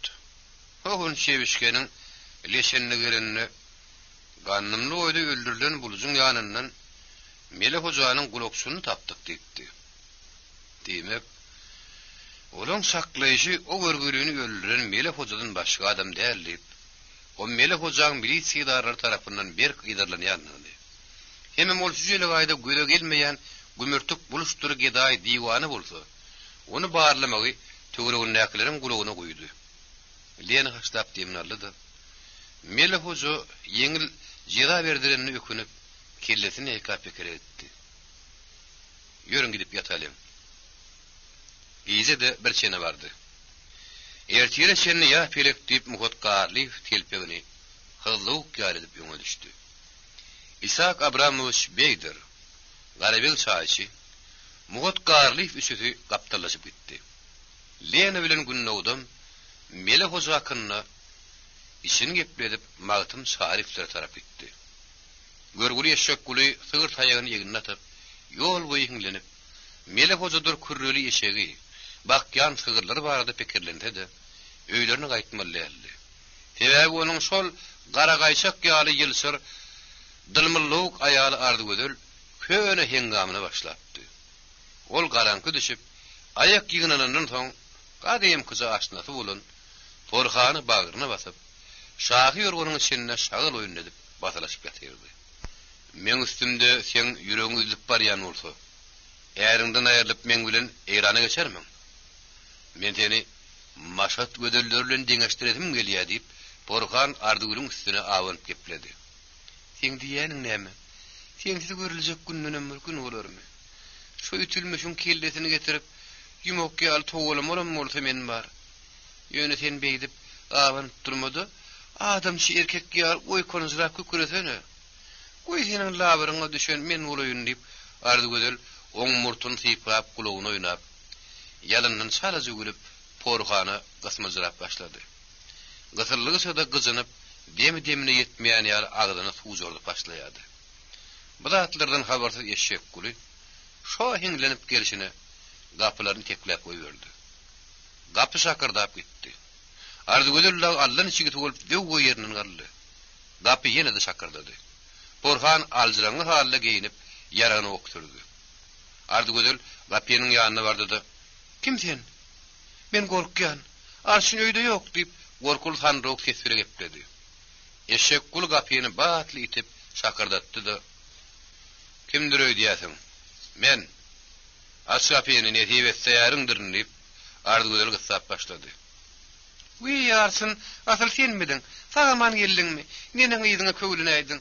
Entek bir azyk duragöri. Ýalaňaç aýýaly, men görnürligim ýok" diýip Porhany gapynyň gapdalyny gizläp işik açdy-da, eşek gulyny garsa gujaklady. "Sen ýatlap, her gizi biýmada bolýar. Ýör saman ketdi baryp päkleneli.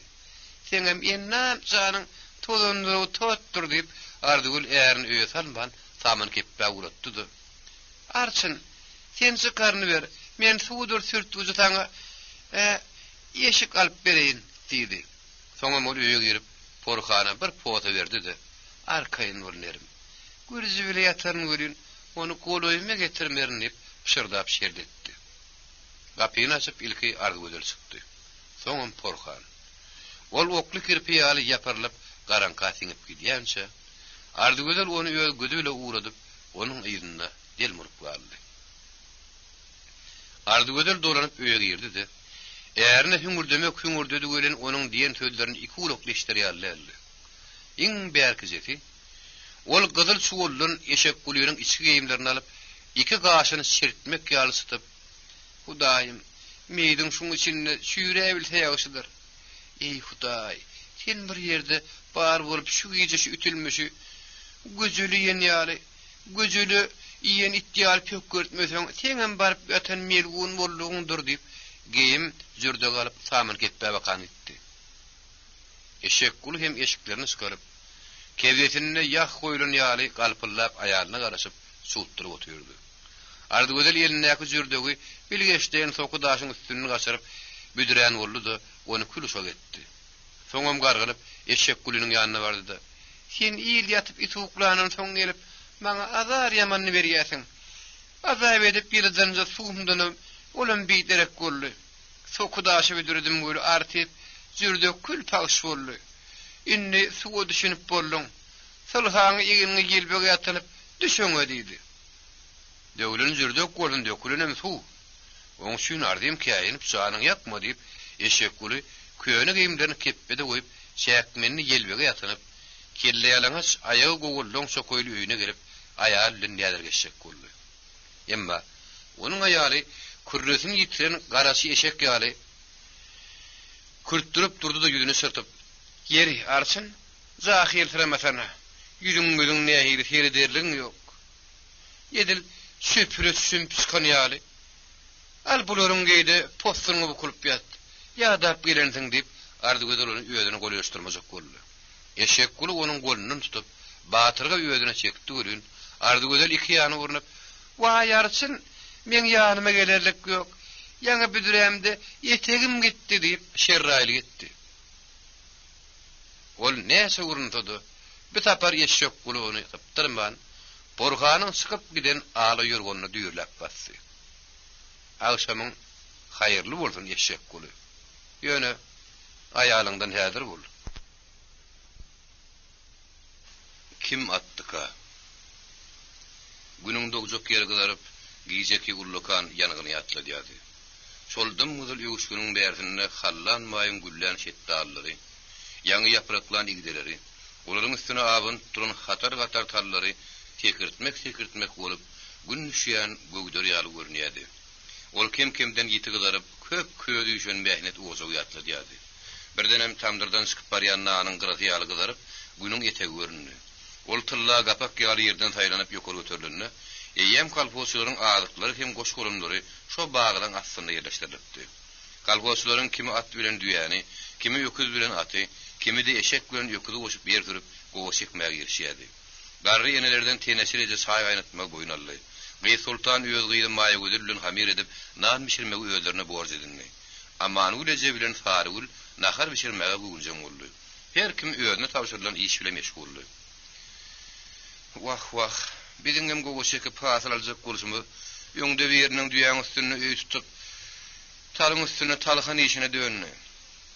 Yerimin şowulyny görä, at bilen at, düýe bilen düýe, ýöküz bilen ýöküz, eşek bilen eşek jüp bolsa bolmaýarmy? Dip Batman burnuny suwsy ýerde öten egri hyýar ýaly berilmäge başlady.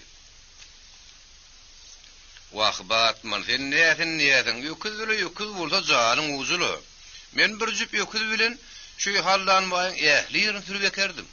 O jana gör ýöküzler atyň aňarsyna çykanyna gelliýsem gelerdi, tap diýsem keş tapardy, mandy diýsem mandyny. Böyle şeýle bir akylly ýöküzdi. Arman hallanmaý kalpos ýetine eşlip olary ýem ýok etdi. Halin olary ýaly ýöküz barmy näme? At bile düýäni goşup, ýöküz bile aty goşup, eşek bile ýöküz goşup, goşek bolýarlar. Bile beýle zady direk edip düýüşmedi de görüp bilmendik. Aha, senin bunu hiç bolanok dip geceleşten, ene senin bir terçiladın. Ondan senin tapartın piyal nire diýseler, aýagyny salla bermeli. Dip her ýepini burnuna salyp güňde skepleýän, kelleti kirli ýagylyp gülen bogurgy, eýýaka köýnekli aýagy sarykly, ganynym atazykda berendi. Yeri, derinmese zady derinmeseňizde. 900 bolsa kalhoz näme bitaýlyk eý bolýandy diýeňizmi? Bary bile badyr eýle berin. Oynap ekseň boynap beter diýipdirler. Ýere tohum taşlap üstüni gömüp bilseň, yerim gonur, dökülen derem diýip çarulagy Batmandyrganyma az ýeplep, köp işlemek ýüreginden syzyryp aýtdy.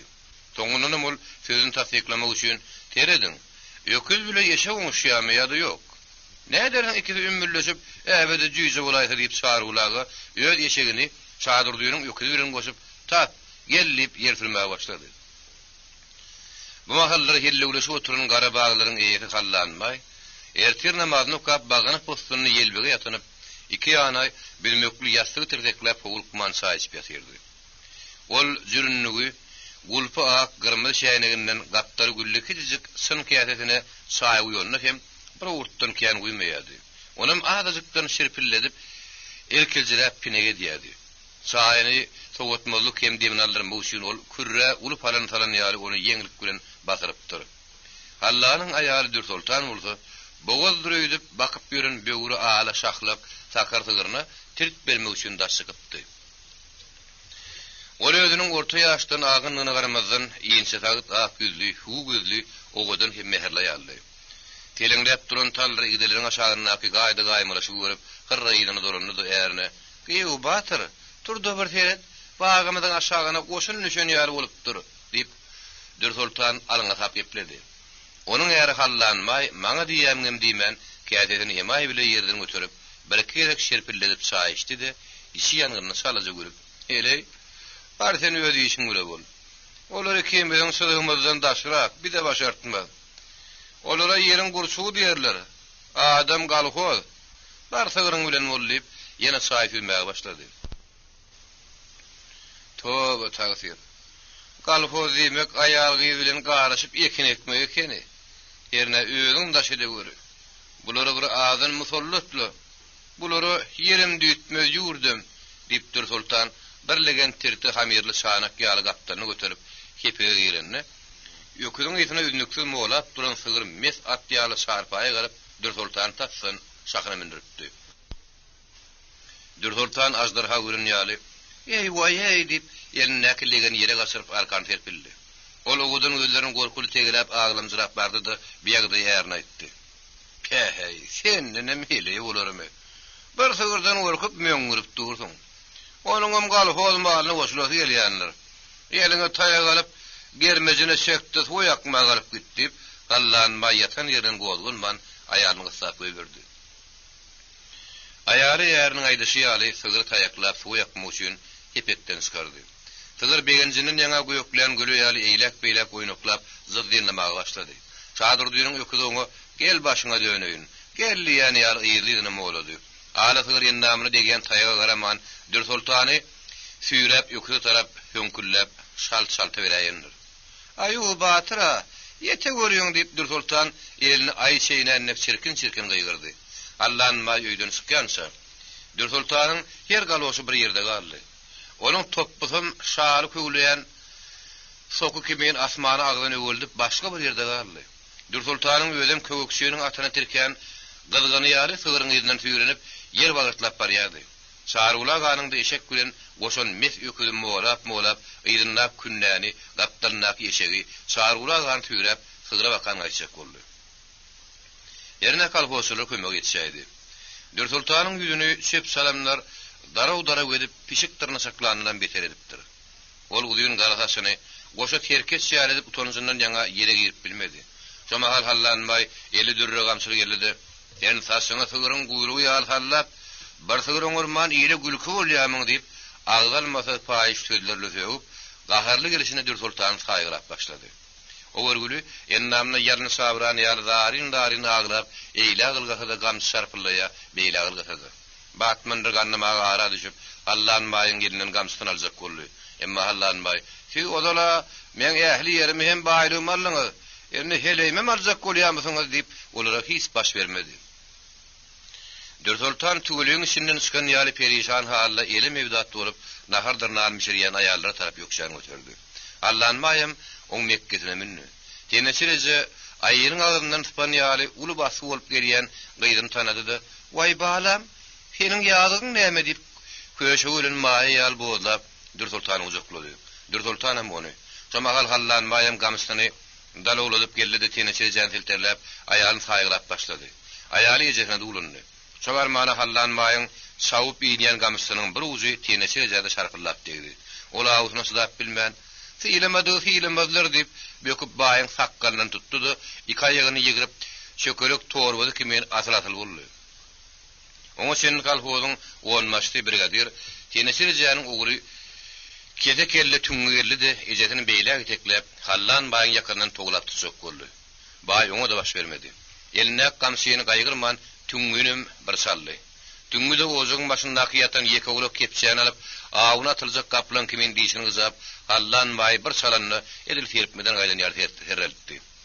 Eger ol ýahly gahar birini şeýdip onuň samalagyny saşyrmady kuldy. Onu hallanmaý tüňgüniň özüni ejetini bajatyny ýeriň arasynda kogulap gamsylap gözara edimlenip oňjak däldi. Olaň üçüni diýir ýere gömüp üstüne oturup silim çekende-de onuň içi sowajak däldi. Gaharam ýetjek däldi. Eger bolsa ol iki gözüni peteredip demgysmallek ikerinden demini alyp gyrkylyk bilen ýarpyň gyrkylyň goşýaly düýrüp ýatyrdy. Dur Sultan bolsa öz dogany tüňgüden eýgilik tamasyn etmeýärdi. Çünki ol odalam terim ýoly aglap baryp doganyň gulugyny kamata getiripdi. Sonuň şeýle ol ýaşly gara gözlerini balkylladyp göýe derdiň üstüne labir injek ýaly ýygyryp ejetiniň gujogyna ýatylýardy. Tenesirejede bittik gözlerinin boyur az ýaş töküp symry uşuýary gaýdana kökürek gelýärdi. Tüňgen pirini söýenip gözlerini alardyp gahar bilen käte bolary, käte-de hallanmaý diýärdi. Maýy gözler aman güleje. Baba ulynyň aýaly Dur Sultan gaýry aýallar tüňgüniň peýäriniň bozunyny aňyp tenesirejede bile Dur Sultanyň daşyna halka boldular. Aýratynam maýy gözler enini gyýdy gujoklap olary pena boldy. Egri burun batman ragannamagy hallanmaýyň sygyryny eltip kepegini daňyp aýtdylar. Sargulaga şadyrdynyň boýnumy jok bolýan mala şah sary öküdüni atyň hamydyny geýdirip onu şeýle bir işletdi ölün. Öküz biýmedal etmekden geçdi. Käy ýykylyp käy sürüşip gördü. Adal bolsa onuň ýygynyň galman gara ýeriň bagyryny parlap barýardy. Kalkozyň brigadasynyň beýaşlerini de şeýle joşgyny hereket edýärdi. Tüňgem şol pirini söýenip durşuna kaşlap demini aldy, suw tutjak ýaly pirini ýygyny atyp Dur Sultana tarap ýörep başlady. Tüňgü boýuňdan syrysyňdan utan. Bu gülgülüniň öňkü gamsyny adymy. Ýagşam bir synar bu dogan ekeniň. Besdir. Allahyň wa ýüplük ýaly süýndirip doganly kömegini etdiň. Endi şoňguly oň. taşla pilini. Öňüle meni böörek görek etmäne beýle geçmerdiň. Taşla pilin diýdim taşla diýip, maýy gözel aglap onu uzaklady da uğruna goýbermedi. Beýle haýallaryň tüňgüniň şemgelen ýerinden çekelep, onuň üstüne huwaly bolurlar. Bolýa. Men seň diýende deýin. Ýöne maňa uýan bile gipleşmäge urusy dediň. Diýip tüňgü pilini alan ýerine tarap zyňyp goýberdi de bir uzak odunyň üstüne oturup pikir etdi. Şondan soň aýal gyýlar tüňgä göwnüp görüp, öz işi bilen ýene meşgul boldy. Sultan gyrgydan gorkonjy ýüze ýaly izetiniň guzagyna bukulup oturdy. Onuň perişan hally ýüzüne dökülen gara taşlaryň arasyndan owadan gara gözleri, "Jigem maňa rehmet. Men günäkär däl. Meniň ýalgydym günäkär" diýip, külüň içinde köz kimen ýyldyrap, ýalňy dogundan dilarat istedi. Tüňe bolda şol oturuşyna oturup, Sultanyň doly adyn tutmanyňa dürlü. Men senden diýnaýmasam, sen men diýindirmädiň. Seniň günäň näme? Derrew boýnuň al. Bolmagada hamyň küretelerini bıçagyny bat bile çıkaryp ýere dikip goýdy. Sultan şuňky dawanyň düýk takatynyň buga gelýän sygyrdygyny doganyna ýalwaryp düşündirdi. Iki dogan şeýle şynlakay gürrüňe diýäke, oturgap ýatan hally baýam, allanmaýam özüne gelip dik oturdy. "Ey, peýäline giriftar bolanbaý. Men aýarlyganymy näme üçin ýenjeň? On günäsi näme? Ýa-da ony ikilikde gördüňmi?" diýip tüňe oturan ýerinden turman soruldy. "Ýok, ikilikde gördüm diýsem gaty öte geçerin. Ýöne ol synasyny men görüp bilenok. Sygyr tagyp süýüt bişirmek beýlede dursun. Sygyra öýdüni süýredip menem öýdüne masgere diýe. Ondan o meniň aýalym öwsem öwürün, döwsem döwürün" diýip ol göwünne girende çekinmän aýtdy. "Ýagşy, goýa seniň aýalyň. Onun meniň dönerim ýok. Emma mesele munyň öle oturmýar. Ana aýt, ola şeýle görün. Men gezemem seň aýalyňmy" diýip tüňe ony dara diýrakal gyssap başlady. "Ýok, hiç asan men oňa dilim barmaz" diýip hallanmay oňa şunny aýtdy. "Onda sen näme üçin onurdyň? Meni murdyň. Demek menim seň aýalyňda. An jogap ber" diýip tüňe pyşagyny toguryp alagady, ýene ýere bat beredikdi. Hallanmay onuň sorugyna jogap tapman derdi hal gitmek gürä boldy. Tüňe topuljak bolman pyşagyny toguryp ony dolukly ýenjigine süpürüp laňy ýerine galdy. Hallanmay onuň göründen gamsydyr telpeginden 50 bidar bolup tüňe özüne topuljakdyr edip towuk tutjak ýal gorksyny lonkullap gitdi. Tüňe onuň ýerinden seredip durdy da azyl girdi. Soňul ýer ölçeýän hadasyny alyp gör kimedir hüňürdäp işine gitdi. Bu mahal beýlek kolhozlar az wagtyň içinde bolup geçen bu wakadan habarsyz her kim öz işi bilen başagaýdy. Kim ýer sürýärdi, kim biriň müň bolsun diýip ýere tohum tepip mala basýardy. Kimleri elorokly, daramykly türlen ýerlerdäki şaýyrdyr töňgelerini çöpläp, agşam alyp gaýdary ýaly ykjamlap bir ýere basyp goýýardy. Kim tiýäde şiil çekýärdi, kim köne şiil tökýärdi.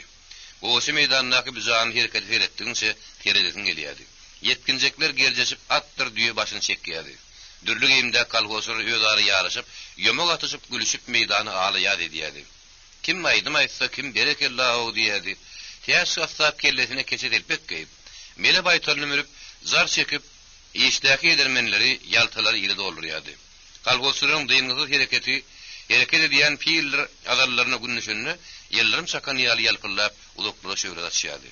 Magtym şary film köstök berdim Radow, gülüşip, ýapyrylyp diýwar gady taýýarlaýardylar. Şeýle joşkunny hyjy bilen işläp, haris aryn kolhozlar naharyp, çaý içip, dem diýin salmak üçin allanmaýyň agaçlarynyň saýygyny ýylandylar. Mallaryny suwa ýakyp ot berdiler. Soň bolsa olar tallar ýigdeleriň içine kelip geçýän suwly salmanyň güýerine baryp, çapyrdaşyp ýuwunyp azy derden tot-tolanyň arasylanyp ýerildiler. Kimi gyýşaryp, kimi oturup, kimi ýaplanyp, tankadyr tüňçülerden käselerini goýup, süýjüli çaý içip, bursok derleşip, gülleşip, keýpin kökläp, ýadymyk ýal boldular. Soňam olar 4-den 5-den tegelenip oturdular-da, içi öýjük melemyssyk nan bilen ýagly çekdirmäň daşyna geçdiler. Olaryň toşap ýalan ýaly agyrlaryny şapylladyp, işdämen nahar işleri, sapy uzun şüňklük şemseler bilen gopurdadyp sowarby içişleri gapdalyn görän adamynyň agdan suwurýardy.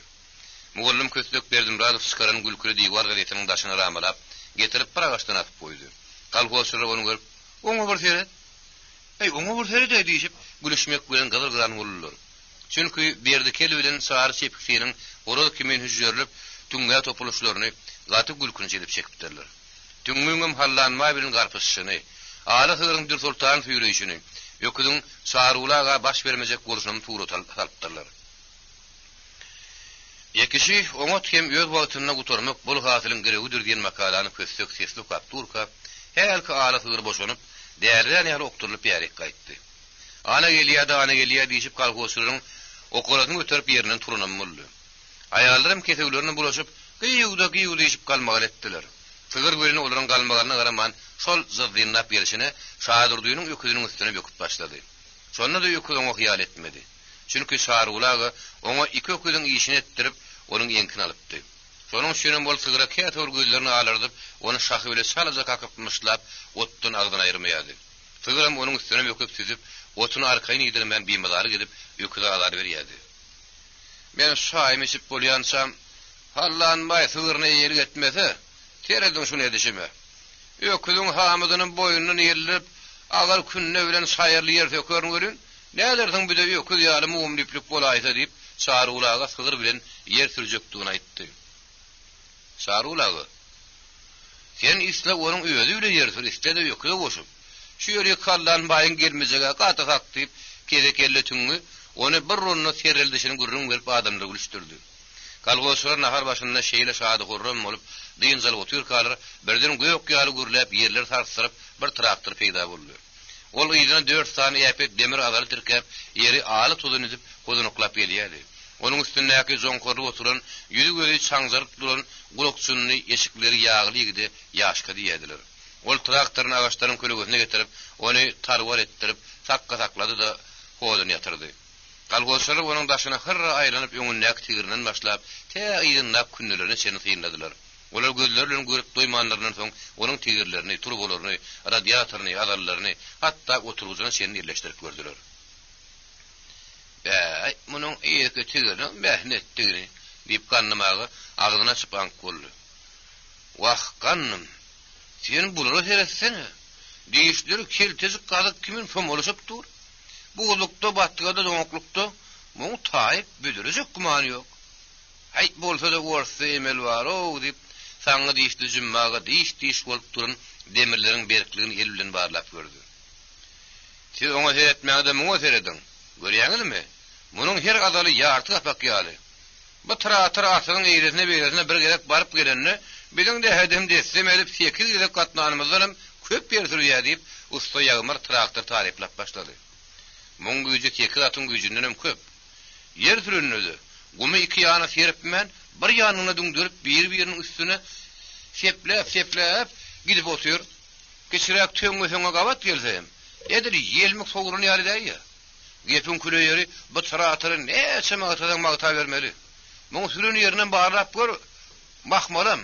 İkilerini tapawdyny bilseň men saňa Baby Daýhan diýerin diýip traktor akyndaky görbeşdenlerini gurrun berdi de ol. Mene mustu. Şunu ýasany mustu diýip ýagmyr gülüp hediledinmi? Dogry diýäsiň usta ýagmyr.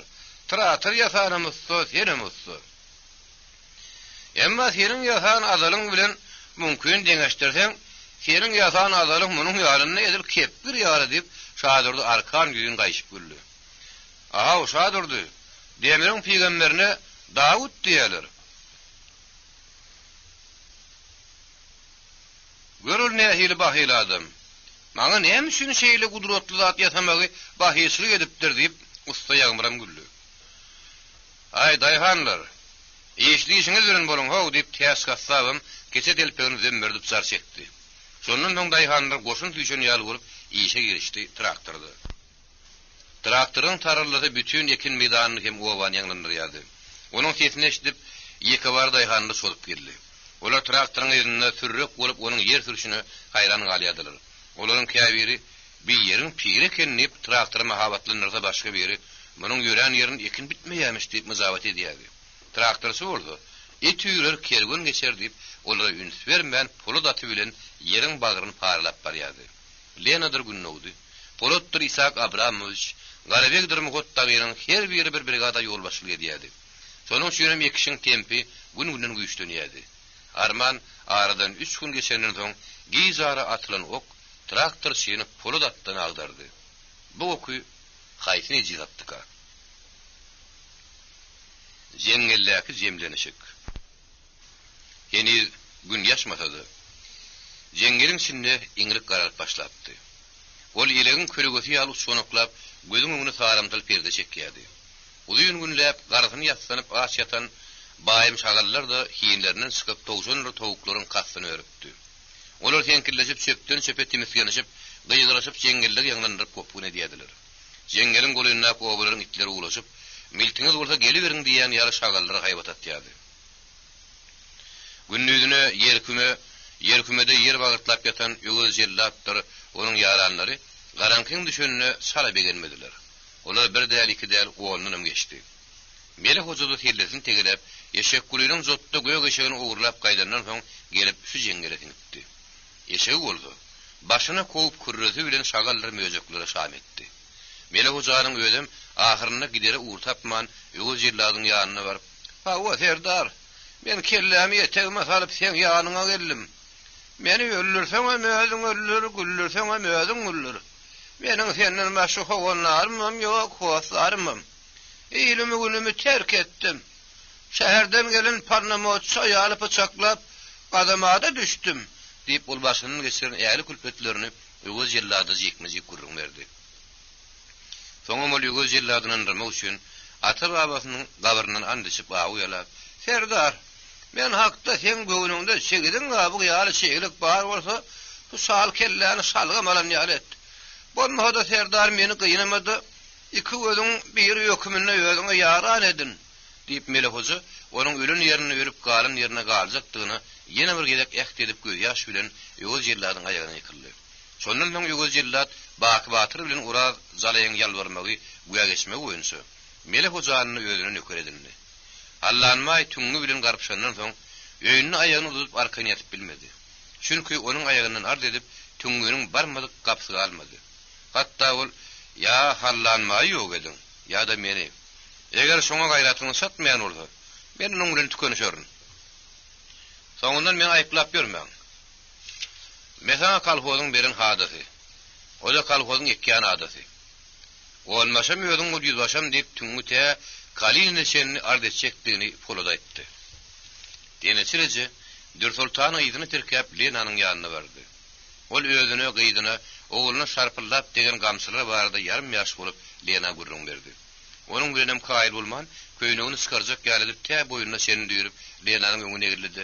"Gyýdym, ay gyýdym. Lena, maňa şeýle gamsy degenden soň Dürsultan jana ne hili degen diýýärsiňiz? Oň bütün ýennam jany göýük gabarçak sıkan ýaly sapra galyp dur. O beýle gamsyny atasyndan emýänler. Şonun ötürü hallanmaýyň gözüni gazamaat taşmasaňyz men hiç razy bolmaryn" diýip o hallanmaýa söýüp sibernip ağaç çykly gepdi. Ýeşiň zygybazyga gelip hallanmaýa erehim edilmejegini gözetenden soň Dürsultanyň äärine haýyp gelip, "Ýok boýdaş. Oňa näçe käýetiňiz käýýän. Away siýasat edip gorkusaňyz gorkudyň. Men oňa garşy däl. Ýöne onu gazamaat berip düýüp su guýagaşyň negedäýmän. O men ärim. Onu tutturup ben ýyl içinde ýamanada ýa bolup bilmen. Goý gorsulukdur. Oň bilen maňa dögüm salmaz" diýip Dürsultan hallanmaýyň sulmana hiç razylyk bermedi. Gaýtam ol aglamjyrap gara gözlerinden katra ýaş döküp, özüniň äri bilen ýaraşdyrylmagyny Lenadan talap etdi. Lena oňuşda bir hallanmaýa ýüz berilse, onuň barha gudu aşjakdygyny düşündirip aýtdy. Dürsultan Lenanyň aýdynlaryna düşündi, düşünmedik bolup, "Ýok, men onu edip biljek däl. Goý beriň. Men onuň bilen terkeşip öýüme ötjek. Ola meni puşman edýändir. Goý beriň" diýip aglamjyrap hiç eňek bermedi. Şondan soň oğul şuranyň başlygy Galabek şaýçy Lenanyň tabşyrygy boýunça hallanmaý kapatadan çykaryp idarasyna çagyrdy. Onuň bilen ýüzüňe oturup ullakan gözlerini alardyp, ören düzümli gepleşdi. Dolanyp Dürsultan azar bir mizikdi barady, onuň diligat talap etdi. Hallanmaý ikellep oňa razy boldy. Hatda ol şu atyna bir ýerde bar boldy, Mele hojany tutup getirmegen boýunaldy. Aýaly bilen terkeşip öýüne gelenden soň ol lewdini ütgetdi. Ol Dürsultanyň ogluny Maýsa diýen aýalynyň ýanyna goşup, 3 gün munun odal şaşynda gyýdynyň öýüne gederini uradypdy. Indi onuň ýanyna askynjak da ýokdy. Şonuň şeýle bir gara keçä dolap, samanhanynda gizläp goýan beş ataryny alyp ýaglady. Tüpürüşdirip araslady. Onu oklap atayma tayarlap koydu. Soň bolsa 2 ýyly hanzaryny wagysyn möjük kimin diýişini gyzap ödün tutulukdan alyp galan aýalyny tarap gitdi. Bu mahallar Dür Sultan ýaňy bişirin otly hem etli somsalarynyň arkasyny gadaşdyryp oturdy. Allanmay berdiň gyzynyp başyny etli somsany bir ýanyny, otlyny bir ýanyny mindirläp goýup. Bolmada şoňa heret diýip ol hanzaryny ýokary galdyrdy. Daýakdan gamsydan ýennamzany derda bolan Dür Sultan Allanmaýyň hanzarynyň ýokary galanyny görsedi, ol beýdir etmänli. Gaýtam oňa gülüs ýarat edip oturun ýerinden ogsuny atdy. Batyr, öldürseňem bir ýetirin, güldürseňem diýip ýerinden turup onu gujaklajak boldy. Batyr diýip meni köşedip bilmersiň. Sen dogonly hem eneli heleýsiň. Şura hökümetim senin arkadagyňdyr. Şolar derarly meniň ýyldygym sönüp, sen ýyldygyň ýan bolsa ýansyn diýip oň döşünden 2 ýyly hanzaryny nikdi. Ol hanzaryny batdyry dartyp alan Dür Sultan wagt diýmäge ýetişmän, içi gawun garpyly ganar ýaly gülsülläp ýykyldy. Allanmaýyň onuň bilen ýüregi teterli tapmady. Görgül Dür Sultany üleşige düşen diýo kimin pudorlap halta saldy, ýöňüň orta arasyna gömüp goýdy.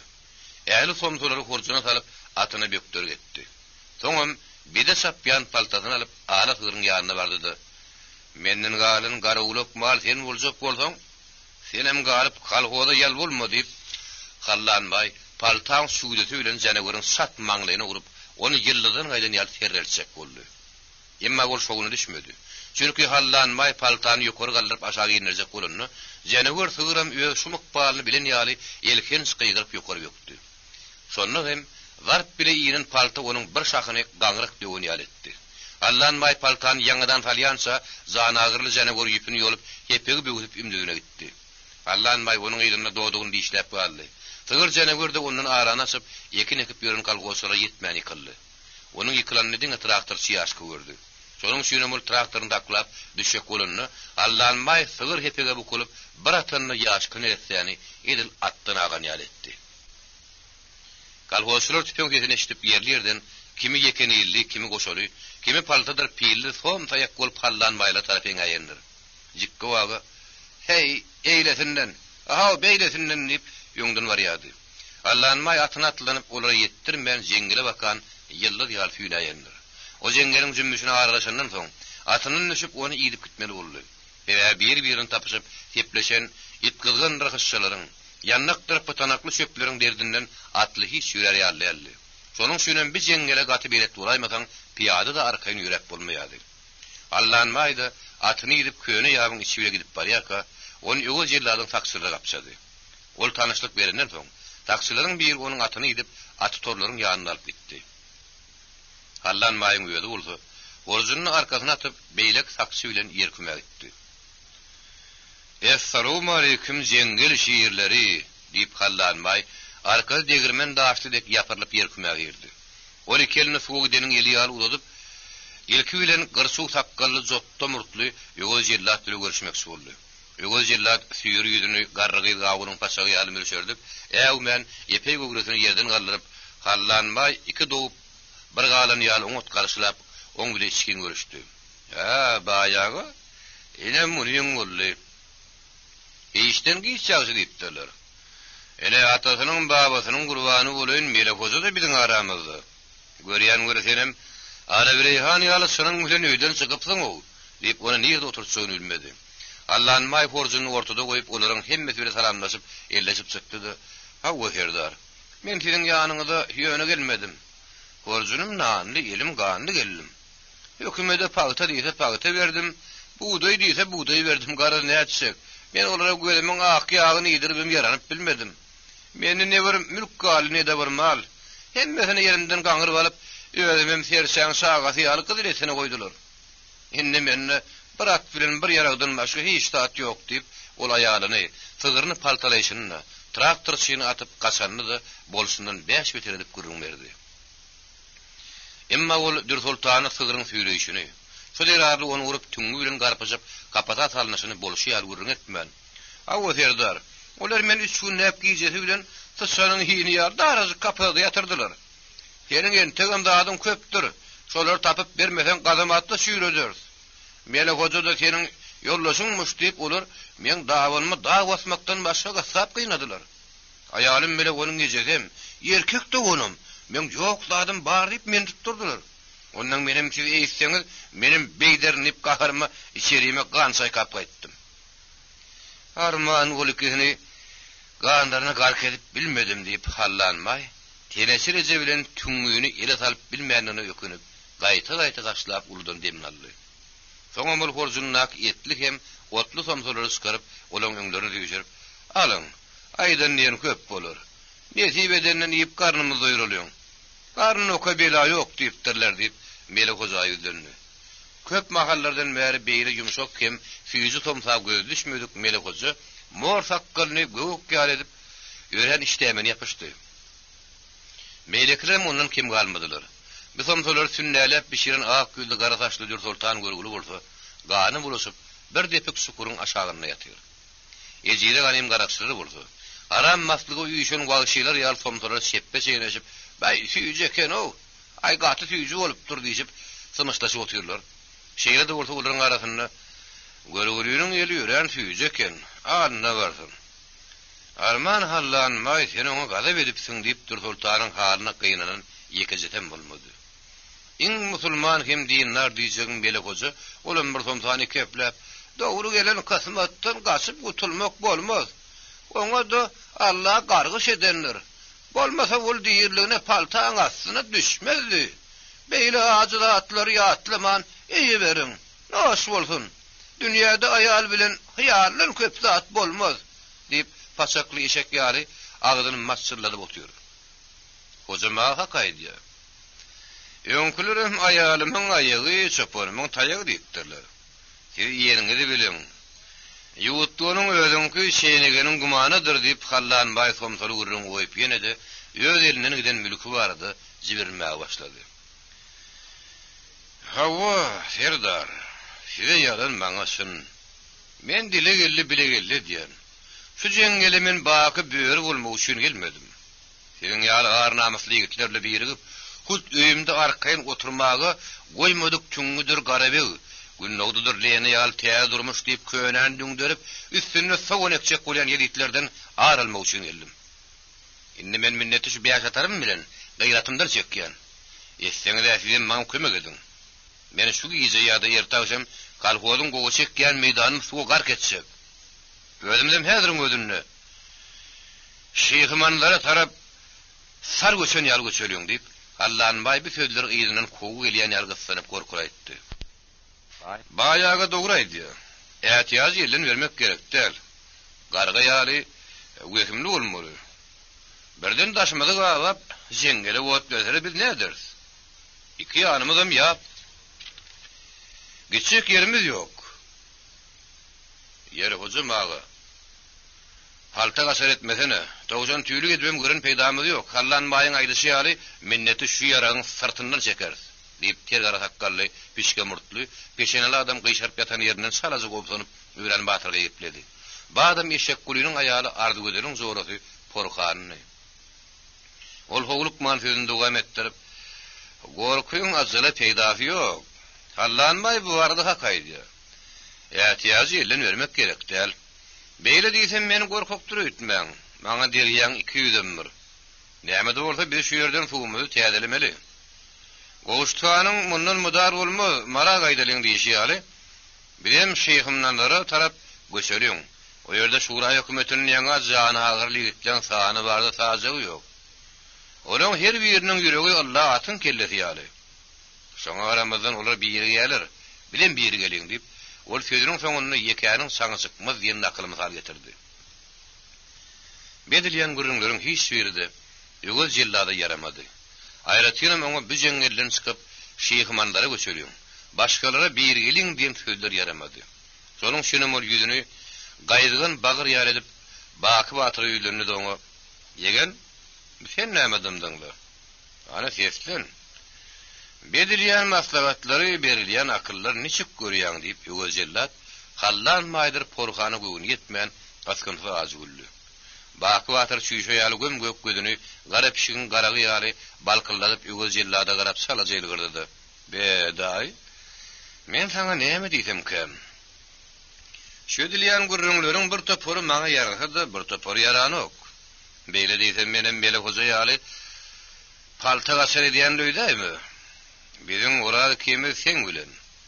Ýöne hallan maýyň getirin habar dogry bolsa, onda bizi bizeňelde ýatyrmazlar. Şoňa hemen gözüm ýetdi.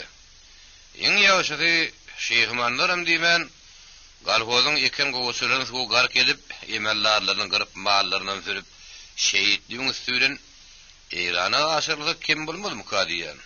Diýip bakyp atyr, owa guramlaryň üstüne duýdanyny dökülip, sapagullyk etmek amatly hem düşünýärdi belli. Ýoguz jillat bakyp atyryň aýdynlaryna dälilik bilmedi. Aýratynam onuň soňky sözleri ýoguz jilladyň göwünden turdy. Şonuň üçin bol agdyndak şeýna oturan tomdogyny dügünün ýaly boýuny uzadyp ýutdy, bakyp atyra seredip. Olýa ýegen.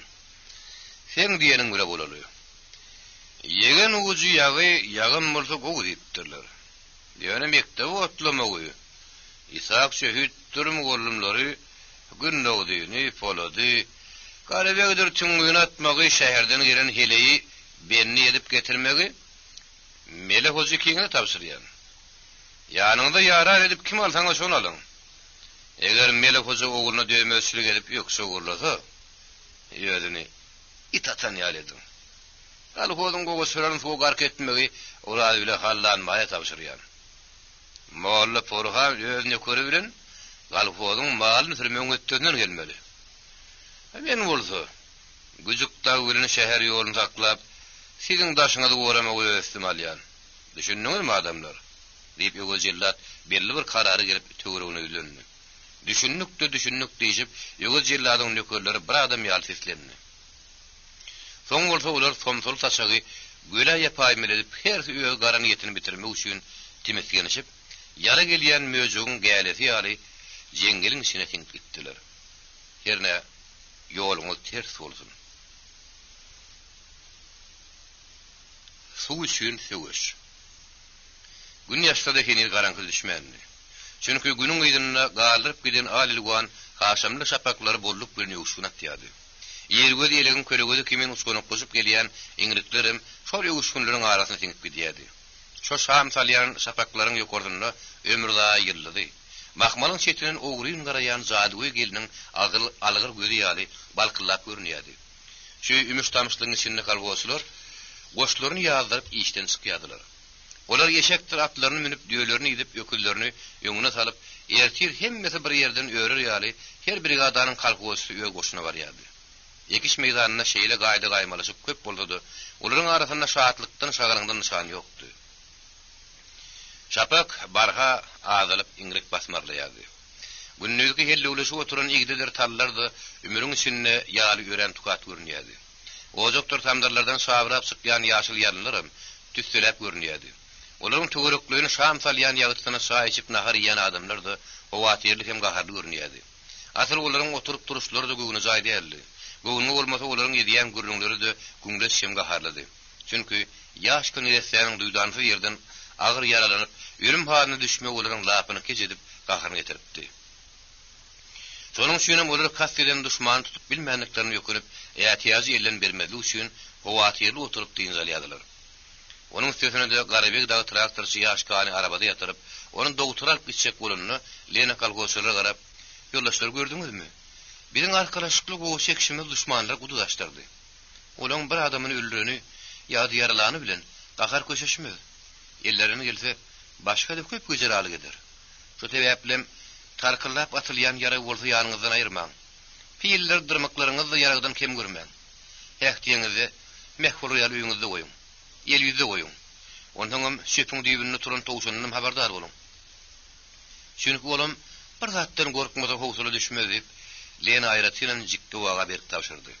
Şo täwäpli suwsy berdi kel bilen çary şepikden başlap traktor goraýjy usta ýagmyra çenni kimi gomurmasyny, kimi de ýekataryny gujoklap böwrüni bükgülledip ýerdiň diýärdi. Wah, ol ýere düşmesine şo tüňü bilen garpşan gün düşdüle. Arman onu Lena bilen Garabek doktordan tutturdy. Aha gannym, şoňa bal sen elinde. Ýalkasaň ýaz bol, gargasaň gyş diýen bolsadylar. Onu men onuň gözüne şerim çekip, edil han ýalyny itten çykarardym. Şoňa ýaly Näme köp kese uyaly garalyşyp ýatan toň katar köp. Nädersiň gapyrgasyna jegirip bir gelek gümpürle daýsam, fallanmay asalan etkimen walaýlap gaçyp barşyna bir gorpasy sürläýse. Wahan sen aýdanyň ulyamy näme diýip arrykkanyny maga nahardan saýdan keýpin kökläp, özüni ürsüm saýyp, gürpürläp, gurrun etmäge başlady. Gannym, ay gannym. At minip atadan tanamaz diýip nakil edişler ýaly. Senin mazygy ýok saý bilen mele ýurgan ýelginde gorkok bilen batyr tanaman küpür gepleýärsiň. Urdagyň gurt ýeler diýipdirler. Birden hallanmay gelip kapdylmazdan garsyladaymasyn diýip ýegri burun batman ýyrtyk postunyň gyýa ýapyp ýatan ýerini gepledi. Şondan soň hiinni suw giden tutsan ýalganny magan halis ýynjylyk açyp başlady. Ol kirli ýeleşan ýaglygy bilen çürükelletin daňyp gara çäk men sardalan solmasyny gyýtak ýaparyp, aha adamlar. Batmanyň aýdýanyň kelip del. Gelin bizem ýatany berseň bize ber diýip ýatalyň. Ýatany ýylanam degmendir. Ertirim daň saz berenden öýrmeli bolarys. Sarul, sizem oduňuzy döwüňe şoňa ýaly ýelpyllady oturmaň besedin. Ýelpyllan möýdür işýan köp gelgis bolar. Hudaý diýende ýatyň diýip gannyma bolar gorkup ýatyrjak boldy. Emma Sarul oň diýeni bile bolmady. Ol oduň ýagtysyny goýun gözlerini gannyma aýlap, "Aýu gannymagy. Saňa biri ýykdy gidiberdi" diýilen kesellegen bolsa, azy basyrlaryň gorkuýda ýaly somolup oturmady ilk özüň ýatdy. Biziň işimiz köp diýip, ol agyr ýaşmak bolsa da goýa diýersiň, ýaşmakda ýaly şähta çykarly geplep, te daňdany çen ýatman, nahar ýerin gap sanaklary ýuşduryp hamir etmeligini, nahar bişirmeligini çay gaýnatmalygyny gannyma düşündirjek boldy. Şonda da gannym oňa iňek bermän, sırdaryň solmasyny başyna çekip, "Görýän görse Argul, sen diýmeň görýän ýeli ýerden çykýa. Bilýän küdäniň gulagyny tutup, künnäň gulagyny tutup, ýer sürüp onda da bir ýeşek bilen bir ýokuz boşup, nahany ýejek bolsaň maňa beýdiýmezdiň. Bar bahanaňam çay gaýnatyp nahar bişirmek. Oň üçin minnet etmek gerek däl. Ojuňym taýyn oduňym, gazanyňym taýyn taganyňym. Ha duýuňdyr közüňym taýyn. Bir kemiň suw dälmi? Hal hagata karın bir bölegi aňdarylyp akyp ýatyr" diýip gannymaga Sarguly söz bile gabajak boldy. Emma Sargul oňa baş bermedi. Ol goýun gözlerini tüstä ýaşardyp ijaply güldi. "Sen bar edýän işiň ýer sürmekmi?" diýip bälçiledi. "Awa, men bar edýän işim ýer sürmek, ýeki ekmek ora wormak, döwmek" diýip gannym erkekler ýup aýallar hyýndyrjak boldy. Emma Sargul onuň kim oturmady. Ol tukada oturan merekanyň suslugyna aýyrmak üçin her sözüni degişmek guraýdyp, "Aýu gannymaga, dili bile ora worsaň bir agyrmazmyş" diýipdirler. Şoňa garamazdan aňsadym bolsa, kynam bolsa, bir kärimide boyun, sizem boyun bolmaly. Sebäbi erkek aýalsyz bolmaz, aýal erkeksiz. Ondan erkekliň işini ýerden aýallankydan ýokarmyş. Anany masaň aýalyny sorap göräý diýdi. Ol sözüni tamamlady manka. Ýenşil ýogyny çykan gülki äri tukatlygy ýeňip Sarguly ipesli sagындyrdy. Aýratynam garry kemperleriň saglaşyp çykýan gülküleri agdy hem gulagy ýakynlanýardy. Şu ýerde tenesini jäniň ýoklugy bir gowdat. Eger ol bolun bolsady, onu gyýdyn ýatlap, köýeşeginiň aýrylyny maýyk men bozlap, işden ýadap gelen kalkosynyň bujagy degişip gülüşmegini de suw teplen ýar ederdi. Emma gannym agy bilen Sargulyň degişmegi ýasy ýeňip şatlygy geçdi. "Ýere, men aýalymdan sonra aýamda o maňa näme diýerdi?" diýip gannym agy Sargulyň sorady. "Näme diýer diýersiň? Oň diýjek zatlary bep belli. Şoň şüýnen bir sürýän diýip biziň ýanymyzda hiç haçan ýögünmeginiň. Ýere. Ýanky-ýankany goýup hakykata geçereli. Eger men baryp aýalymdan sonra aýamda o maňa näme diýerdi? Sen maňa şonu düşünüp aýt" diýip gannym agy Sarguly gysap başlady. Sargul şermelen bileklerini gıybut ýaly akçardyp, Amanuly janyň ýanyna gelip şomurup oturdy. "Aýu enesi, mene şunuň petugulsyny berip, dolanyp dagy dugar gepleme diýip çekdip, ol gannymaga eşitdirmän gülkü atşyk berdi. "Ýere gelinim, oň üçin saganyp durmady, Kytaý mamanyň molla kemine berin jogabyny aýdaýsana" diýip Amanuly jeda Sargulyň böwrüni salajatyny tıklap güldü. "Ýere näme boldy? Ikirdiňe goýup Men soragyma jogap beriň diýip gannamagy agdynyň naknasyny tükürdi. Aýu gannamagy. Sen aýalyndan sorasaň, o sana şeýle diýerdi. Ýer sürmek, baryp gelmek, onu görmek, oýnamak, döwükdümek, aýlanmak, hay oý konjurap, ugun elemek. Ondan hal elek, hal-hada kendirik diýip, ol sözüň soňramakka kalgosura şeýle bir gülüşmek gülüşleri görün, ýaňy ukagydenlerim olaň sesini oýandy. Elbetde, oyun bir maza iki diýipdirler. Gülüşmek näse gowy bolsa da süýjü okudan oýananlaryň gulagyna yaramady. Aýratynyn şaarulaga yaramady. Ol üskürüp beýlerini agdarylyp, "Owat bilenem işiňiz bolmasyn zat bilenem. Aýal aşa gerekdir. Erkek işi. Şunu bilip goýun. Köp bilen bir aglar diýipdirler. Her bir zadyň öz şeni ýagyşy. Ýatyň diýip gannamak ýaýap, "Gaýdym saňa diýen gelinim sen nüftiýenlerini etdi." Şonundan olaryň kimi asmana garap, kimi de ýer diňlep sesli ýatdy. Asalyndan soň olaryň bardy uka gitdi. Ýer sarstyryp olaryň gorşekýänleri de bardy. Süýdem bilen ýetim uluk ýar agyryn tamşandyryp samraýanmady. Afeterim burnu egri batman yatan ýerinden elivli hakkalyny oýnap bolgusyz zatlar hakkynda içini gepledip ýynjyrykly ýatyp bilmeýärdi.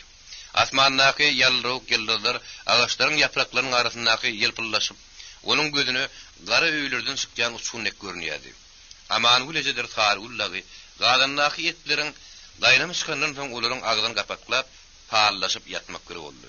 Şeýle de olar möjekden gorkan guýary bir-birine gysylaşyp, Hudaý çagyryp süýjü kagitdiler. Bu mahal yerden tegelin çykan ay bäzbin tiyarlı gurdap, agaçlaryň dik tepesinden yatan adamlar seredip, "Ey zähmet gahrmanlary, agşamyňyz haýyrly bolsun. Arkaýyn ýatyň. Men size gülüçülük edýän" diýip, gadim erteklerdäki wasp edilýän ay periyal ýylgyryp, barha ýokary galýardy. Berdikel bilen şahar şepeksi, bark çok ýaly jalbarlaryň ýerine çeni çermep, o gulokdan o guloga algap, bir günkü edilecek goğuşu meydanyna suw tutýardy. "Ha, şahar-ho! Oh, şahar-ho! Näme üçin suw tap sallyly?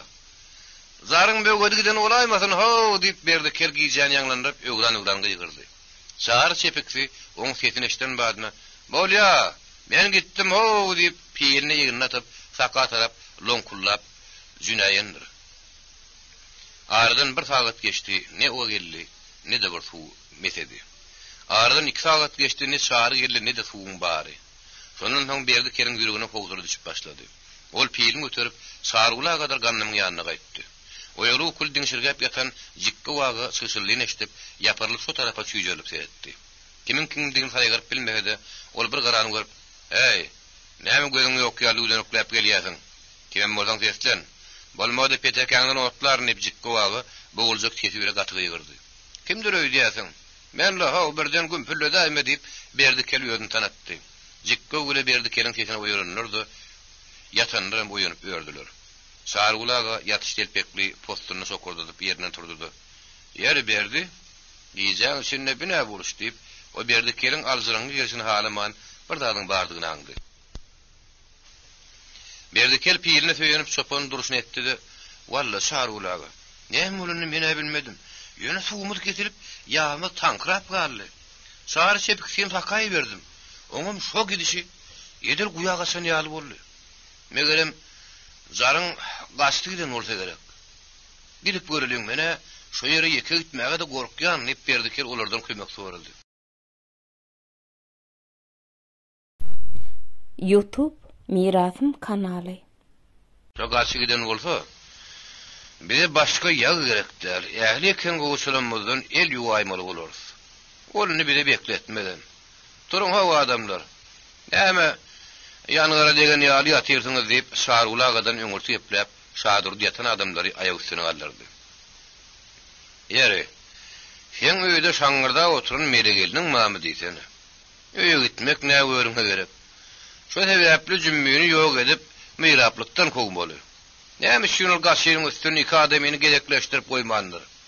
Şo gaşygydan bolsa, eken ýerlenme gaýyk sürbermelidendir" diýip, gannymyga küçün kimin eplenip ýatan ýerinden tertegine galyp jümmaga käýindi. "Ýer gannym. Su görmän taman çıkarmasana. Jümmeni ýok etmer bolsa başlyk bilen garaby görmän nurmy näme. Hani ýangy-ýankydan peýda ýok. Piliňiz alňda düşünmeň ýydyma diýip şadurdy, daýhanyň ýüňüni başlady. Gaşyň ýerleşýän ýeri Hallan baýyň öýünden takmin 3 kilometr ýeter etmezdi.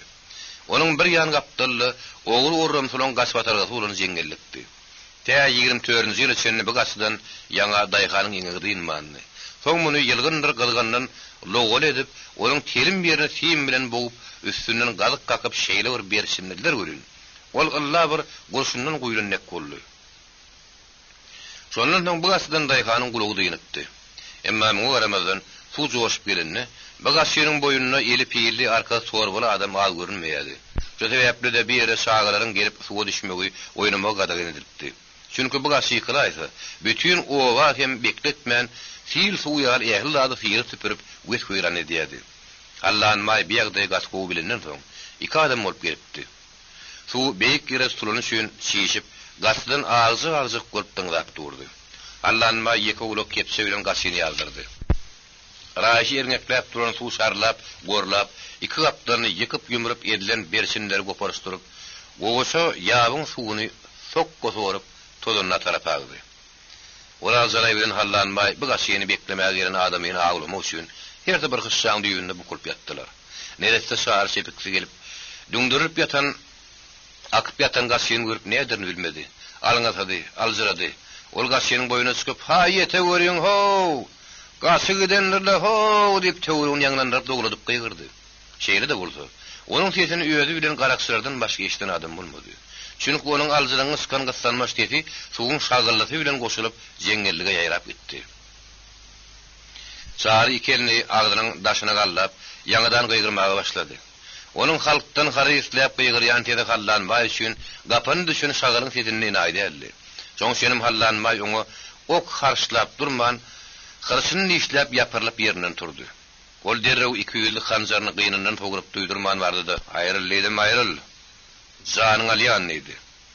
Janymy alsaň da suwmy almarsyň. Me saňa suw" diýip hallanmay gamasyny şarynyň arkasyndan bat dölürdi. Şary neresi gerden ýaryp sordunmur. "Ah, öllüm" diýip naýyn zargy gyrdy. Hallanmay hanjaryny tersine soglap bat bile çykaryp ýene wurdudy. "Bolluňa meň başyma arsyz kamsamol. Dolany wa meň mülkümde görünmeseň gerek" diýip şaryny suwa teklap goýberdi. Aňdarlyp akyp ýatan bulanyk suwuny gamışýal düýürläp öz ugruna alyp gitdi. Soň taýak bolup gelýän daýganlar biýagdaýdan bihabardy. Olar asla beýle zady göwünlerinde getirmän, gaçy barada öz ara gepleşip gowur edip gelýärdi. "Gördi duruber. Onu kimim bolsa biri bil kassan ýekmadyk bolsa men zat bilmedigim" diýip jikki waga ýygyrdy.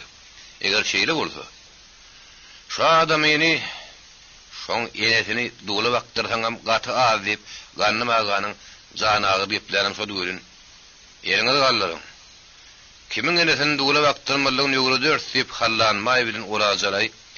Eli ýaragyly her bir hyşşaň düýünüň zampa çykdy. Galwasyra olaryň allazy ýal duýdansa sıkıntysyny Allah'ın içigi bolup ellerinde elle peýillerini galdyrdylar. Çünki olar garakçylaryň näme diýenini bir wada aňşyryp bilmediler. Peýiliňe däli eliňe galdyryp ýeke-ýekeden beýlek geçiň diýip orajalay büküdüp gaýbat atdy.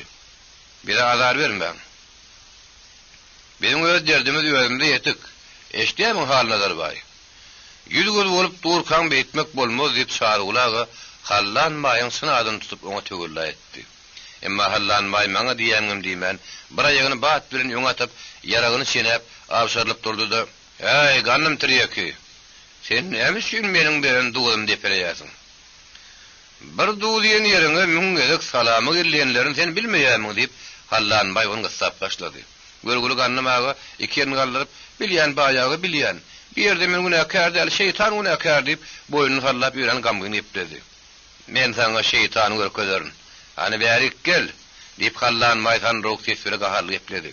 Bir şäherä gannamaga ikini galdyryp ýere seredip hallanmaý tarap o mesut ýörep başlady. Çünki ol töwründen hiç şeýle dilalaty garaşmaýardy. Ol telek geplerini üçin urulmaga, söýgülmäge de boýunly. Dünýäniň sowuk şembalynyň dynmasy radydy. Olarlar harsyn diýişläp durun hallanmay, elindäki beýaşatlaryň ýokçaty bilen onuň agdynyň üstüne urup diýişini mekkejon tökeni ýaly çekdi. Her nisipde bola jikki waga hallanmaýyn hereketini halamazda halan bolup baýagy hey pillenim peşe deň bolarmy? Bu gawadan adam sen oň ýanyna dag ýaladym. O seniň atyň okmady degijekdir. Onun sağlarynyň gargyşyna galardyň. Iň ýagyş soňa degme. Zuda gany tutan bolsaň men ganym iç. Wagt diýsem atagyň döri bolmadygym diýip jikki waga onuň durpurna garaman hallanmaýyn alkyna dykyryp bardy. Ol şeýle haýwatly hoş töýler bilen hallanmaýa belen berip onuň gözüne çöp atjakdy. Barşynda ol kidijek ýarym saň onuň göýe onuň ýanyna tokjokdy. Emma jikki onuň eti bolmady. Bar ýok bol. O şeýlejek maýmyny ýaly ýaparyp durma diýip hallanmaý tüpeňiniň teýbirini onuň ýazmagyna bir rudugulyn jikki waga entereklep suwly ýaby güýjülläp ýykyldy. Onuň telpegi de suwa taşlaryny garpy ýaly gaýkyjaklap akyp gitdi. Haram ýeşek. Selim sary sepik ýaly öldürüp suwatmasam bolmady diýip hallanmaý bir runy ganymy aganym ýere suwrud etdi. Çalazan ganymy aga ýerine ýagyn titredip usurgap ýatdy. Jikki waga suwdan zordan çykdy. Çadyrdy köpden bäri hallanmaý bilen tataşmagy arzu edip, işini gepledip kirah ýerip ýördi. Ol sargura bilen batman penalap ýoňa düşdü. Ölsem ýüregine salyp ýere pysakly şiir ýaly bir topurly görün hallanmaý tüpüň atmagy ýetişmedi. Ol barşyny aktap bilen hallanmaýyn keberinden nikdi. Ola zalay çadyrdyny topulmadan atdy görün onuň tüpüňe ösmedi. Täze tüpüň gulup bolup dur. Ol badabat açdyrmady.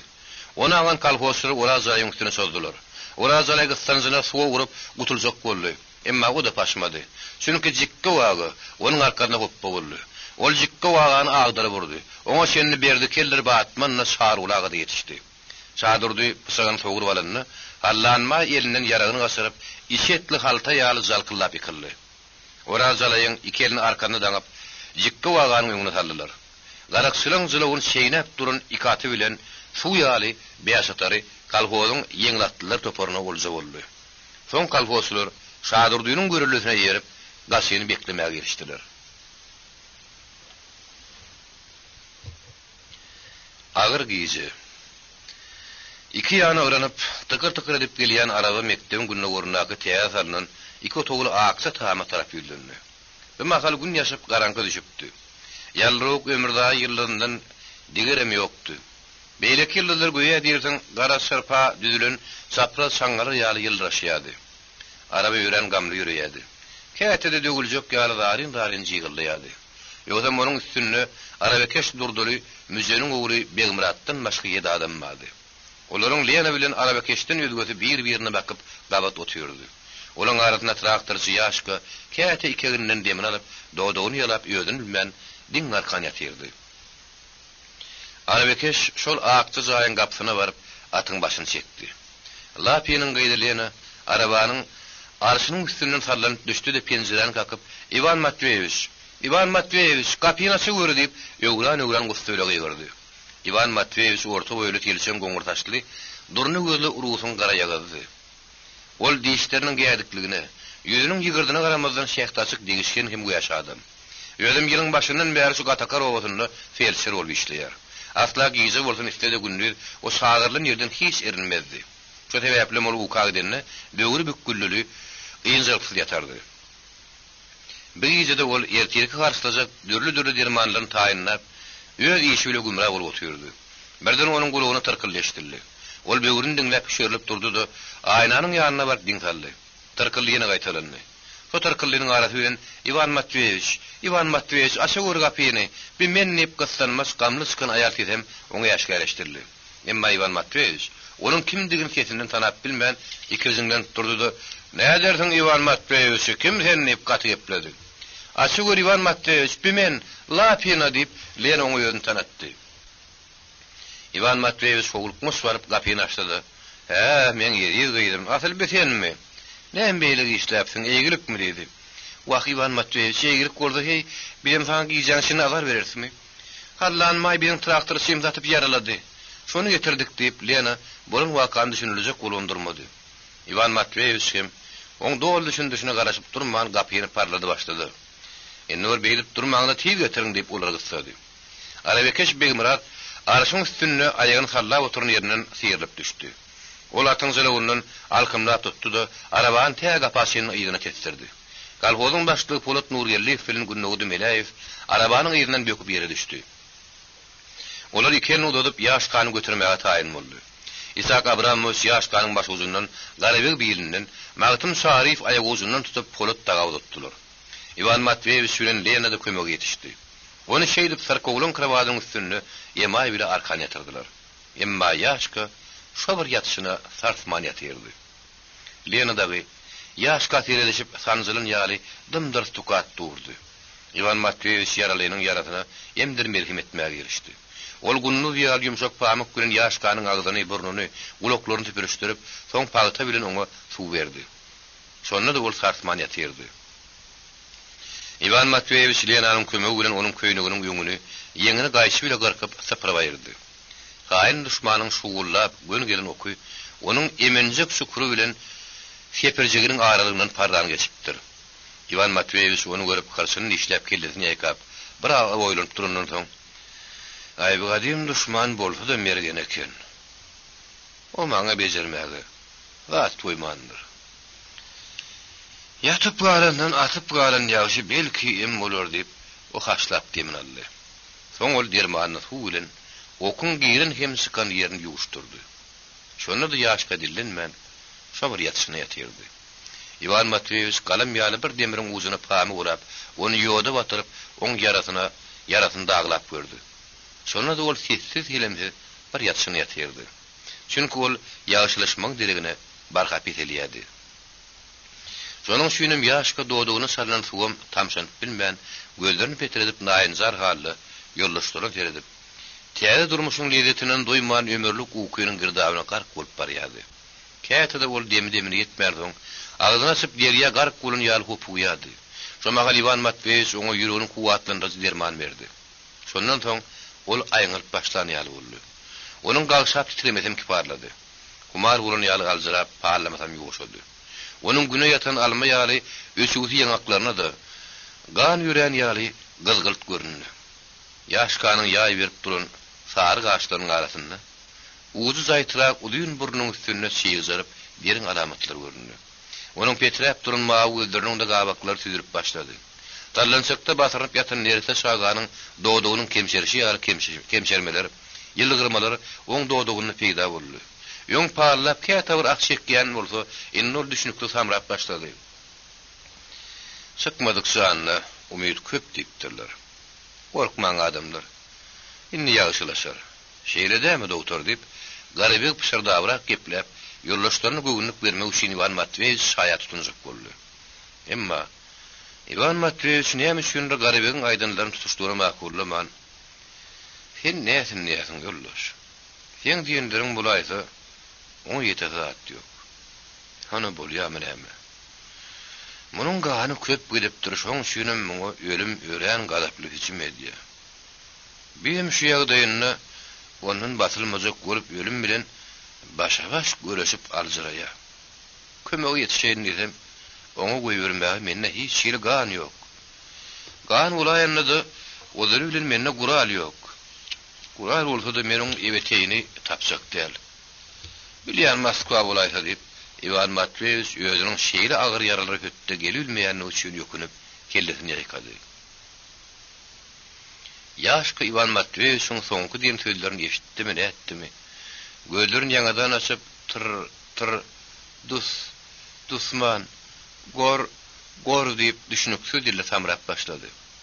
Görýärmi doktor? Men ýalňyşmaýan bolsam ol teatr hakyna pikirlenýär. Onu düşmanyň goraň diýär. Ýatan ölmez, ýetin öler diýipdirler. Büýükman oňat bolar diýip, owa şuratynyň başlygy Burunluk Garabeg şaýaşy göwnüne gelen hoş niýetlerini çekinmeýän ýarym paşardy bir aýtdy. Ýaşka ullan demin alyp, gözüniň gyýta göre töweregini näklet edip, basyk dil bile gepläp, "Dok. Men mos diýip şeýle bir daryny hem şirkin gaýgardy görün, eşdenden depetasyny üşürdi. Şeýdüm ol dillenmekden hem dem almakdan baky aldy. Onuň asman ýalyry hem owadan mawy gözleri açyk boldy. Zaýtyryp duran melek kirpikleri hiç garpylmaýady. Bu bolsa onun barlyşykdan bir görüşde düşman öldürmän, özüniň armanyny ölenliginiň. Täze durmuşdan duýmaýanlygyny aňladýan hem haýynlardan öz almak üçin görüşi sagyrýan ar namysyň ulu alamatlarynyň biridir. Ivan Matveyevich başam barmagy bilen onuň gabaklaryny ýaşdyryp gözüni ýumdurdy-da, Lena daga gamly garap, bowuljuk ses bilen ýollaşdylar. Bu sapar ölüm bize eýgertmedi. O da düşmanlyk boldy. Çünki onuň ödüm dünýä bina boluly bäri adamlaryň ganym düşmany. Ondan biz ölümüň saran ajaýralygyny ýegenimiz bile çekmeli bolýar. Hoş, ýawşy ýigit, diýip Ivan Matveyevich kellesinden ak papagyny çykaryp baş egmek bilen ýaş kanyň baş uzunyna ýa tutup dimdik durdy. Beýlekrem çekdi. Lena uwudun gözleriniň owasyny azy açdyr noldurup, ýuwhy dolaklaryny kemşerdip ýaş kaň maňyny typylap, "Edi ýaşka, sen düşmanyň okunyny öldüň. Biz sen hiç hasan ýatdan çykarmaz. Sen aryň düşmanyny köýdirmez. Ikes edip alarys. Senin traktoryň arlap ýören meýdanyna täze döwrüň ajaýyp gülleri parlaşyp açylar. Olaň hoş roýyslary senin gan nöken meýdanyňa asasylyp, o ýerde leýaldarlyk döredir. Hoş kadyrdan gahryman dost diýip, ol ýaş kaň maňlaýyndan dodugynyň owşap onuň ýüzüni ýapdy-da, aglap taşa geçipdi. Beýlekrem çykdylar. Jaýyň içinde diňe Ivan Matveyevich'in öýüdi garly. Arabekeş Begimradam atynyň öňüne bir petde beden taşlap arabanyň üstüne içini ipledip ýatyrdy. Aýym ol duýguzlukdy diýen ýaly. Ýüzüni saňjyrdyp günorta ýerine ýan gelipdi. Wabanyň horulary ýezligiňe düşüp ýygyrşýady. Itleriň ýürüşýän tezi gijäniň symatdygyny uzýady. Lena gözüniň ýaşyny tüperip ýollaşdylar. Muny beýlip ýeke goýmak bolmaz. Haýsyňyz bolsa biriňiz Ivan Matveyevich'e hewurluk galyň diýip töweregine öýlendi. Şondan soň Magtym Şarif bilen Günnowdy Melaýew Ivan Matveyevich'e hewurluk hem ýaş kontaktlamak üçin hormatly garawl hökmünde hewurluk galyman boldy. Lena dagy mektebiň deňinden geçip bagta barasyna bakar ýüdünni. Gatakarym köprüden uzaklaşyp barýan iki adamy gördüler. Olaryň biri ýoňdan barýady beýlemeýizden. Ýyzakyn gelini taýak ýaly bir dagyň bardygy aýyň saňjyryp durun ýalytyna da paýgartdy. Şonda da Lena dagy ýöz gözlerini nametmeýän ýaly olary ýapyrlyşyp seretdiler. Talbolyň başlygy Polat Nurýerliýewiň gözi beýlekre garanyny hasy eken. Ol iki adamyň ýyzakynyň jikki wagydyny sakelyp, "Hey, kimen boldan gutnamadydyr? Bolmasa ýene gitdiň" diýip gumantyryp gygyrdy. Jikkiň begenjiniň ýaňa kellesi göçüp, "Bimen, galtamandan eğer gojasy bolan Orazalay tutdum" diýip Polat daga tarap okturuldy. Ine büde beýaşatary. Munyň biledigine ursaýdym gowhur ýarly ugurdap dur. Ödüm suw ýalatdyr. Emma oň geline göçmedi. Gulup boldy. Men hem onu derre waşdym diýip o Polat dagyň ýöňüne solaşyp Orazalay ýadynyň çykardy. Orazalay Hasan jikki gelýär diýip oňa garaşyp durmady. Onuň şahatlygyndan şagal ýaly peýdalanyp gapanyň sıpan möjek kimen gazganyny ýugulýa bakan seň-seňki berendir. Ol ikiniň arkasyna daňylygyny garaman, öňüm ýele düşenligini ahmyr edip şeýle bir gaçdy gülün, ýölse de ýele düşük däldi. Gazganyny urup bir gorpatan gabry gyryp gutulmaksydy. Emma o bolmady. Çünki ol ýokşan götürün balyna Polat onu görüp, "Hey, dur gitdiň. Bolmady ataryn" diýip oň mekkesine müraýdy. Lena daga mon töwerekläp boldy.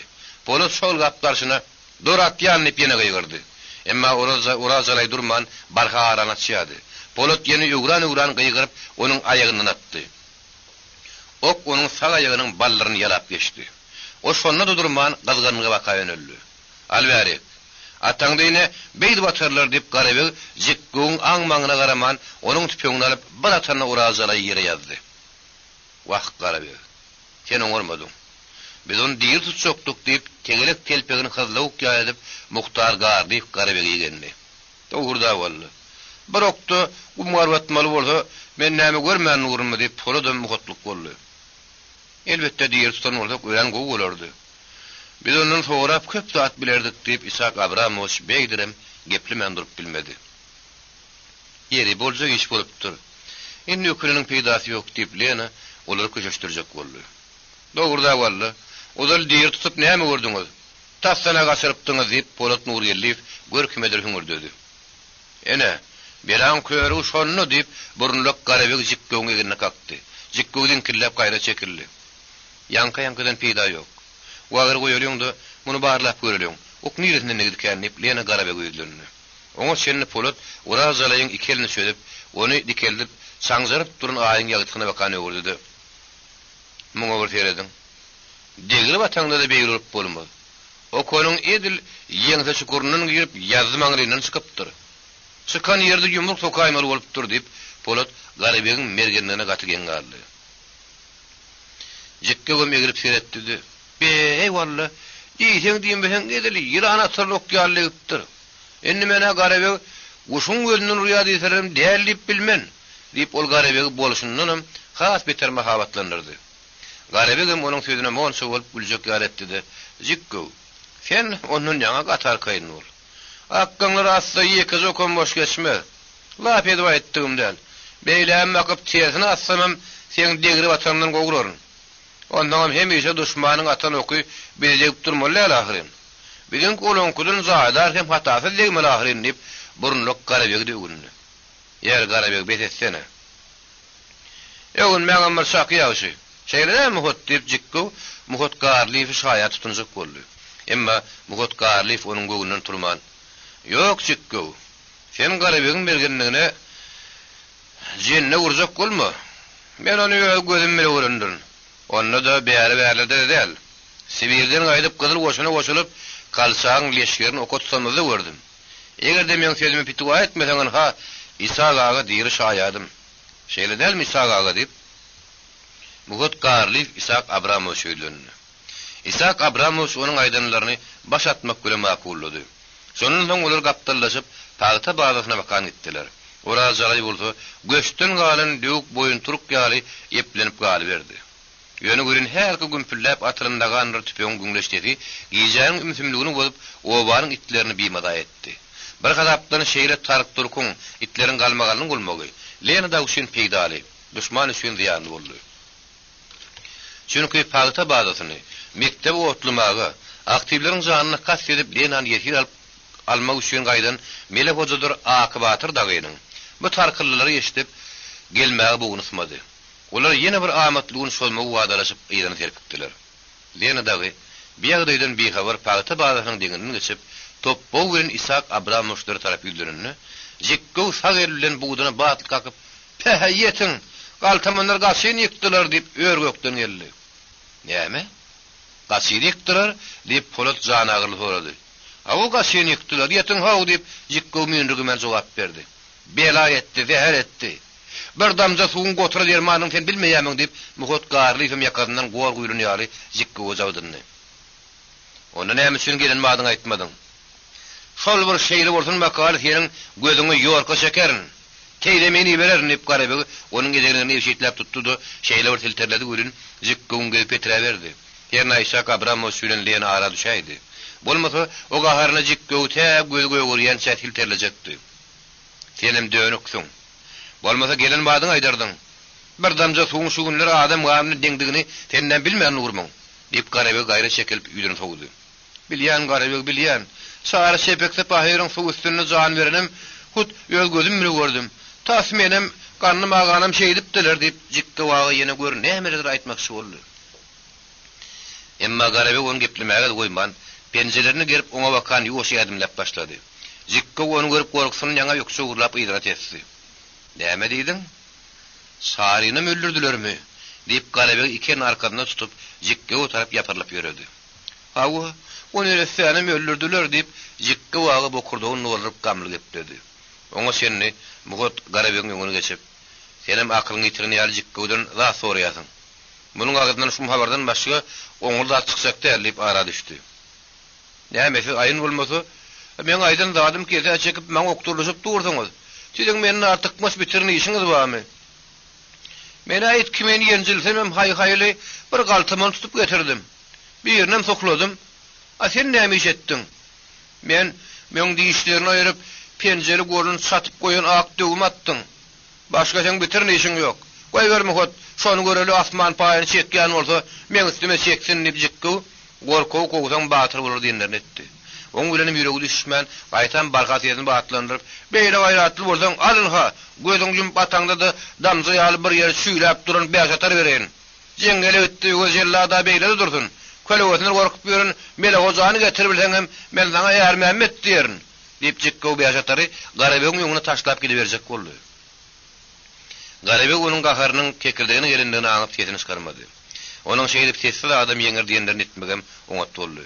Şo mahal Lenader Isak Abramow ara düşüp jikkow höre köşe edip onu sakladylar. Jikkow aga, men sen derýa ýaly giňmekä diýdim ulu beýle däl eken o diýip Polat Nurýeliw oňa ýalvarmaga durdy.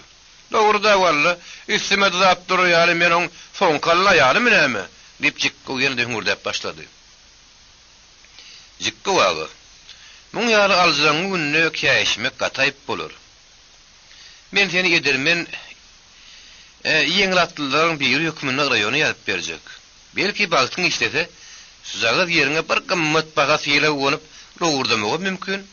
Ýöne sen gaharlanmady, ýoldaşlaryň diýeni bilen bolýap. Lena onuň şep göşüni typylap gaharyny köşürdi. "Awajykka wagy. Ýene şem gelen bir aty münne ýeli pil tutan ýerke adam boldy. Bir ýan çetiniň gaşagy bolat. Täs gasaby ýanyňa zars edin. Jümma gaňda garnyna depip dur. Düşündiňmi? Şu işden ýaşyl bolmaly. Bizi uklamaly giýje däl. Bizi çüýren duşman çüýrem gaňly ýaşlagyr giýje. Her adam ýöd ýany bilen haltadyr suwal kepbeler gam salyp barsyn." diýip kalhozyň başlygy Polat Nurýeliw jikkow waga uluna millerdi. "Hawa jikkow.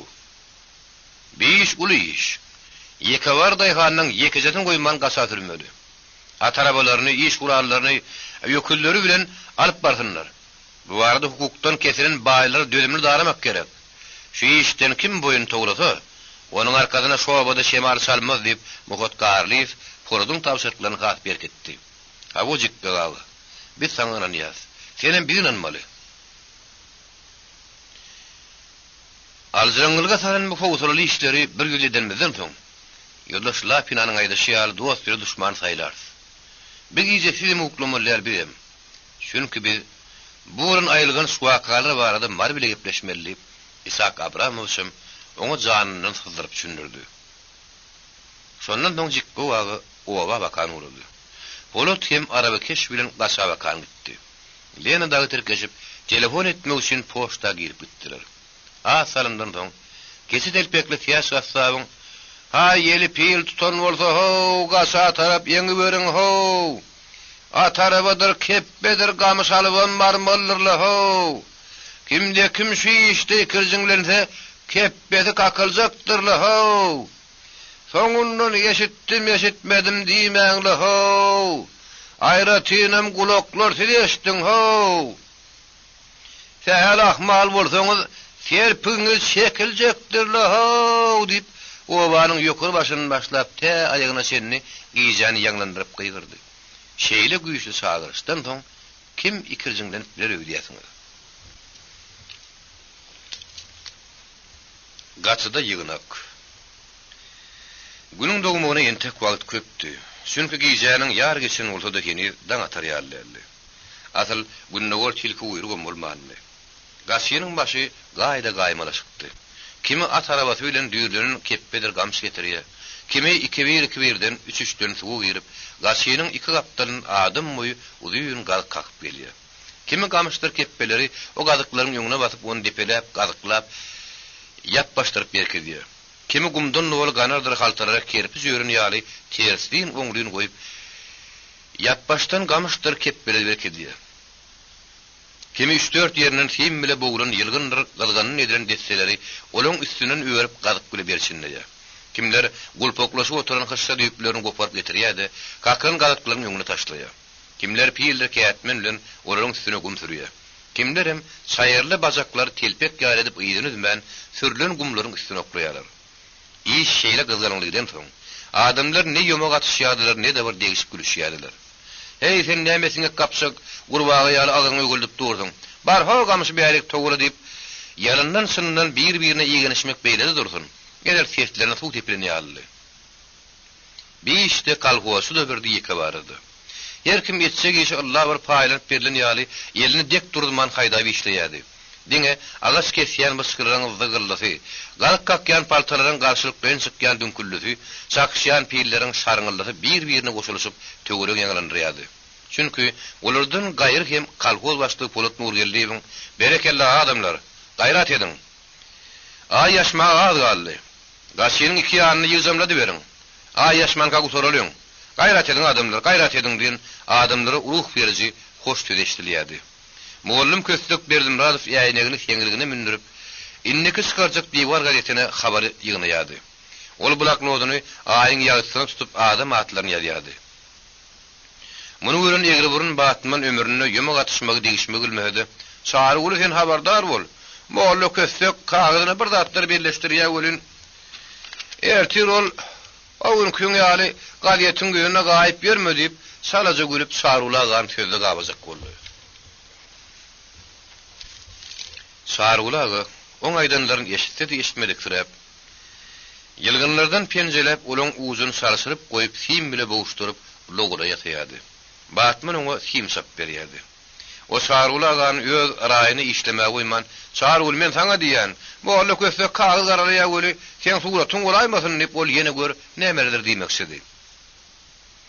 Emma çarulagy oň sözüni kedip, Batman, burnuň tutok ýaýladyp hiç hasan degmedige degmegin. Sen hem bedegişmäň itiň haly koýşaly bolýar. Çekilen men suratym boldy, görenem sen. Ýökül bişek ýaly goluňy sylgap durmady, işiň bile bolyp çarulagy ýylgynlary sokoýra ýagyryn depeleşdirip, hyklap, filmler dartyp toglaşdyrdy. Şoma hal tiýaşgatsap, keset elpegini dömürdip kalkol başlygy Polat Nurgelliýewiň köstlük berdim Radowyň tapşyrygy boýunça adamyň arasyna aýlanyp, "Ay halaýyklar, ýeşdiňler ho! Gasynyň işini ýöňürtüp başlamakda hem işlemekde şadurdy bilen çarullan görürlärin ho! Onun ýanyna menem bardymla ho!" diýip işlesip ýörün tukat adamlar gülüşdirip, olaň göwüne asmak üçin öýdürip, işeňgirleriň ataryna goşup degişmek bilen zar çekdi. Şadurdy onun sesini eşitmedigi salyp, "Maňa diýäňim" diýmedi. Ol adam ýatan ýaly bogulgy ýyrgynlary gaşynyň öňüne togulap, bir-biriniň üstüne goýup, kemer galyk bilen berçinleýärdi. Çarulaga ýetişibiliginden haýdap, film bilen bogup ýyrgyndan logora ýatýardy. Jikki wagada oňa güýjüniň ýetdigini guzoklap ýyrgyn çekip berýärdi. Teýasgatsap, eli hadaly zaryň raýyna çykdy. Ýany uçlap fuçýan ýaly elini agdynyň ýanyna oýnadyp, "Ha, eşitmedim diýmeli ho! Kimde kim şadurdy dagdan görüldü alyp özüniň zarpsylygyny görkezde şonu başlyk gantdyryna wat bile kedeklejek diýendirler ho! Olardan gozan adama artyk masper gadak azy köýek çaý bilen nohutly keşmeşem berilejekdirler ho! Hal güýjeňiz bolsa, bir appa salyp meniň ýanyma geliberiňler ho!" diýip bolsa uladyp ýuran gygyrdy. Sonundan adamlaryň arasynda hem işde hem jany hereket başlandy. Degişip gülüşmek de güýçlenli, ýumak atışmakdy. Terediň bizi tory, şazyraňlykda da onuň ýadyna abbasy bilen halgo düşýär diýip burnuny pişik basan börek ýaledip, tertip diýen ýapbaşyk goňar terpekli köýse adam tiýaşgatsaby hüňürledi. "Yer tertip, senem käýin mesada da käýin lehini ýakmasana. Seni meni sürkemen, o näme ölsünmi?" diýip kellesi ağlayarak gözdaňylan bayram ýalama diýen zılık sary keltirä adam dodugyny ýalap tiýaşgatsapdan näradygyny bildirdi. "Hey kerruh! Sen näme üçin ýaltarar hem ýatyp galandyr akynlygy ýygyrmaýasyň? Ýa-da olar gezek gelen seňem dilin gömeýinden sowurlymy?" diýip terkeş onuň jümmaga barda da uladyp zar çekmegini sorady. Emma onuň sözüne mamly diýenni bolmady, terek diýenni. Çünki adamlar beýle zatlary gulak gabartman, özara ýaraşyp haýda işleýärdiler. Sebäbi olar gaşyny tiýiz beklemeseler. Sebäbi olar gaşyny tiýiz beklemeseler, ekinlerini suwaldyryp, hasyldan el ýuzoktuklaryny bilip durdular. Şonuň üçin bu gaşyny beklemek hem saklamak, kalgwat üçin ýekabar üçin desseňdi. Hukukdan kesilen baýlar hem işan mollalar hakynda gurrun etmek gerek däldi. Sebäbi olar ýeriň suwuň döwletiň küdügine garamaýat daýgandan has ýöň düşünipdi. Şonuň üçin olar hakkyllaman işlemäge boýundylar. Tehel bir zada ýan ýetýärdi. Öýlerini görüljekdigini edil aýnada görünýär bilýärdiler. Şo sebäplen olar hemme şädýenlik bolan bu gaşyny bekleşmekde, has içkin durup işleýärdiler. Hatta olar bir-biriniň ýerinden tutup, suwa girip akyp gelýän dykynlar saklaşmaga beýle dursun. Gaşynyň deşik açan ýerlerine kelpekdir doğunu dıkmalı tayyardılar. Yine ömrünü eline pir almadık söýürli vay. Doğunu sıkarıp birini bek kuşap şeýle bir işleýärdi gülün. Ol özüne işlen ýonky batyraklaryny ank edýärdi. Ol ýylgyndyr gylgyn sapmakdydy. Halta gum dökmekdedi, pil işlemekdedi, zalyn derini döküp ahlat fil işleýärdi. Ozoyun sen odal bulur ýal agyr işi görmedik adamsyň. Bir ýeriňe müsük duraýmy? Aýryl hany, sen paýyňam bile ders diýip ýonky batyragy baýly, oň arkasyna götürjek bolup duran ýüke çykalyk ýylgynyny eline aljak boldy. Ýok, indi men hozoyun näl. Hozoyunluk meni narany açdy. Besdir sen ýonky işläp berenin. Bar öz işiň bilen bol. Niçe tar men gyssaryny yerimde sen taparyn diýip söýürli baý badalyp ýylgyny götürjek boldy. Emma onuň aşagynyň galyp bilmedi. Baýry onuň arkasyndan galdyryp oňa himayet etdi. Şondan soň ol ordan ýerinden turup arkasy ýylgyny ýaparlyp gaça gelýänçe burnu ýere degäjek boldy. Ol şeýle agyr ýük götürüp ören köp sapar gatnap, çilim çekmek üçin bir guzak ýylgynyň üstünde oturdy. Bu mahal kolhozyň başlygy Polat Nurgelliýew ýokdy. Ol Lena dagdan habar tutmak üçin bayrak getirmek üçin gowa gidipdi. Onuň ýerine şadyrdy galypdy. İş şeýle şagalaňly hem şulemli gidenden soň adamlar daň atanyň duýmany galdylar. Ay batçak üstündedi. Gün dowjak. Iki tarapam dym-gyzyl şapak bolup goýa derdiň, biri-biriniň bäsleşýän ýaly ýuguşyny atýardy. Sargula ýaly hadapdan garra adamlar tebigatyň şeýle görünüşinden mysal tep sargula ýaly hasapdan garra adamlar tebigatyň şeýle görünüşinden tymsal getirip ay bilen günüň görüşmegine ýene 5 günden köp galan näler diýip ýödýanlaryny sak edýärdiler. Şeýle gödel ümüş tamşlykda burnu gire batman ikirjiňläp kim sap oturdy. Beýlekleriň gaşyny iki kapdalyň gatyp begödi tapşdyrynlaryň şol görün, helki batman öýt teşedi bilen öýt ýerine urdy. Wek ay ýolun nurla haw diýip ýogu ýerine garap eline silkip ýek aýak toğuklap aýlanyp ýördi. Onuň bilen barmagynyň agyz göçüşmän soň ol başam bilen süýeminiň agyzyny salyp kemput kimin sokçap soğury bulady. Onuň bilen barmagynyň agyz göçüşmän mauza basylan ýaly barha betira goýady. Sonuň üçin bol çydap bilmän teşe degen barmaklaryny sagerlen tutup diýşagyrly ýaly "Way ýüregime düşdüler" diýip ýösgün gaşlaryny sıtyp ıranyp başlady. "Ölmek oňşuňa geler gaşyňa" diýenleri boldy. "Degme diýip men saňa ýaly aýtmadymmy? Enne sen şu duruşuňy molluk etmek göräýse, sen saňa näme diýer?" diýip o sözüň turmanka gurdagasan gurt geler diýen ýaly habar almak üçin köstegen peýda boldy. Ýene sen sygyryň guyrugyny pysak döwgüniň. Molluk etmek. Sen munyň suratyny çekende burnu bilen salman götürjek pil ýal etdigini. Ondan adamlar gülüşmeýärler diýip saňy diýişdi jümmagada degişmek üçin batmany gyzarat berdi. Muňa batmyn bolmazdy boldy. Ol zydlaşyp awyan barmaklaryny üfleşdirip jümmaga gaharly bakyp, "Ýer jümme sen kinäme? Özüň oňar. Düýe boýunyň ýegirsini duýmany ýylana ýegir diýermiş. Sen hem şoň ýal etjek bolma. Eger surat çekmer bolsa molluk etjek, jümmüniň diýişini arpa kerçek alyp çekmeden mendelen hiç rady dälip batmyn gülesi gelmeli güllü. Şün kol ýödüne degişmekde jümmagadan has ýukda etdi. Asrul jümmagany öz ýanyň agyny tüýkürlen ýylany ýaly edendirne ötdi.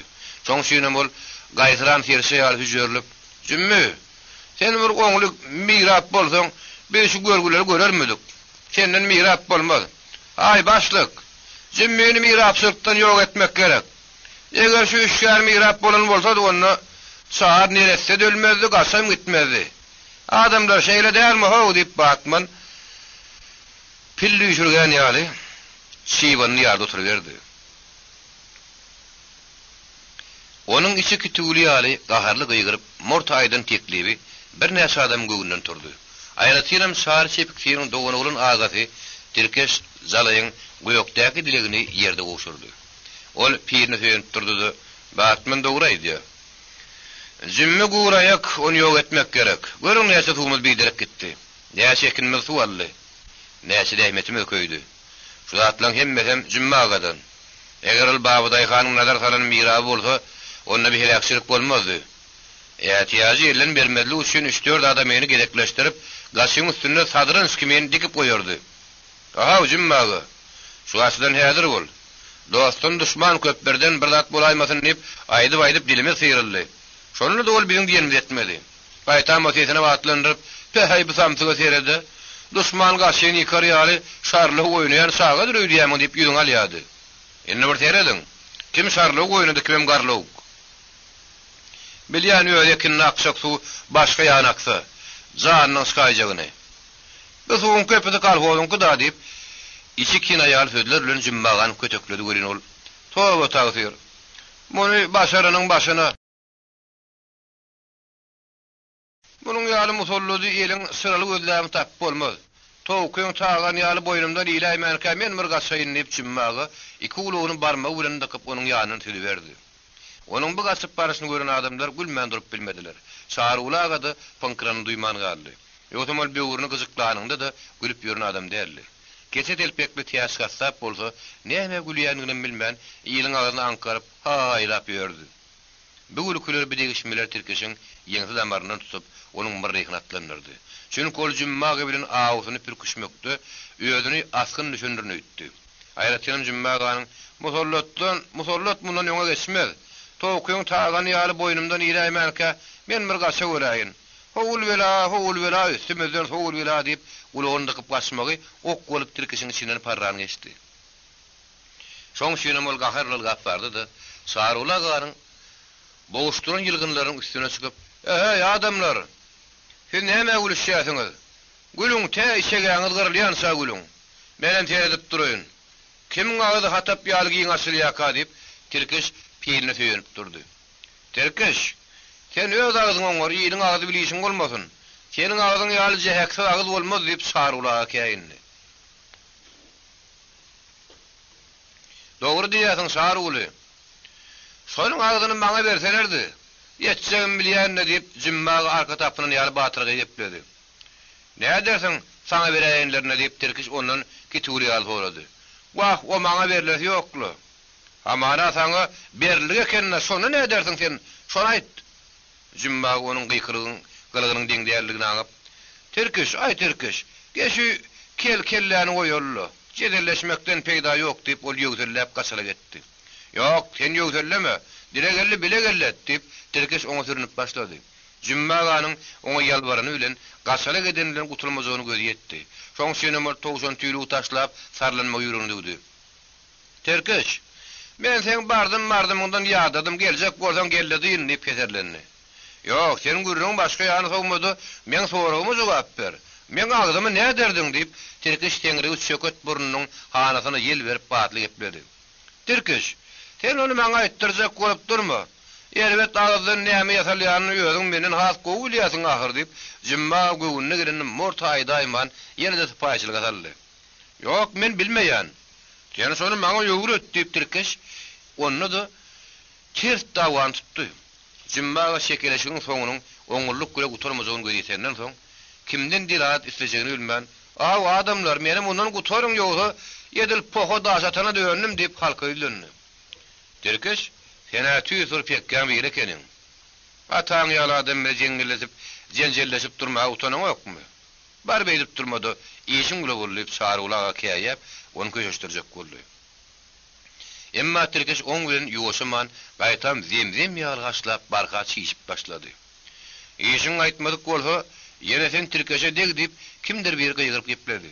Tirkiş ondan belen alyp, "Däle ýel ber, iki eline pil ber" diýenlerini edip, kellesiniň gyzgynyna jümmaga paýyş tögünden duýman galdy. Tirkişiň şeýle maskara bolup durmagyna şadyrdyň jany ýanyp, "Hey tirkiş, sen näme üçin gülen oýuny bolsa güjüň syn näme diýäsiň? Kapagynda näme diýäni bilmeseň, gel men saňa aýdyp bereýin. Gaharyň gelip ýarlyan bolsaň ýaryl. Oň diýişlerini goparyp, berdi kel ýaly şirim saatlar tüftan edýärler" diýip hemmek şeýleşdirip gepledi. Şonda tirkiş oňa zynkyny skar bilmän, şo zemden haýbaty bilen, "Şeýle müjümmü" diýip ýüzüniň ganyna çyrp sorady. Jümmaga näme diýjegini bilmän oňa, "Elbetde şeýledir, bolmasa aýtma zahirin" diýip keni sözüň soňlamaka tirkiş eli pirli ýylgyndan böküp düşdi-de jümmaga bakan göz ýok ýalok duruldy. Zümma onu göründen telpegin yerini alıp şeýle bir gaçdy ölün. Asta gaçan namart diýenler boldy. Şoňa şadurdy. Terkisi salyp tutmadyk boldy, ol ýeke ulak kepçe bilen bir salanyna Zümmagan attan ýykylyndan beter etsekdi. Sen näme şün ýylaglyk bolup doňa diýip askar diýenler etsek bolýadyň. Bolluňa meň başyma her demiňe bir adam ýugudyp duran gan ozak.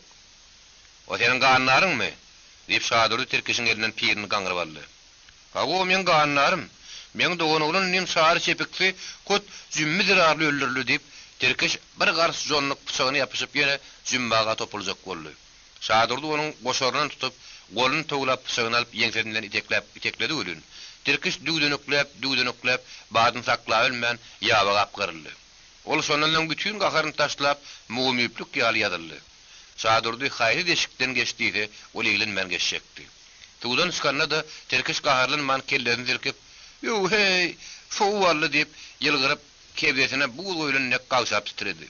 On bu bolşuny gören adamlar gülüşip gyzyl-gyran boldular. Keçe telpekli tiýas gassabyň gülüşi özüň kemeňde çemdärli. Hatda terkisiň öýdem gülmän saklanyp bilmedi. "Bede saňa gülýär, şer kime gülýärsiň" diýip zyrk sary bayram ýalama dodugyny ýalap, sakan gözlerini ýaşardyp gülmek göre terkisden torady. "Siz maňa gülüňizdi, men size gülmeli dälmi?" diýip terkisem asatmaly ýaly gawşap, kedijek gyýtak gara gözlerini güldürip oňa jogap berdi. Bu mahal kolhoz başlygy Poludym gelip ýetişdi. Olaňardan gelişini beklenip galňap boýy ýeten gaçyny görüp begenjini ýaňa iki bolup bilmedi. Ol başyndaky salymtyk gawy telpegini çykaryp ýokary galdyryp bolýardy. "Berekella, arma görüň ullaşlar" diýip hemmeler öýdülendi.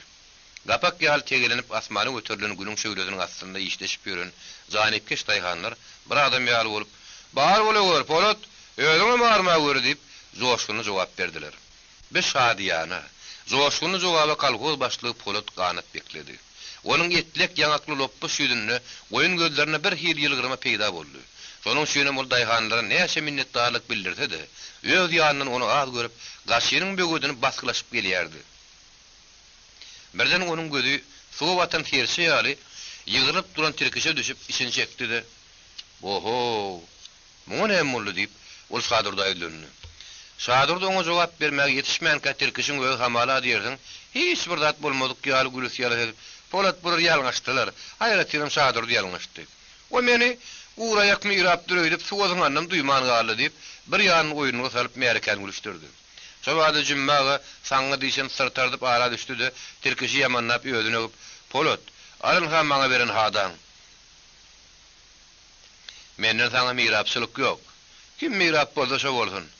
Men uğra ýak bolsam, öýle ýakyn taýlaýyn" diýip daýhanda şäk berýän syryk ýaly uzun hadasyny Poladyň öňüne taşlady. Polat bediriýän gürünleriň haýsy ýerine ananyjygyny bilmän, bogulgy ýylgynyň üstünde ýanyny oturup pikire gidenim şo dugulyn şahar ulagyny "Polat, sen ýaş kişim bolsaň bize ýol başçy hem ýaşuly. Sen aýdanyň bize kanun bolmaly. Çünki müň işiden bir başçy diýip biziň ata-babalarymyz tütän aýtmandy ahyryn. Sümmem ýol başçyň biri. Ol uly ýerine uly kişi ýerine kişi bolmaly. Emma jümmede beýle häsiýet ýok. Gatygyryk. Ol utanman uly ýaly adamlar bilen sarmanaklaşyp ýör. Aras o biziň ananan mukaddes işimize hormat goýman hadanlygyňdymy? Zyňdy. Bitine ahir edip köýnüni oda ýakar diýipdirler. Ennäňe hadan bermek gerekdir. Çünki daýhançylyk gaharat etmän mähir serediýär diýip şahar ulagy sözüni dogry uturmaka, halyk durun ýerinden "Berekella şahar ulagy. Biziň gürejigimiz bollun. Bile jümmi ýaly ýatak gelense mirap gerekdir. Bile iş hem aş gerek, aş. Jümmiden bile iş hem ýok aşam. Onu ýok edip şadurdyň mirap saýlamak gerek" diýip bir şükür tüýkürip şert eden ýaly hemmesi agry bir seslendiler. Asyl olar Polat Nurgelliýewiň aňmagyna garaman piýillerini söýenişip prezidium sözasy gaşynyň üstüne ýygyna getdiler.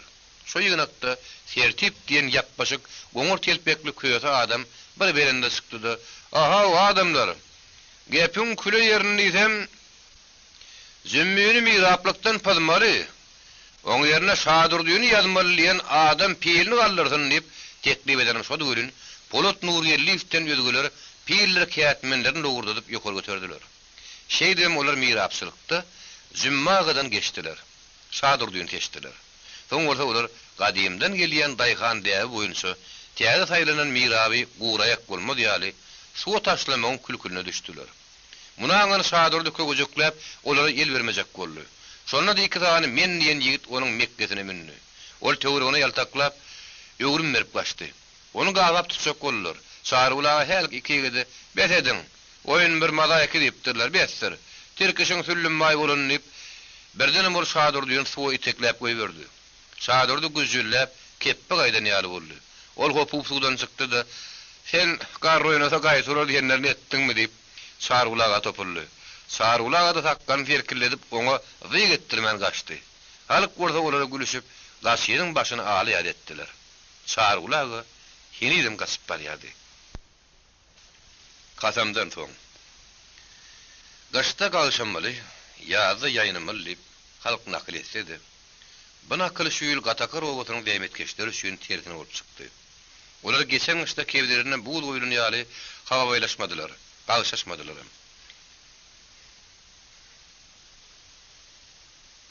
Gaýtam olar gyşyňy gyşlamasam, ýalyny ýadlaşdym diýilişi ýaly agdy bir oňat işleşdiler. Ýekawaralykdan arkalaşyklyk hojalygy geçip täze ýylraşdylar. Ýap galyp salmas öküp şiir çekip, dökün öküp ýer tekirläp täze ýylly, täze güýç bilen täze çekşe taýýar boldular. Ýaz gülün olar arkaýyn ýaýnap bilmediler. Ýogsa bahar guza gaçyp näçe diýsen hoş gelipdi. Emma hileler hem mekir düşmanyň salyn ağallary olaryň işini şowul etmedi. Düşman samyn astynan suw berip edi bilen ýykkançylygyny etdi. Şaýarly ýerleri agdar düňderetip ýören Poludatyň sapyk suwary bolan ýaşkanyň başyna etdiler. Ýaşlygyna satylyp meýerlerin tutulan gazyl gül ýaly Dur Sultanyň şu mukbally adam hor düşmanyň gandy paltatynyň astyna ýeli alyp ýetegi salar ýaly bolmady. Nähak gana gark bolan iki ayakly aýbygadyn düşman gitdigise gana tuýdap, Kamysmol şiýeni şary çepkisinden duýdurman sagan geçirdi. Onu etse bütün kalkosynyň bekpidi düşün. Şu uruna gadaply görüşde pirini ganime bermän, gahrmanlar şu gurban boldy. Onuň üstüne de begaýrat düşman gaşyny ýykyp ýeli aljaraňlyga saldy. Yer aýdym.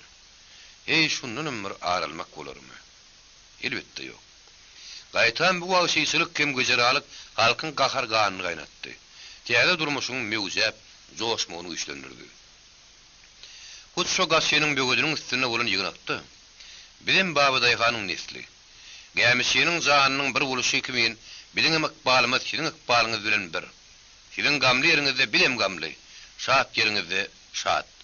Goý görülmediň göz çyksyn. Bilem kalgoly göteriň. Indi biz düşmanyň nämedigini bildik. Besser. Olaň biri öňkä Allah'ın diýip birden 25 adam kalgoda girmek üçin arda berdi. Olar şu ýerde de uly dabary bilen kalgoda kabul edildi. Bu bolsa kalgoda girmekem diýip ikirjiňlenip gelip ýören iki ünlü adamlary buldy böwütüp çykan ay kimin aýdyň ýol boldy. Tilki kimin timiskenişip ýören baýdyr baý guyruklaryna uly urgu boldy. Agdybirlik kuşagyny beýline gaýym kuşan daýhanlar toppugyny ýazdyrman bulut süýşen ýaly bolup gaşyň başyndan ýaz tutup Gatakardaky mektebe tarap gaýtdylar. Şöýerli waýam olardan galmady. Dumuluşdan gelen adam başga da köpdi. Şäherden hem galtamandan garaşyna göreşýän birlik ýaraly atryat geldi. Raykom sekretary ispalkom başlygy da geldi. Deňe idaralaryndan gelen adamlary. Mektep öňündäki ýeriň aýasy ýaly ýazylyp ýatan tekil meýdanyny tegelenip aý berip duran märekanyň ortasyna 3 tabyt beri-birine gabat durdy. Olaryň birinjisi traktorçy Yakov Ignatowich Yashka Solovyovdy. Ortadaky tabyt bolsa, Kamysmol şiýeni şary çepikseňkidi. Soňkom Dur Sultan gürgülüninkidi. Olary ýeli ýaraly Kamysmollar sadran şary dimdik durup gelegini taklaýadylar. Goşdaşy kutorundan soň ýeňreýän ýas mukamynyň göçgünü tedi, adamlaryň depatasyny ýüşürip, gözlerinden boýur-boýur ýaş döktürdi. Vay balam, seni men nereden taparyn? Ganyň agalyny ganym gudut etdiňem beter boldy. Kıyamet günü o senin eşeğin olur balam deyip Tenesirece şeyle bir ağlayadı gülün, onun zarin tezi bağırın parlap baryadı. Ayarlar onu uzoklap oradan alıp galdılar. Tüngü bolsa gara gözlerin yaştan noldurup, hallanmay öl yeri bir öldürmänini ökünüp, Dür Sultanın tabıdın başgusunu götürüp, sessiz silimiz haydap girip baryadı. Lenadır muhut garlıyız. Bolotdur galibek yaş kanın tabıdını götürüp yoru düştüler. Şarinin tabıdını. Komsomol Çeykadının sekretary Hummat İlimradov dagy onun garnaşlaryny ýetirmän götürdüler. Şeýdip olan hersini bir araba ýükläp, üstüni gyzyl ala ýaz gülleri bilen basyryp, iň soňky ýoluny uratdylar. Arabalar 3-4 keşik borup, gamly ýyran atyp çygyrlaşyp, hallanmaýyn hellewleşip görünýän gara baglygyna bakan ýoşa gidip barýardy. Halyk olaryň ýerinde 4-4 gatara durup, yaşka dağının kurban boluşları varada ödara her hili gurun ediyadi. Bolşevikler ak paşany agdaryp şura hökümetini gurdy. Indi şu 4 sany galtamanyň soň aşyny ýemäge gurup satmaýam ka diýip, selseň sakgally ýüzüni mama diýşän bir gartaşan adam öz ýanyny käýinni. Otur, ay otur. Sen näsin diýäsiň? Şura hökümeti şunu bilen ýapaşda, bir günüň içinde olaryň külüni göýe oturaymadymy diýip, Batyr aga diýen bir arry adamdy galtamanlardan käýinip öz pikirini aýtdy. Wah Batyr. Toğuşany araba bile tutsak bolmalylar. Bular näse tiýir diýer bu dagyny etseň, şonu şoda gowy diýip garny magady. Öz çekin jebirini olara görüň berdi. Birden ýas mukam ýanglanyp olara gamy batyrdy. O mukamyň zarin ýeňreýän sesi bagar şemalyna goşulyp, kürün owalyň üstünden geçip uzaklarda ýanglanýardy. Ýanglandygy sözi. Gaýgyly owaz halkyň gakaryny joşdurup, düşmanyň öz almak üçin olary gaýdusy görüşe çagyrýardy. Şeýle gahar bilen tüýüşip barýan göýrüşiň bir uçy, hallanmaýyn gara baglygyna baranyna, onuň ýeri ýan owadan saýranypdy. Halkyň bar jemlenenden soň, owa şurasynyň başlygy Garabeg geldi, ýas mitingini açyp, partiýanyň raýon komitetiniň sekretaryna söz berdi. Sekretar ýogyn kesini bokurdagyny gaýnadyp, kolhoz guruluşynyň kulaklary hem olaryň guyruklary bolan baýdyr ýyşan mollary üçin ölümdigini düşündirip, bir barlaşykda sanpy görüşiň gaňtyly guturmajakdygyny aýtdy. Görüň ýoldaşlar. Bu görüşiň gahrymanlary siziň gözüňiziň öňünde ýatýar. Bular täze durmuşyň abraýyny, eşredini görmek üçin gudaşan düşmanyň okundan ýaragyndan gorkman her ýer postuny jan berdi. Hat düşünüklerini diýsem, biyolojlar täze daýgançylyk uçanlarynyň iri görünükleri üçin oňa zeper ýetirtmejek bolup öz janlaryny geçdiler. Täze durmuş, täze ýogur, täze ýol her adamdan, aýratyrym kommunistlerden, komsomollardan şeýle durnuklyk hem mert bolmagy talap edýär diýip ortadan soňlady. Lena söz berilenden soň bokurdagyny doldurup paşlap demin aldy. Ýoldaşlar, bir hiç saçan hüşgärlik elen bermeli däl. Düşman birin kirpigimiziň üstünde oturup bokurdagymyzy boğup janymyza dawa edýär. Soň şüýlen bu görüşde iki gözüň biri bolsa-da onu sıyramallar. Täze bolar ýerganatyň ýagtyny ýigrenişýäli, täze durmuşyň şöhretini ýigrenýärler. Onu bina edici bir ýigrenýärler. Şoň şüýnem halkyň aýdyşýaly, düşmanyň peşi bolsa onu pilçe görmek gerek. Ine bu görüşiň mertleri bize ýatdan çykmajak küçgärlik tapşyryp ýatyrlar diýip, soňra ýaş ganyň şarynyň, Dür Sultanyň ýadygärliginiň hiç saçan unutulmajakdygyny aýtdy. Hoş, mehriban doganlar. Kolhoz guruluşynyň taryhy siziň adyňyzy öz sahypasyna ilki bilen ýazar. Gatakar owasynyň partiýa urumynyň sekretary, tegelek telpekli, garnlyk, gowka ýakly, muhut garly, ehem edip bokurdagyny alçap, ýatyn ýeriňiz ýagyty bolsun ýoldaşlar. Siziň hak ýeşi üçin dökün ganyňyz ýerde ýatmaz ýoldaşlar. O bize bu görüşde namys paýda bolar. Biz siziň aryňyzy köýdirmez ýoldaşlar diýip, düşman amany getirmek üçin kommunistleriň, komsomolnyň adyndan kasem etdi. İshak Abramoviçiň, komsomol Çeykadının sekretary Hummat İlimradowyň sözlerini sözi, bildiren gahary edin kasamydy, beýlik geplerleň bilen eňdeş boldy. Kolhozyň başlygy Polat Nurgelliýew halka ýölenip, ýoldaşlar, Bizim goşy meydanymyzda suwaran pellerimizde, yerleri agdyr düňlerden pellerimizde, şeken şeýillerimizde, mallarymızda düşmany zarburmagy bizden talap edýär. Biz onu hükman yerine getirmeliler diýip, ol her sözüniň ýygyna diýeni berip, gaty adymy gepdirdi. Alym merdimli göreşde gurban bolun yollaşlar. Biz siziň ýadygarlygyňyzy, gözümiziň görüjü ýaly ýeri saklarys. Siziň gan nökün meýdanyňyzy leledarlyga görürüz. Siziň her biriňiziň jan beren ýeriňizde suratyňyzy keldip, adyňyzy gül bilen ýazarys. Hoş yollaşlar. Diýip Bulut Nurgelliýew sözüň soňlandy. Ýas mukamy ýene ýeňräp ýanglandy. Hallan maýyň bagynyň içinde 3 tümmük emele geldi. Göleşler onu dürlü şemenlerle basyryp oňa dogonluk mazar diýip at goýdular. Onuň baş ucunda hem ak hat bilen olaryň ady ýazylan garamtyl mermer daşyny dikip goýdular. Şondan soň Keneşire janyň ogly kedekelle tüňü hemmeden öňürtü. Ker bir ýana, kör bir ýana diýenlerini etdi.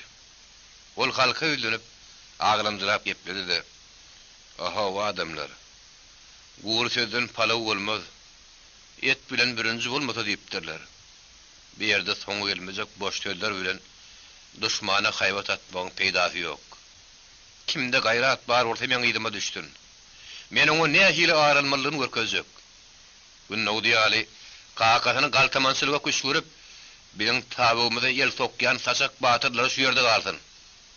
Olar bilen soň gepleşer diýip tüňü ümdüdüne tutturuverdi. Asrul edilen tögüllada garaman, kellesini kedek gysan gawun ýar edip şo gidişine etdi. Jikki wagady. Ýeňlatly toporunu alyp onuň ýydy bile gitdi. Şäherden gelen atriyatlylar hem olardan galmady. Gara näçik? Buň olun käbä diýenler boldy. Ýekeze adamdy öýüne bakan gitmedi. Düşmanyň kassyna çykdy. Yangından soňky sögüş. Gün öýrüden agypdy. Gün matardan tapyr esýän bahar şemaly barha güýjüýärdi. Tallaryň sallanyşyp duran pürpügdoklary şemalyň uğruna hallan atyşyp, gaýyllaryň gaşlaryň üstündäki sümsülesi ýaly endireşip titreşýärdiler. Beýleki gaşlaryň şahalary zarplak ýan suwuň içindäki gamyşlar ýaly iki ýana aranyşyp ýegilip garýadylar. Kışşadyr gamyşlaryň gulan ýapraklary şemal legenine galgaşyp şogurdaşýardylar. Aýallar köýneklerini şemala şapyrdadyp, başboglaryny howatlaryň tüstügi kimen ýykşadyp, gary ýüň üdük bagydyr şöwüşlerine teredýärdi. Tamdyrdyr ozakda köreşýän howatlar suw tep söndürýärdiler. Erkek adamlaryň terpekleriniň buyrugy ösgün tüýleri şemalyň uğruna ýerek ýal galgaşyp, eýlek-beýlek agdar müňdir bolýardy. Olaryň donda şäkminleriniň syýlarym goýa diýerdiň, Gaygırca korudun ganaty alyp patyrdaşýardy. Ýagyşly gün ýat, şemally gün ýort diýilşi ýaly. Şu gün ýagyş bolmagady, ýortdan ýorty bermeli. Gaýratynym şemalyň ýyk tarapyna gitseň, ýeňsäňden teklenen ýaly idenekledip barýardy. Ýapaşak göräňde badygyny saklap bolmaýardy. Teleçile janyň ogly tüňü kede hem şol hallanmaýyň baglygynyň çykyp gaýdandan soň beýlekleri ýetdirmän, galtaman ugurlaryň meskeni bolan jeňgilligiň çetinini girdi de hiç kimin ýadyna düşmeýän bir iş etdi. Ol doğanyny başyna sümüre bürünip, öý ýal tegelinip duran bir düýüp kışşanyň ýanyna ýapyrlyp oturdy da kükürt çakyp onu otlap goýberdi. Tüňü o kışşadan od alyp, algogyna ýene bir kışşany otlady. Ýene birini otlady. Ol ýeli sabrap duran otly ylgaşlap, salamyň içinde 10-20 düýüp kışşany otlap çykdy. Gelin-geline guğrap sakary çykan kışşadyr gamyşlar, ýannykdyr bu ýonlar, tyrkyndyr fermerler şatardap şeýle urýan ýawyrin hey diýip aýdarýarlar. Ýalyn gatşykly goýy goňur tüsdi, al asmany göterilip toglum bolup asmany utlaşan ömürli dag ýaly lemmer bulut ýataýardy. Beden iş şün tüňe edýäniň näme diýen adam bolmady. Gaýtam aňyrdan gelen adamlaryň aglabasy, wah, bu odal ýetilmeli iş ekeni. Tokoy otly at gazan ýepdirler. Hani beýlip tömelişip durmaňda gülenpaz oýunaň diýip, terkişdir bayram ýalamy başlyklayan şaman otçular ýaly otlaryny sabradyp bay tokoy otladylar. Al asmany göterilýän al ýaşyl ýalynlar, düşmana tutulýan Jalog ýaly. Dilkaw bolup udoklarda sabraýady.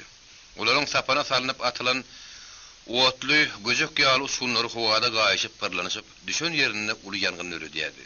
Bir ýanganyň hoguryny çydap bilmän ala gury, zygar ýylgynlar, torongular, gazganlar şatyrdaşyp loglaşyp ýanlarna bir topar tüpeň berden atylýan ýaly tark park etlenýärdi. Tülgünler beýlek kuşlar götürdeşip patyrdaşyp tüstöleriň işiwerini ýokary götürilýärdi. Olaryň käbir sabraýan ýaryna ganatyny gyrdyryp tüpeňlerini ýaly kelemenläp owadyň içine düşýärdi. Köýüň hoguryna çydap bilmän çiýişip birdenem parkyllap beýün ýaly ýarylýardy. Ýertizi ýalyş haýwanlaryň sağ tarapy urunup eýlek henkilleşip ýanganyň gitmedik ýerlerine baryp hiň tapsa tümlenlerim boldy. Guyruklaryny ýamdyna gatyp tüýlerini çirkidip ýüzüniň uğruna nira bolsa şoňa gaçyp çykanlar da boldy. Ýanyna töweregini gaýbadyp çykyp bilmän diriň böküp serkin sırlap jan berinden boldy. Ýekapanlar, mekejinler zozuklaryň ýylaryny tirkäp, horguruşyp, beýguruşyp çöpden çöpe, batgadan batga ulaşyp, pars bolup duran buğdaýdyr, arpalaryň işi bilen agyr lakaşy bolup, owaň baglaryna bakan ýökülükleşip gitdiler. Şeýle alzylangylyk hem helakçylyk jeňgelin sinnäki günnüýden ýatyp geýjetine ýol urup owa talap ýören galtymanyň arasynda boldy. Hatta olaryň içine topa düşen ýaly tuttabaslyk döretdi. Olar ýyl aýaklaryny ýitirip yer gaty bolsa öküz-öküzden görür diýen ýaly öýdary oňuşman bir-birine ýerjeşip dawgalaşmaga başladylar. Olaryň bu boluşyna ýögöz ýerlerden gahar geldi. Onuň iki uzy gyrkylan çalymtyl jotda murtu arpanyň gylçygy ýaly syk boldy. Şişe döwük ýaly gömgök gözlerini usunoklap gahar otuşdy. Ol töwereginiň näkleri algyrylyp, "Goýun, alzyramaň." Yeter ýerde gaýtypdy diýenleri boldy. Indi näetmeli? Han aýdyň diýip bükülip haýap oturdy. Hiç kimden ses eda çykmady. Ýögöz ýerlerden bolmajaty boldy. Ol gözlerini peteredip, "Men size diýenin näetmeli? Ot ýetip gelýär" diýip sözüniň ahyryny öz zany ýegeni bolan garadan gaýtmaz bakywatyr öýlendi. Daýy näetmeden Hudaý takladyň. Azgyň ölmez alňatan öler diýipdirler. Bir de alňatamak gerekdir, pehem etmek gerek diýip bakywatyr daýatyna basaryp berjek boldy. Näme üçin şu ýagdaýy Melek hoja bile öňünden habar bermedi? Han ol ýeriň astynda ýylan gäwüşede bilerin diýip dilini aşatyklaýadylar. Görýärmisiňiz? Olýny ogrunça ýatan bolup biri nähil gäp bastyrdy. Şu ýangadanym bir elime düşdi diýip bir ýanganyň turmugyny Melek hojadan görüp o içi ýanganyny kellesine ýaýkady. Bildiň Serdar aga, bildiň. Gördi duruber. Şu jeňgele owat bermekde gut Melek hojaň ogly günnäwdi baş bolandyr. Oňa biziň şu ýerde digimiz ataga aýtmadyk bolsa, o nädip bilsin diýip güzük diýen agajetli gözleri ýanyp duran goňur telpekli keltirek adam ýögöz ýerlerde beleň berdi. Şu mahal kirpi ýüzlü toğutu burunly, hargulok şaňy sesli söýün diýen bir adam aýynyň agdyny supan ýaly uly baskaga galyp geldi. "Serdar, aý Serdar, indi näders? Daşymyzy alyrdyk. Söpde söýerde taanba bolurdy, taan ýok. Iň ýagşyda ýelimizi galyp leppe ýaga diýmezden gowusy ýok" diýip toğutu burunly söýün howsulary gepläp dogursyny diýdi. Şey diýmeseler, olaryň başga çykylgatam ýokdy. Şäherden gelen atryatlar bilen owaryň ýeňil atlylar topary jeňgeliň daşyna halkalaýyn aýlanypdylar. Edil şonuň ýoň syrasy toğutu burunly, hargulok söýün aňgallar ýa bolup ýondur ýannak ýatyran bolup jeňgele göwüşlik edýärdi. Şu töwerekde ol bir gara görse, onu ýygyny terpikdirip jeňgele goleleşdirmeýärdi. Bu tapar gören söýün paallap gernip, halis humar bolandan soň bir söpeň ýekşini geçip, mele ýurgudan kürdüp ýatyrka, tüňgüniň gelip kışşara ot berenine uýanyp, laňy ýerinden turanyny, onuň gözü bir topar adama düşüp, tarık turup gelip atışmaktan 50 bidar geçip, yaragyny egir tayak ýaly götürüp, uly howsalyla gelişdi. Emma ýögöz ýerler onuň diýenini etmän. Beri söýün. Sen näme üçin olar daşymyzy alýansa duýmadyň? Aýt derrew haram eşek. Sen bu wagtda seni kimiň aşagyna ýatdyň? Enden beri sen ýetir düşmän maslahat berýämiň. Senem Melek hoja ýaly şolar bilen eldeşiklisiň diýip, ol hyrsyny işläp ikelin onuň ýakyndan ýebişläp tutdy. Bar güýjüle filterläp, bat bir tekläp goýberdi ölün, ol entireklep ýykylyp gitdi. Ýögöz ýerler onuň sırtyny depip, belinäki mauzerini logurdadyp çykardy da kewdesinden senedi. Bakywatyr onuň elini kakyp goýberdi. Şo wagtda hem Bakywatyr ýögöz ýerlerden goşoruny şappa tutjak boldy. Emma yara gümpüllep yere kaçtı. Hargulok Söyün "Vay öllüm" dip kellesini taňgylladyp, ellerini ayaklarını titrelip ýüdünüşip ýöreni ýalyatdy. Ýöwüz jellat şep gözüni ýumyp, onu ýaňadan atsak boldy. Daýy, inni uratmasana. O garyp görgülüniň şepçigini sympytyra etdiň. Biziň aramyzda garga ýaly şondan hüşgar adam ýok. Inni bir degme diýip Baky Batyr daýysyna ýol bermedi. Serdaragy. Ay Serdaragy ýangyn barha güýjep bire ýetip gelýär. Gasyp gutulmaň alazyny ýeliň diýip goňur telpekli gazetli güzük ýanyp duran gara gözlerini oýnakladyp gepletdi. Asrul ýöwüs jelladyň ýerini kakyp Serdaragy ruhsat berseň, şu belaweterden gutulmaň ýolyny men tapaýyn diýip ören dogumly gepledi. Näme tapsak? Usup çyksakmy diýip ýöwüs jellat darak diş ýaly gyrçy sal hakkalyny fagellen penjeleşdirip ütöýüne getirdi. Güzük gözlerini garpylatman ýöwüs jelladyň zamsanyň güne ýatan pasagy ýaly ýygyrt ýüzüne şiňerli seretdi. Serdaragy, men sana şeýle bir ýol tap berin görün. Nädersiň düşmanymyz aň golp galaýsa diýip gyssalmaç öýrenip sorady. Ollaň men başyma urtap adam. Beýle urtapmak ýokda bolsaň, inden beýdip agaççygyny ýerlemep durdyň. Tapta urtap ýan bolsaň. Bar, alyňalan özüň kirip ýöwüs jellat oňa jana agyrly gödök jogap berdi. Güzük onun aýdan iýgençli sözlerini näçe ýokuşurdy, oňa gatyrganman, ýangyňdan halas bolmagyň uğruna çykdy. Ol öz ýaranlaryny ýyda tirkep, jengeliň orta gürpünden geçdi-de, olaryň arasyna çyp, gatara duruldy-da, tokuy otlama uýurdy. Ödem şeýitdi. Lena dağı düşmanyň ağırlanyp uturunlygyny soň düşünip galdy. Şonuň üçin olaryň ýary ikinji ýangyrnyň daşyny gawamakçy boldylar. Birinji ýangyn ýöwüs jellat dagynyň sürünine ýetýänçe, ikinji ýangyn jengeliň o başyna çykdy-da, barka ýuwşap başlady. Galtamanlar atlaryny ýedip, ikinji ýangyrnyň başlan ýerine bardylar-da, atlan boldular. Şeýdem olar ölsem ölüne salyp, küllü hem köýlük meýdanyň atlaryny gamsa basdylar. Atriatlar hem ýeňil atlar ýetişýänse, olar popşuň ornuň ýanynaky ýalpak gülerden geçip demir ýola tarap tutturdylar. Olaryň arasynyň açyklygyna garamazdan atriatlar galtamanry ok tutdular. Galtamanlar hem hatar orulmady kysşalar duglanyp ok ýagdyryp başladylar. Şugulaşyp ýagýan oklar düşen ýerlerine şöyle ýagýan sagwa ýal tozan turýardy. Şol atışykda iki tarapdan ýören adam bolmady. Diňe Lena dagynyň tarapyndan atylan ok ýöwüs jelladyň ýegini Baky Batyryň atynyň omzuny degip, ony sapyp barýaka hekkal ýal tugdurdy. Onu görüp atryadyň başlygy Ataga Alif jigitlerine ýapyrylyp eňmeli. Düşmany gawap diýildigini ele salmaly diýip gaýgyryp komanda berdi-de, "Urra!" diýip filmeder sarkynlaryň arasy öýdeňdi. Sondan soň onuň jigitleri käýerde ýapyrylyp, käýerde ýemedekläp, eýlesinden beýlesinden şuglap geçýän güllülere garamazdan düşmanyň üstüne öýren okkuny hüjüm edip, olaryň daşyny gabadylar. Jikgün komandasy hem olardan galman düşmanyň arka tarapyna bardylar. Arjana kimin ýetişikli Baky Batyr alzyraman, totu urnuny söýüniň atyna sırtlaşyp gaşarman boldy. Babazyk diýen kelte boýly tokguja jigit bir atanyna Baky Batyryň atyny ardaýanyň üstüne gompa oturtdy. Baky Batyr biýalas atdan agmaly boldy. Hargulok ýaraly söýün bolsa, Baky Batyr jigitleriň ünsüni çekmek üçin kelpegini bir çöpe geýdirip, ondan oňa bukulyp, jigitleriň papagynyň garpy görünse atylan garga kimen gaýdyrýardy. Kirpi ýözli totu urnuny söýünem yaralygyna garaman, Baky Batyrdan kim oturmaýardy. Olar şo atyşyp ýatışlaryny eli düşmän gün ýaşardylar. Baky Batyr ýylgynlykdan ýylgynlyga süýşip, akyapdan böksek gurunny, onuň aýagy taýyp suwly ýabaga apgaryldy. Onuň beýaşatarynyň hem zatwory süýşip suw açdy. Wah, içi gary galmyş. Meni Hudaý tutdy. Söýün ýaragy bärik gör. Beýhir galmyş, ketege dönni diýip ol totu urnuny söýünden dilala titledi. Emma söýün onuň diýenini etmedi. Söýün, direle düşmäli, bir gynarlar. İlki menat, soň özüňi diýip Baky Batyr adam bile gyýgyrdy. Bu mahal teneşir ejäniň ogly kelle tüňü bagyry bile süýşip oňa goraýlap gelýärdi. Ondan bir habar Baky Batyr, "Söýün, özüň atmasaň meni burat" diýip ýene zaryny gyýgyrdy. Atda, "Özüň atsak bolsaň atda. Meni atsak däl, goltuňda sapansaň näme" diýip onuň ýadyna düşmeýän zady atlatdy. Olam hargulok söýüniň özüne düşman boldy.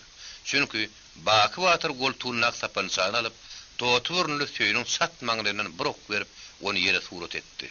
Soň ol ýözüni açsak bolundy. Emedeklep özüne bakan hazarlyklap gelýän ata Halif görüp onu da burok berdi. Halif turjak ýaletdi de ak çekip bir gapdan ýykyldy. Şoma galam tüňü Baky Batyryň arkasyndan duýdurman gelip onuň üstüne ýokdudy. Iki eliniň daşyny uzaklap, "Dat ýete görýän ho" diýip şerkin gaýgyrdy. Çünki Baky Batyr onuň eliniň arkasyndan adamçy erkek ýaly agapsar tilterleýärdi. Şoma galam Baky Batyryň sag elinden sapança tötänin göçüp suwda güňleş gümpüli döretdi. Baky Batyr "Goýber bir gaýrat men elimi" diýip zomap tassan tüňgüniň elinden sapapdy. Erne beýlekler ýetişip gün ýaşyp garangy düşmänke Baky Batyr ýöňlerini salyp gatakara bakan aýtdylar. Lene gaňyrlyp ýerine garanyna, jengiriň sabrap sykýan ýalyny gün mataryň şapa gülün bäsleşýärdi. Zordan tapdy. Gatakar owazynyň kommunistleri bilen komsomollardy. Lenanyň ýol başçylygyna şu gün akşam tähdi şanyň howluny üşüp ýygyna gelip, kolhozyň her bir brigadasynyň her zwenosyna bir kommunist berkitdiler. Zähmet düzgün berkitmekde. Artık iş bitirmekde komünistler, komsomollar görelli görkezmeli. Sosyalistik ýarşyp baýda gidilmeli, olar bir karar etdiler. İş mallary bilen iş gurallaryny gasap alyp, kolhoz ýeşigini tapşyrmak üçin ýürüýte adamlar bellendi. Ondan soň olar sapar tömpüýüniň, dirkişiň tüňgüniň, Günnowdy Melaýewiň aýagyndan berin ardalaryny seretdiler. Ilki bilen sözü sapar tömpä berdiler. Ol göwsüni ýapdyran ter gara takkanyň uzuny sagerlen oýnap awa ýollaşdylar. Meselem komsomol agdaty Günnowdynyň kakazy Melaýewiň itten emmeter ganyjak.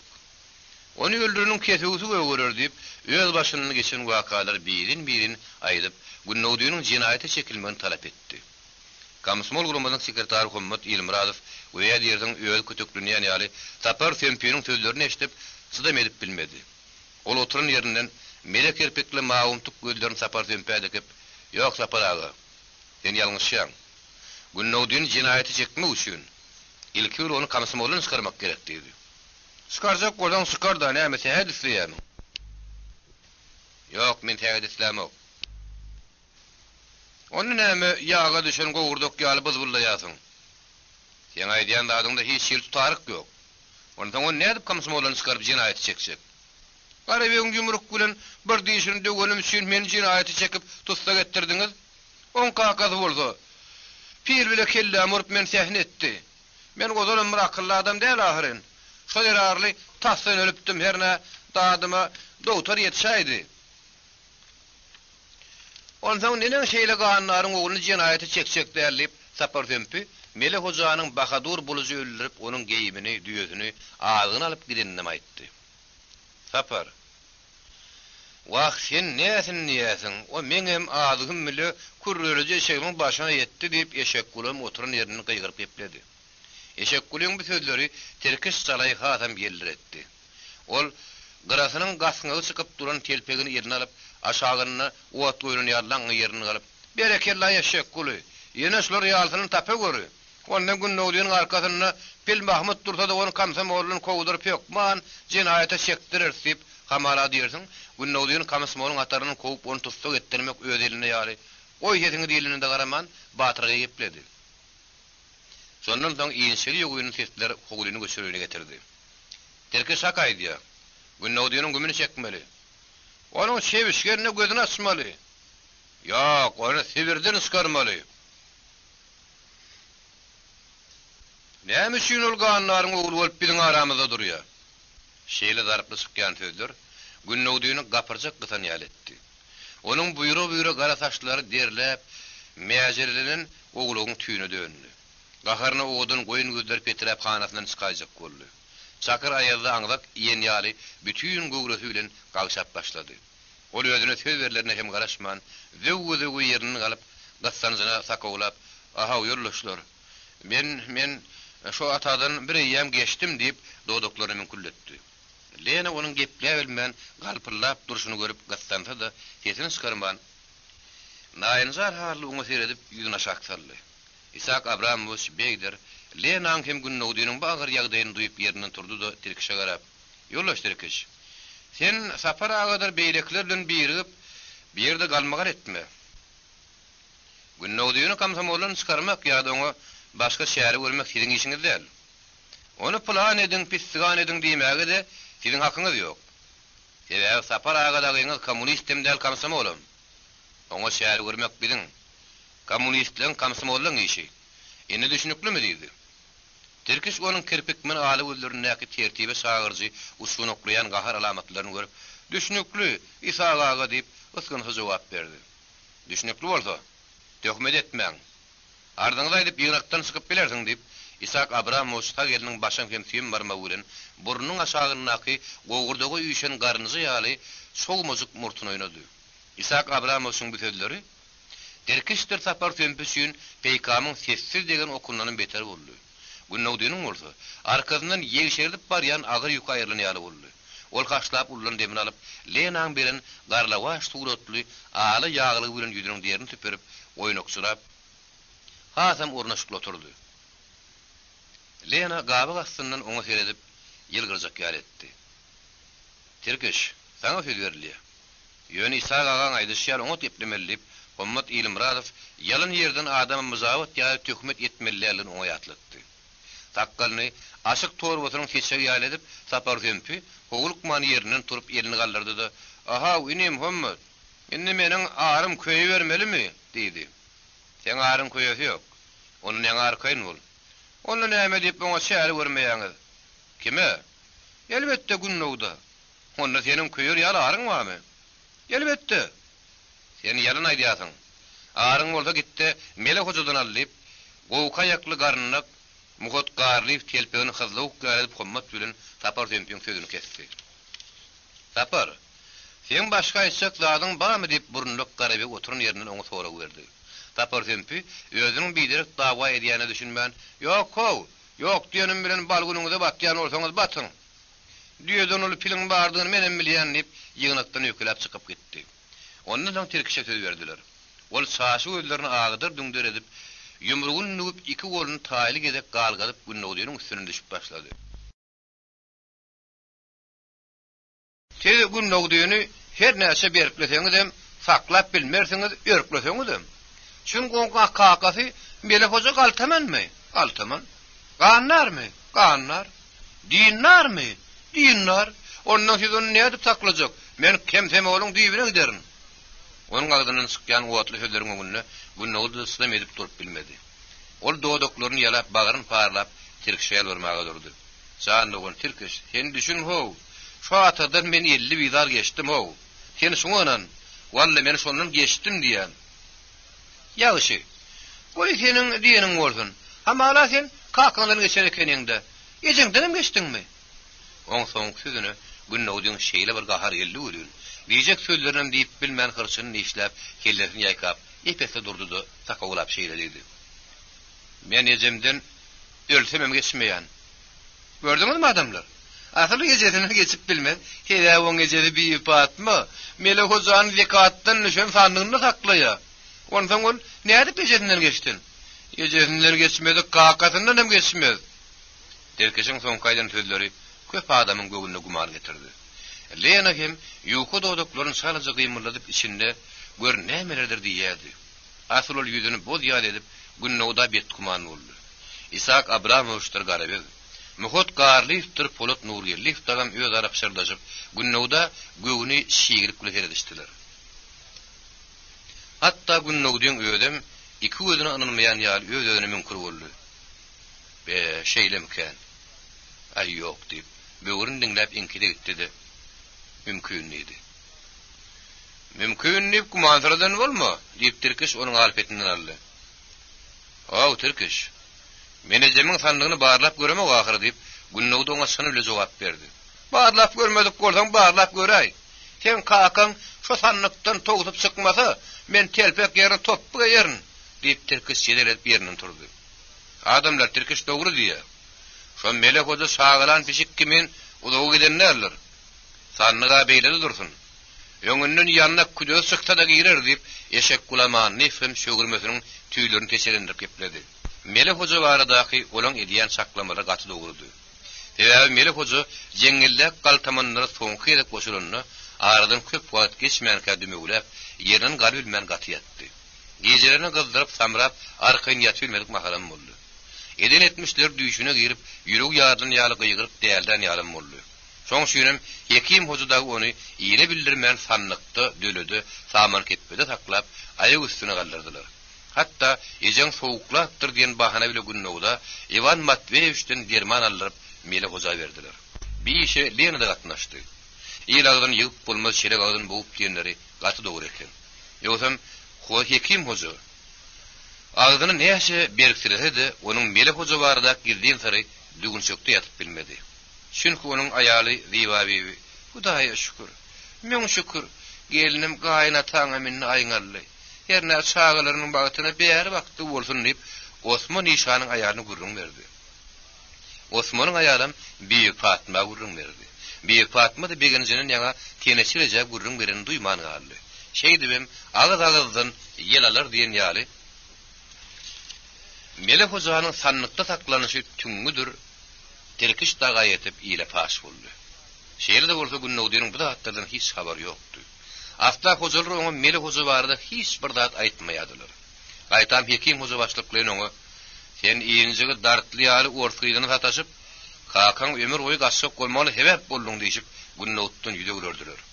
Şoň şünem günnowdy terkişdir, safar tömpüýüniň edýän tankydyny muzabat hökmüni ýokuş görýärdi. Ol ýokuş görse we möhede tüňgem şol alyp ýerinden turdy da ýollaşdylar. Bir adam günnowdyň gowgurýan bolsa mene meňat görýän.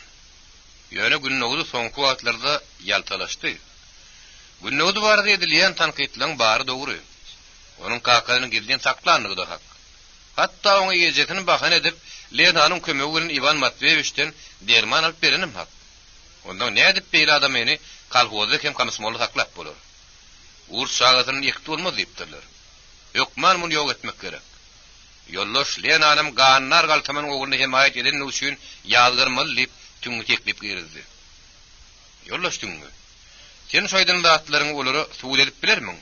Diýip kamysmoldyň sekretary Himmet Ýylmuradow tüňüden sorady. Tüňü bu soru üçin birjikde darykman gaýtan barha keserlen Himmetyň ýüzüne. Ýollaş Himmet. Men sen ýaly mümkinçilik halamaýan. Eger suwul edip bilmejek bolsam, onda men töhmesi hökmünde ýok edim. Men oňa razy. Ýöne men ýollaşlarym haklada ýok diýmezmi kärdiýän? Şeýredem ýollaşlar diýdi. Şeýre çylşylyny sorulur ýüze çykandan soň, partiýa guramasynyň sekretary Bowka ýakly, garnlyk Muhot Garliýew ýyňjylykda oturup bilmän kelpegini hyzlawyp ýaratyp ýerinden turdy. Terkiş, barsa ýüňe gitdi ýat. Netijäni soň eşderdiň diýip terkişi turup gitmäge mejbur etdi. Terkiş serçäniň ýumurtlasy ýaly çalymtyk, saçy gözlerini agdyr döňder edip Muhot Garliýew girip kiretdi. Bolýa. Çykmaly bolsa men çykaryn. Ýöne ýürekden kogulma ýaly ölerin görün kamysmoly ýa-da partiýa geçerin diýip gapyny bat bir ýapyp gaharly çykyp gitdi. Ýollaş günnowdy. Sen tüňgün aýdanlaryny ikrar edýärmiň diýip Himmet ondan sorady. Elbetde ikrar edýär. Men gecem üçin Lenanyň kömegi bilen Ivan Matveýewiçden derman alanym hak. Ýöne kakam üçin ony hut şu ýerde tüňgüden eşdiýän diýip günnowdy dogrusyny geldi. Hawa ýollaşlar. Men derman alyp berenim hak. Ony hiç inkar edip biljekler. Şoma hal ýanynda kalpozyň başlygy Polat Nurýeliýew hem mady diýip Lena heni söýen soňla manka burunluk garaby göwünsü lokla gelip güllüdi. Diýmek siz ganym düşmana kömek edipsiňizler. Beýle 200 adamlar men ýol başlyk edýän olandy. Hiç hasan orun bolmaz. Günnowdyň kamsmol bildirini ýelini şarpyladyp alagadan özünim kapata salmak gerek. Ýollaşla pinanyň üstünden raýkoma kagy diýermek gerek diýip Garabek teklip berdi. Owa Sowetiniň başlygy Garabek Gerliýewiň bütünleýişi Isak Abramovçdyr, Poladyň göwünden turmady. Şoň şenim kalpozyň başlygy Polat Nurýeliýew Isak Abramovçyň ümlemegi bilen Garabege ýüzlenip ýollaş Garabeg ýagdaý bilen. Birden olaň baryň hoňuna çykaýma diýip gülkat çykyp gitdi. Polat dogry diýär ýollaş Garabeg. Günnowdyň kamysmoldan çykarmak kyn işdel. Ýöne o hakda edilýän datlary anyklamak gerek. Birden öte geçäýmäliň diýip Isak Abramovç Garabegiň bagyny aldy. Şondan soň o hakda 7 kamysmol çykyp söýledi. Olaryň galapyny Günnowdyň kamysmoldan çykarmagyň tarapyna durdy. Aýratynam tüňüdir berdi kellagy köp çekeleşdi. Asıl derre onun sesi oyulman talep edip prezidiumdan ıhtiyarlı ellerini kaldırdılar. Her nesken bolsa, partiyurumuzdan sekretari Muhot Qarliyev tüylük günü kuruşördüp, gatı gepler. Tüngüdür berdi kellagin tertibe sağırdı. Son bolsa, o sese koymak teklif etti. Günnowdyny kamsymolun çıkarmaly adam elini kaldırsın deyip, on ödü el kaldırmaktan taklandı. İshak Abramovич'tir Polat Nuriyelliyev, Hommat İlimrazov'dan taklandı. Olary görüp, iki gün kamsymolun taklandı. Şeýlelikde, Günnowdyny kamsymolun çıkarmaly adam zordan ýeda etdi. Onun iň soňky käýenjini bermeli adam 11-den köp boldy. Şeýdem Günnowdy Melaýew kamsymol ataryna zordan galyp, kakazyny öz eli bilen tutmak hakyna pikirlenip, ýary gijeler ýygnatdan çykyp öýlerine gitdi. Bu mahal logurda tugun ay tamdyrdan kegelen çykan nan ýaly ýalpyllap Günnowdy bilen ýüzbeýdi boldy. Günnowdynyň inne gakbalam şu parlap tugun ay kimin logurda. On ýöňünden betepet çykaýdan ne ýagşy. Aftyrdan. Gadyrly okujular. Görüşmiz ýaly roman dogry tamamlanmady. Ýazyjynyň oğlu Begeniş Nurberdiýewiň aýtmagyna görä, awtoryň özü romanyň ikinji kitabyny çapa taýýarlap, bu tordum edip goýupdyr. Demek awtor romanyň üçünji kitabyny ýazmagy niýet ediberken. Şeýle netije gelmäge eterde ýaýbanlanan wakalaryň töwerekligini, obrazlaryň giň planyny işlenmegi, gary berdi. İkinji kitabyň ahyryndaky sowal dogry esas berýär. Romanyň ikinji kitaby ilkinji gezek neşir edilýär. Onuň diňe käbir parçalary gazetlerde çap edilipdir. Şu ýerde bir zady belläp geçmek gerek. Roman birinji kitabyň okujulary ilkinji gezek gowşan ýylynyň, ýani 60-njy, onun aňyrky 50-nji ýyllardan soýlaryň jemgyýetçilik syýasat iqtisady ýagdaýyndan, syýasatyndan uğralyp, soýlaryň gözü bilen 30-njy ýyllara nazar salynyp görülipdir. Ýöne şeýle de bolsa, orta daýhanlar köpçüliklerini kulakçylyga çekmek, jiralandyrmak ýaly nädur syýasaty ýazyjy şu döwürlerde de ýadgardyr. Roman okup çykanyndan soň munyň şeýledigine kynçylyksy göz ýetirmek bolýar. Belli obrazlar ýürüýte şu maksat bilen döredilen ýaly. Birinji kitap ýaly romanyň ikinji kitabydy. Okujularyň göwünden turandyr diýip pikir edýär. Sebäbi birinji kitapdaky beýan ediş usgatlygy ikinji kitapda da dogry saklanyp galypdyr. Wakalarda da, obrazlarda da hiç şeýle gowşakluk duýulmaýar. Konflikt gitdigiçe ýitileşýär. Dramatizm, gahrmanlaryň psihologiýasyna özgörüşler täze öwüşgünlere eýe bolýar. Günnowdy bilen Lenanyň araslygyna mümkinlik edilip başlanmagy bilen düýpden başga täze bir süjet liniýasy ýaýbanlan uğraýar. Dartyndyň şeýri ýokary derejä ýeten ýerine de romanyň ikinji kitaby tamamlanýar. Biýagdaý bolsa, biri ýazyjy romanyň üçünji kitabyny ýazmakçy eken, ýöne onuň bu arzuwy hasyl bolmandyr diýen pikirmedi tasdiklamagy ýene de bir gezek dogry esas berýär. Kitabyň soňy. Kitap Körleriň Türkmen Döwlet Kitapxanasynyň studiýasyna ýazga geçirildi. Ýazga geçiren ses rejissor Husan Ataýew, okudy Tettar Abduýew. 1999-njy ýylyň dekabr aýy.